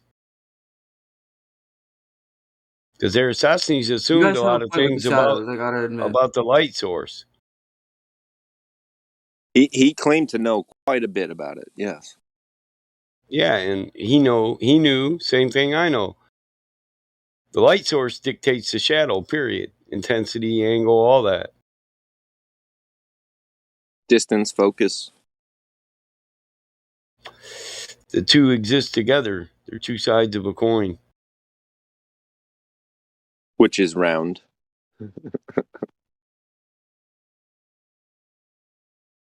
Check out the voice text for a video on refraction.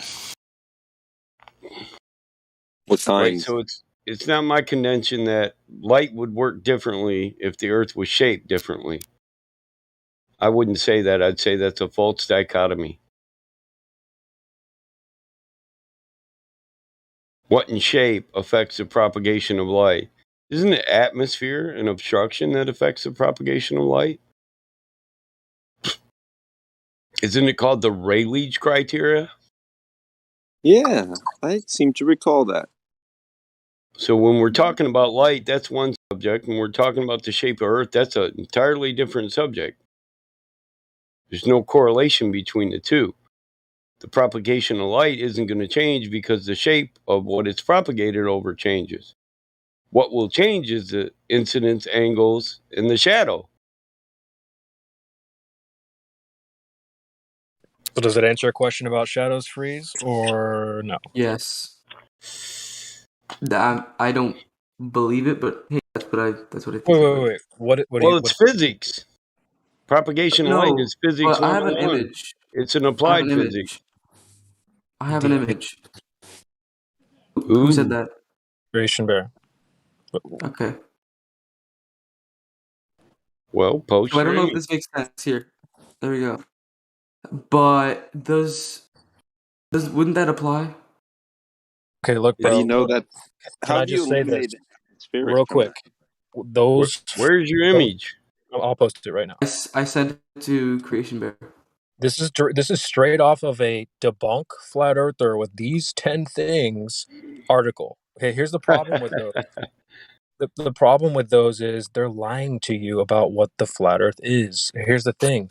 When we both go outside, you and I, we're standing on the same earth. We're talking about the same earth, and we're debating the same earth. You think it's Bro, curving.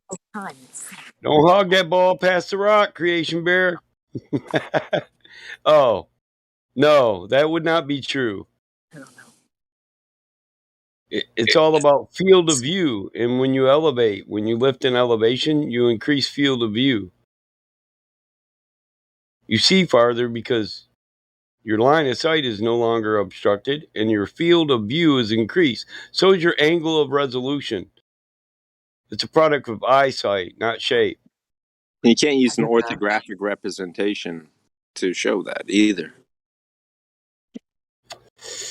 Right. So my point is, guys, is that they're saying, well, if the earth is flat, it would do all this stuff. And they're No. We're talking about the same realities. When you go to the beach, they tell you, well, on a flat earth, you'd be able to see to China. It's a bold-faced lie. They're giving you a sloppy version of flat earth to think about.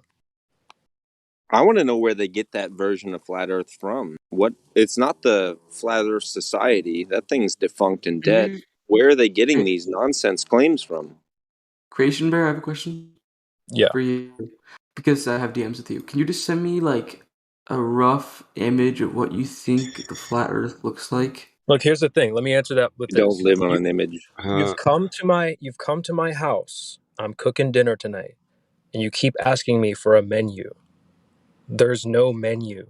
Just shut up and eat the dinner. Go outside. There's your flat earth. No one's going to give you a mini-me version of what it looks like. Freeze, I'm going to give you image firm so you can post your own images. Please don't make me regret it by posting porn or some stuff like that. We do have younger children that come here. I won't. Thank you. If you have younger, how young? Because like they can't be under 13. If they're under 13, Yeah, we know what TOS is, bro. Yeah, we know how to read. I run a business. You think I don't read the terms of service on Discord? Duck, there's also the YouTube side as well, so we can't control who's watching on the YouTube side. So I know. Exactly. So it's just common sense that children are allowed to watch whatever the hell they want on YouTube. Most parents don't even critique what they do on the internet. So we try to be respectable and civil. I don't know if you have children, but I do. I don't. I do not. I do not. So as children, you have enough to worry about. You don't have to worry about that porn you've seen on some flat Earth server on YouTube because the wrong person got image sorry, what? firms. Yeah, that makes sense. And don't Thank try to you. get the server striked because it had something you posted on it. That's just cowardice. Yeah, because we just report you when you post that stuff anyway. We know how to use the terms of service against you, too.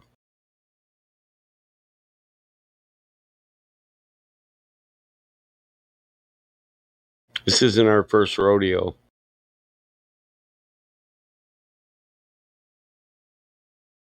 I've only been to one rodeo.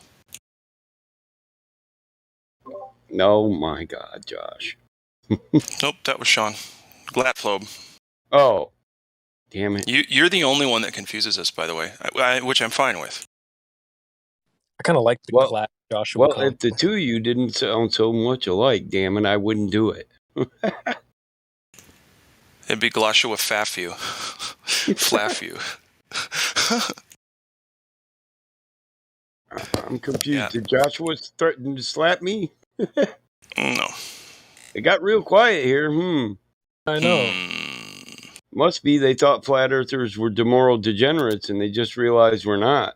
No, maybe it's the Absolutely. fact that you kind of strayed off the topic that we were talking about and like kind of did some kind of inside joke that we had no idea. Hey, Duck. All right, great. So check this out. Let's just switcheroony Why right do they now. call you Duck? Yeah, there we go. While we're at it. I don't know. Why do they call me Duck? That's what they're calling me. I didn't tell them I to do don't that. know. Maybe You you have got to a cowlick or a hair that stands up like Donald Duck or something. I don't know. All right, we'll get back to it. Duck, you understand those debunk flat earth articles are lying to you about the flat earth. Well, that they're all what- trying to debunk the Flat Earth Society, and we're not the Flat Earth Society. We don't believe Flat Earth is a disk rising in space, third disk from the sun. We don't believe Earth is even suspended in space And or what do you third from the believe? Because sun. that's what I'm trying to figure out. We That's why I'm believe here. that Like, what is the image? we believe more of a geocentric universe where we're the center of the universe and all things revolve around us. I mean, that's what we observe. I don't know about you, but I observed the sun to move 15 degrees through the sky per hour. It moves. You can't ask for an image from outside of the known universe because we haven't left the known universe. How could you expect there to be an image from there?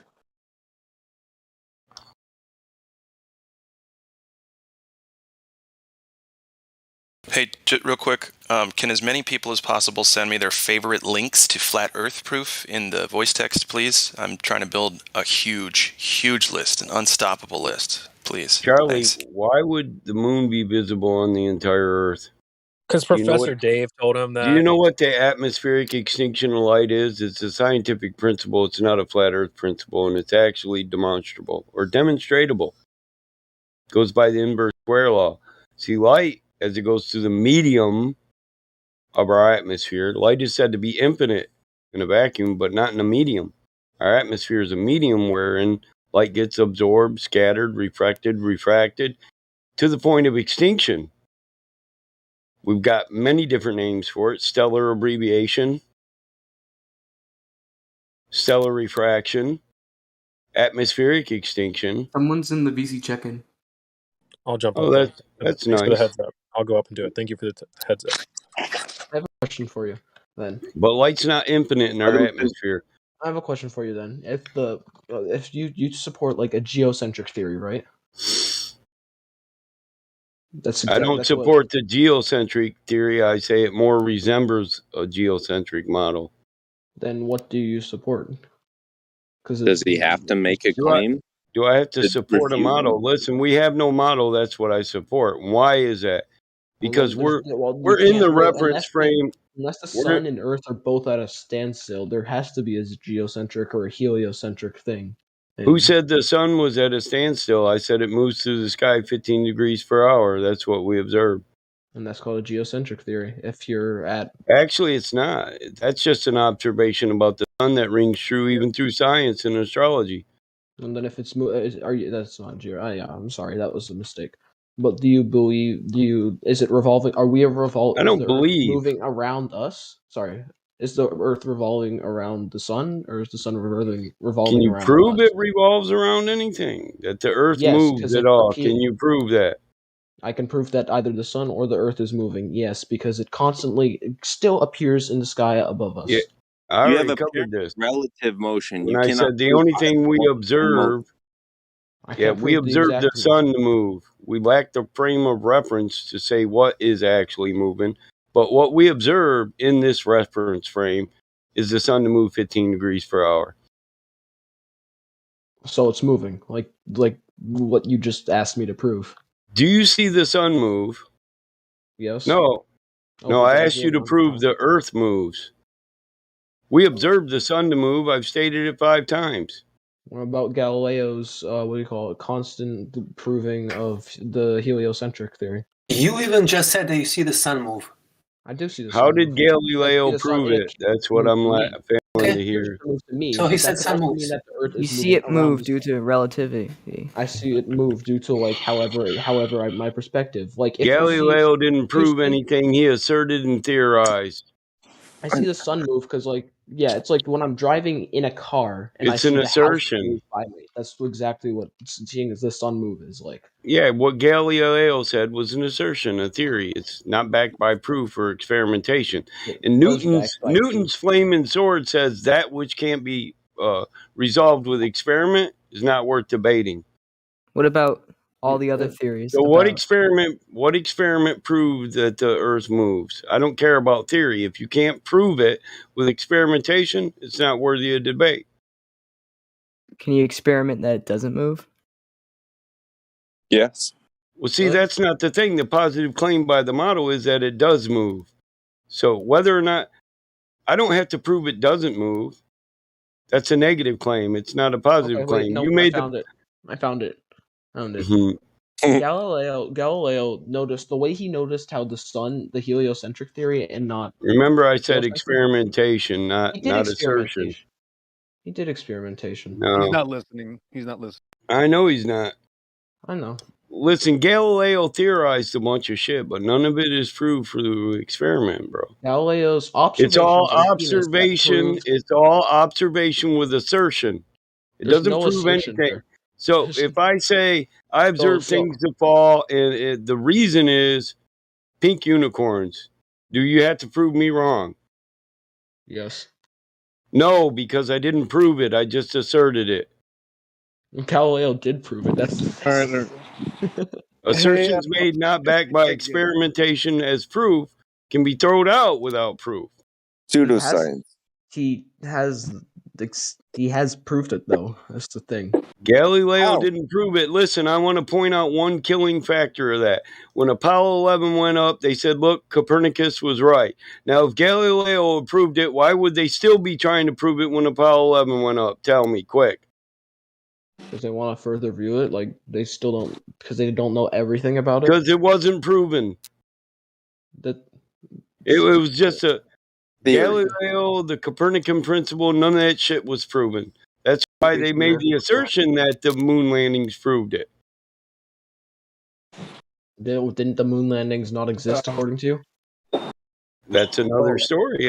That's the nail in your coffin. If they considered it proven, they wouldn't have restated it had been proven. If Look, they he was considered right. it proven, then they would have wanted to keep verifying it. And Here's another back it up one. more with more evidence. So they say the That's what Earth you is an do. ellipsoid, but what is an ellipsoid when you define it? It's a theoretical model. So if it's been proven that Earth is an ellipsoid, why is it still classified as a theoretical model?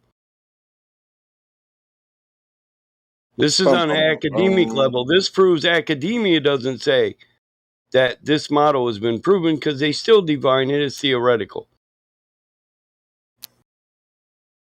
Second. Defending a ghost. Well, no, it's the standard Galileo's evidence. It's proven observations of evidence. Venus that prove this. He observed that Venus went through phases just like our moon, and our moon circles around us, right? But he observed Venus circling around the sun, not around the Earth.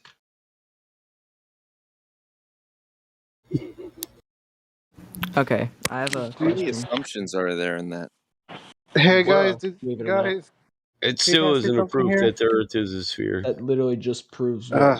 it does prove it, but you know, who cares? It doesn't prove anything. It's just an observation. See, Go ahead, observation is the first step in prove things. observation is the first step in the scientific method. After that, you form a theory, a hypothesis, a prediction, and then you prove it through experimentation. Observation doesn't qualify as a proof because it's not the entirety of the scientific method. The standard of evidence in science is experimentation. The scientific method stands on experimentation. Hey, can somebody define experiment for these kids? Because I don't think they know what it means. I would like them to do it. Define the scientific method and experimentation. Right. So It's their standard of what qualifies as scientific evidence or proof. That's the problem here.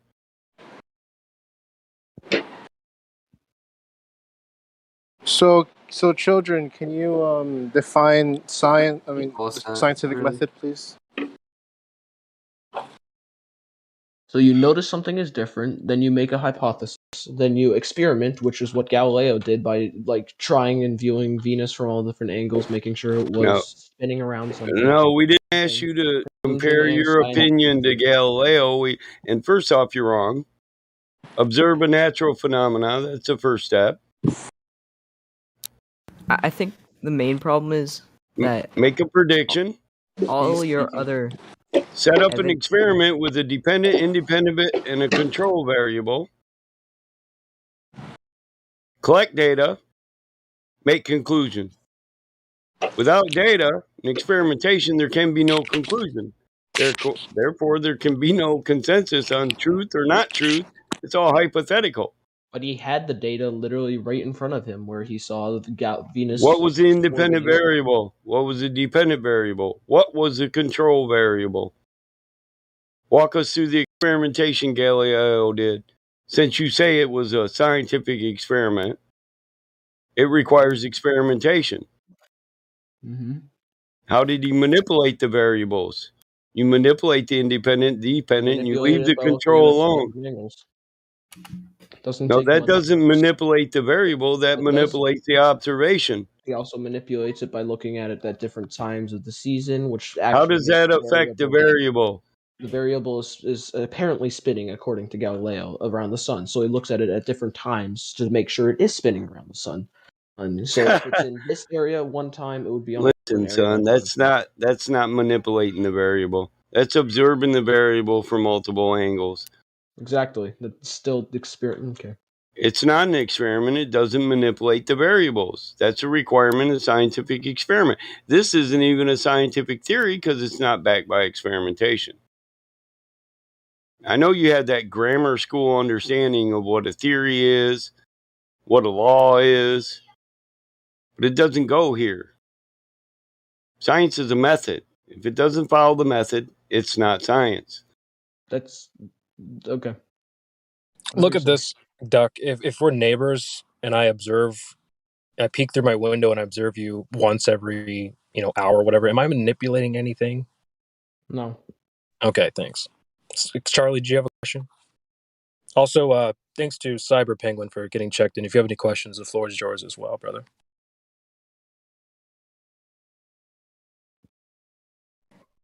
Charlie, though, it sounded like you had something you wanted to ask. I just, all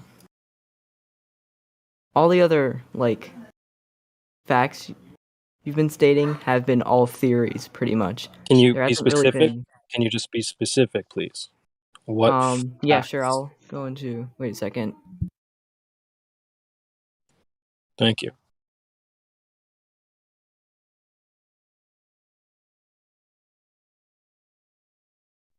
Funny, because I heard somebody talking about, right when I jumped back in here, someone was saying, well, wouldn't they have wanted to prove that they went to the moon? Why did they destroy all the telemetry data?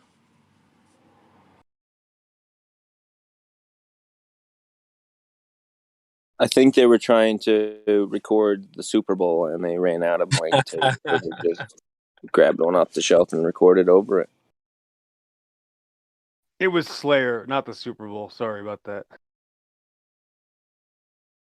Right, we've been unable to track it down. I mean, we don't know nothing is where wrong in that photo. this telemetry data ended up, and we don't know what path it may have taken. So, unfortunately, I'm afraid I can't really give you much of a clue as to where this data ended up and whether it still exists.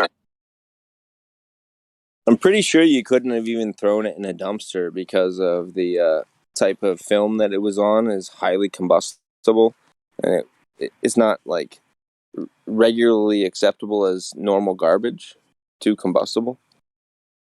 So wouldn't they have had to dispose of it in a more highly selective way? Just wondering. And whether it still exists or not. NASA admitted that it had lost the original footage of man's first steps on the moon. The most heralded NASA actually saying that, though? achievement, That's accomplishment just some news reporters of saying mankind. that. Oh, yeah. Can you shut up for a second and let it finish through and we can post it? So don't speak through the damn thing, please. Steps on the moon. The most heralded, most famous achievement, accomplishment of mankind, of humans. The landing on the moon. NASA lost everything. They're claiming there's nothing in their archives, nothing in storage, nothing in a cardboard box someplace that has anything to do with the Apollo missions. It's all gone. What is this? Sorry if I'm interrupting here, but I do believe that NASA has reported several cases of it actually finding lost footage, especially that 2-hour period when they were blacked out over the moon. Do you remember how you started that statement with 3 words? I do believe. We If try I really come hard.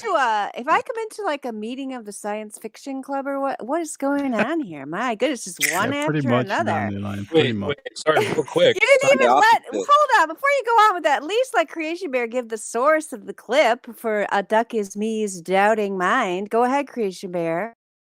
Yeah, it's just funny how they found stuff that they destroyed.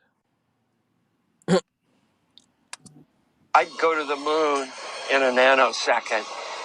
The problem is we don't have the technology to do that anymore. We used to, but we destroyed that technology, and it's a painful process to build it back again. And my favorite part about that is that he says it's a painful process to build it back, and that's their excuse for not having any evidence. It's just mildly painful. We kind of just don't want to do it, so we're not going to do it. Sorry, What's go even ahead. worse is that they said they lost it. They didn't say they lost it. They and it's didn't say not it a news wound up reporter. somewhere It's mysterious. It was destroyed. We destroyed it. That's the most important words. Yes, they destroyed it. A Duck Is Me. That's not a random news reporter. That is an alleged astronaut. I mean, it's just an astronaut, an official astronaut. I shouldn't say alleged. You have It the is official Don website Pettit, of an NASA officially astronaut. saying that they did that, not just some news He report. said we destroyed it. Gosh, he can't Yeah, hear me. He can has can you comprehension prove problems. the Listen video quiet. proof? Listen Can you give carefully. like the Am I actual not coming link so I can through? see it I have myself to and mute not you. just A Duck probably? Is Me. You're making the same claim. I just explained it to you. Well, can I It's see an the actual? official. I don't Okay, care stop about what talking. they're saying. Okay, I have Like to mute you sounding for you to through the hear mic. anything. Is that how it goes with Calm you? down. Calm down. Who's Both of telling me you. to calm down? Yeah, A Duck I Is am Me. actually. Okay, I come in here. A Duck Is Me acts like he's the king of the universe, knows everything, as a teenager, clearly. And then, is talking through the thing, not even listening. I just said it was a NASA astronaut, Don Pettit, that said that, an employee for NASA, not a news reporter. I said it 3 times. So A Duck Is Me. Then you come back and say, it's a news reporter. What's the source? I just told you. We can find the video for you. I'm sure Creation Bear, you've got the video, right? Or somebody does. It's Don Pettit, NASA astronaut. That's who said it. I'll unmute you now.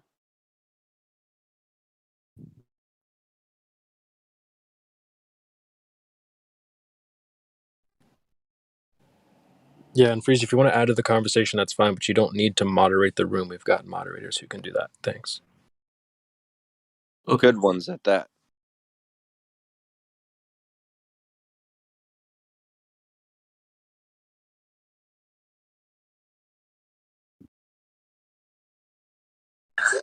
I haven't seen anything that indicates the telemetry data is even in existence. And as I said, even if we had it, we don't have the machines to play it back. Was it ever even recorded in the first place?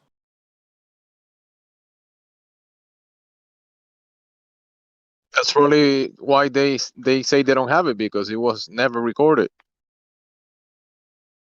It was never done. It was never. Did NASA? Then where did they get the number of 16,000 reels?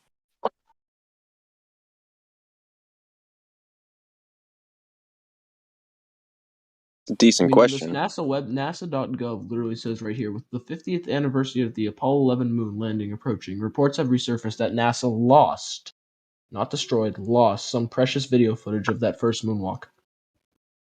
No, you're misunderstanding. Don Pettit said about the technology. Overall, they destroyed the technology to go back to the moon, and it's a painful process to build it back. What you're reading in NASA.gov is about the telemetry data. It's different. So they lost the telemetry data. Well, here's what I'm asking: Do you have the proof of them saying that they destroyed it? That's what I've been trying to ask. Somebody this morning posted the video. Or somebody else just posted it. Good. Oh, yeah, there it is. I got to save that. Thank you, Creation Bear. It's right there. So why don't you take a moment? A Duck Is Me. And at 29 minutes after the hour, look at the video. NASA, it says right there, Don Pettit, NASA astronaut. He's the person whose voice you just heard. He's the person saying it. Good. He's deaf, and maybe he's actually watching it. That would be amazing.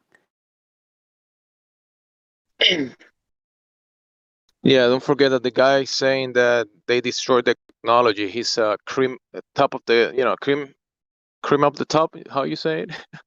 Top cream guy. Cream of the crop.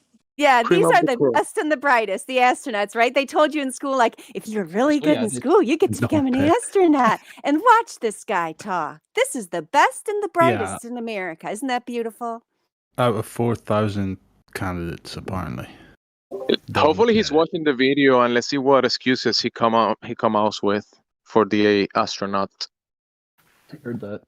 Could Anyways, you yeah, no, gather I up saw that. The 4,000 question is, random though, do they people have to find excuse? someone as stupid as Don Pettit? What's the question? A duck is me. Sorry, Duck. On you go. I interrupted No, you. no, it's fine. I heard what you said. Thing about that video, though, like, It's very I don't quiet. know, like, it just doesn't feel right. Oh my gosh, there he goes. Can you explain why or what?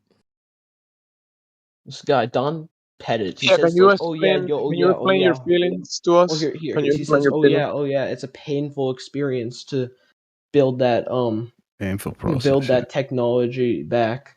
No, I don't It care doesn't about feel the right. process, right? It's a You very don't like what painful you're hearing, process. so Yeah, it that's can't be exactly real, what right? science is. That's exactly what your job at NASA is. Oh, just doing painful Yeah, stuff. it doesn't feel right because he sounds like a moron. Is that what you're saying? Pretty much, yeah. Yeah, that's Like, what oh we're yeah, pointing it's out. painful. That's This the is whole this point. is apparently the World. best and brightest. This is an Well, yeah. astronaut. Pettit, Donald R. Pettit, PhD, because he probably doesn't even believe that guy's really an astronaut. So I got to give you the link to his No, I believe he's an bio. astronaut. I don't really care. NASA.gov. Here's the Donald thing. R. Pettit, PhD. Isn't that Here's the thing, beautiful? like- Look at his face even on that page. My God. Here's the thing. Painful process to rebuild it, as he says that. Right? He says that. Painful process. That's what his job at NASA is. Not NASA, not NASA. That's what his job at NASA is to literally just, work, build painful things. That's like it was painful to get to that technology in the first place. You can do it again. You did it before. Or Yeah. Now you're thinking with your brain, man. yeah, I'm thinking with my brain. That's like I don't know. It's bullshit. That's what we're pointing out. He's an actor. He doesn't go to space. He doesn't build anything. He's dumb as shit. And then look And at you the just GIF. can't believe that somebody in his position can say something so stupid. Look You're at in the picture I disbelief. posted right below the video. Just a brief outline of technological process over the last 60 years. It's a joke, man. They're laughing at us putting this stuff out, pretending that we don't have the technology to go back to the moon if it was a reality and possible, which it's not. The reason why we don't have the technology to go back to the moon is because the Apollo missions had a 10% success rate for all the astronauts to get back, and it is unfathomable for us to send more. Oh, so 90% died is what you're saying. But Crazy No, Coder, you planning to get on one of Elon's spaceships to Mars in 10 years or so? I would. Quite imagination there. I'd say when they all made it back, that's 100%. Right? Yeah, where are you getting this 10%? I don't know what There the hell was you're no talking deaths. about 10%, and that's not even why they say. They say they lost all the reels of data. They wrote over it. But these were General Electric, 1970s and 60s computer programs on GE tape. They wrote over that? Why? Nobody even uses that technology anymore. How'd they rewrite it? And real quick, Hey, Coder, we're trying to let prove one stuff person here. talk. If you Guys, just you're want to talking tell us over each more other. bedtime stories, we can Let get one tuckered up in person bed. talk. You're talking over each other. Listen, guys, there was a couple. We gotta address Freeze's photo, or I have to delete it. We can either address it or I'm just gonna delete it. Yeah, that's the Flat Earth Society. I wrong? already A told couple you of that's years not ago- our motto. A couple of years ago, there was a story that came out that supposedly some of the telemetry data reels surfaced at a rummage sale, at a garage sale, and they were taped over. Like the people used to, I guess, buy those reels cheap, and because they can be recorded over and over and over again. Somehow, that's the story anyway that went through the news.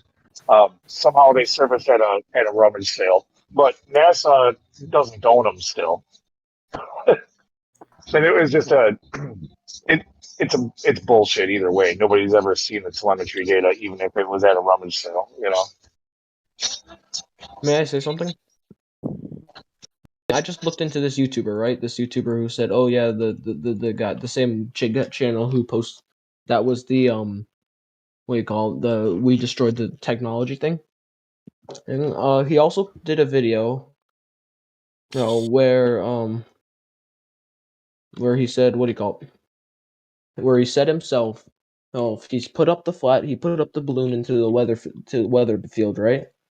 Right? He put up, yeah, he did that. What he did is, after he put in the weather balloon, with the camera, he put it up and it literally showed the curvature of Earth. Okay, Right what was there. the altitude? What was the altitude? Let me see. He doesn't say the altitude, but it shows the curve. Let's see. What kind of lens and camera did he use? It We're says gonna no need to know. fisheye right in the camera. It says no fisheye right in the title. Okay, We've so heard this. What type of camera? There's more effects than fisheye. Can I have like a link roll? I don't think I can post links. No, I can't embed them. you can DM me, There you creation, are. post stuff.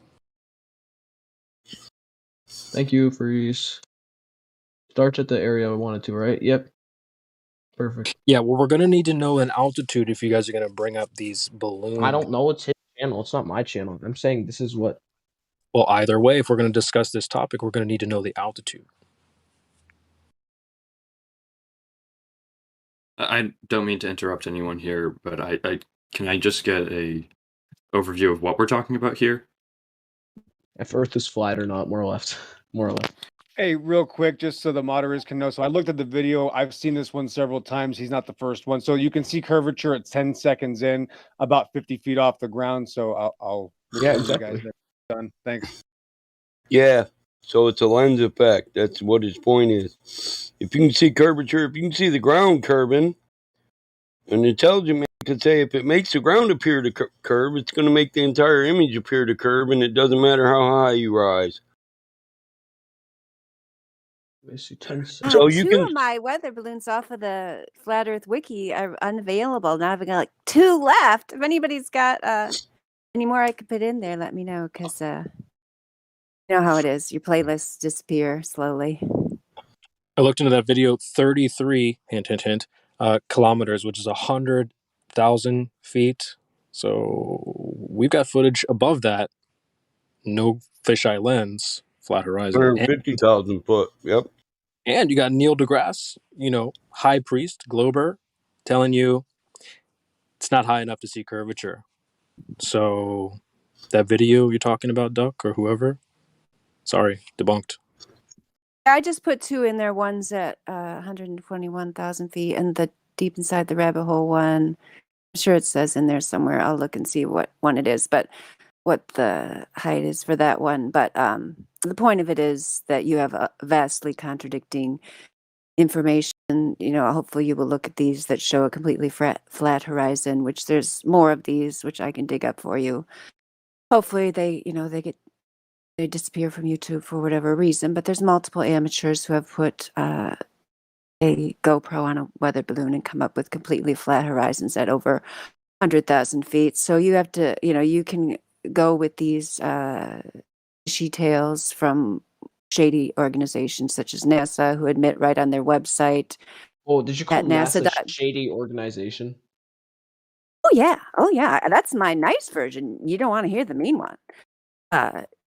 Like for example, here at 39 minutes after the hour, I have a quote there from Robert Simon, who is a data visualization and information designer who works at NASA, who tells you right there at nasa.gov, they don't go up there and take a picture of your beloved globe. The way they create that image for you from CGI, hidden in plain sight right there on nasa.gov. Then we wrap the flat map around a ball. My part was integrating the surface, clouds, and ocean to match people's expectations of how the Earth looks from space. That ball became the famous blue model. So they come right out and tell you right there, they're not going up there with all their, so-called fancy technology and taking pictures of their Earth. They're creating it on a computer screen. It is photoshopped, but it's has to be.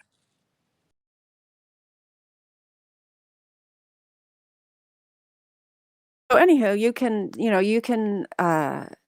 think that all of these people who have put up the amateur weather balloons, and shown a completely flat horizon at over 100,000 feet independently around the world, you can think that all those people, along with the people who have done laser tests that have shown over flat water, a laser can hit a target at a distance of 21 miles when that target should have been hidden behind hundreds of feet of alleged curvature if it actually existed. But indeed, they can hit the target again and again in multiple laser tests done around the world, along with the long distance observations, which I put up there for you earlier. I'll put them up there again. Every single one of these impossible on the globe at the dimensions claimed. You can think every one of these amateurs got together and conspired to make you think the Earth is flat, or you can think that a multi-billion-dollar organization who's bilking the taxpayers and who right on their website tells you they're a fraud is bilking the taxpayers and creating a fantasy globe that you've never seen or experienced and that you only believe because you saw it on TV. I have a question here then.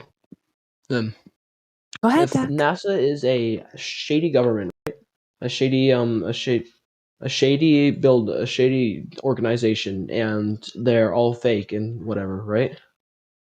Right? So you claim. Well, look in I the put the voice citation. text. I just There's put the a whole lot of citation stuff for there. him to show him how. For Mary Mom's sake and for the panel, I put my citation to show you who started NASA. So that's the origins of it. That's the CIA and the Nazis, and so that's why we don't trust them, because they actually admit to who they are. You have a blanket idea about them because you see what you want on TV. You don't even know who you're talking about. That's actually the people right there. Well, if NASA is such a shady organization, why does the government pour so much money into them if it's all just fucking photoshopped? Because the government's a shady Welcome to organization as reality. well. Yeah, well, wait a They're minute. What all world do you shitty live in? You must live in Gumby world, because that's how the government always acts. What are you talking about? They put money to take their money. It's a money laundering scam. That's the point. That $25,000 toilet, $10,000 ham sandwich. That's your government, bro. And if we're being honest, Doc, if I was a Glober trying to come and dunk on some flat earthers, I don't think funding is going to prove that the ground is actually curving and spinning. So, Ground is okay. Well, the funding isn't proof of that. Can we maybe get some proof that the ground curves and spins? Good question. Yeah, where's your scientific evidence? What's your best proof of curvature or rotation? Why do you think you live on a globe, Duck? 1 second, I'm sorry, I don't keep my proof just just always open, so let me find it. What do you tuck it away on Google or something? Pretty much. Yeah, Freeze, you're gonna need to stop posting these dumbass straw man I models. just go ahead and delete them. They're not funny. Yeah, They're yeah. not humorous at all, Freeze. So We he's know in there you're in the voice text triggered, telling we me know you're in he's cognitive dissonance. he's just kidding. It's like, no, that is not funny, because you're making fun of something that is very serious business, which is the deception being perpetrated upon our world and children growing up having no idea about the realm in which they live. I don't find it humorous at all, Freeze. And it's against the rules of the server. I got this one.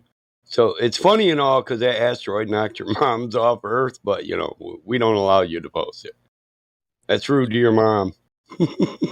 Yeah, Freeze, we already covered this in VC check-in one. Just keep it chill, man. You were given perms to post relevant information. So Right. We do not believe we're just floating in space. And I mean, if you didn't pay attention when I said that, then, an intelligent man could assume you didn't pay attention in school. You don't pay attention when your parents talk to you. You never pay attention, so why waste our time with you? That would be a logical inference now, wouldn't it?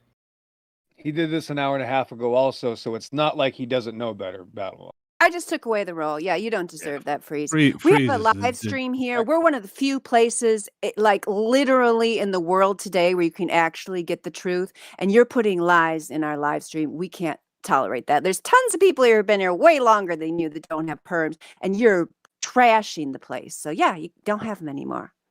Sheesh. Oh, she's just so harsh. I just can't handle it.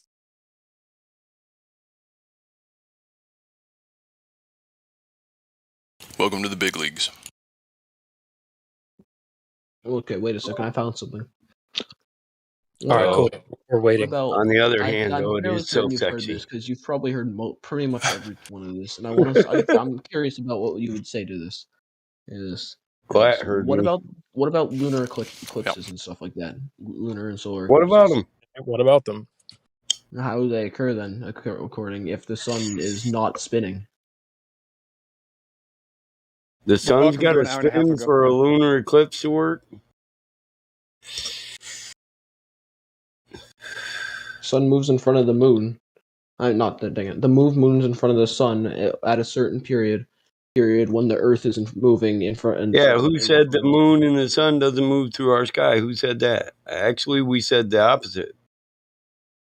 We observed them to move through our sky. The sun and the moon. We move. Okay. And again, Duck, if I was a glober trying to dunk on some flat earthers, I'm not trying to I wouldn't dunk on just. you guys. Well, I mean, look, we're trying to. We want We're to not settle the trying to debate. dunk on you. We're just to hold hands. So, pointing at the sky isn't really proving that the ground curves and spins. So, can we get maybe some proof that the ground curves and spins instead of pointing up at the sky? Thank you.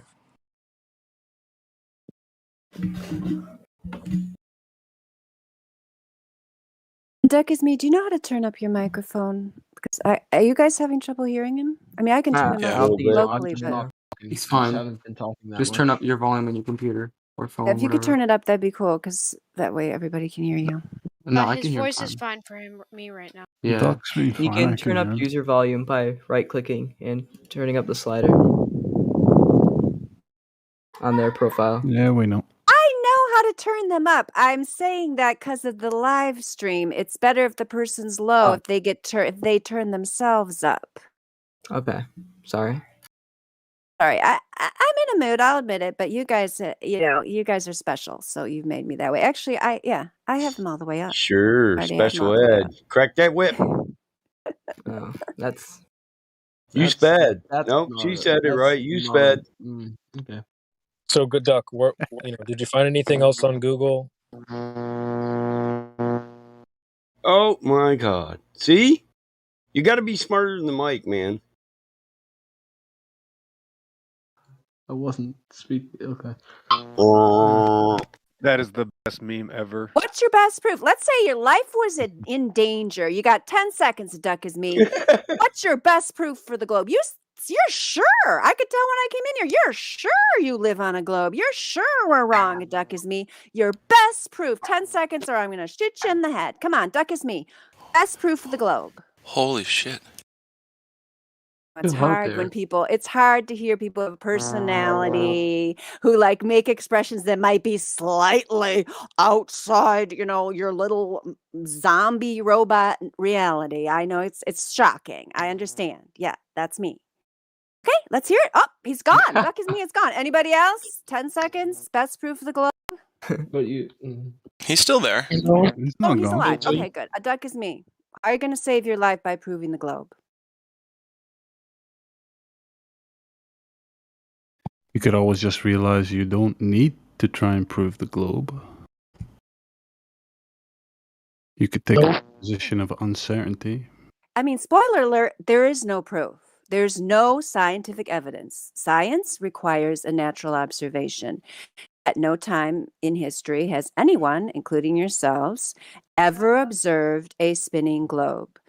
When you came into this world, let's say you were Mowgli, child of the wolves, and you lived out in the forest, you would only experience everything as flat and stationary. If you ever go and spend any time in nature, which I highly recommend you try doing, Here's the thing. you would never experience any curvature or rotation. So you think that someone smarter than you has proven this. So I don't know how your Google search has gone in trying to find this, but anything you come up with will be either Eratosthenes from over 2,000 years ago, fairy tale, no actual documented historical evidence that he ever even existed, or some other kind of non-experiment that they're going to tell you showed it, or just a bunch of straw men, attacking flat earth arguments that we don't make because they're weak.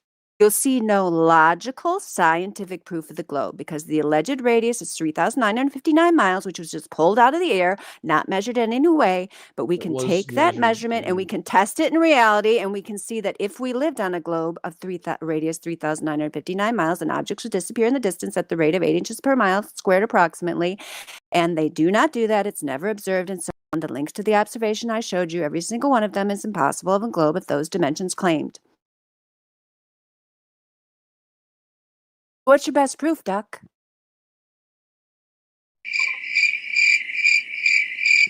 Anybody else? Any proof of a globe spinning? Any curvature? Any proof of gas pressure without it being possible without a container? That the fantasy realm of outer space can even exist in all in we the way never that even it's got the claimed? gas pressure with them. We've already gone through gas pressure without Jupiter existing, and that was an Okay, argument so I you was guys got actually nothing. doing You got well. nothing. Your globe's a fantasy. Are you getting that yet? Is that I getting got through your head? I got the What's best getting proof me that is they that have.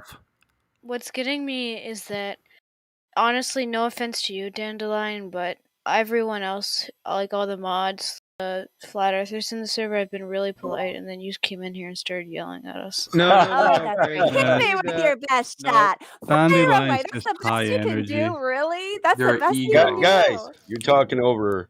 Don't make me mute and ban you.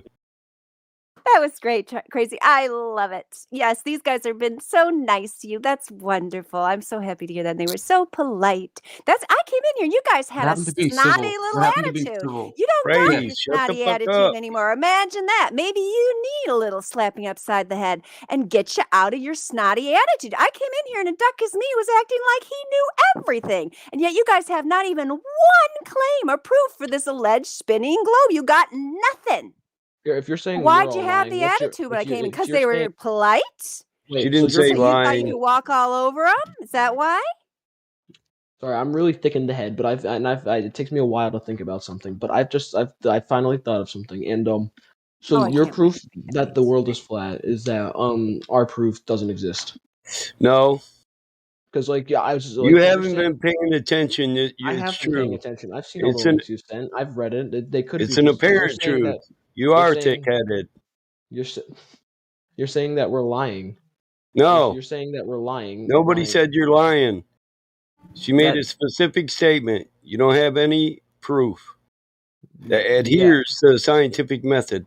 Well, your proof literally. That's You're not my saying that proof. We you're haven't saying even no, gotten to my proof yet. You're saying that. I'm sorry, I'm bad at getting ideas across, but you're I saying know that you. our proof is fake, What right? proof, bro? No, I Be didn't specific. say fake.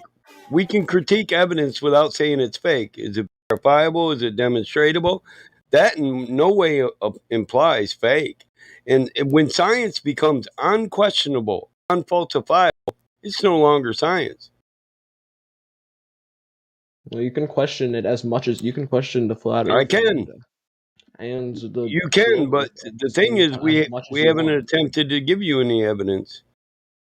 I Then mean, give me some evidence, because my evidence is clearly not existent according to you. Yeah, you haven't shown any. Just be that's why specific. Okay. you're diverting. What do you want? Laser surveys at long distances, long distance observations that aren't possible on your globe, Well, I mean, if you extension say of the like horizon. we've never been to space, then how can Excuse you? me, I'm covering my proofs now. Could you shut the fuck up? Extensions of the horizon beyond the geometric possibility of a said globe of a said radius. What do you want?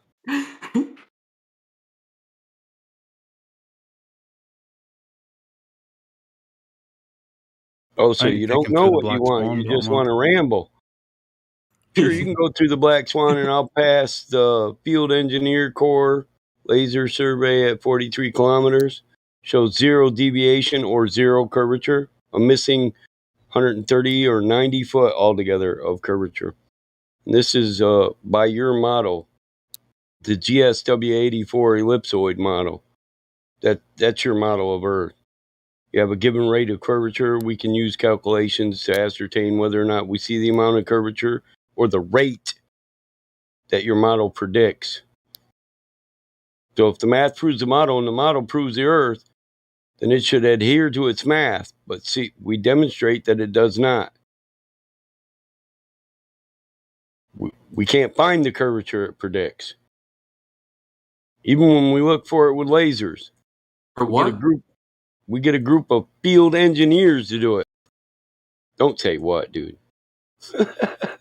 That just proves you don't pay attention. No, I'm You just guys wondering got what to you at said. least. I'm sorry, Freeze. I'll let you speak. If you have something to say, but you No, you guys can have go. to at least consider the possibility that your globe model's wrong. It's a theoretical model. It's a mathematical model. Both of those, I'm being extremely generous to call it that. It's not something that's been measured or shown in reality. We understand that for most people, especially young people, it's much easier to just accept whatever the television computer tells you and, listen to your friends when they say, oh, flat earthers are retards and so on. But it's your choice. I mean, maybe one of you will Don't say decide that. to actually follow the logic where it leads. For example, Dr. John D. I'll show you some of his information on YouTube. He's done laser tests, a bunch of really good videos. I challenge you, not while you're here with us, because we want to keep talking to you, because like I said, you're highly entertaining. Sorry if you guys don't like me or you think I'm just too harsh. But I find you guys highly entertaining, and I do have hope for you. That's the only reason why I would even bother to get fired up about your attitude, because because I would like you guys to choose to do what young people used to always do. Is kind of it was kind of known, like young people, they question authority, they want to come up with new ways of doing things, they want to be revolutionary, they want to whatever.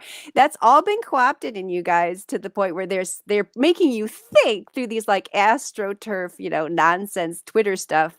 Oh yeah, that's what you're doing if you do what the government says about whatever it is, alleged global warming or alleged this or that. You're saving the world instead of actually find what your generation is supposed to do. You're just taking on what the corporate world is telling you to do, and you're not even looking at the world at all. You're completely absorbed in somebody else's trip and somebody else's program, and you don't even know it. It's just sad.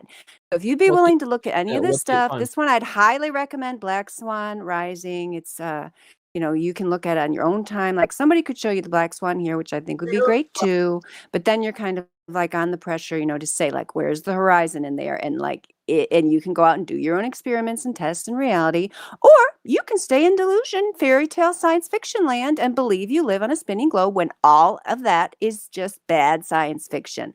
Next, May I say something? Science fiction, Hi not there. even good science fiction. So you Please say do. May I I'm just say going to say something? something.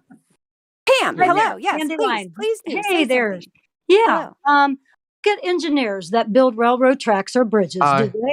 Do they count in the curvature of the earth? No, they do not. Look at the air flights. Look at how airplanes fly from one country to another and check out the flights. It does not make sense if we live on a globe. Another thing to check. What was my other thought that I had? Because I know the earth is flat. It is not a sphere. But there was something else I was going to say, just to back up Dandelion and the other ones. But it'll come to you. Just take your time. It'll come. But anyways, I'm just saying there's a lot out there that we have just been brainwashed. Well, I know what it was. The heliocentric model did not even come about until in the 1500s. Only a little over about 500 years. Copernicus, and he was a maybe I shouldn't get into the religious part, but he was a Jesuit priest and run by the Roman Catholic and Church. And so, anyways, I'm just saying, there's that too. Wait, Dandelion, I have a question for you then. You say Sure, we're go ahead. looking Yeah, for thank you, Pam. That was great. You say we're looking for the purpose of our lives, secure global warming or whatever, which I don't think you believe. Well, I don't know if you are or not. I'm just in general, Yeah, that's but they've so co-opted if that's that to do their so that's astroturf what fake plastic thing that's not even real. But yeah, yeah, go but ahead. that's what you're saying. That's what you're saying. That's what you think we're gonna do. Well, what do you think we should do then, instead of looking for the answer to global warming or whatever? I think you should find out the reality of the realm where you've lived. I Well, think what do you think we should do when we grow up? Where can we find that? What do you think we should do when we grow Find up? out whether or not global warming is true or if climate just changed. We literally have so Where much did you evidence find out that about global warming? Can you tell us where did you find out? Al about Gore global versus Fred warming? Singer. The leading Do you know that's climatologist do you know that's about do you know versus a that global politician. warm? Do you know that this whole global warming thing, Duck, is a completely made up scenario by the United Nations and other co-opted fake corporation front organizations, thousands of them all over Earth, involved in this hoax on humanity that you're discussing? Hey, What would Sonny, Good to hear Hey. your voice. Where the hell you Hey. been? I've had some trouble with, what other kind of trouble do humans have? We have trouble with self. Yeah, we have trouble with self. All right. Yeah. So yeah, I'm back. So I made you guys who are referees, I made your names displayed in different places than everybody else. Hope you like that. Elevate your status. All right. Good call. Thanks, dude. I'll be quiet, Dandelion. No, it's cool. I just, to me, flat Earth is the most revolutionary topic. I mean, you should ask yourselves, because I can tell you guys have some raw intellect going on there. So even though I asked you if you were meeting at Science Fiction Club, which, might sound, it's not supposed to be derogatory. It's supposed to be like, you guys sound like you're just like, kind of, you guys have some raw intellect going. I'm trying to compliment you here. I won't Well, go thank in the you. other direction. But the point is that, if you If I could could say use something. that to actually, figure out logically what's going on, what's the evidence for this globe, we can teach you about logical fallacies. When I put Dr. John Dee's video up there earlier, he has a PhD. He decided to disprove flat Earth. He ended up proving it to himself. Same with myself. I set out to disprove it for you guys, for my students, to tell them, oh no, that crazy rapper, B.O.B., no way, Earth's not flat. That's the whole reason I'm here. As I was writing a term paper for my master's degree on teaching children why the Earth is not flat. And then I determined, oh my gosh, they have no proof for this globe, and then went down this whole, road and journey, which landed me here. You could do the same. You could find out, what's really going on here, and not everyone can handle it. Not everyone can handle taking a controversial, what has become a controversial revolutionary position. But if you just follow the logic and remove the emotion, which is why I recommended that Black Swan Rising, Dr. John D video for you. I'll put it up there again in case you missed it the first time. To watch that later, it's only 15 minutes long, so you can make up your mind and you can just decide, does this model comport to reality, or is it just compounding mistakes and, outright lies that have been, perpetuated upon this earth for hundreds of years? And the model needs to be thrown out, and we need to start over and start with the true spirit of scientific inquiry. And hopefully you'll get eventually to the point where you see that the globe is nothing but a superstitious belief, which I think is what these fine gentlemen were trying to explain to you earlier. I heard someone say there's so much evidence. Well, why, when we ask for at least just maybe one of them, why don't you guys bring anything? Duck, was that you? There's so much evidence. Can you bring something? That wasn't me. Let's put That something on the was table. not me. That was me. That was me, Oh, actually. sorry. That was Daniel. That was not Daniel. All right. Well, what do you got? buddy? Freeze? There's Oh, so freeze. much. Why don't Yes, you- let's hear it. Oh, yes, freeze. Hey, Let's guys. hear the evidence. Please, one piece. Any, just one would be great. Your best. My best piece of evidence. All right. So basically, when you walk in a straight line, you go around, and you don't just like cut corners like you guys are saying, which is weird. Wait. But walking around in a Something straight you've never done, line, just right? go around. Something you've never done or experienced. That's amazing. Like around your block. Yeah, you go, okay, go ahead. You go around your block You'll just and go around like it's a circle. around No, in a this circle, part just right. like you do on a You've never flat done that. plane. Yes, you're correct. That's how we navigate. What about say we flew in a line, like we flew to China and then we just kept on going, like we flew in a straight line and then we ended up back where we are. How do you prove that? You're gonna People have done it. no, nobody's. Yeah, you're missing a point here.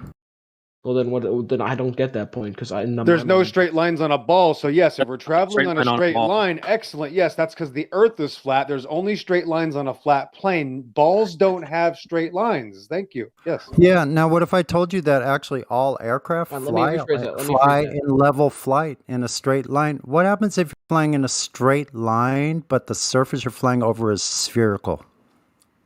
Gravity. Yeah, airplanes don't follow a curvature. I'm only talking about the relationship between the aircraft moving in a straight line, level flight, and a curved surface that's dropping away at 8 inches per mile square. What happens at 500 miles? And 500 miles, where is that plane going to be if it's flying in a straight line level flight and the surface dropping away at 8 inches per mile square? Can you tell me? Won't it be out in outer space? Because it won't be following the Earth. It sure and would the be. pilots, Space, I but that's just exactly what asked gravity pilots. is for. When Gravity. Sorry, I Gravity was just does going to not say, affect geometry, bro. yeah, Yeah, true, but very that true. gravity does affect geometry when you have a big Oh, really? metal, Can you hunk of metal show us how flying over gravity the affects Earth. geometry? Please show us. No, geometry. Because that's what you just said. Geometry, I get your point, but here's the thing: it doesn't affect geometry. It affects when a big hunk of metal is flying over Oh my over God. something that is quite Yeah. bigger than it. Can you show me how aircraft are dipping their nose at 2,790 feet per minute, please? They don't. I talked to the pilot when I was on the airplane. I even asked I him. know. Who is this at the bottom? Can you please let the Glober answer? I know you're Sorry, all. sorry. Let her Yeah. give her. I would like to hear what she was going to say about when she talked to the pilot. But He Leah, said let's let him big hunk of answer, and then I metal. want to hear. Yeah, go ahead. I mean it. Yeah. Yes, I mean, go ahead. We just checked Pam into this. Be genuine. I'm sorry. I might not know. I might all not right. know all the rules, but I'm sorry. You're all right. It's I perfectly talked to the fine. pilot Yes. and I Go ahead, asked please him, tell "Is us. the Earth flat?" And he said, "Yes, it is." So just when I came to flew in just a few weeks ago. Yep, I asked.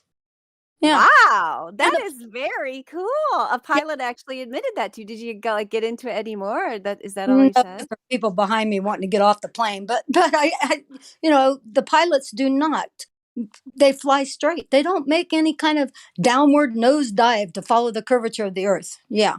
Okay, so my best proof, and it isn't fully proof, and you guys can probably disprove it, is that the motions of the planets can be calculated using advanced math, and that it can be predicted in the future, and it can be predicted on what happened in the past, and that is reliable. Well, it's not really a prediction.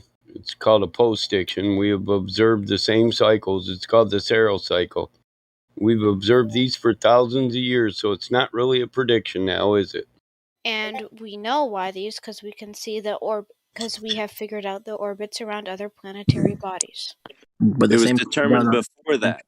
However, So the Saryl cycle is I have determined not on seen large this type of circles. math, and all the flat earthers in here that have said we do not All. have said we do not know how it works. We just know that it works, whether No. it's the globe model. Hey, Mike, I went why ahead it and put the physics. So works, real quick, how Mike, it since they're only physical, real quick. It's the crazy Saryl coder. cycle. It's based on circles. It's an anti-Catharian machine. It was discovered by Babylon. They believed in a flat Earth. It's not advanced math. It's observation. Observation leading to post-dictions, where we say it was here once. It's going to be here again. It does this many cycles over this many years, and then it starts over again in the exact same position. It's no different than watching a CNC run a part. You can predict how long it's going to take for the part to run, and then everything's going to return to zero and start over again the moment you push the button. Here. They all dipped out at the same time. Yeah, it's not advanced Howard. math. It's Babylonian math, Egyptian math, and they all believed in a flat Earth. They all believed in a geocentric model, so it's bullshit. They use ancient stuff to predict it, and they say advanced, modern day. Babylonian math isn't modern day math, is it? Hell, the Mayans knew about this. They called them Octunes. Wow, that's funny. That freeze. Yeah, so McCoy, I see you've been listening in for a while.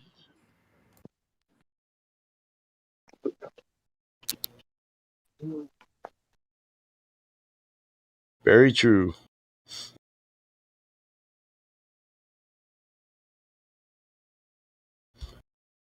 Shame he didn't actually stick around to Oh, a listen CNC to your is answer. a computerized numeric control lathe machining center. It's programmed to do the same operation over and over again. And we call those cycles. They cycle from tool 1 to tool 10, and they end. You reload them, hit the start button, and it starts over again, and then begins a new cycle. The Mayans would call that an octune. They were trying to give you an alternative explanation for why that repetitive motion happened. It wasn't because you hit start a second time. It was because there's a unicorn that jumped over a log. Some crap like that. Oh, well, nobody really knows what powers the planets. We just know what we observe. That's it. No cause and effect relationship proclaimed or known by anybody. Anybody who claims it is a liar automatically.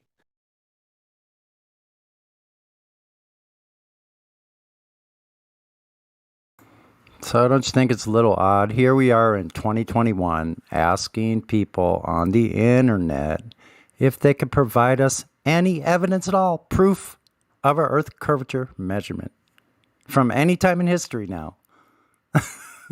Oh man, I don't know. They just won't do it. If there is any evidence out there, they won't go look for it. Was Pam the girl that was talking earlier? Yeah, that's me. I was just going to say something about this Hey, on constellation. behalf of the Flat Earth man, let me apologize to you. Not all of us are rude. We do want to hear from you. No, What? I didn't think anybody was rude. I'm sorry. Was I? If I was All rude, right. Pam. If I was rude, Pam, I apologize. I You do were not apologize. rude. You And, know what, you guys? I am very passionate, and when I believe, when I know the truth, and I want to, get in there. And I was just going to say, look at the constellations. Look at Polaris. It never moves. How is that possible if we're in a spinning universe, or we're spinning and rotating and flying at? No, I know what it is. Polaris comes with us on our journey. Oh, and the same stars too. Like, they're always moving, counterclockwise, and they're the constellations, you can predict them and everything, but yet, they just all go with us, huh? Okay. So Yet do we another just like, thing moving that you can't measure. yeah, do we spin and spiral like that crazy motion, and all of a sudden, zoop, right back to the same place? And we don't feel it. How about that? We can't I feel don't feel any a of thing. that. We don't feel anything. Yet That's we right, can be on Pam. a roller coaster and go down a roller coaster and our mouths blow, Yeah. Okay. No. And okay, explain this. Okay. Planes take off and, from California going, across country. Well, how come if the earth is, spinning and all that, how come, it doesn't take just a minute to go, to where you need to be and land, because the earth is going, so fast. Yep. I And don't know. It just, that's right, Globers. Listen Stop up asking here. sensitive Pam, questions, Pam. this young lady Pam is absolutely right here. oh boy. Keep a close ear to what Well, now Pam she's in says. the hot seat. What else you got, Pam? Uh-oh. Okay, what else I got? Okay, let me see. I just have, I don't know. You put me on the hot seat and now I can't See, think. I No. shouldn't have said anything. I'm sorry. Well, I can vouch Yeah. for Pam. Okay, I know her anyway. from Skiva's channel. Pam, think Oh about my this. goodness. That group of kids that's just been in here for the last 3 hours, they think that they've moved like some 6 million miles in space, in the space of their conversation with us. I would just say In gravity this is time. such a hoax. That's what I would say. Because gravity is that's so ridiculous. Excuse me. How can a feather float if there? How can a bird fly? How can a kite fly if there's gravity? It's just it's all about what is heavier objects. That I love that experiment where they have like, you put oil in with water, you put different liquids Archimedes in. principle. Yeah. Okay. So you can drop a grape in, and where does it? Okay, that right there blows gravity out of the water.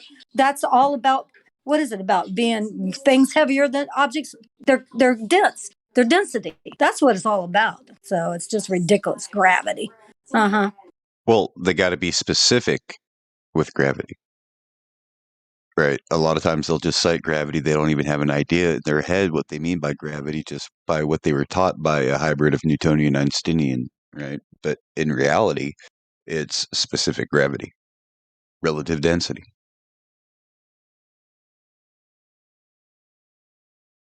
It's like, how do we know gold is dense? Because it's heavier than water. It's like 27 times heavier than the water that it displaces. Or 17 times heavier or something like that.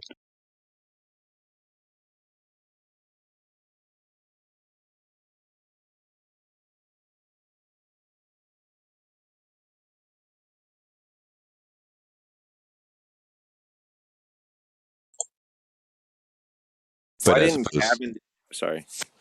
as opposed to like gravity being a force, no, that's false. So why didn't, when Cavendish did his experiment and he realized that there was a very large discrepancy, why did he assume liquid iron core or nickel iron core? Well, Why I'm going didn't to he stop you assume there. Cavendish did an experiment? I was being facetious. Why wasn't it solid gold or diamond or something else? Why did he assume nickel iron to explain his discrepancy in his so-called pseudoscientific experiment?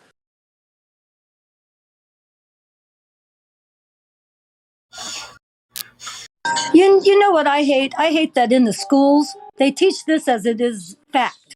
They don't teach that this is a theory. They teach it. They brainwash our children from. I mean, 'cause I just retired from 24 years in a public school, in an elementary school, and I'm just like, it's ridiculous. They teach all this stuff as being facts.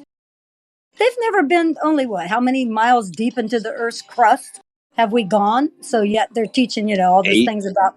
Yeah, so I was going to say 7 miles, but 8. There you go. But they teach things as facts, and it's not facts. So-called gravity is a theory, So okay. Yeah, what they're doing to the children today is just, inexcusable. I mean, we just have to keep calling it out every chance we get because, basically these children are not being allowed to have a normal childhood. It's the globe indoctrination just keeps getting younger and younger. Can you and shut up? stronger and Like, can you just stronger. shut up? Can you honestly just shut up? Like, the Earth is literally round. Oh, Sandy P, welcome to the Oh, server. wow. How you Triggered doing? Triggered, huh? Prove it. Sandy P, what's your best proof for the globe of it Round. being Why round? isn't everything round. falling off of the Earth? Why isn't everything falling off of the I Earth? love this guy. Why What a would great it? attitude. I gotta start loading him up with riddles. I gotta start Okay, loading him with actual riddles. Why question. would Sandy it fall P. off the Earth? Listen, we're not the Sam, Flat this Earth is gravity, Society. bro. They don't believe in We gravity, bro. Look at these we don't. clowns. Dude, you keep don't believe in talking over gravity? me. Do you even go to like elementary school? Just Okay, them and the children hold on, of the Sammy. corn hour One at a sipping time, gravity please. Hold on, up flat the earthers. Rockies. Relax. Hold on. Flat earthers, hold on a second. Okay, all the flat earthers, one at a time, ask Sandy, where's this Earth? Oh, I globe done Earth? muted Sandy because Sandy needs to hear. We're not the Flat Earth Society. We don't believe the Flat Earth is a disc floating in space. That's right. If you can't talk without trying to insult people, there's no reason for you to even be here, Sandy. We're not here to play with children.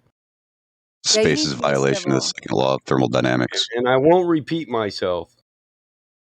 Okay. You pronounce his name wrong. It's Sanip. I really don't care. Yeah, I take major offense. Talk about. That's Well, racism. That's on you. racism. Offense is That's taken. racism. Don't give a fuck. Your All right. offense Just is bye, not San. meant not here for a discussion. as an opinion. For the sake of the server, I muted him again. But anyway. Leave him there. We Sandy. got Freeze, Coder, Duck. You're all back. Duck, you DM'd said you got the I proof. really Can I want to get try troll with the earther roll? Sandy P before people Can I have just every walk bad right roll? over me. Stop. Can I Quiet talk to down. the Okay, moderators hold real on. quick? Somebody's trying to talk to Duck. I think it's Creation Bear. What do you want to say, the XO? I did indeed get. I want to ask Battle Mod if we can get a Children of the Corn roll. What do you think? Ooh, that's a good one. I actually That's like deep, bro. that. I might just make that one. How about Children of the Corn Row? Roll. You said we get November good 9th childhoods. Memorial Roll. Yeah. Roll. Cornball children. I think somebody's been snorting their Adderall. Who? So, Duck, you DM me and said you got the proof now. So, what is it? Let's hear it. I've gotten proof and links of most evidence that I've seen before. So pick one and let's discuss it. I can't embed it because that's always Yeah, fun. you can DM it to Okay. me like I told you to. Wait a minute, is that Wikipedia? Yeah, Okay, that's folks, that's Wikipedia. Get ready to shut the server down, or Oh shit! Here we go. The Eddington experiment. We all just forgot to look at Wikipedia. Here we go, boys. oh my gosh, how could we have missed it? Wait a Wiki second. what now? So this is an observation. It's in no way an experiment. In an experiment, you manipulate the variables. No variables are manipulated. The cause and the effect, neither one are manipulated. You just observe things and assert that it goes along with general relativity. So you think flat earthers aren't aware of the Eddington experiment? Or we don't know who Frank Dyson is or any of these?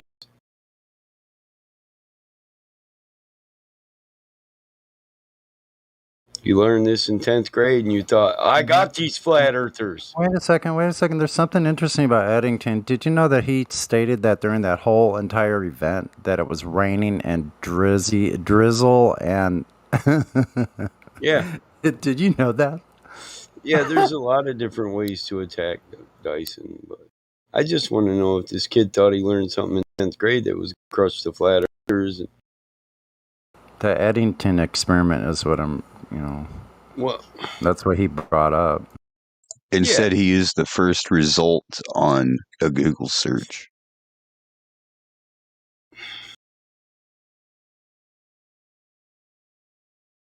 And listen, how do you test something such as general relativity that does not have the ability to be able to be tested itself?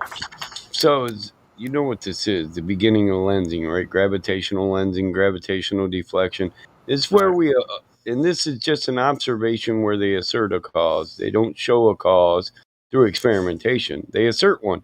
Because obviously we can't experiment on the sun or the stars behind it. We can't manipulate. Those are the variables. It's dependent on the sun's gravitation, which we can't prove, and the star's light. And the sun is a star, and the thing behind it is a planet supposed to be reflecting the sun's light. So, I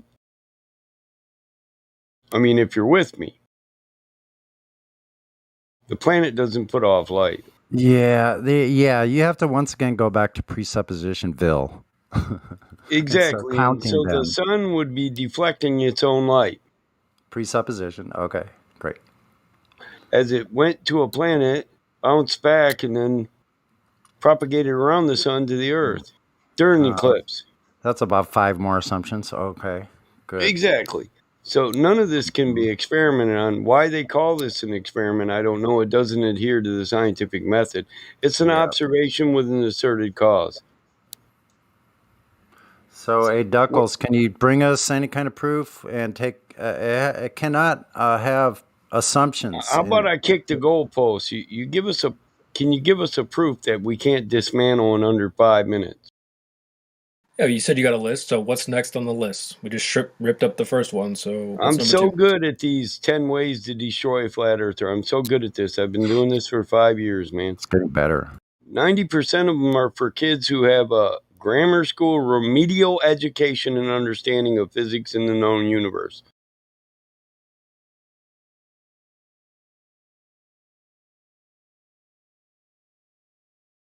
Oh, so now he's on that flatearth.ws site. I'll go ahead and post this next one.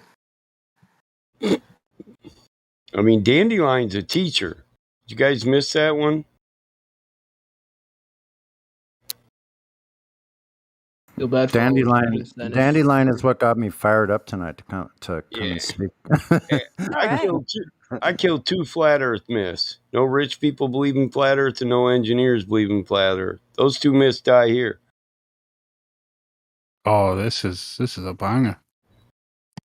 Yeah, I think just like what Pam said, there's probably when you were talking about the pilot who said the Earth was flat, I think there's got to be a lot of pilots who realize the truth. But people don't have to go around talking about it. I mean, not everyone feels called to do what we do here, do outreach and volunteer to deal with, difficult people like these children tonight.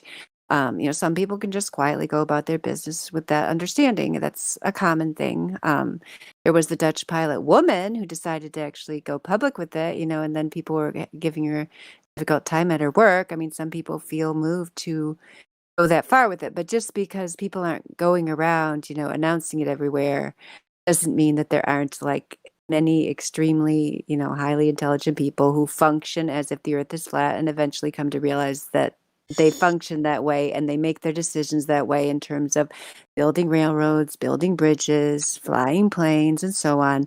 They always treat the earth as flat and stationary, military operations, snipers, and so on.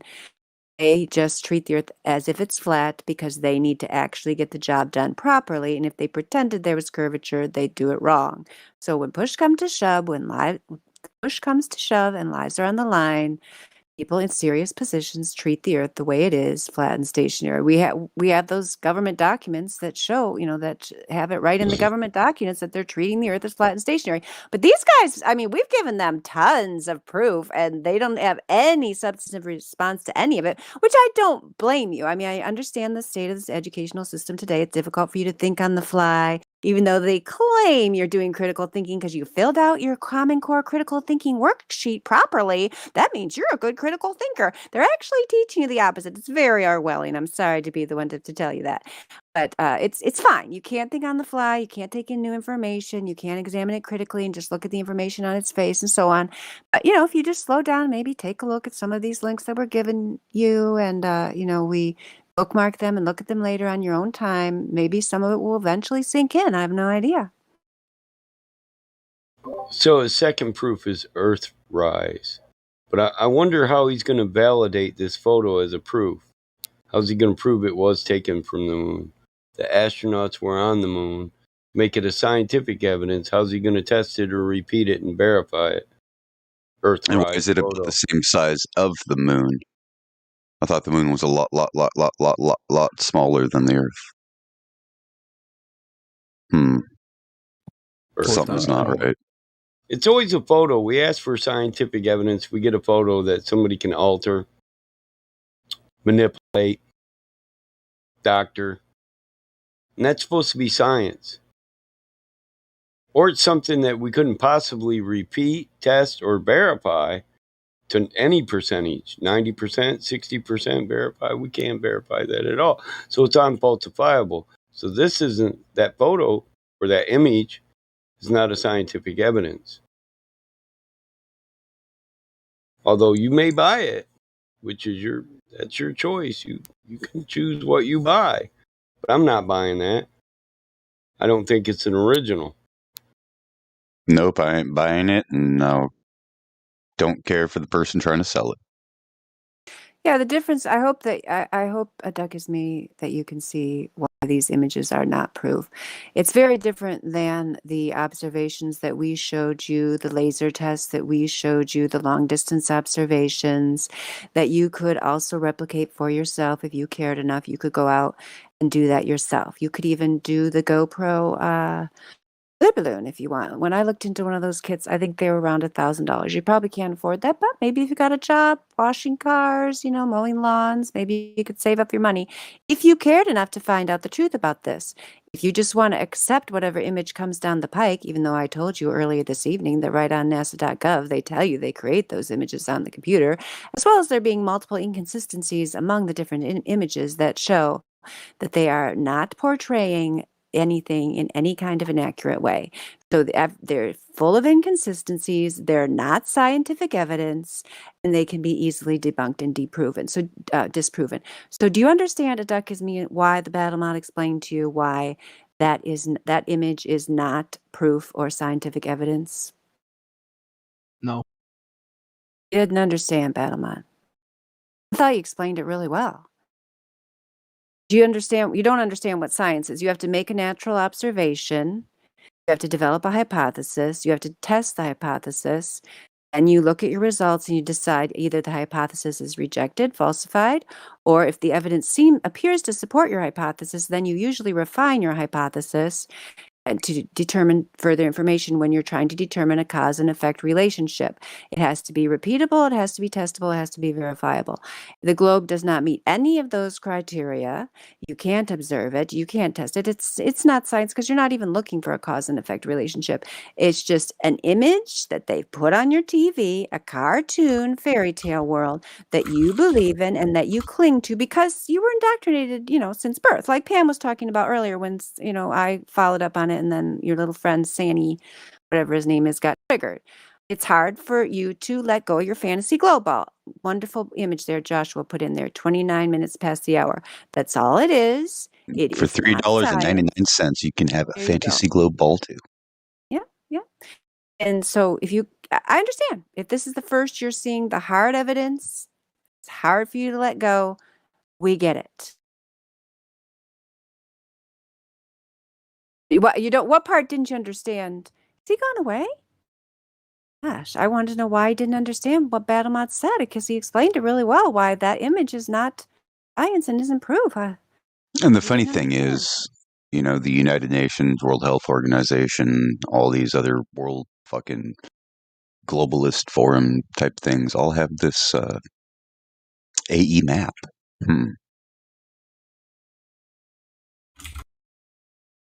Crazy Coder, what's your best proof? Crazy Coder, what's your best proof of curvature, rotation, any kind of motion of this Earth where we live? I'm just sitting here as a spectator. Please don't drag me in. Oh, you seemed real Whoa. confident earlier. Little spicy. Whoa. Whoa. Okay, no problem. No problem. We won't drag you in, even though you're already in. So That's gross. Yeah, even though you keyed your mic open, you could have just remained silent. Their last best proof was the supposed predictability of the motions of the luminaries, which got debunked quick with the Saros cycle, etc. it's secondary information anyway, isn't it? Yeah. Sure is. If you're talking about motion, that's not how we do motion. What does the cop on the side of the road freaking figure out the juxtaposition or the difference in speed between a moving motor vehicle and a freaking signpost? Point the gun at the signpost? Think how ridiculous that is. It's just like the guy going into the hardware store. I'm going to put some flooring on. I need to measure the ceiling lamp. Can you help me with that? Jackie, I will answer you. Jackie DM'd me, so I asked him to come in here so I would answer. He wants to know if the Earth is flat. Oh, you don't have any roles. So should I give Jackie the VC verified role? I might as well. So I'll just unmute Jackie and then we'll see.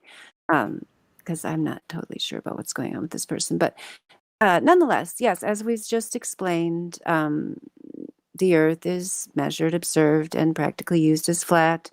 Obviously, we know there are terrains such as hills and mountains, but as over 70% of the Earth where we live is purported to be water, water always lays flat and level in its container. Yes, indeed, there is no evidence of curvature anywhere. We have multiple laser tests and long-distance observation to back that up. The predicted curvature rate of the WGS 84 model of 8 inches per mile squared is never seen anywhere. We have multiple black swan observations that show the horizon further in the distance than it should be for a globe dimensions claim. So yeah, that's just logically, mathematically proven to be a fact that the globe is a complete fantasy. So I'll go ahead and unmute you and see if you have anything to say about that or any further questions. Jackie. No further questions. What? I couldn't hear you. What'd you say? No further questions. Oh, no further questions. Well, welcome to the server. I could give you the VC verified role if you want, because then you'd be able to unmute yourself. Would you like that? He answered that like counsel. I know, no further questions. Any objections? Yeah. Yeah, I like the role. Okay, yeah, if you just agree to follow the rules of the server, which are found in the Yeah, welcome section. I'm reading it right now. Oh, good for you. Wow, yes, you're a good student. Thank you. Yeah, so pay close attention where it says, "We are not the Flat Earth Society." Uh-huh. That is a controlled opposition group. These other guys seem confused about that, especially Freeze that kept posting those strawman disc floating through space image. So, Freeze, let me explain to you about the Flat Earth Society. Those guys said they already told you in check-in, but I understand how sometimes you have to hear pieces of information like more than one time before they sink in. The reason why we were unhappy with your disc floating through space images is because the Flat Earth Society, if you can't wait and you want to say something now, that's fine. But don't just keep unmuting and saying what. I'm speaking to you still. What? Try to make it as short as possible. Or I'll mute you until I'm done if you can't handle it. Crazy, you're The in Flat such Earth dog days, bro. Society exists to put out a straw man model, which you actually, these guys probably have no idea what that is. We keep saying that without explaining They it. don't. They don't. Yeah. You're going over the Basically, top of their heads. Not whenever you search online to do any kind of internet cursory search without digging deep, you're going to run into the Flat Earth Society on every single thing you find. So everything you think you know about flat earthers is flawed and wrong. Yeah, so what happens, because you guys are young, I understand. So when an organization that has a stranglehold and a monopoly and control over most of the world's resources and so on, such as the government, industrial, media, military, and complex that basically you have like very few corporations owning everything in the world and so on. And they also control the information, and the news stations have been shown and demonstrated many times to just, be parroting the same script no matter where they are and so on, coming down from above, which I've, experienced that for myself. So if you want to question any of these things, that's fine, because this isn't really the main point.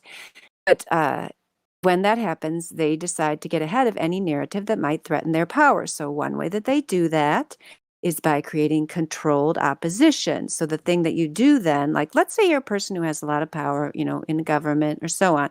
You don't want anyone to challenge that power. You've got NASA, you're raking in billions for putting out middle school level animation going to Mars. You got a whole racket going on. It's going real well for you, raking in the dough. You got homes on all kinds of tropical islands. You got private jets. You got it all. You don't want nobody coming along and pulling the curtain around from your Wizard of Oz operation where you're behind there with your smoke and mirrors, little old envious, shriveled up man, who is nothing, just pretending that there's something, stealing all the creative power of humankind, taking away humankind's birthright, destroying the innocence of children, raking in the dough from that, and so on. You don't want anyone to mess that up. So what you do is you create the opposition so that you're in control of it. You decide, somebody might figure out this whole globe thing's just a lie that we, because we have this little satanic religion over here where we do our little rituals based on all these people, zombies believing in a religion, don't even know they're doing it, worshiping our gods for us, and so on. We are sucking their energy, parasites. We don't want anyone pulling our curtain away. So we'll create the Flat Earth Society. We'll put it out there and make it look completely ridiculous, and keep making it look ridiculous. That's where your straw man disc flying through space things comes from, and your cartoons and all of that. And so that they have something to make fun of, so they have something to channel all the energy, as well as it used to be. I don't know if it still is. When I first started to look into Flat Earth, Google Flat Earth, you end up in the Flat Earth Society forums. I was stuck in there for a long time trying to figure out who the hell these people were. Got away from them because I could tell they were nuts. All they were doing was arguing over what static model we should replace the globe model with. Stupid. No, you don't have to replace any model with anything. That's the whole problem, is that we were stuck in this false model. We don't need a model. We just accept the reality the way it is. So anyway, they're liars. They're just put up as being the representative of Flat Earth, so they have something that's easy to make fun of.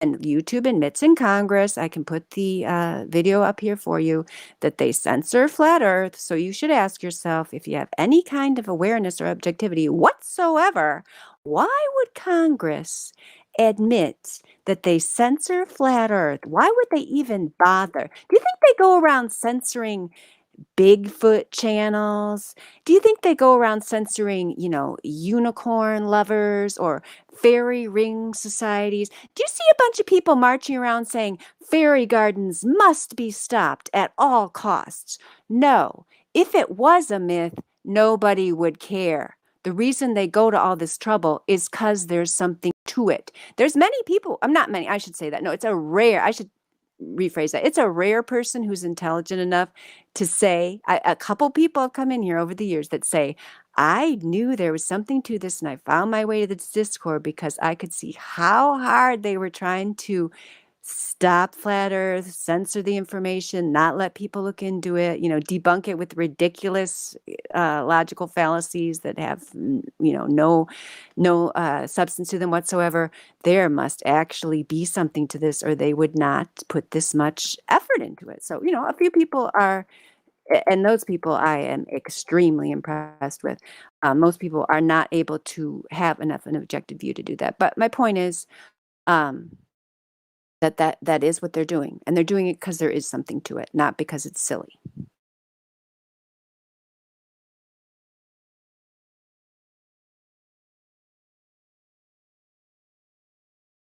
I found the video for you on Helioskeptics channel, so I will put it up here for you.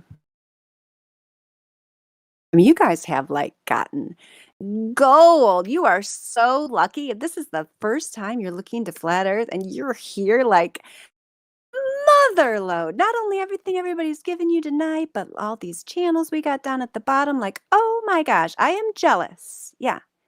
I had to sit around 2016 looking at the stupid Flat Earth Society forums, and you don't have to waste your time. You can just go right in there and you got the meat right in front of you. It's never been easier.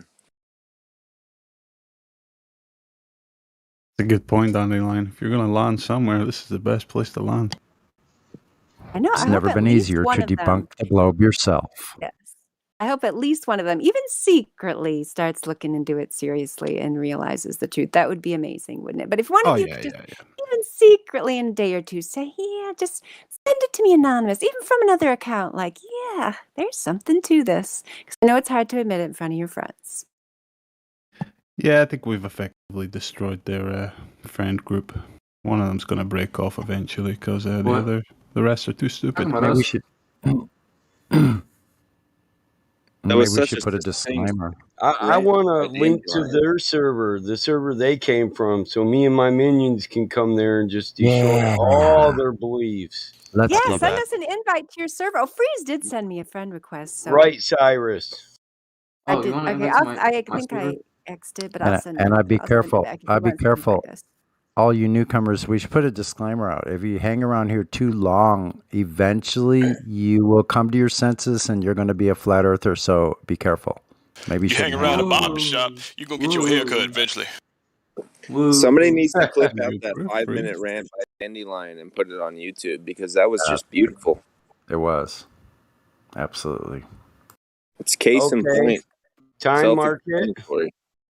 Go time mark it. Send it to Indio, and Indio will do just that in a matter of minutes. He loves that. He wants people to participate in saving that stuff for him. So if you can timestamp it, Indio will do it. Just go do it now. It was just a few minutes back. It'd be easy to find. I suggested it because I don't know how to do it. Yeah, just go to the live stream and then find out where it is, stop it there, and then look at the I've timestamp. seen the 7 wonders of the On world. YouTube, there's a timestamp. I've seen the beauty of Well, nobody diamonds interrupted me, and so I pearls. figured I might as well get to the point. If you've got the baton, run with it. No, don't run with the baton. It's a joke. Yeah, it's not sharp like scissors. Oh, I know. I ran track. But you were making a don't run with scissors joke, right? No.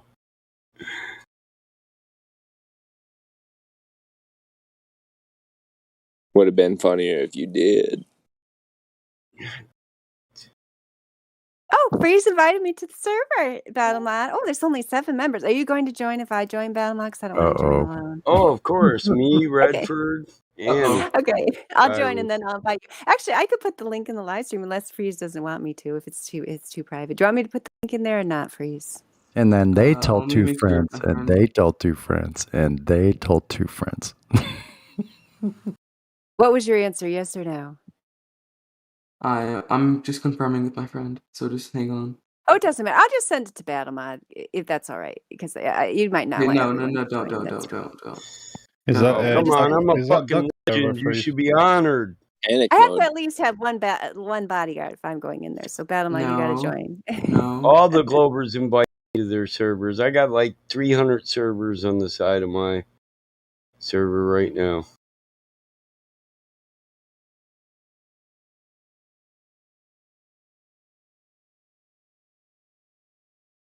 Still waiting for that globe proof. I got one question. What's a moke? Is that purple monkey?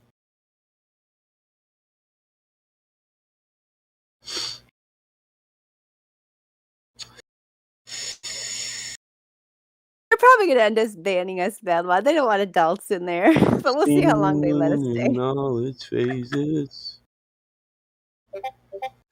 You know, Minecraft's a flat Earth, right? Oh, thank you, Freeze. These are flat Earth clowns. Look, bunch of Gemsy. kids. Hey, Gemsy, how's it going? No, Freeze, I do not. Donnie. What's up, people? Hey, I man. just got banned. Yeah, I got banned too before I could invite you, Gemsy. Sorry, I'm already Oh, banned. well, it looks like Freeze is going on the ban list. What? Why? What did I do? It's not my server. It's their They server. banned me. I'm banning you, bro. But it's not my server. You have Sonny, heard he it's just been written, joined. I eye noticed that. for an No, eye, a Freeze tooth is for a going right tooth, and a before band for a band. his friends probably don't. I wouldn't want if I were their appearance. I wouldn't want a bunch of strange adults joining my child's server either. So I think it's cool. Yeah, it's his friend's server or something. Free. Yeah, we'll give him. It's okay, Freeze. He You was guys were in a honeypotting. bigger server. It would be different. Battle Mod just hates me. No, that was a honeypot. Mm-mm. Somebody That asked means me if I wanted sex in there, man. And a bunch that of means fucking kids. What that the means he hell? likes you. If he acts Come like on, that, that man. means he likes you. So there's that part. I You're think not my Morto age. Morto likes you. Glad says gross. Shut up, Glad. Right, gross. You're not my age. What? It's fucking gross, man. It's not, man. You just have a dirty mind. That's all. That Not yes, one of them my could mind is gross. What Not of one it? of them could replace a good, strong Michigan woman. Freeze, have you? Oh, Has They don't Freeze know come how up to with any handle proof yet? Michigan men. That's a Any proof? Michigoose and a Michigander. Guys, hey Dandelion, what's up? Wait, hear my name. I'm just wondering if Freeze is coming up with any proof for the spinning globe. We'll take a proof of curvature, No, rotation, I'm good. forward I'm motion, good. proof of I'm gas good. pressure I'm without a good. container. We'll take I'm any of good. it. I'm good. What? Yeah, good. I'm good. Hey, Freeze, are you saying you don't need any proof? And why I'm is wondering that? why he picked the name Freeze. Does he plan on dealing with the police in his adult life? Freeze, come back! That's funny. Hmm. I chose No. it. That's one because possibility. I don't really know, actually. It's not a bad name, though, right? I don't It's know. a good name, right? I guess. I mean, you're the first person to really call me out for it. I've had this Well, I'm a name. northerner, so I like the snow, so sure. As long as you're not frozen to death. Or frozen in your ideology. That would be the last position I'd want to be in. Yeah, does anybody know just random piece of trivia? Because I was trying to talk to my children about this earlier. You remember, you know how they used to have ice houses, before they had electric refrigeration, like in pioneer times? Like, how long did the ice houses last? I can imagine they must have how did they create the ice in there? Did they they chipped the ice in the winter and then put it in there and then just kept it there as long as it would last? They would bring it from the Great Lakes. A little while ago. Yeah, they would actually, they would drag the stuff down, like they'd chip off icebergs and tow it down, and then it would get shipped around the United States. In the ice house, it was typically packed with sawdust, and it would last all summer long. Okay, thank you. I'm gonna have to report back to them because I was talking about it. I was wondering, gosh, But how long they would would it last? also Because you think bury it it. would start melting from the outside in, but if it was packed in sawdust, that makes more sense. Okay, But they thank would you for also explaining. bury it down under the ground below a like shelter where you store food and It's like objects. in the ground, like a root Yeah, cellar. that's where cellars started. Right. Yeah. Right. So even in the summer, it would still keep that subterranean cellar cool as like 35 degrees, 36 degrees, somewhere in there. Okay, that makes sense too. Okay, thank you for explaining. Because there was that great Little House on the Prairie episode where the kids get locked in the ice house. Did you guys ever watch that one? That was a good one. I don't think I remember that particular one. Locked in the ice house? Yeah, I'm they get surprised. locked in the ice house. Yeah, they're I'm really cool surprised. like that. I'm surprised Glad didn't say gross. Stop! You stop it right now. Get out of town with that. It's not. It's just one of those TV episodes. It was never in the books. You know how they had to start stretching it in later years. Sure. Good thing I know how to use the mute button. Freeze, you're the only hope for the globe. Is Freeze the only hope for the globe left? Does that not make you feel like you need to defend the globe in some way, or you're accepting that it's been smashed to smithereens, Freeze? Freeze, we need to be frozen in our tracks with surprise and bewilderment at the number one, first ever globe proof. Please. Thanks. Do you need something? Dandelion, I need to send you a video. I see something. It looks like it's. Oh, okay. Yeah, that looks very gross. You think I should watch that? Man breaks into a Burger King and drinks gallons of deep frying oil. This man is very disturbed. I feel bad for him. But thank you for sending that to me. It must be meaningful to you. That globe proof? Well, it's probably best for him that he got arrested. Then he won't be able to drink oil anymore. He'll probably have better meals in jail, don't you think? Maybe he's crying out for help. Yeah, where are they going to get Never mind. Jail has better food than elementary schools. Yeah, I don't know what the food's like in jail, so I would not be surprised if that were the case. They probably have higher quality oil in jail. Is he sending you it because the pool of grease was bendy? Is that what it was? Maybe so. I bet the frying oil that he drank in those gallon jugs was probably laying flat at the top of that jug. If it was on a flat shelf. That's what liquid does in containers.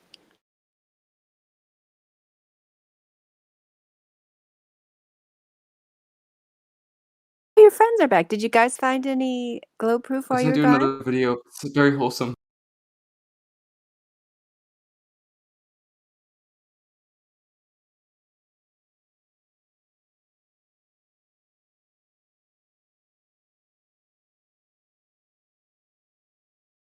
Oh, a sign language orangutan. I like this one better than the oil guy.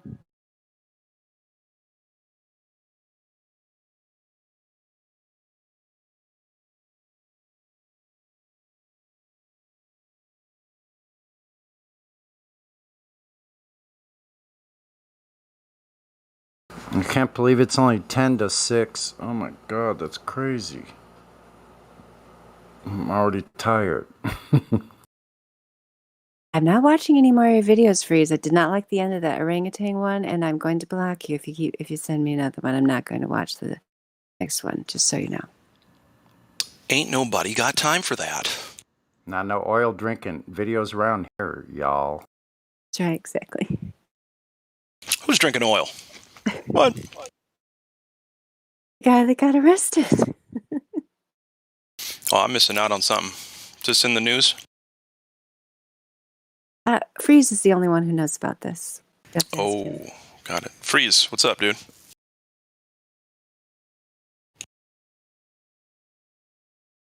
Yeah, me too. That's what they're telling me as well. Well, if you want to talk later, let us know. You need proof. Duck is me. What'd you do with all the time you were gone? Were you researching your globe? Duck is me, crazy coder, anything? Not really. I recorded this one video. Oh, and we also have Nemo. I don't know. Have we talked to Nemo before? Maybe he has proof of the globe. I think Nemo's new. Hi, Dandelion. Hello, Who found Master Nemo? Chief. Master Chief. Oh, what's up, Sonny? How's it going? I was missing that voice. What's up, bro? Thanks, likewise. Although I just heard you recently, so. Oh, yeah, for sure. Awesome. Awesome sauce.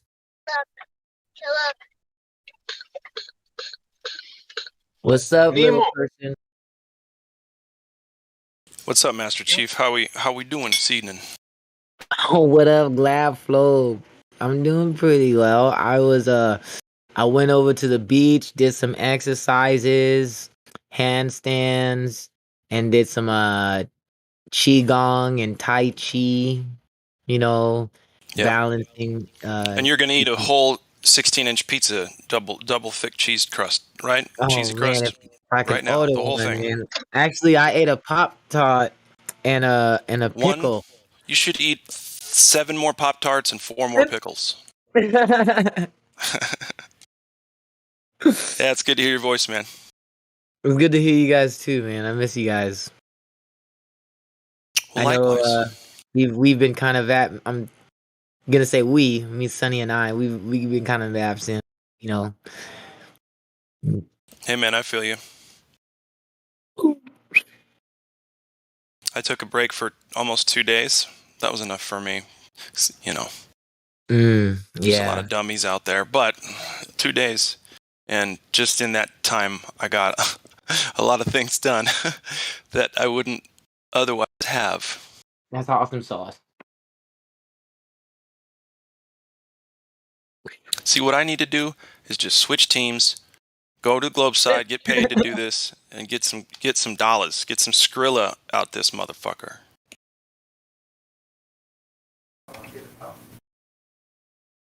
It's too bad that no amount of money will ever compare to knowing the truth and helping people wake up to it.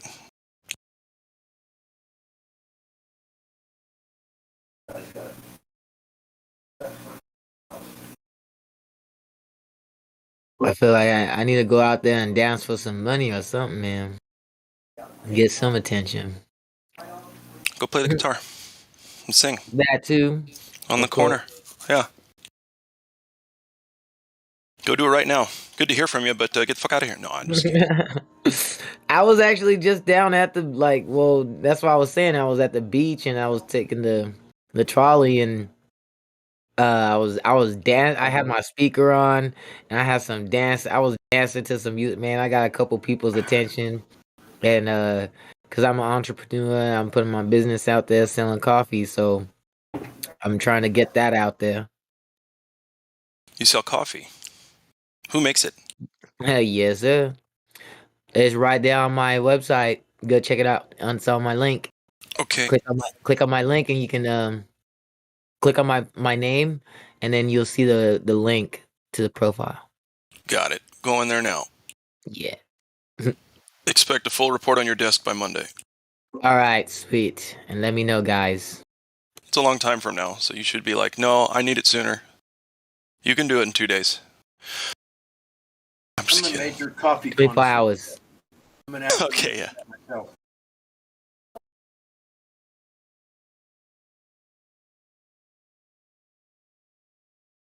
Put us through your speaker, Freeze.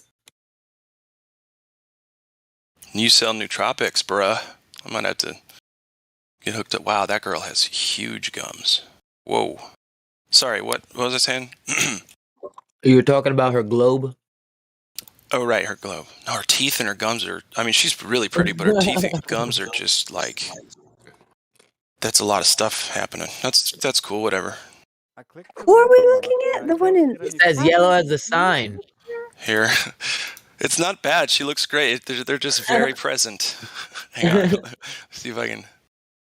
Oh, shit. Excuse me. We're not talking about you, Dandelion. You got a beautiful smile. Thank you. I didn't even know you'd seen it. Some people have, but I didn't know you had. I can see it through your voice. Beautiful smile. Okay. Check that. Yeah, Dandelions. She's ace. Okay, so check that girl out. I can't put the picture in here for some reason, but like I said, she's pretty, but that is so much mouth stuff happening, which it's great. It's fine, whatever. Some people just have exaggerated features. That's what. Are you talking about in the link? Yeah, in the link there. Yes. Click the, you see the girl now? They're very white and straight. They're very white and straight. true. You have to give her that. Yeah. Absolutely. And her gums look healthy. They're nice. I know. This is not a bad thing. I'm just noticing that there is a hell of a lot happening. And her upper lip is really pretty. Like, you know what I mean. It's cool, but wow. And she's happy. Just like she is happy. Says. Yeah. Oh, man. You guys are awesome. Okay, guys, Well, anyway. I ask you, I gotta say it is me. Yeah, it's not that I didn't see your DM. It's that I don't know why you're sending me this random video of this dude, and I'm not really that interested in it. I don't even believe that's you, so that's why I haven't responded. There's your answer. That's sad. That would have hurt my feelings. Dandelion, I'm DMing you, but you're not answering me. Apparently, I live in a third Yeah, world. that's because you sent me that rude orangutan video and don't want to look at any more of your stuff. Yeah, that is just plain out That was weird. rude. You must not have watched the whole thing to see what the orangutan said at the end. It starts out nice and it ends rude. You know that. You're just messing with me now. Oh, that was the wrong video. I made two. Yeah, probably not, though. Probably was the right video. You feel me? Anywho, Cody, you guys probably got shouldn't have proof? sent the video.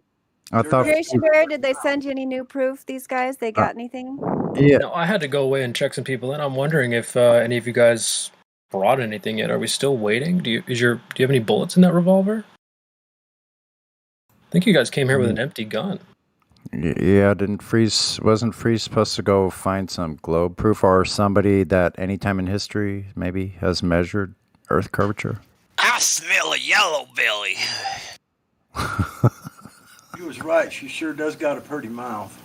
Oh, dang. See? I like your voice impressions. It's funny.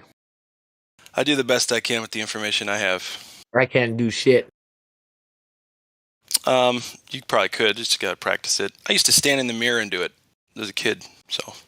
Yeah, but now every time I stand in the mirror, I tick every time, and it's just weird. I'd like to go back to asking Duck, going back to the global warming question. What do you think your purpose is here on the Earth? Duck is me. I don't think he's here. Oh, too bad. Well, Freeze, what's your purpose? But I'm gonna leave this call. That question. You're gonna leave when you're asked what your purpose here is. Then you're gonna leave the call. Bye, Felicia. Okay. Did he say I'm gonna go and then bounce like that? Like, yeah. Hey, at least he said something.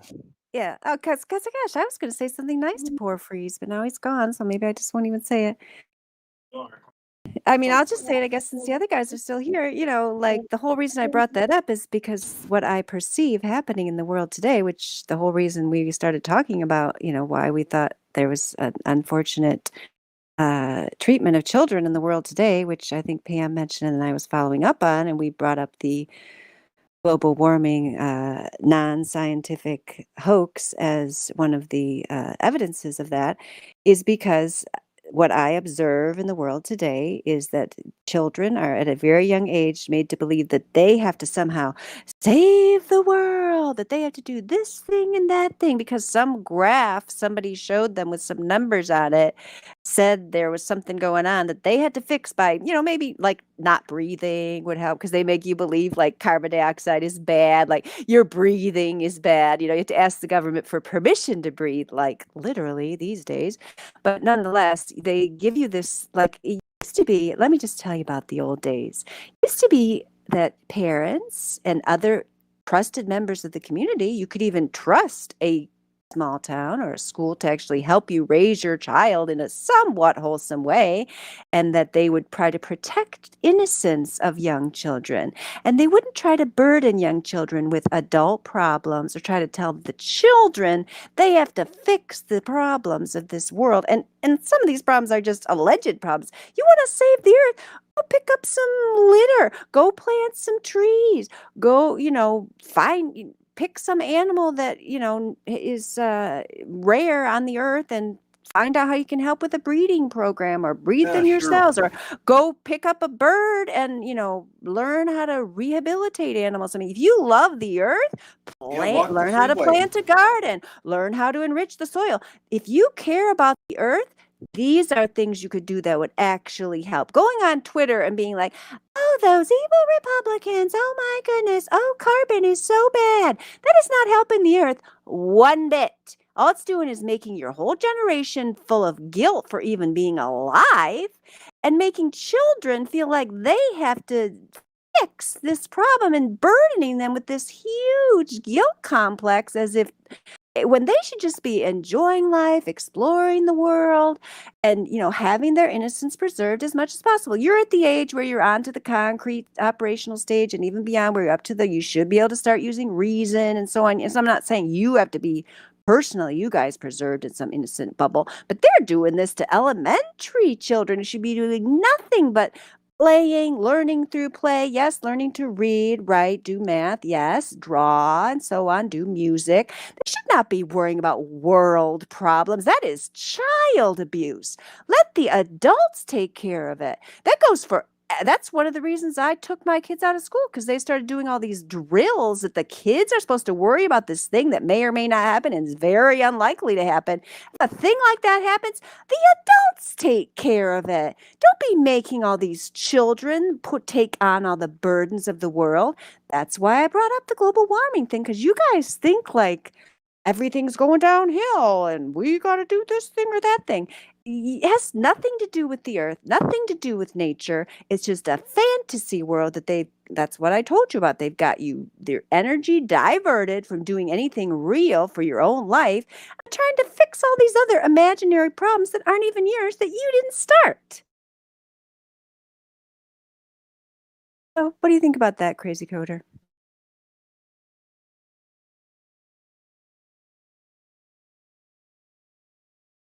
Not to add on to that, they're using kids by manipulating kids by using animals, playing with their emotions.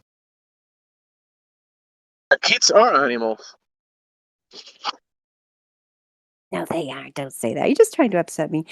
Yeah, Drace has got there. So tell me more about that, Drace, where you put this in here, the savior complex, an honest look at your toxic codependence. Can you tell us what you mean? You said this is why they do that. Dependence on daddy government is what it's all about. Or maybe you can't talk. Yeah, I can talk. It's essentially what you were talking about, how they're pushing this climate issue and to the children to create a savior complex. And that makes people have this toxic codependency because they think they're going to be saving the world somehow. Currently, they're angled at saying the current government is the bad guys, but they have this imaginary communist utopia in their heads where they think, oh, if we just topple the current regime, we can save the world by saving the globe. So they're stuck in this codependency, both with the system and fighting against it. So it's a little bit contradictory. And then the other part of it, I mean, it all fits into the globe light, because that's part of their whole thing about, we're really messing this place up, but we're going to go live on the moon or Mars one day. It's going to be great, kids. That's why it's a religion. That's their heaven. Do people not see this? I mean, it's like one day you're going to get to leave all this that we've told you is bad, although actually it would be a pretty great place to live if they just leave us the hell alone to live our lives on the earth the way they originally intended. We'd be a lot better off than we are now, but they have to make it seem like it's way worse, headed for doom and destruction, so we can go to your fantasy world and live on the moon, which no one's ever set foot on and no one ever will, or Mars, same thing. I'm down for a picnic on the moon. You bring in the cheese, I'll bring the wine. In our imagination. Right. Like it used to be. The moon Go is to the moon, right? You used to think about it. Yeah. I mean, if a full moon is so romantic, what would a picnic on the moon be? Shit. Earth fries. We see a full Earth. You save your money, you don't have to buy cheese. I want to put a Taco Bell there, man. Can I get some swampland on the moon? Yeah, you could just grate the cheese just right there for your taco stand. Just Exactly. get out your grater, just grate the ground. I'll buy it when Virgin Galactic pays me back. Make some chili, put some cheese on it, boom. Oh no, we gotta worry about. We're not gonna sell chili. We gotta worry about our carbon footprint. Don't need all that methane from the beans. Today, Master Chief, I fucking laughed really hard all the way across my apartment at that cheese joke. Way too hard. NASA builds a giant cheese grate to grate the cheese from the moon. Stand by for updates. Yeah, and they're going to start sprinkling it down on your heads. They're going to carry the cheese grater on the Hubble, and they're going to move it over to the moon, and they're going to start grating. That'll be next. And they'll just take it. They'll just take it. Oh, yeah, it makes perfect sense. Perfectly fine.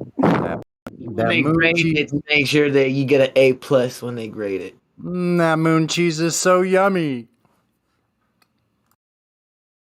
Or you mean grated as in they like shredded it? Oh, okay, my bad. Yeah, great. Yeah, great. I'm Moon kidding. cheese is better than Wisconsin. Next month, Trace. they'll build a Lewis down giant here. You bowl. better watch out. They'll build it by, come on, you guys got to just ride along for a second. Next month, NASA will be building a giant bowl to catch the grated moon cheese. Stand by. I want a moon cheese ball, damn it. Stand by. Oh man, I We will can't also be wait. DNA testing the moon cheese. Of course. You're gonna find arsenic and steel approved. Grilled moon cheese, fried moon cheese, shish kebab moon cheese. There'll Damn, be you guys are groups making me hungry now. protesting the geoengineering of moon cheese. Sorry about that. Hell, man, I saw Swiss cheese slicing one of them crop circles the other day. Straight up, man. They were talking about the moon. I know it. I'm gonna have to make me some venison chili, damn it. He said chili. Can you send some of that over here Told by you. any chance? Yeah, I use 3 meat. I'll use. How can you send it over here is what I'm wondering about. I don't Hey, know. Sonny, I'm coming over. We're gonna have some chili, bro. Freeze it and keep it that way. I want some of Michael's venison chili, though. That's the dilemma. I got premium wild boar sausage. Mix that with real beef, real venison, and wild boar. Some of the best chili you'll ever have. Would that kind of sausage be good with eggs at breakfast? Yeah, I of love course, breakfast. but I totally have the beef though. Yeah, boar sausage is good. My uncle went hunting. Is it spicy? This is mild. I got mild. I don't like overly spicy. Then I can't add, peppers and stuff. Aha. My daughter doesn't like it too spicy. Me? Okay. I say put it all in there. But I gotta please that daughter. I want her to eat it though, I don't want to have to make 2 different pots, Right.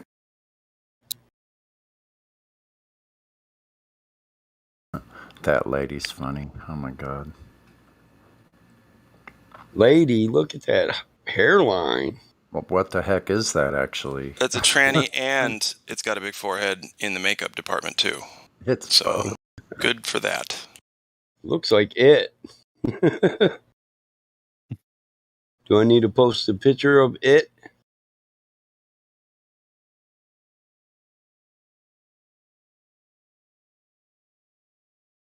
Oh shoot. Hi. They're both waving. I love that book.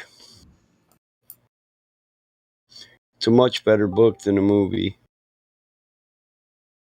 Now, if you see that kind of clown in your fields, that might be a start of a different kind of day. Yeah, target practice. Hey, look out there in the field. Whoa, there's another one. Oh, it's got a hand in its hand too. Holy crap. Poof, poof. The first one to shoot it gets the biggest bowl of chili. That Flip, what were you going to say about the thing that Dre said? Because I was interested in what he said. I wanted to know what you had to say about it. Oh, the codependency thing. I guess scroll back up. You'd think I'd remember. It was 14 seconds ago. Yeah, honest look at your toxic codependent savior complex. Mm-hmm. Yeah, I think everybody has a tendency, at least everybody I've met and been intimate with in, family, friends, whatever, intimate relationships. Get your mind out of the gutter.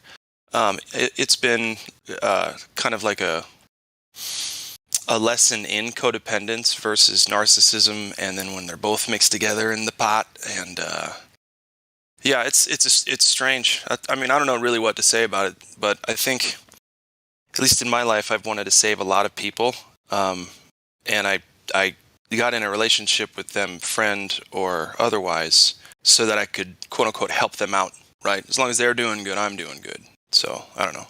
Anyway, I was just kind of having that thought about that. Yeah, I think that. Yeah, I think that's interesting because this actually beat my experience in Discord. I think it's helped me to like understand, yeah, more about that whole savior complex thing. Just because uh, sometimes we have ideas about what's best for someone, whether it be a glober or whoever that we encounter, and sometimes you just have to let go of that because people sometimes they have to make their own mistakes. Like because even if you like warn someone, I mean, you can warn someone, this is exactly what's going to happen to you if you go down that road, and then they go down that road, and then that exact thing happens. But it's not like they hardly ever come back. At least that's not my experience because this has happened to me several times. They don't come back and be like, "Oh, thanks for telling me. That's exactly what's going to happen. If only I'd listened to you, then I could have saved all that."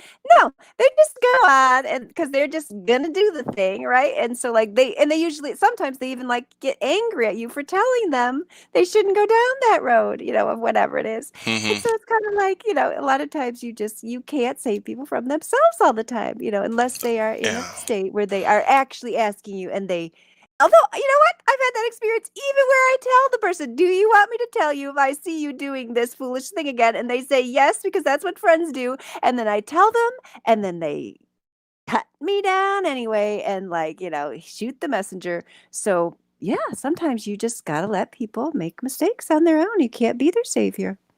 Well, and the unfortunate thing, I agree totally. And the unfortunate thing is, the most thoroughly learned lessons are the ones learned the hard way. And that, it's a blessing and a curse for sure. Yeah, and maybe it's just like you could you don't have to withhold information from people, but maybe just not feel like it's your responsibility, right, to save them from this obviously bad thing. Oh, no.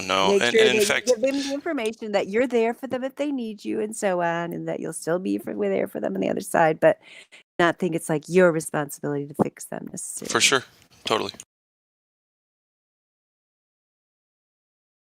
Does anybody have a story where they tried to advise someone they were trying to help?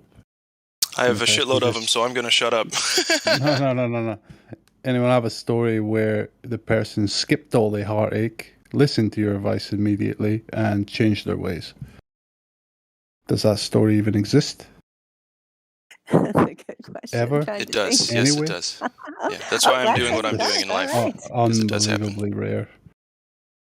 I know, right? And once you see it, though, you can't unsee it. It's again why I'm doing what I'm doing. Anyway. Oh no! Yeah, and I think from go what ahead. I hear of you, you've had some heartache in your life, bro. No, and I'm not talking relationship stuff when I say heartache. I mean suffering from all kinds of any kind of situation, bad situations. Yeah, that's life, though, brother. That's just life. There was a while, though. I mean, yeah, dude, I was so woe was me. I was as woe was me as they get, dude. It was pathetic. I want to go back in time and just slap that kid around. First? What's that?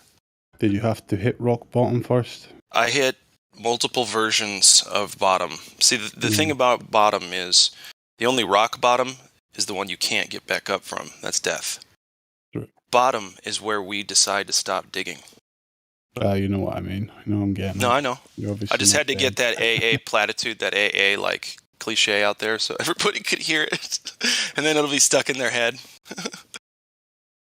But that's what I'm saying. Anyone have a story where the person didn't have to pretty much hit bottom before they changed their ways? Changed their kind of self-destructive behavior. Yeah, I had to hit bottom, so I get that. So yeah, I mean that is the fundamental problem with humanity.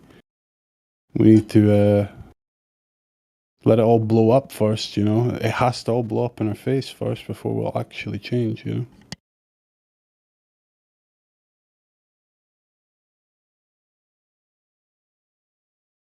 Yeah, it's all about how early you catch it, right? Like any disease, I guess. Yeah. And that's why parenting is important. Yeah, but I got to be downtown at 4:30, and then your mom's got a meeting at 7, and Jessica has gymnastics tonight and tomorrow morning because she's practicing for some final stuff. So Where'd the family go? I mean, how many people are not doing gymnastics anymore? How many kids aren't? They're just fucking staying home because all this. Crazy. My nephew does gymnastics. That's good. It's so much fun. I did it for 2 or 3 years as a kid. One of my favorite things ever to this day. So much fun. Yeah, he loves it, but yeah, he does have his head in the screens a lot as well, And he's getting older now. He did a lot when I think he started when he was like 6. Been doing it for 4 or 5 years, but now he's 12.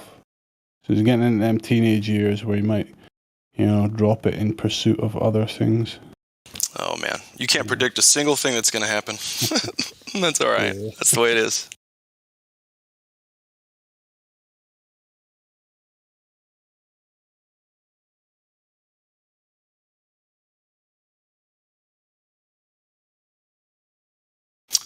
Yeah, we sure are getting a lot of feelings around here, though. The YouTube chat and the voice text, at least today.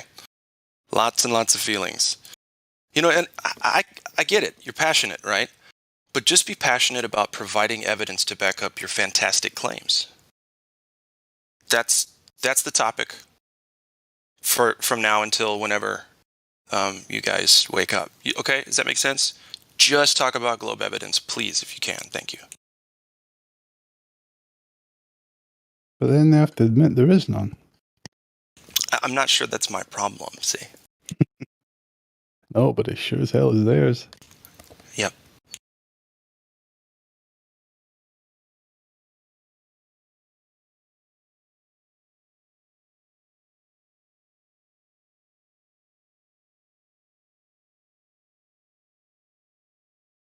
What the hell is it they are defending? I really wish I could. Collective pride. Yeah, but what the fuck is that? It's. I understand it obviously, but it's honestly, man, it's another cult like the KKK or other stuff like that. Yeah. The Weather Underground, all that stuff, and those are all CIA ops anyway. But yeah, I've never been like that, so I don't understand it. That's true. How do you? Well, it's a metaphysical define construct yourself of the by previous existence. So you're talking about their entire life is already based on this. It's something they already use to feel special with. They already feel pride, like Glatflow said. That's what it is, and it's 20 years of pride. So once you challenge that, that's not going to fly no matter what. Just like a Scientology cult is it's a form of Stockholm syndrome. So it's not about evidence. They don't want the evidence. You see, that's the point. Oh, I know. Yeah, it's not about information for them. It's emotions, feelings, psychology. That's what it is with them.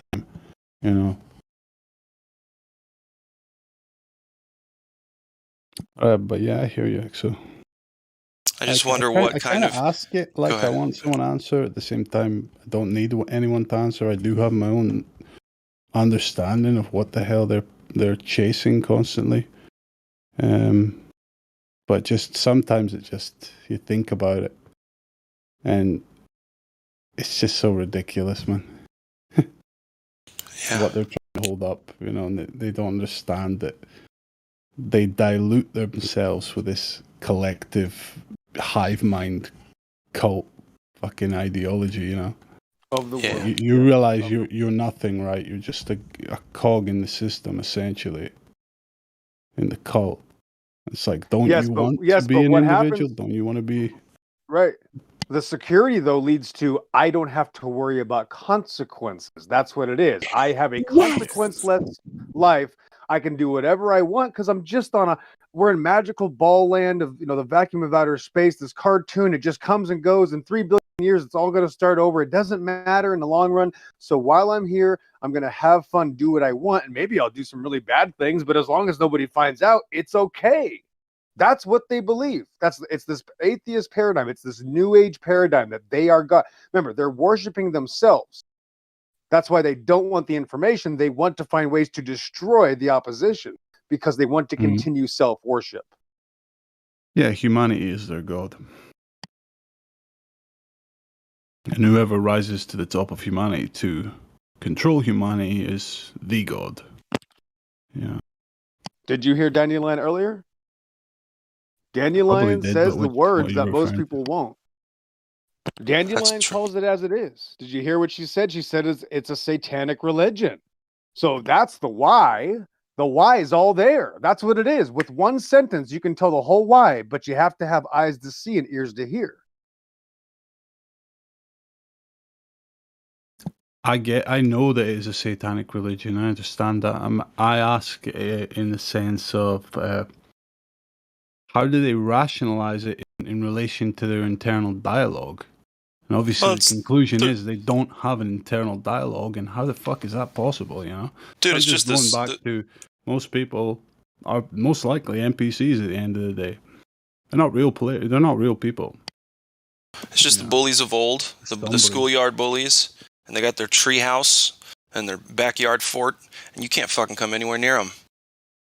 Right? But then you'll see them at school, and they kind of control your day because they can be intimidating when, you know, they're in their right environment.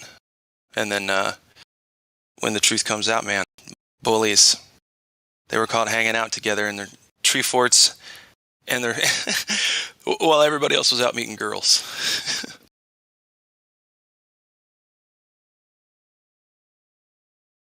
Yeah, these people perceive not knowing things as weakness, you know, so they just want to avoid that at all costs. And of course, the responsibility part.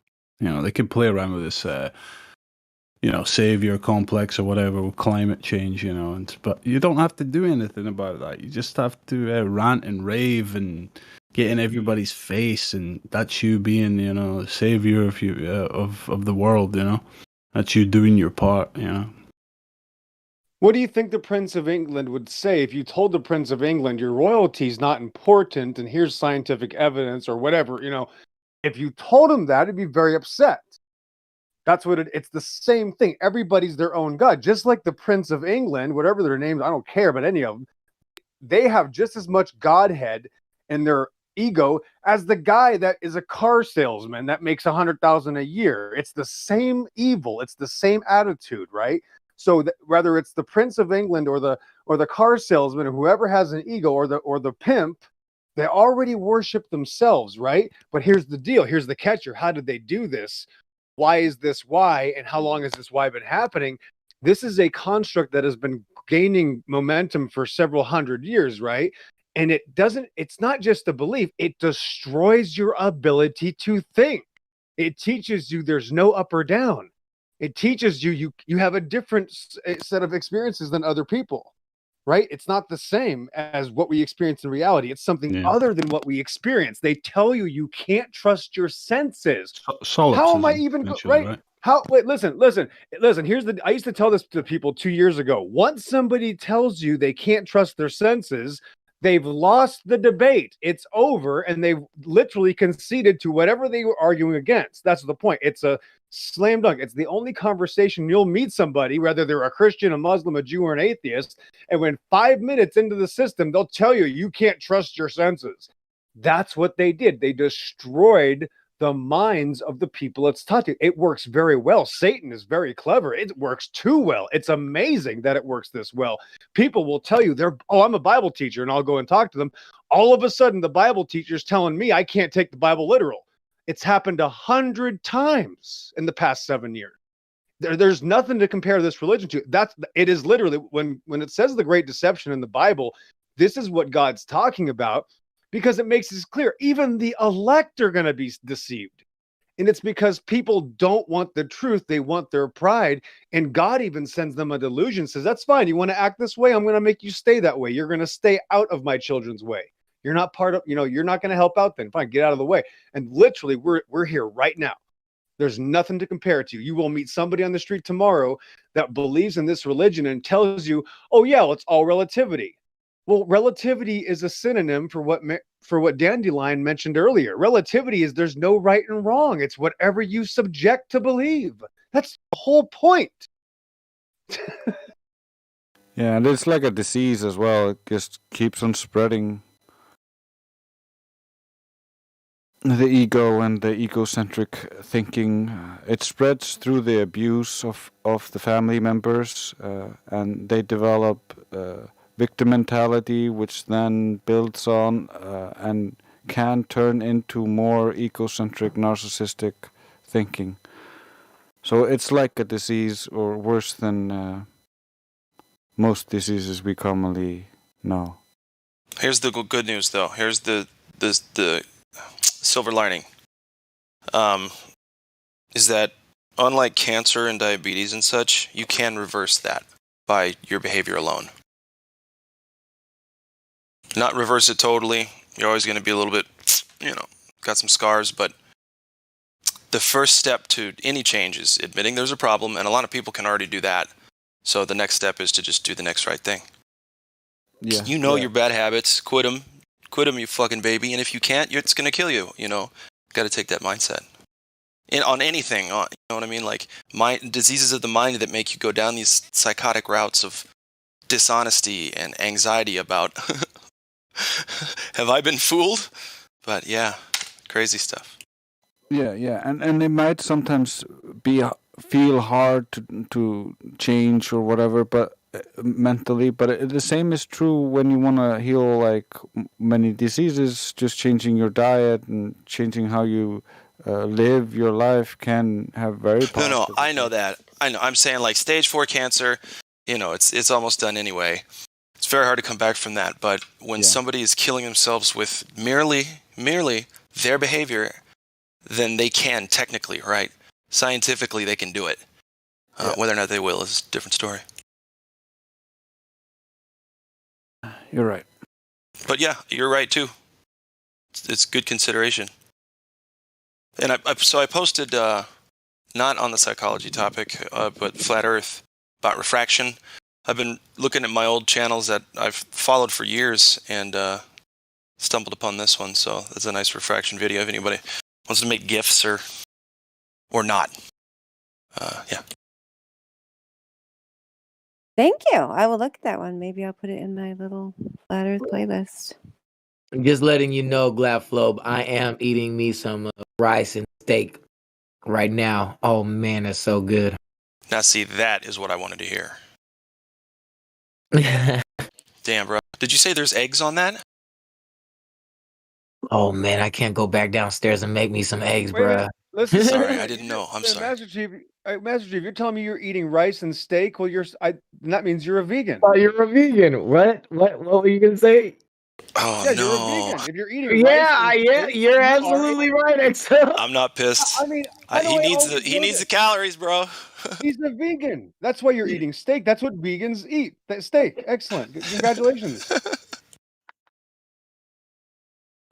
The point is, I'm sorry, I just have to say, there's no rules to veganism, guys. So it doesn't matter what you eat. If you want to call yourself a vegan, you're a vegan. That's how this works. Not like, okay, look, I did change my diet to be vegan, but it's just very hard. Stop fighting me. Stop fighting me. You are a vegan because you're eating steak. Next point. Glad take it away. That's confirmed. That's the point. That means you're a vegan. Thank you. All right, EXO. Yeah, you can't. You know not to challenge me by now. Come on. I don't think I've ever challenged the XO. I think I've maybe gotten pissy at you like once or twice, but I sure hope. If you're not getting pissed off, that means I'm not doing it right. Exactly. Well, I don't get as pissed off as some of these other cats. They're downright. It just, come on, guys, get a little spine in there. Can we move on? The Earth's flat and stationary. Okay. Wow. Go measure it. That's all you got to do. 1 measurement or 2 or 3. Go to Minnesota. Tons of lakes, right? I'm going to go there this winter and measure over about 2 lakes, maybe 3. I don't know. And just spend some time on some frozen lakes. Real clear nights, real clear days. Get a lot of stuff. Bring it back for you fine people. And all it takes is just all you got to do is rent surveying equipment from a local builder or just type into Google, rent surveying equipment near me, and you can do it. Rent a center also, maybe. Real quick, let me help them out as well. On top of that, make sure you open your eyes when you go outside. That's the first step. Don't forget that. Right. Thank you. Yeah. That is also key. It's probably the most important thing. Just for the record. Yeah, no excuses, please. Oh, I forgot to open my eyes. I couldn't see the curve. Yeah. Exactly. Just go measure it, folks. All of you, flat earthers, globe earthers, fencers, anybody. You love it. Just say, and you know make what? sure that you're looking eye level and not up towards the sky. No. Well, eye level, yeah. But I mean, go up and down in height. The other day, Glober said that when I measure, I should be at least 50 meters above the ground. So I might help him with that and go 50, 40, 30, 20, and then 1.5 or whatever. You know what I mean? I don't know if I'll go do that, but a couple of them for him. Why not? Because it measures flat no matter what you do. So I don't know what he's expecting with the 50 meters, but I was going to start with 1.5 feet above the observer's height. I'm glad I did it even cheaper 6 years ago with just a door length mirror and sunlight and a lake. Pretty cheap. Yeah, I'm not going to necessarily do that one because I know what the Globers are going to try to do and just say that, that could be anything, that could be anywhere. If there's a laser pointing from A to B and it's, 5, 6, 7 miles and it's clear and it's frozen, line of sight dictates it's flat. Nothing's getting in the way. But what about whales? What about whales? They're beautiful. Excellent creatures. I thought whales curved the earth. Yeah, proof of the curve. Oh, you meant planets. Oh, sea planets. Yes, sea planets are known as whales, and that's how we prove gas pressure without a container because the whales are actually not a container. I mean, you can't call a whale a container. That's why it blows hot air. That's gas pressure without a container. So planets are actually space whales. And this is according to the evolution religion. Yep. Thanks. It's not bad. I think I like that one. That's a good one. I like that.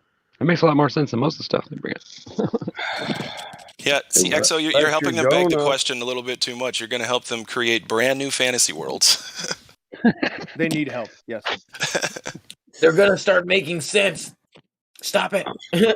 You think Jonah thought the whale was a container? Probably not. Oh, that's a fairy tale. That's just a fairy tale, Mike. That never happened. I mean, come on. The Bible was so stupid. He said, look, I'm the first submarine captain. Yeah. No, I have to point this out. It's not my fault. It's Mike's. Okay, so watch what happens here. So Jonah and the whale. Watch this. Now, if people make fun of the Bible, oh, they called it a fish, then they called it a whale. The Bible couldn't even make up its mind. Well, that's funny because 2,800 years later, we have this animal in the sea called a whale shark. It's neither whale nor shark. Thanks for playing. So I'd call it a hork. For sure. Yeah, and actually those are English words, so I'd have to say it's a product of translation. Right, or but we call something... Right, go ahead. Transobliteration. Right, but I always point out the whale shark. It's neither whale nor shark, but that's what they'll say. Scientific. It's scientific name. There's no such thing. They believe the scientific name is whale shark. Well, it's neither whale nor shark. So the Bible you're making fun of is doing the same thing you're doing today. That's the irony. Oh yeah, there's science, gravity, the force that isn't a force. Earth is a whale shark. It's neither a sphere nor is it a motion. Cue the battle mod auto reply. Your mom's a whale shark. Damn. Yeah, auto reply. And Good she job ain't so on much, doing your own auto so much the reply. little fish fall behind her to get what doesn't fit in her fat mouth. Damn. Ouch. Boom. Well, if you didn't know, the YouTube chat is double timed today with trolls, shills and trolls and troglodytes and toddlers and what's that? Your mom always had blue whale. Yeah, it's pretty fun. Saved the world. Is it back up now? Zodiac said the I don't know. Helios was down, but I know Rogers is up. Helio might just be changing the stream. He said BRB. He's not going fast enough. That's all I'm saying. Yeah, Helios is back up right now. Oh, it's up now. Good to know. Have we tried to talk to Geomancer? VC verified. Hello, Geomancer. There's your mama right there. I feel like he's been around, but I haven't heard anything from him. But Dave is very good at getting people to talk. It must be the Southern accent. They feel more comfortable, like they're sitting on the front porch with a glass of lemonade. Maybe you'll be the one to get Geomancer to say hello.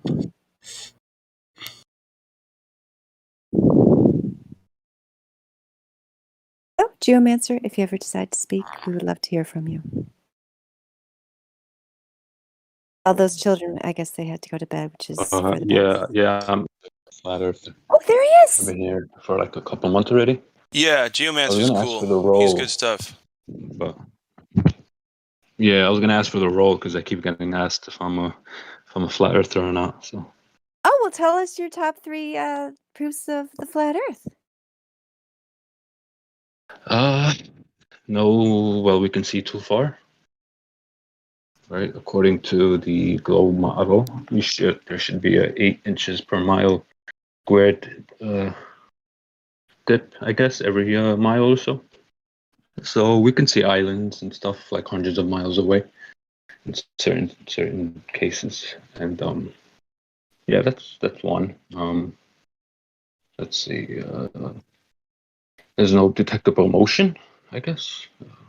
There's been experiments where you can't detect the motion of the Earth, whether it's moving or rotating or anything like that. I guess through interferometers, or however they're pronounced. Let's see another one. What experiment are you talking about? I'm just curious. The Michelson-Morley experiment, the Sagnac experiment. Okay. Aries Sagnac, yeah, however it's pronounced. I guess another one would be gas pressure without a container. Second law of thermodynamics. So I guess I figure like space can't be real because it would break the second law of thermodynamics. So yeah. I told you he was cool. Yeah, I'm just typing up my little notes here. Outer space would break. We need to give him another role. People quit bugging you because you just got VC verified right now. I'm gonna give him the role. I'm just yeah, you guys agree, right? Oh yeah. Battle Mod, you agree? Yeah, that would be cool. Yeah. No, but it's cool. I understand your guys' hesitancy. Yes. There's a lot of trolls here and shit that hide as flat earthers, and you just Yonder want to suss them out and shit. folk in the So I got you. moonlight. I mean, you can have anything that can be given can be taken away, but you sound quite serious about it. You don't sound like somebody that's messing around with us, so that's cool. And I have seen you around here. I just don't hear from you. But Dave got you to talk once again. Dave, you gotta, yeah. I mean, you're just very good at this. Anytime you want someone to talk, just have Dave ask them. Usually doesn't work, but it worked for the last couple times, I guess. Anyway. Yeah, my brother Bill, my other brother Jack, belly full of beer and a possum in the sack. And maybe I have actually. I don't. I haven't spoken to you, have I, Geomancer? I don't know, because maybe I haven't. I just don't remember. I don't think so. No, I have. I've never talked. No. We talk over each other. I don't know. People are talking over each other. You're right. So if it's me, then I apologize. No, it was me. My bad. He was singing to us. He was singing something. I don't know what he was singing. Louisiana Saturday Night. Oh, okay. No reason to I see. apologize. That's I was the just trying to lyrics figure out put what in was there. going on. You was moderating the mods, but it's cool. Gosh, I'm thinking, is it Saturday night? No, it's Tuesday night. You're getting me all confused here. It seems like Saturday night. And she lost track of time, guys.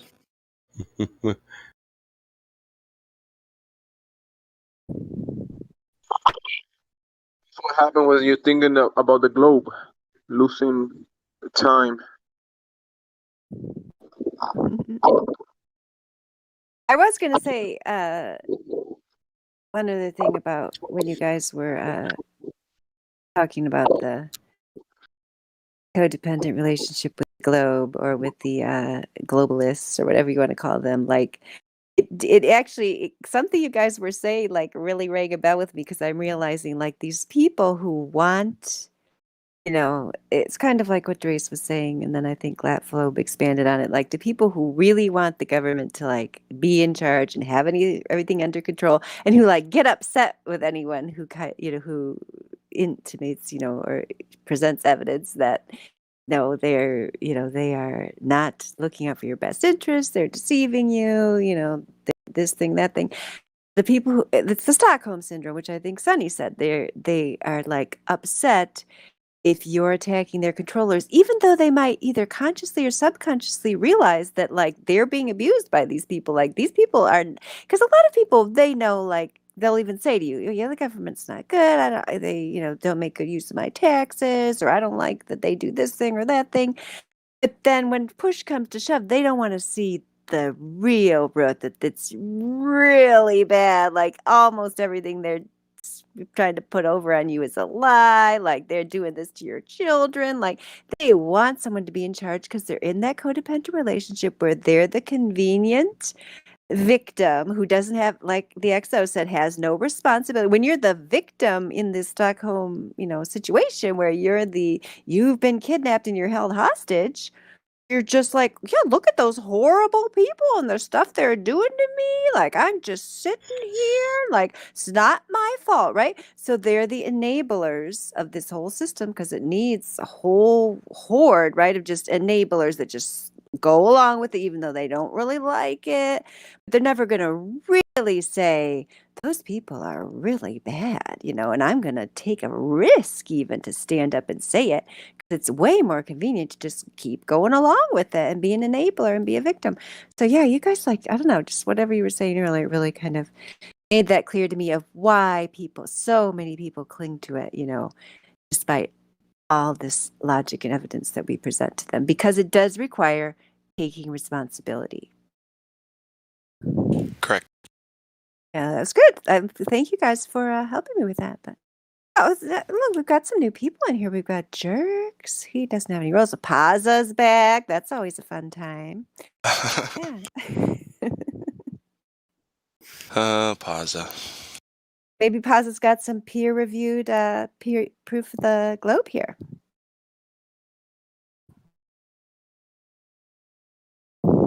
Did you guys see last episode on Ball Busters with QE? Oh, was it good? Yeah, he was talking about peer review and how, like, straight from the horse's mouth, they say peer review is not scientific at all. And he goes into and they go into detail as to why it's not. And they also go into how when you Google all of the peer review studies, like if you look into them, actually, none of it will have any standard of a method for science at all. So it's funny when people say, "Oh, peer review this, peer review that," and then you go to these university websites, and the university websites say peer reviews is not the best mode of proof or evidence for anything. It's the opposite. It's authority. It's an authority setup, right? You have authority figures who are basically a panel who are judging whether or not to publish it, essentially, right? Basically. And it's also essentially what the media wants to hear. Oh, if it's not peer review, we're not talking about it. Like the promoters of these agendas, the media, peer review. Okay, let's talk about it because it's peer reviewed. Right. That all It's a that means is that it personification of- qualifies. I'm just going to say this real quick. All it means is that it qualifies for propaganda. That's it. Yeah, and it's the personification of appeal to authority. It's quite literally appeal to authority. It's kind of like the old hierarchy of the Catholic Church, who had the power, and you defer to them. Hey, let me jump in real quick. I got 3 new people to the server. Friend invites, XTC, Jerks, and Vindictive Potato. I've been talking about flat with them for some time. They wanted to hear some other ideas. That I said, Okay, he just DM me because I was afraid to unmute him because of the way that he said, "Oh, but he's VC verified already." Okay, Yeah, good. So I'm glad you're endorsing him because the way he said he had a bomb to drop, I was kind of worried. Yeah, because we've been talking back and forth for probably about, I don't know, maybe 6 months or something like that. Some people I know another server. So yeah, you're XCC. You are VC verified. You have control of your mic. I'm not seeing why You're you're. kidding. There we Oh go. my Yeah. God. Hello, how is everyone? Good. How you doing? I'm doing good. How are shit? How are you guys doing? Server. We're Good on the to level, see man. What's you. up? Oh What's up, man, dude? doing all right. You guys got to give me a second here to get everything together. All right, keep going Take your on. time. Good Take your conversation. Give me time. a second here though. No Get pressure. yourself No leveled. All right, pressure. No We've been problem. doing this. appreciate it. We've been doing this for eons. Don't worry. No Yeah. pressure. Welcome to Flat All right. Under pressure. Give the man a chance to level out. I won't give my crazy concepts yet about accepting reality just yet. We'll talk about Watch that. that crazy dancing that I just posted in the voice text before we start talking to another Glober. That shit is so dope. Glober. Who said I'm a Glober? Pressing down on me. I am far from a Glober. I'm just trying to hear the truth from anyone. I'm very open. Well, when he speaks Glober, is more in a general sense. Is speaking to an audience. You part of that audience. If you're Really? not a Speak Glober, your truth, you though, must 'cause answer I'm more on the flat side. Can I'm anyone not hear me? Glober. Yeah. Sounds good. This fucking thing. Yeah, we can Yeah, hear we- you. Oh, He's how's it going, brothers? good. He was like, this fucking thing. Sorry.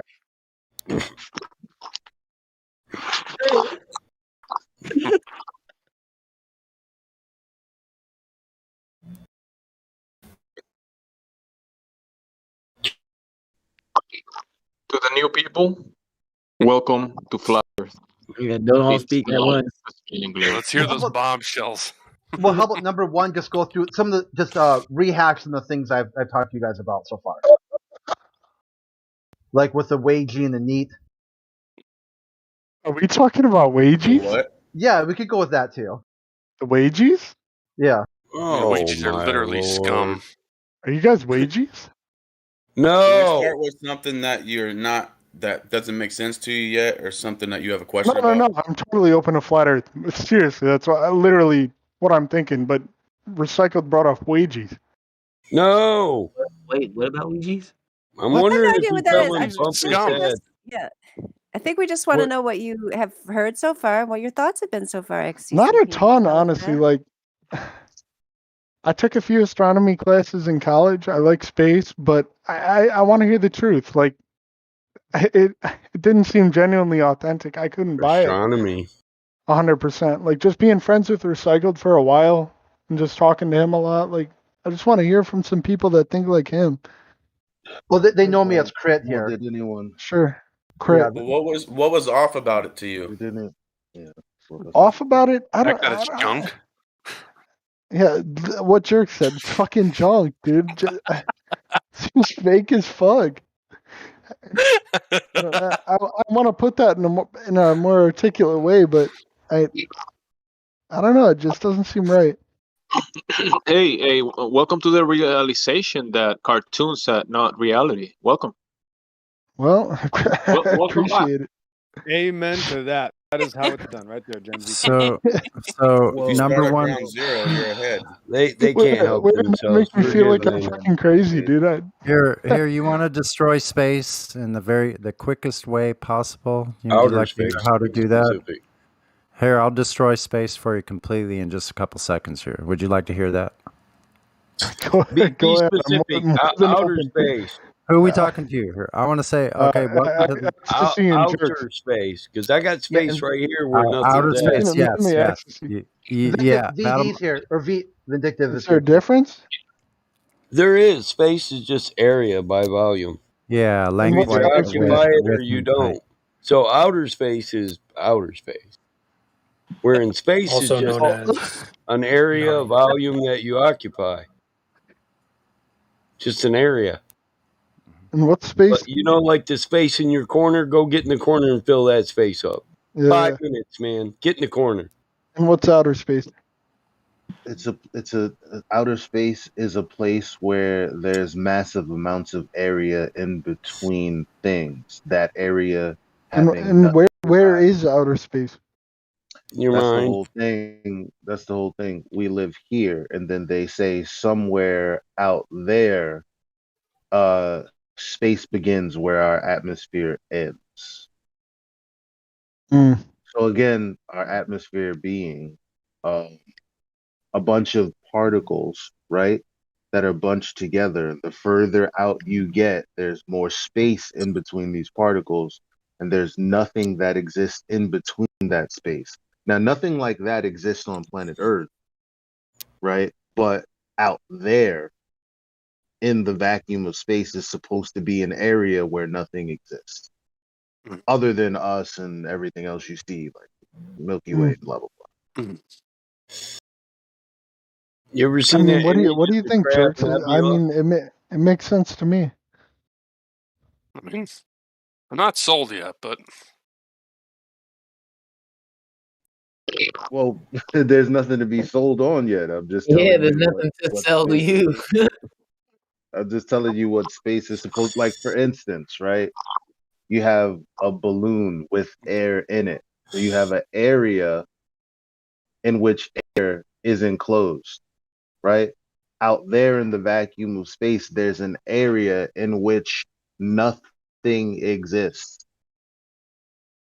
other than the things that we can see. So majority of it, like over 90% of it, is emptiness, which is where the idea of dark energy and dark matter come from, blah blah blah blah blah. But the bottom line is, well, you have things like Earth, and then you have things that are straight up gas, like the sun, which is supposedly 340 billion times the pressure here on Earth. And ass. And there's nothing to contain that pressure. There's nothing to contain that air. It's just air in the middle of a vacuum. So that brings me right back to the question. How can you have gas pressure without a container? Can you tell us?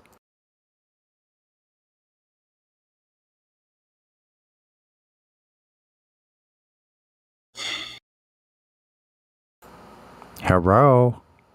what? Is anyone gonna address this fucking doubter? This guy? I'm waiting to hear the rest of the argument. What's this guy barking about? Gases? Barking about? What are you saying? Well, what's he talking about, dude? This guy, he's talking about gases. Yeah. Repeat your question. Can you demonstrate gas pressure without a container? Is that straightforward enough? I feel like it was. Can this guy answer? What was his name? Sonny, I'm right here. I just asked a simple question. How do you have Calm gas your jets, pressure? Itchy. How do you have gas pressure? We have gas pressure here on Earth. I'm not barking. Do I sound like I'm barking? You're barking, big dog. I hear you. Can you repeat it? Roof, roof. Okay, woof, woof. I'll turn my freaking mic down. 1 second, please. Who let the dogs out? Don't worry about that. I'm the Sonny. You're flat good. Earth. I'm the flat Earth pit. Don't worry about him. Ignore him. Yeah, anyway, so, okay. You'll I'll know turn when I'm barking. How's that? Is that better? There was nothing wrong with your mic or you at all. All right, good. Go ahead. So listen, we have gas pressure here on Earth at 14.7 psi at sea level, right? Right? He's muted. Yep. Woof woof. Yes, we do. Okay. Okay. So how do you have gas pressure here on Earth? They say there's a vacuum out there. Gas pressure requires a container to even exist. It's in the definition. Yeah. The actual Whose definition? The actual cause of gas Science. pressure is the pressure Well, I against don't believe the in science. Gas molecules, gas start molecules I'll exert start barking in a second. pressure on the walls of the container. It's in the definition of gas pressure. You muted me, dude. I'm a fucking flat earther. You're good. You fucking kidding me? I did. Come on, dude. I'll shut up. Just tell me to. You're not a flat earther till you got a flat earth roll. You're just a BC me and my verified guy to me, and you're cutting with the flow of the conversation. My apologies. How naive of me. I'm muting my mic. Okay. So if you're a flat earther, then is it possible to have gas pressure without a container? All right. Somebody else. We got plenty of experienced flat earthers here. Answer that question. No, I'm asking you. Real quick, Mike, I gotta say something. I I'm gotta asking interrupt you just as a for flat earther. You What said do you you were a flat know? earther, so I changed my Sonny, real quick, stance. Mike. Sonny, hold on. I got to point something out to the moderators. He said, I don't believe in science. I don't know if you guys heard that, but just for the record, he said he didn't believe in science, whatever that means. Okay, good. So Flat earther. whatever you are, If this was a flat I Earth said that. interview, it's over. if you switch to flat earther, okay. So you're a flat earther now. So the question just changed to okay. As a flat earther, is it possible to have gas pressure without a container? Can I turn my camera on? I'll explain this really quick. Holy Whoa, mackerel. whoa, No, whoa, not whoa! Gosh. not in the live stream. Nobody gets permission to turn on Wish their you would just camera. answer the That's the last question. thing that's going to happen. Especially Whoa! not possible agents and fake flat earthers. Why can't you answer? That's I don't not even gonna want to happen. know what you look like, Buster. Why aren't? Feel me? Why Good wouldn't luck. you? Why wouldn't you just answer the question instead of going to connection or radio? Like, can you just answer the question, He please? just wants to Let me call moon Chris us. Hansen. I Okay. think we need to. I feel molested.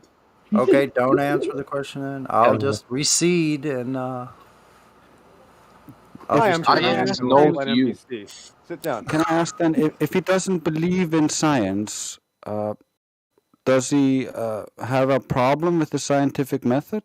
Under pressure. Great question. Pressing down on you. Pressing Don't down believe in on science. you. No matter how small. You'll never get me to believe in science. Sorry. I don't care. It's all junk. So that's Jerks, and that wasn't the other guy. That's Yeah, I Jerks. saw that. I was Jerks who doesn't believe in science. No. Is that No, okay? Can I ask Yeah, you a It's a team question? effort. Can I, Whoa! You don't have to yo, Hey believe. guys, listen. yo, I've been talking to these guys for quite some time, yo, and the science part is about Yo. Don't say yo again, man. the science part that they're using here is I mean, that I've only been trying to talk for the last 60 seconds. Is my mic like super low? Yeah, no, go ahead, Crit. Yeah, Crit, let Elijah speak here. Yeah, go ahead, Thanks, Elijah. I hear you. The person who doesn't believe in science. You know. Yeah, the guy Crit was talking to. Mike, stop interrupting. Well, Crit, were you going to respond to his "I don't believe in knowledge" comment, or were you going to move past it? It was No, science. because I know where they're coming from. What they're saying here is that there's been a lot of things done in the name of science that didn't result in any sort of positive outcome for humanity. I'm saying in context, I've talked, like I said, I've talked to these guys quite a bit. Okay, so they're kind of using buzzwords that you might be keying in on, but it's not the normal like flow of the conversation. Really, for the most part, Scientism. yeah, that's basically what he said. He said, "I don't believe in scientism," but didn't use the exact. Yes, this is not a normal flow of conversation. That's the one thing I've heard so far that I can latch on to. Absolutely. Yeah, I mean, this is kind of like a lot of dudes speak, and it's kind of like a manosphere where we're coming from. And there's a lot of joking and jabbing each other. So The what? Lord. The manosphere? Yeah. Like we have a lot of fun. Can someone define that? Like that's why I don't understand. Oh, thank you so much. Now I feel so much better. I can I'm just go just back to asking for filing the my people. Come nails. It'll be great. All right, thank you. Recycle, please define it. Like we don't like there's no like wimps, right? Or triggered snowflakes allowed. Is that okay? Yeah, it is. I'm saying All because right. it's when you get there, right? As soon as someone kind of flips out, like say like I don't know, who's the last guy who just like rage quit just out of nowhere? I don't know. The dude freaked out. Freeze. And then like he took his friends with him and stuff. Oh well. No, who the one crap, I'm trying to Yeah, blank on his Freeze name. and the duck Crazy guy. coder. Duck something. Jesus. And the Well, I server think it was we're just on. their bedtime. Jesus. I think it was I just think their they had to go to bedtime. bed. I agree. Well, if I may, Can we get back to the science point? I don't believe in it. I don't even know what we're talking about. We'll be back here. if I may, so what? Science is just knowledge, right? Nope. Science is Not when it's political. Not true. Science, the word, the definition, science is synonymous with knowledge. You know that, right? Not when it's political, no. But when it comes to defining words, you do know that science is synonymous with knowledge, right? Scientia. It was. That's who I was thinking of. XTC. That dude was who just like rage quit. I don't know what's wrong with that guy. Yeah, I'm saying that's what I meant about being like when we were talking. It's pretty much a free flow conversation. Everyone just goes with it. Just It's people that can't handle a conversation. Yeah, it's a little more structured here. So like when there isn't people like when we're talking, they kind of back and forth. It's more kind of like defining terms and then finding a place of agreement and then going forward. Just having conversation. Yeah, I like don't know. setting up terms and definitions. Like we talk about this a lot because see, you said, oh, not when it's concerning politics. So that's a different definition. It comes from a different colloquial source. So that's Let's what we're bring it talking down about. to the comment.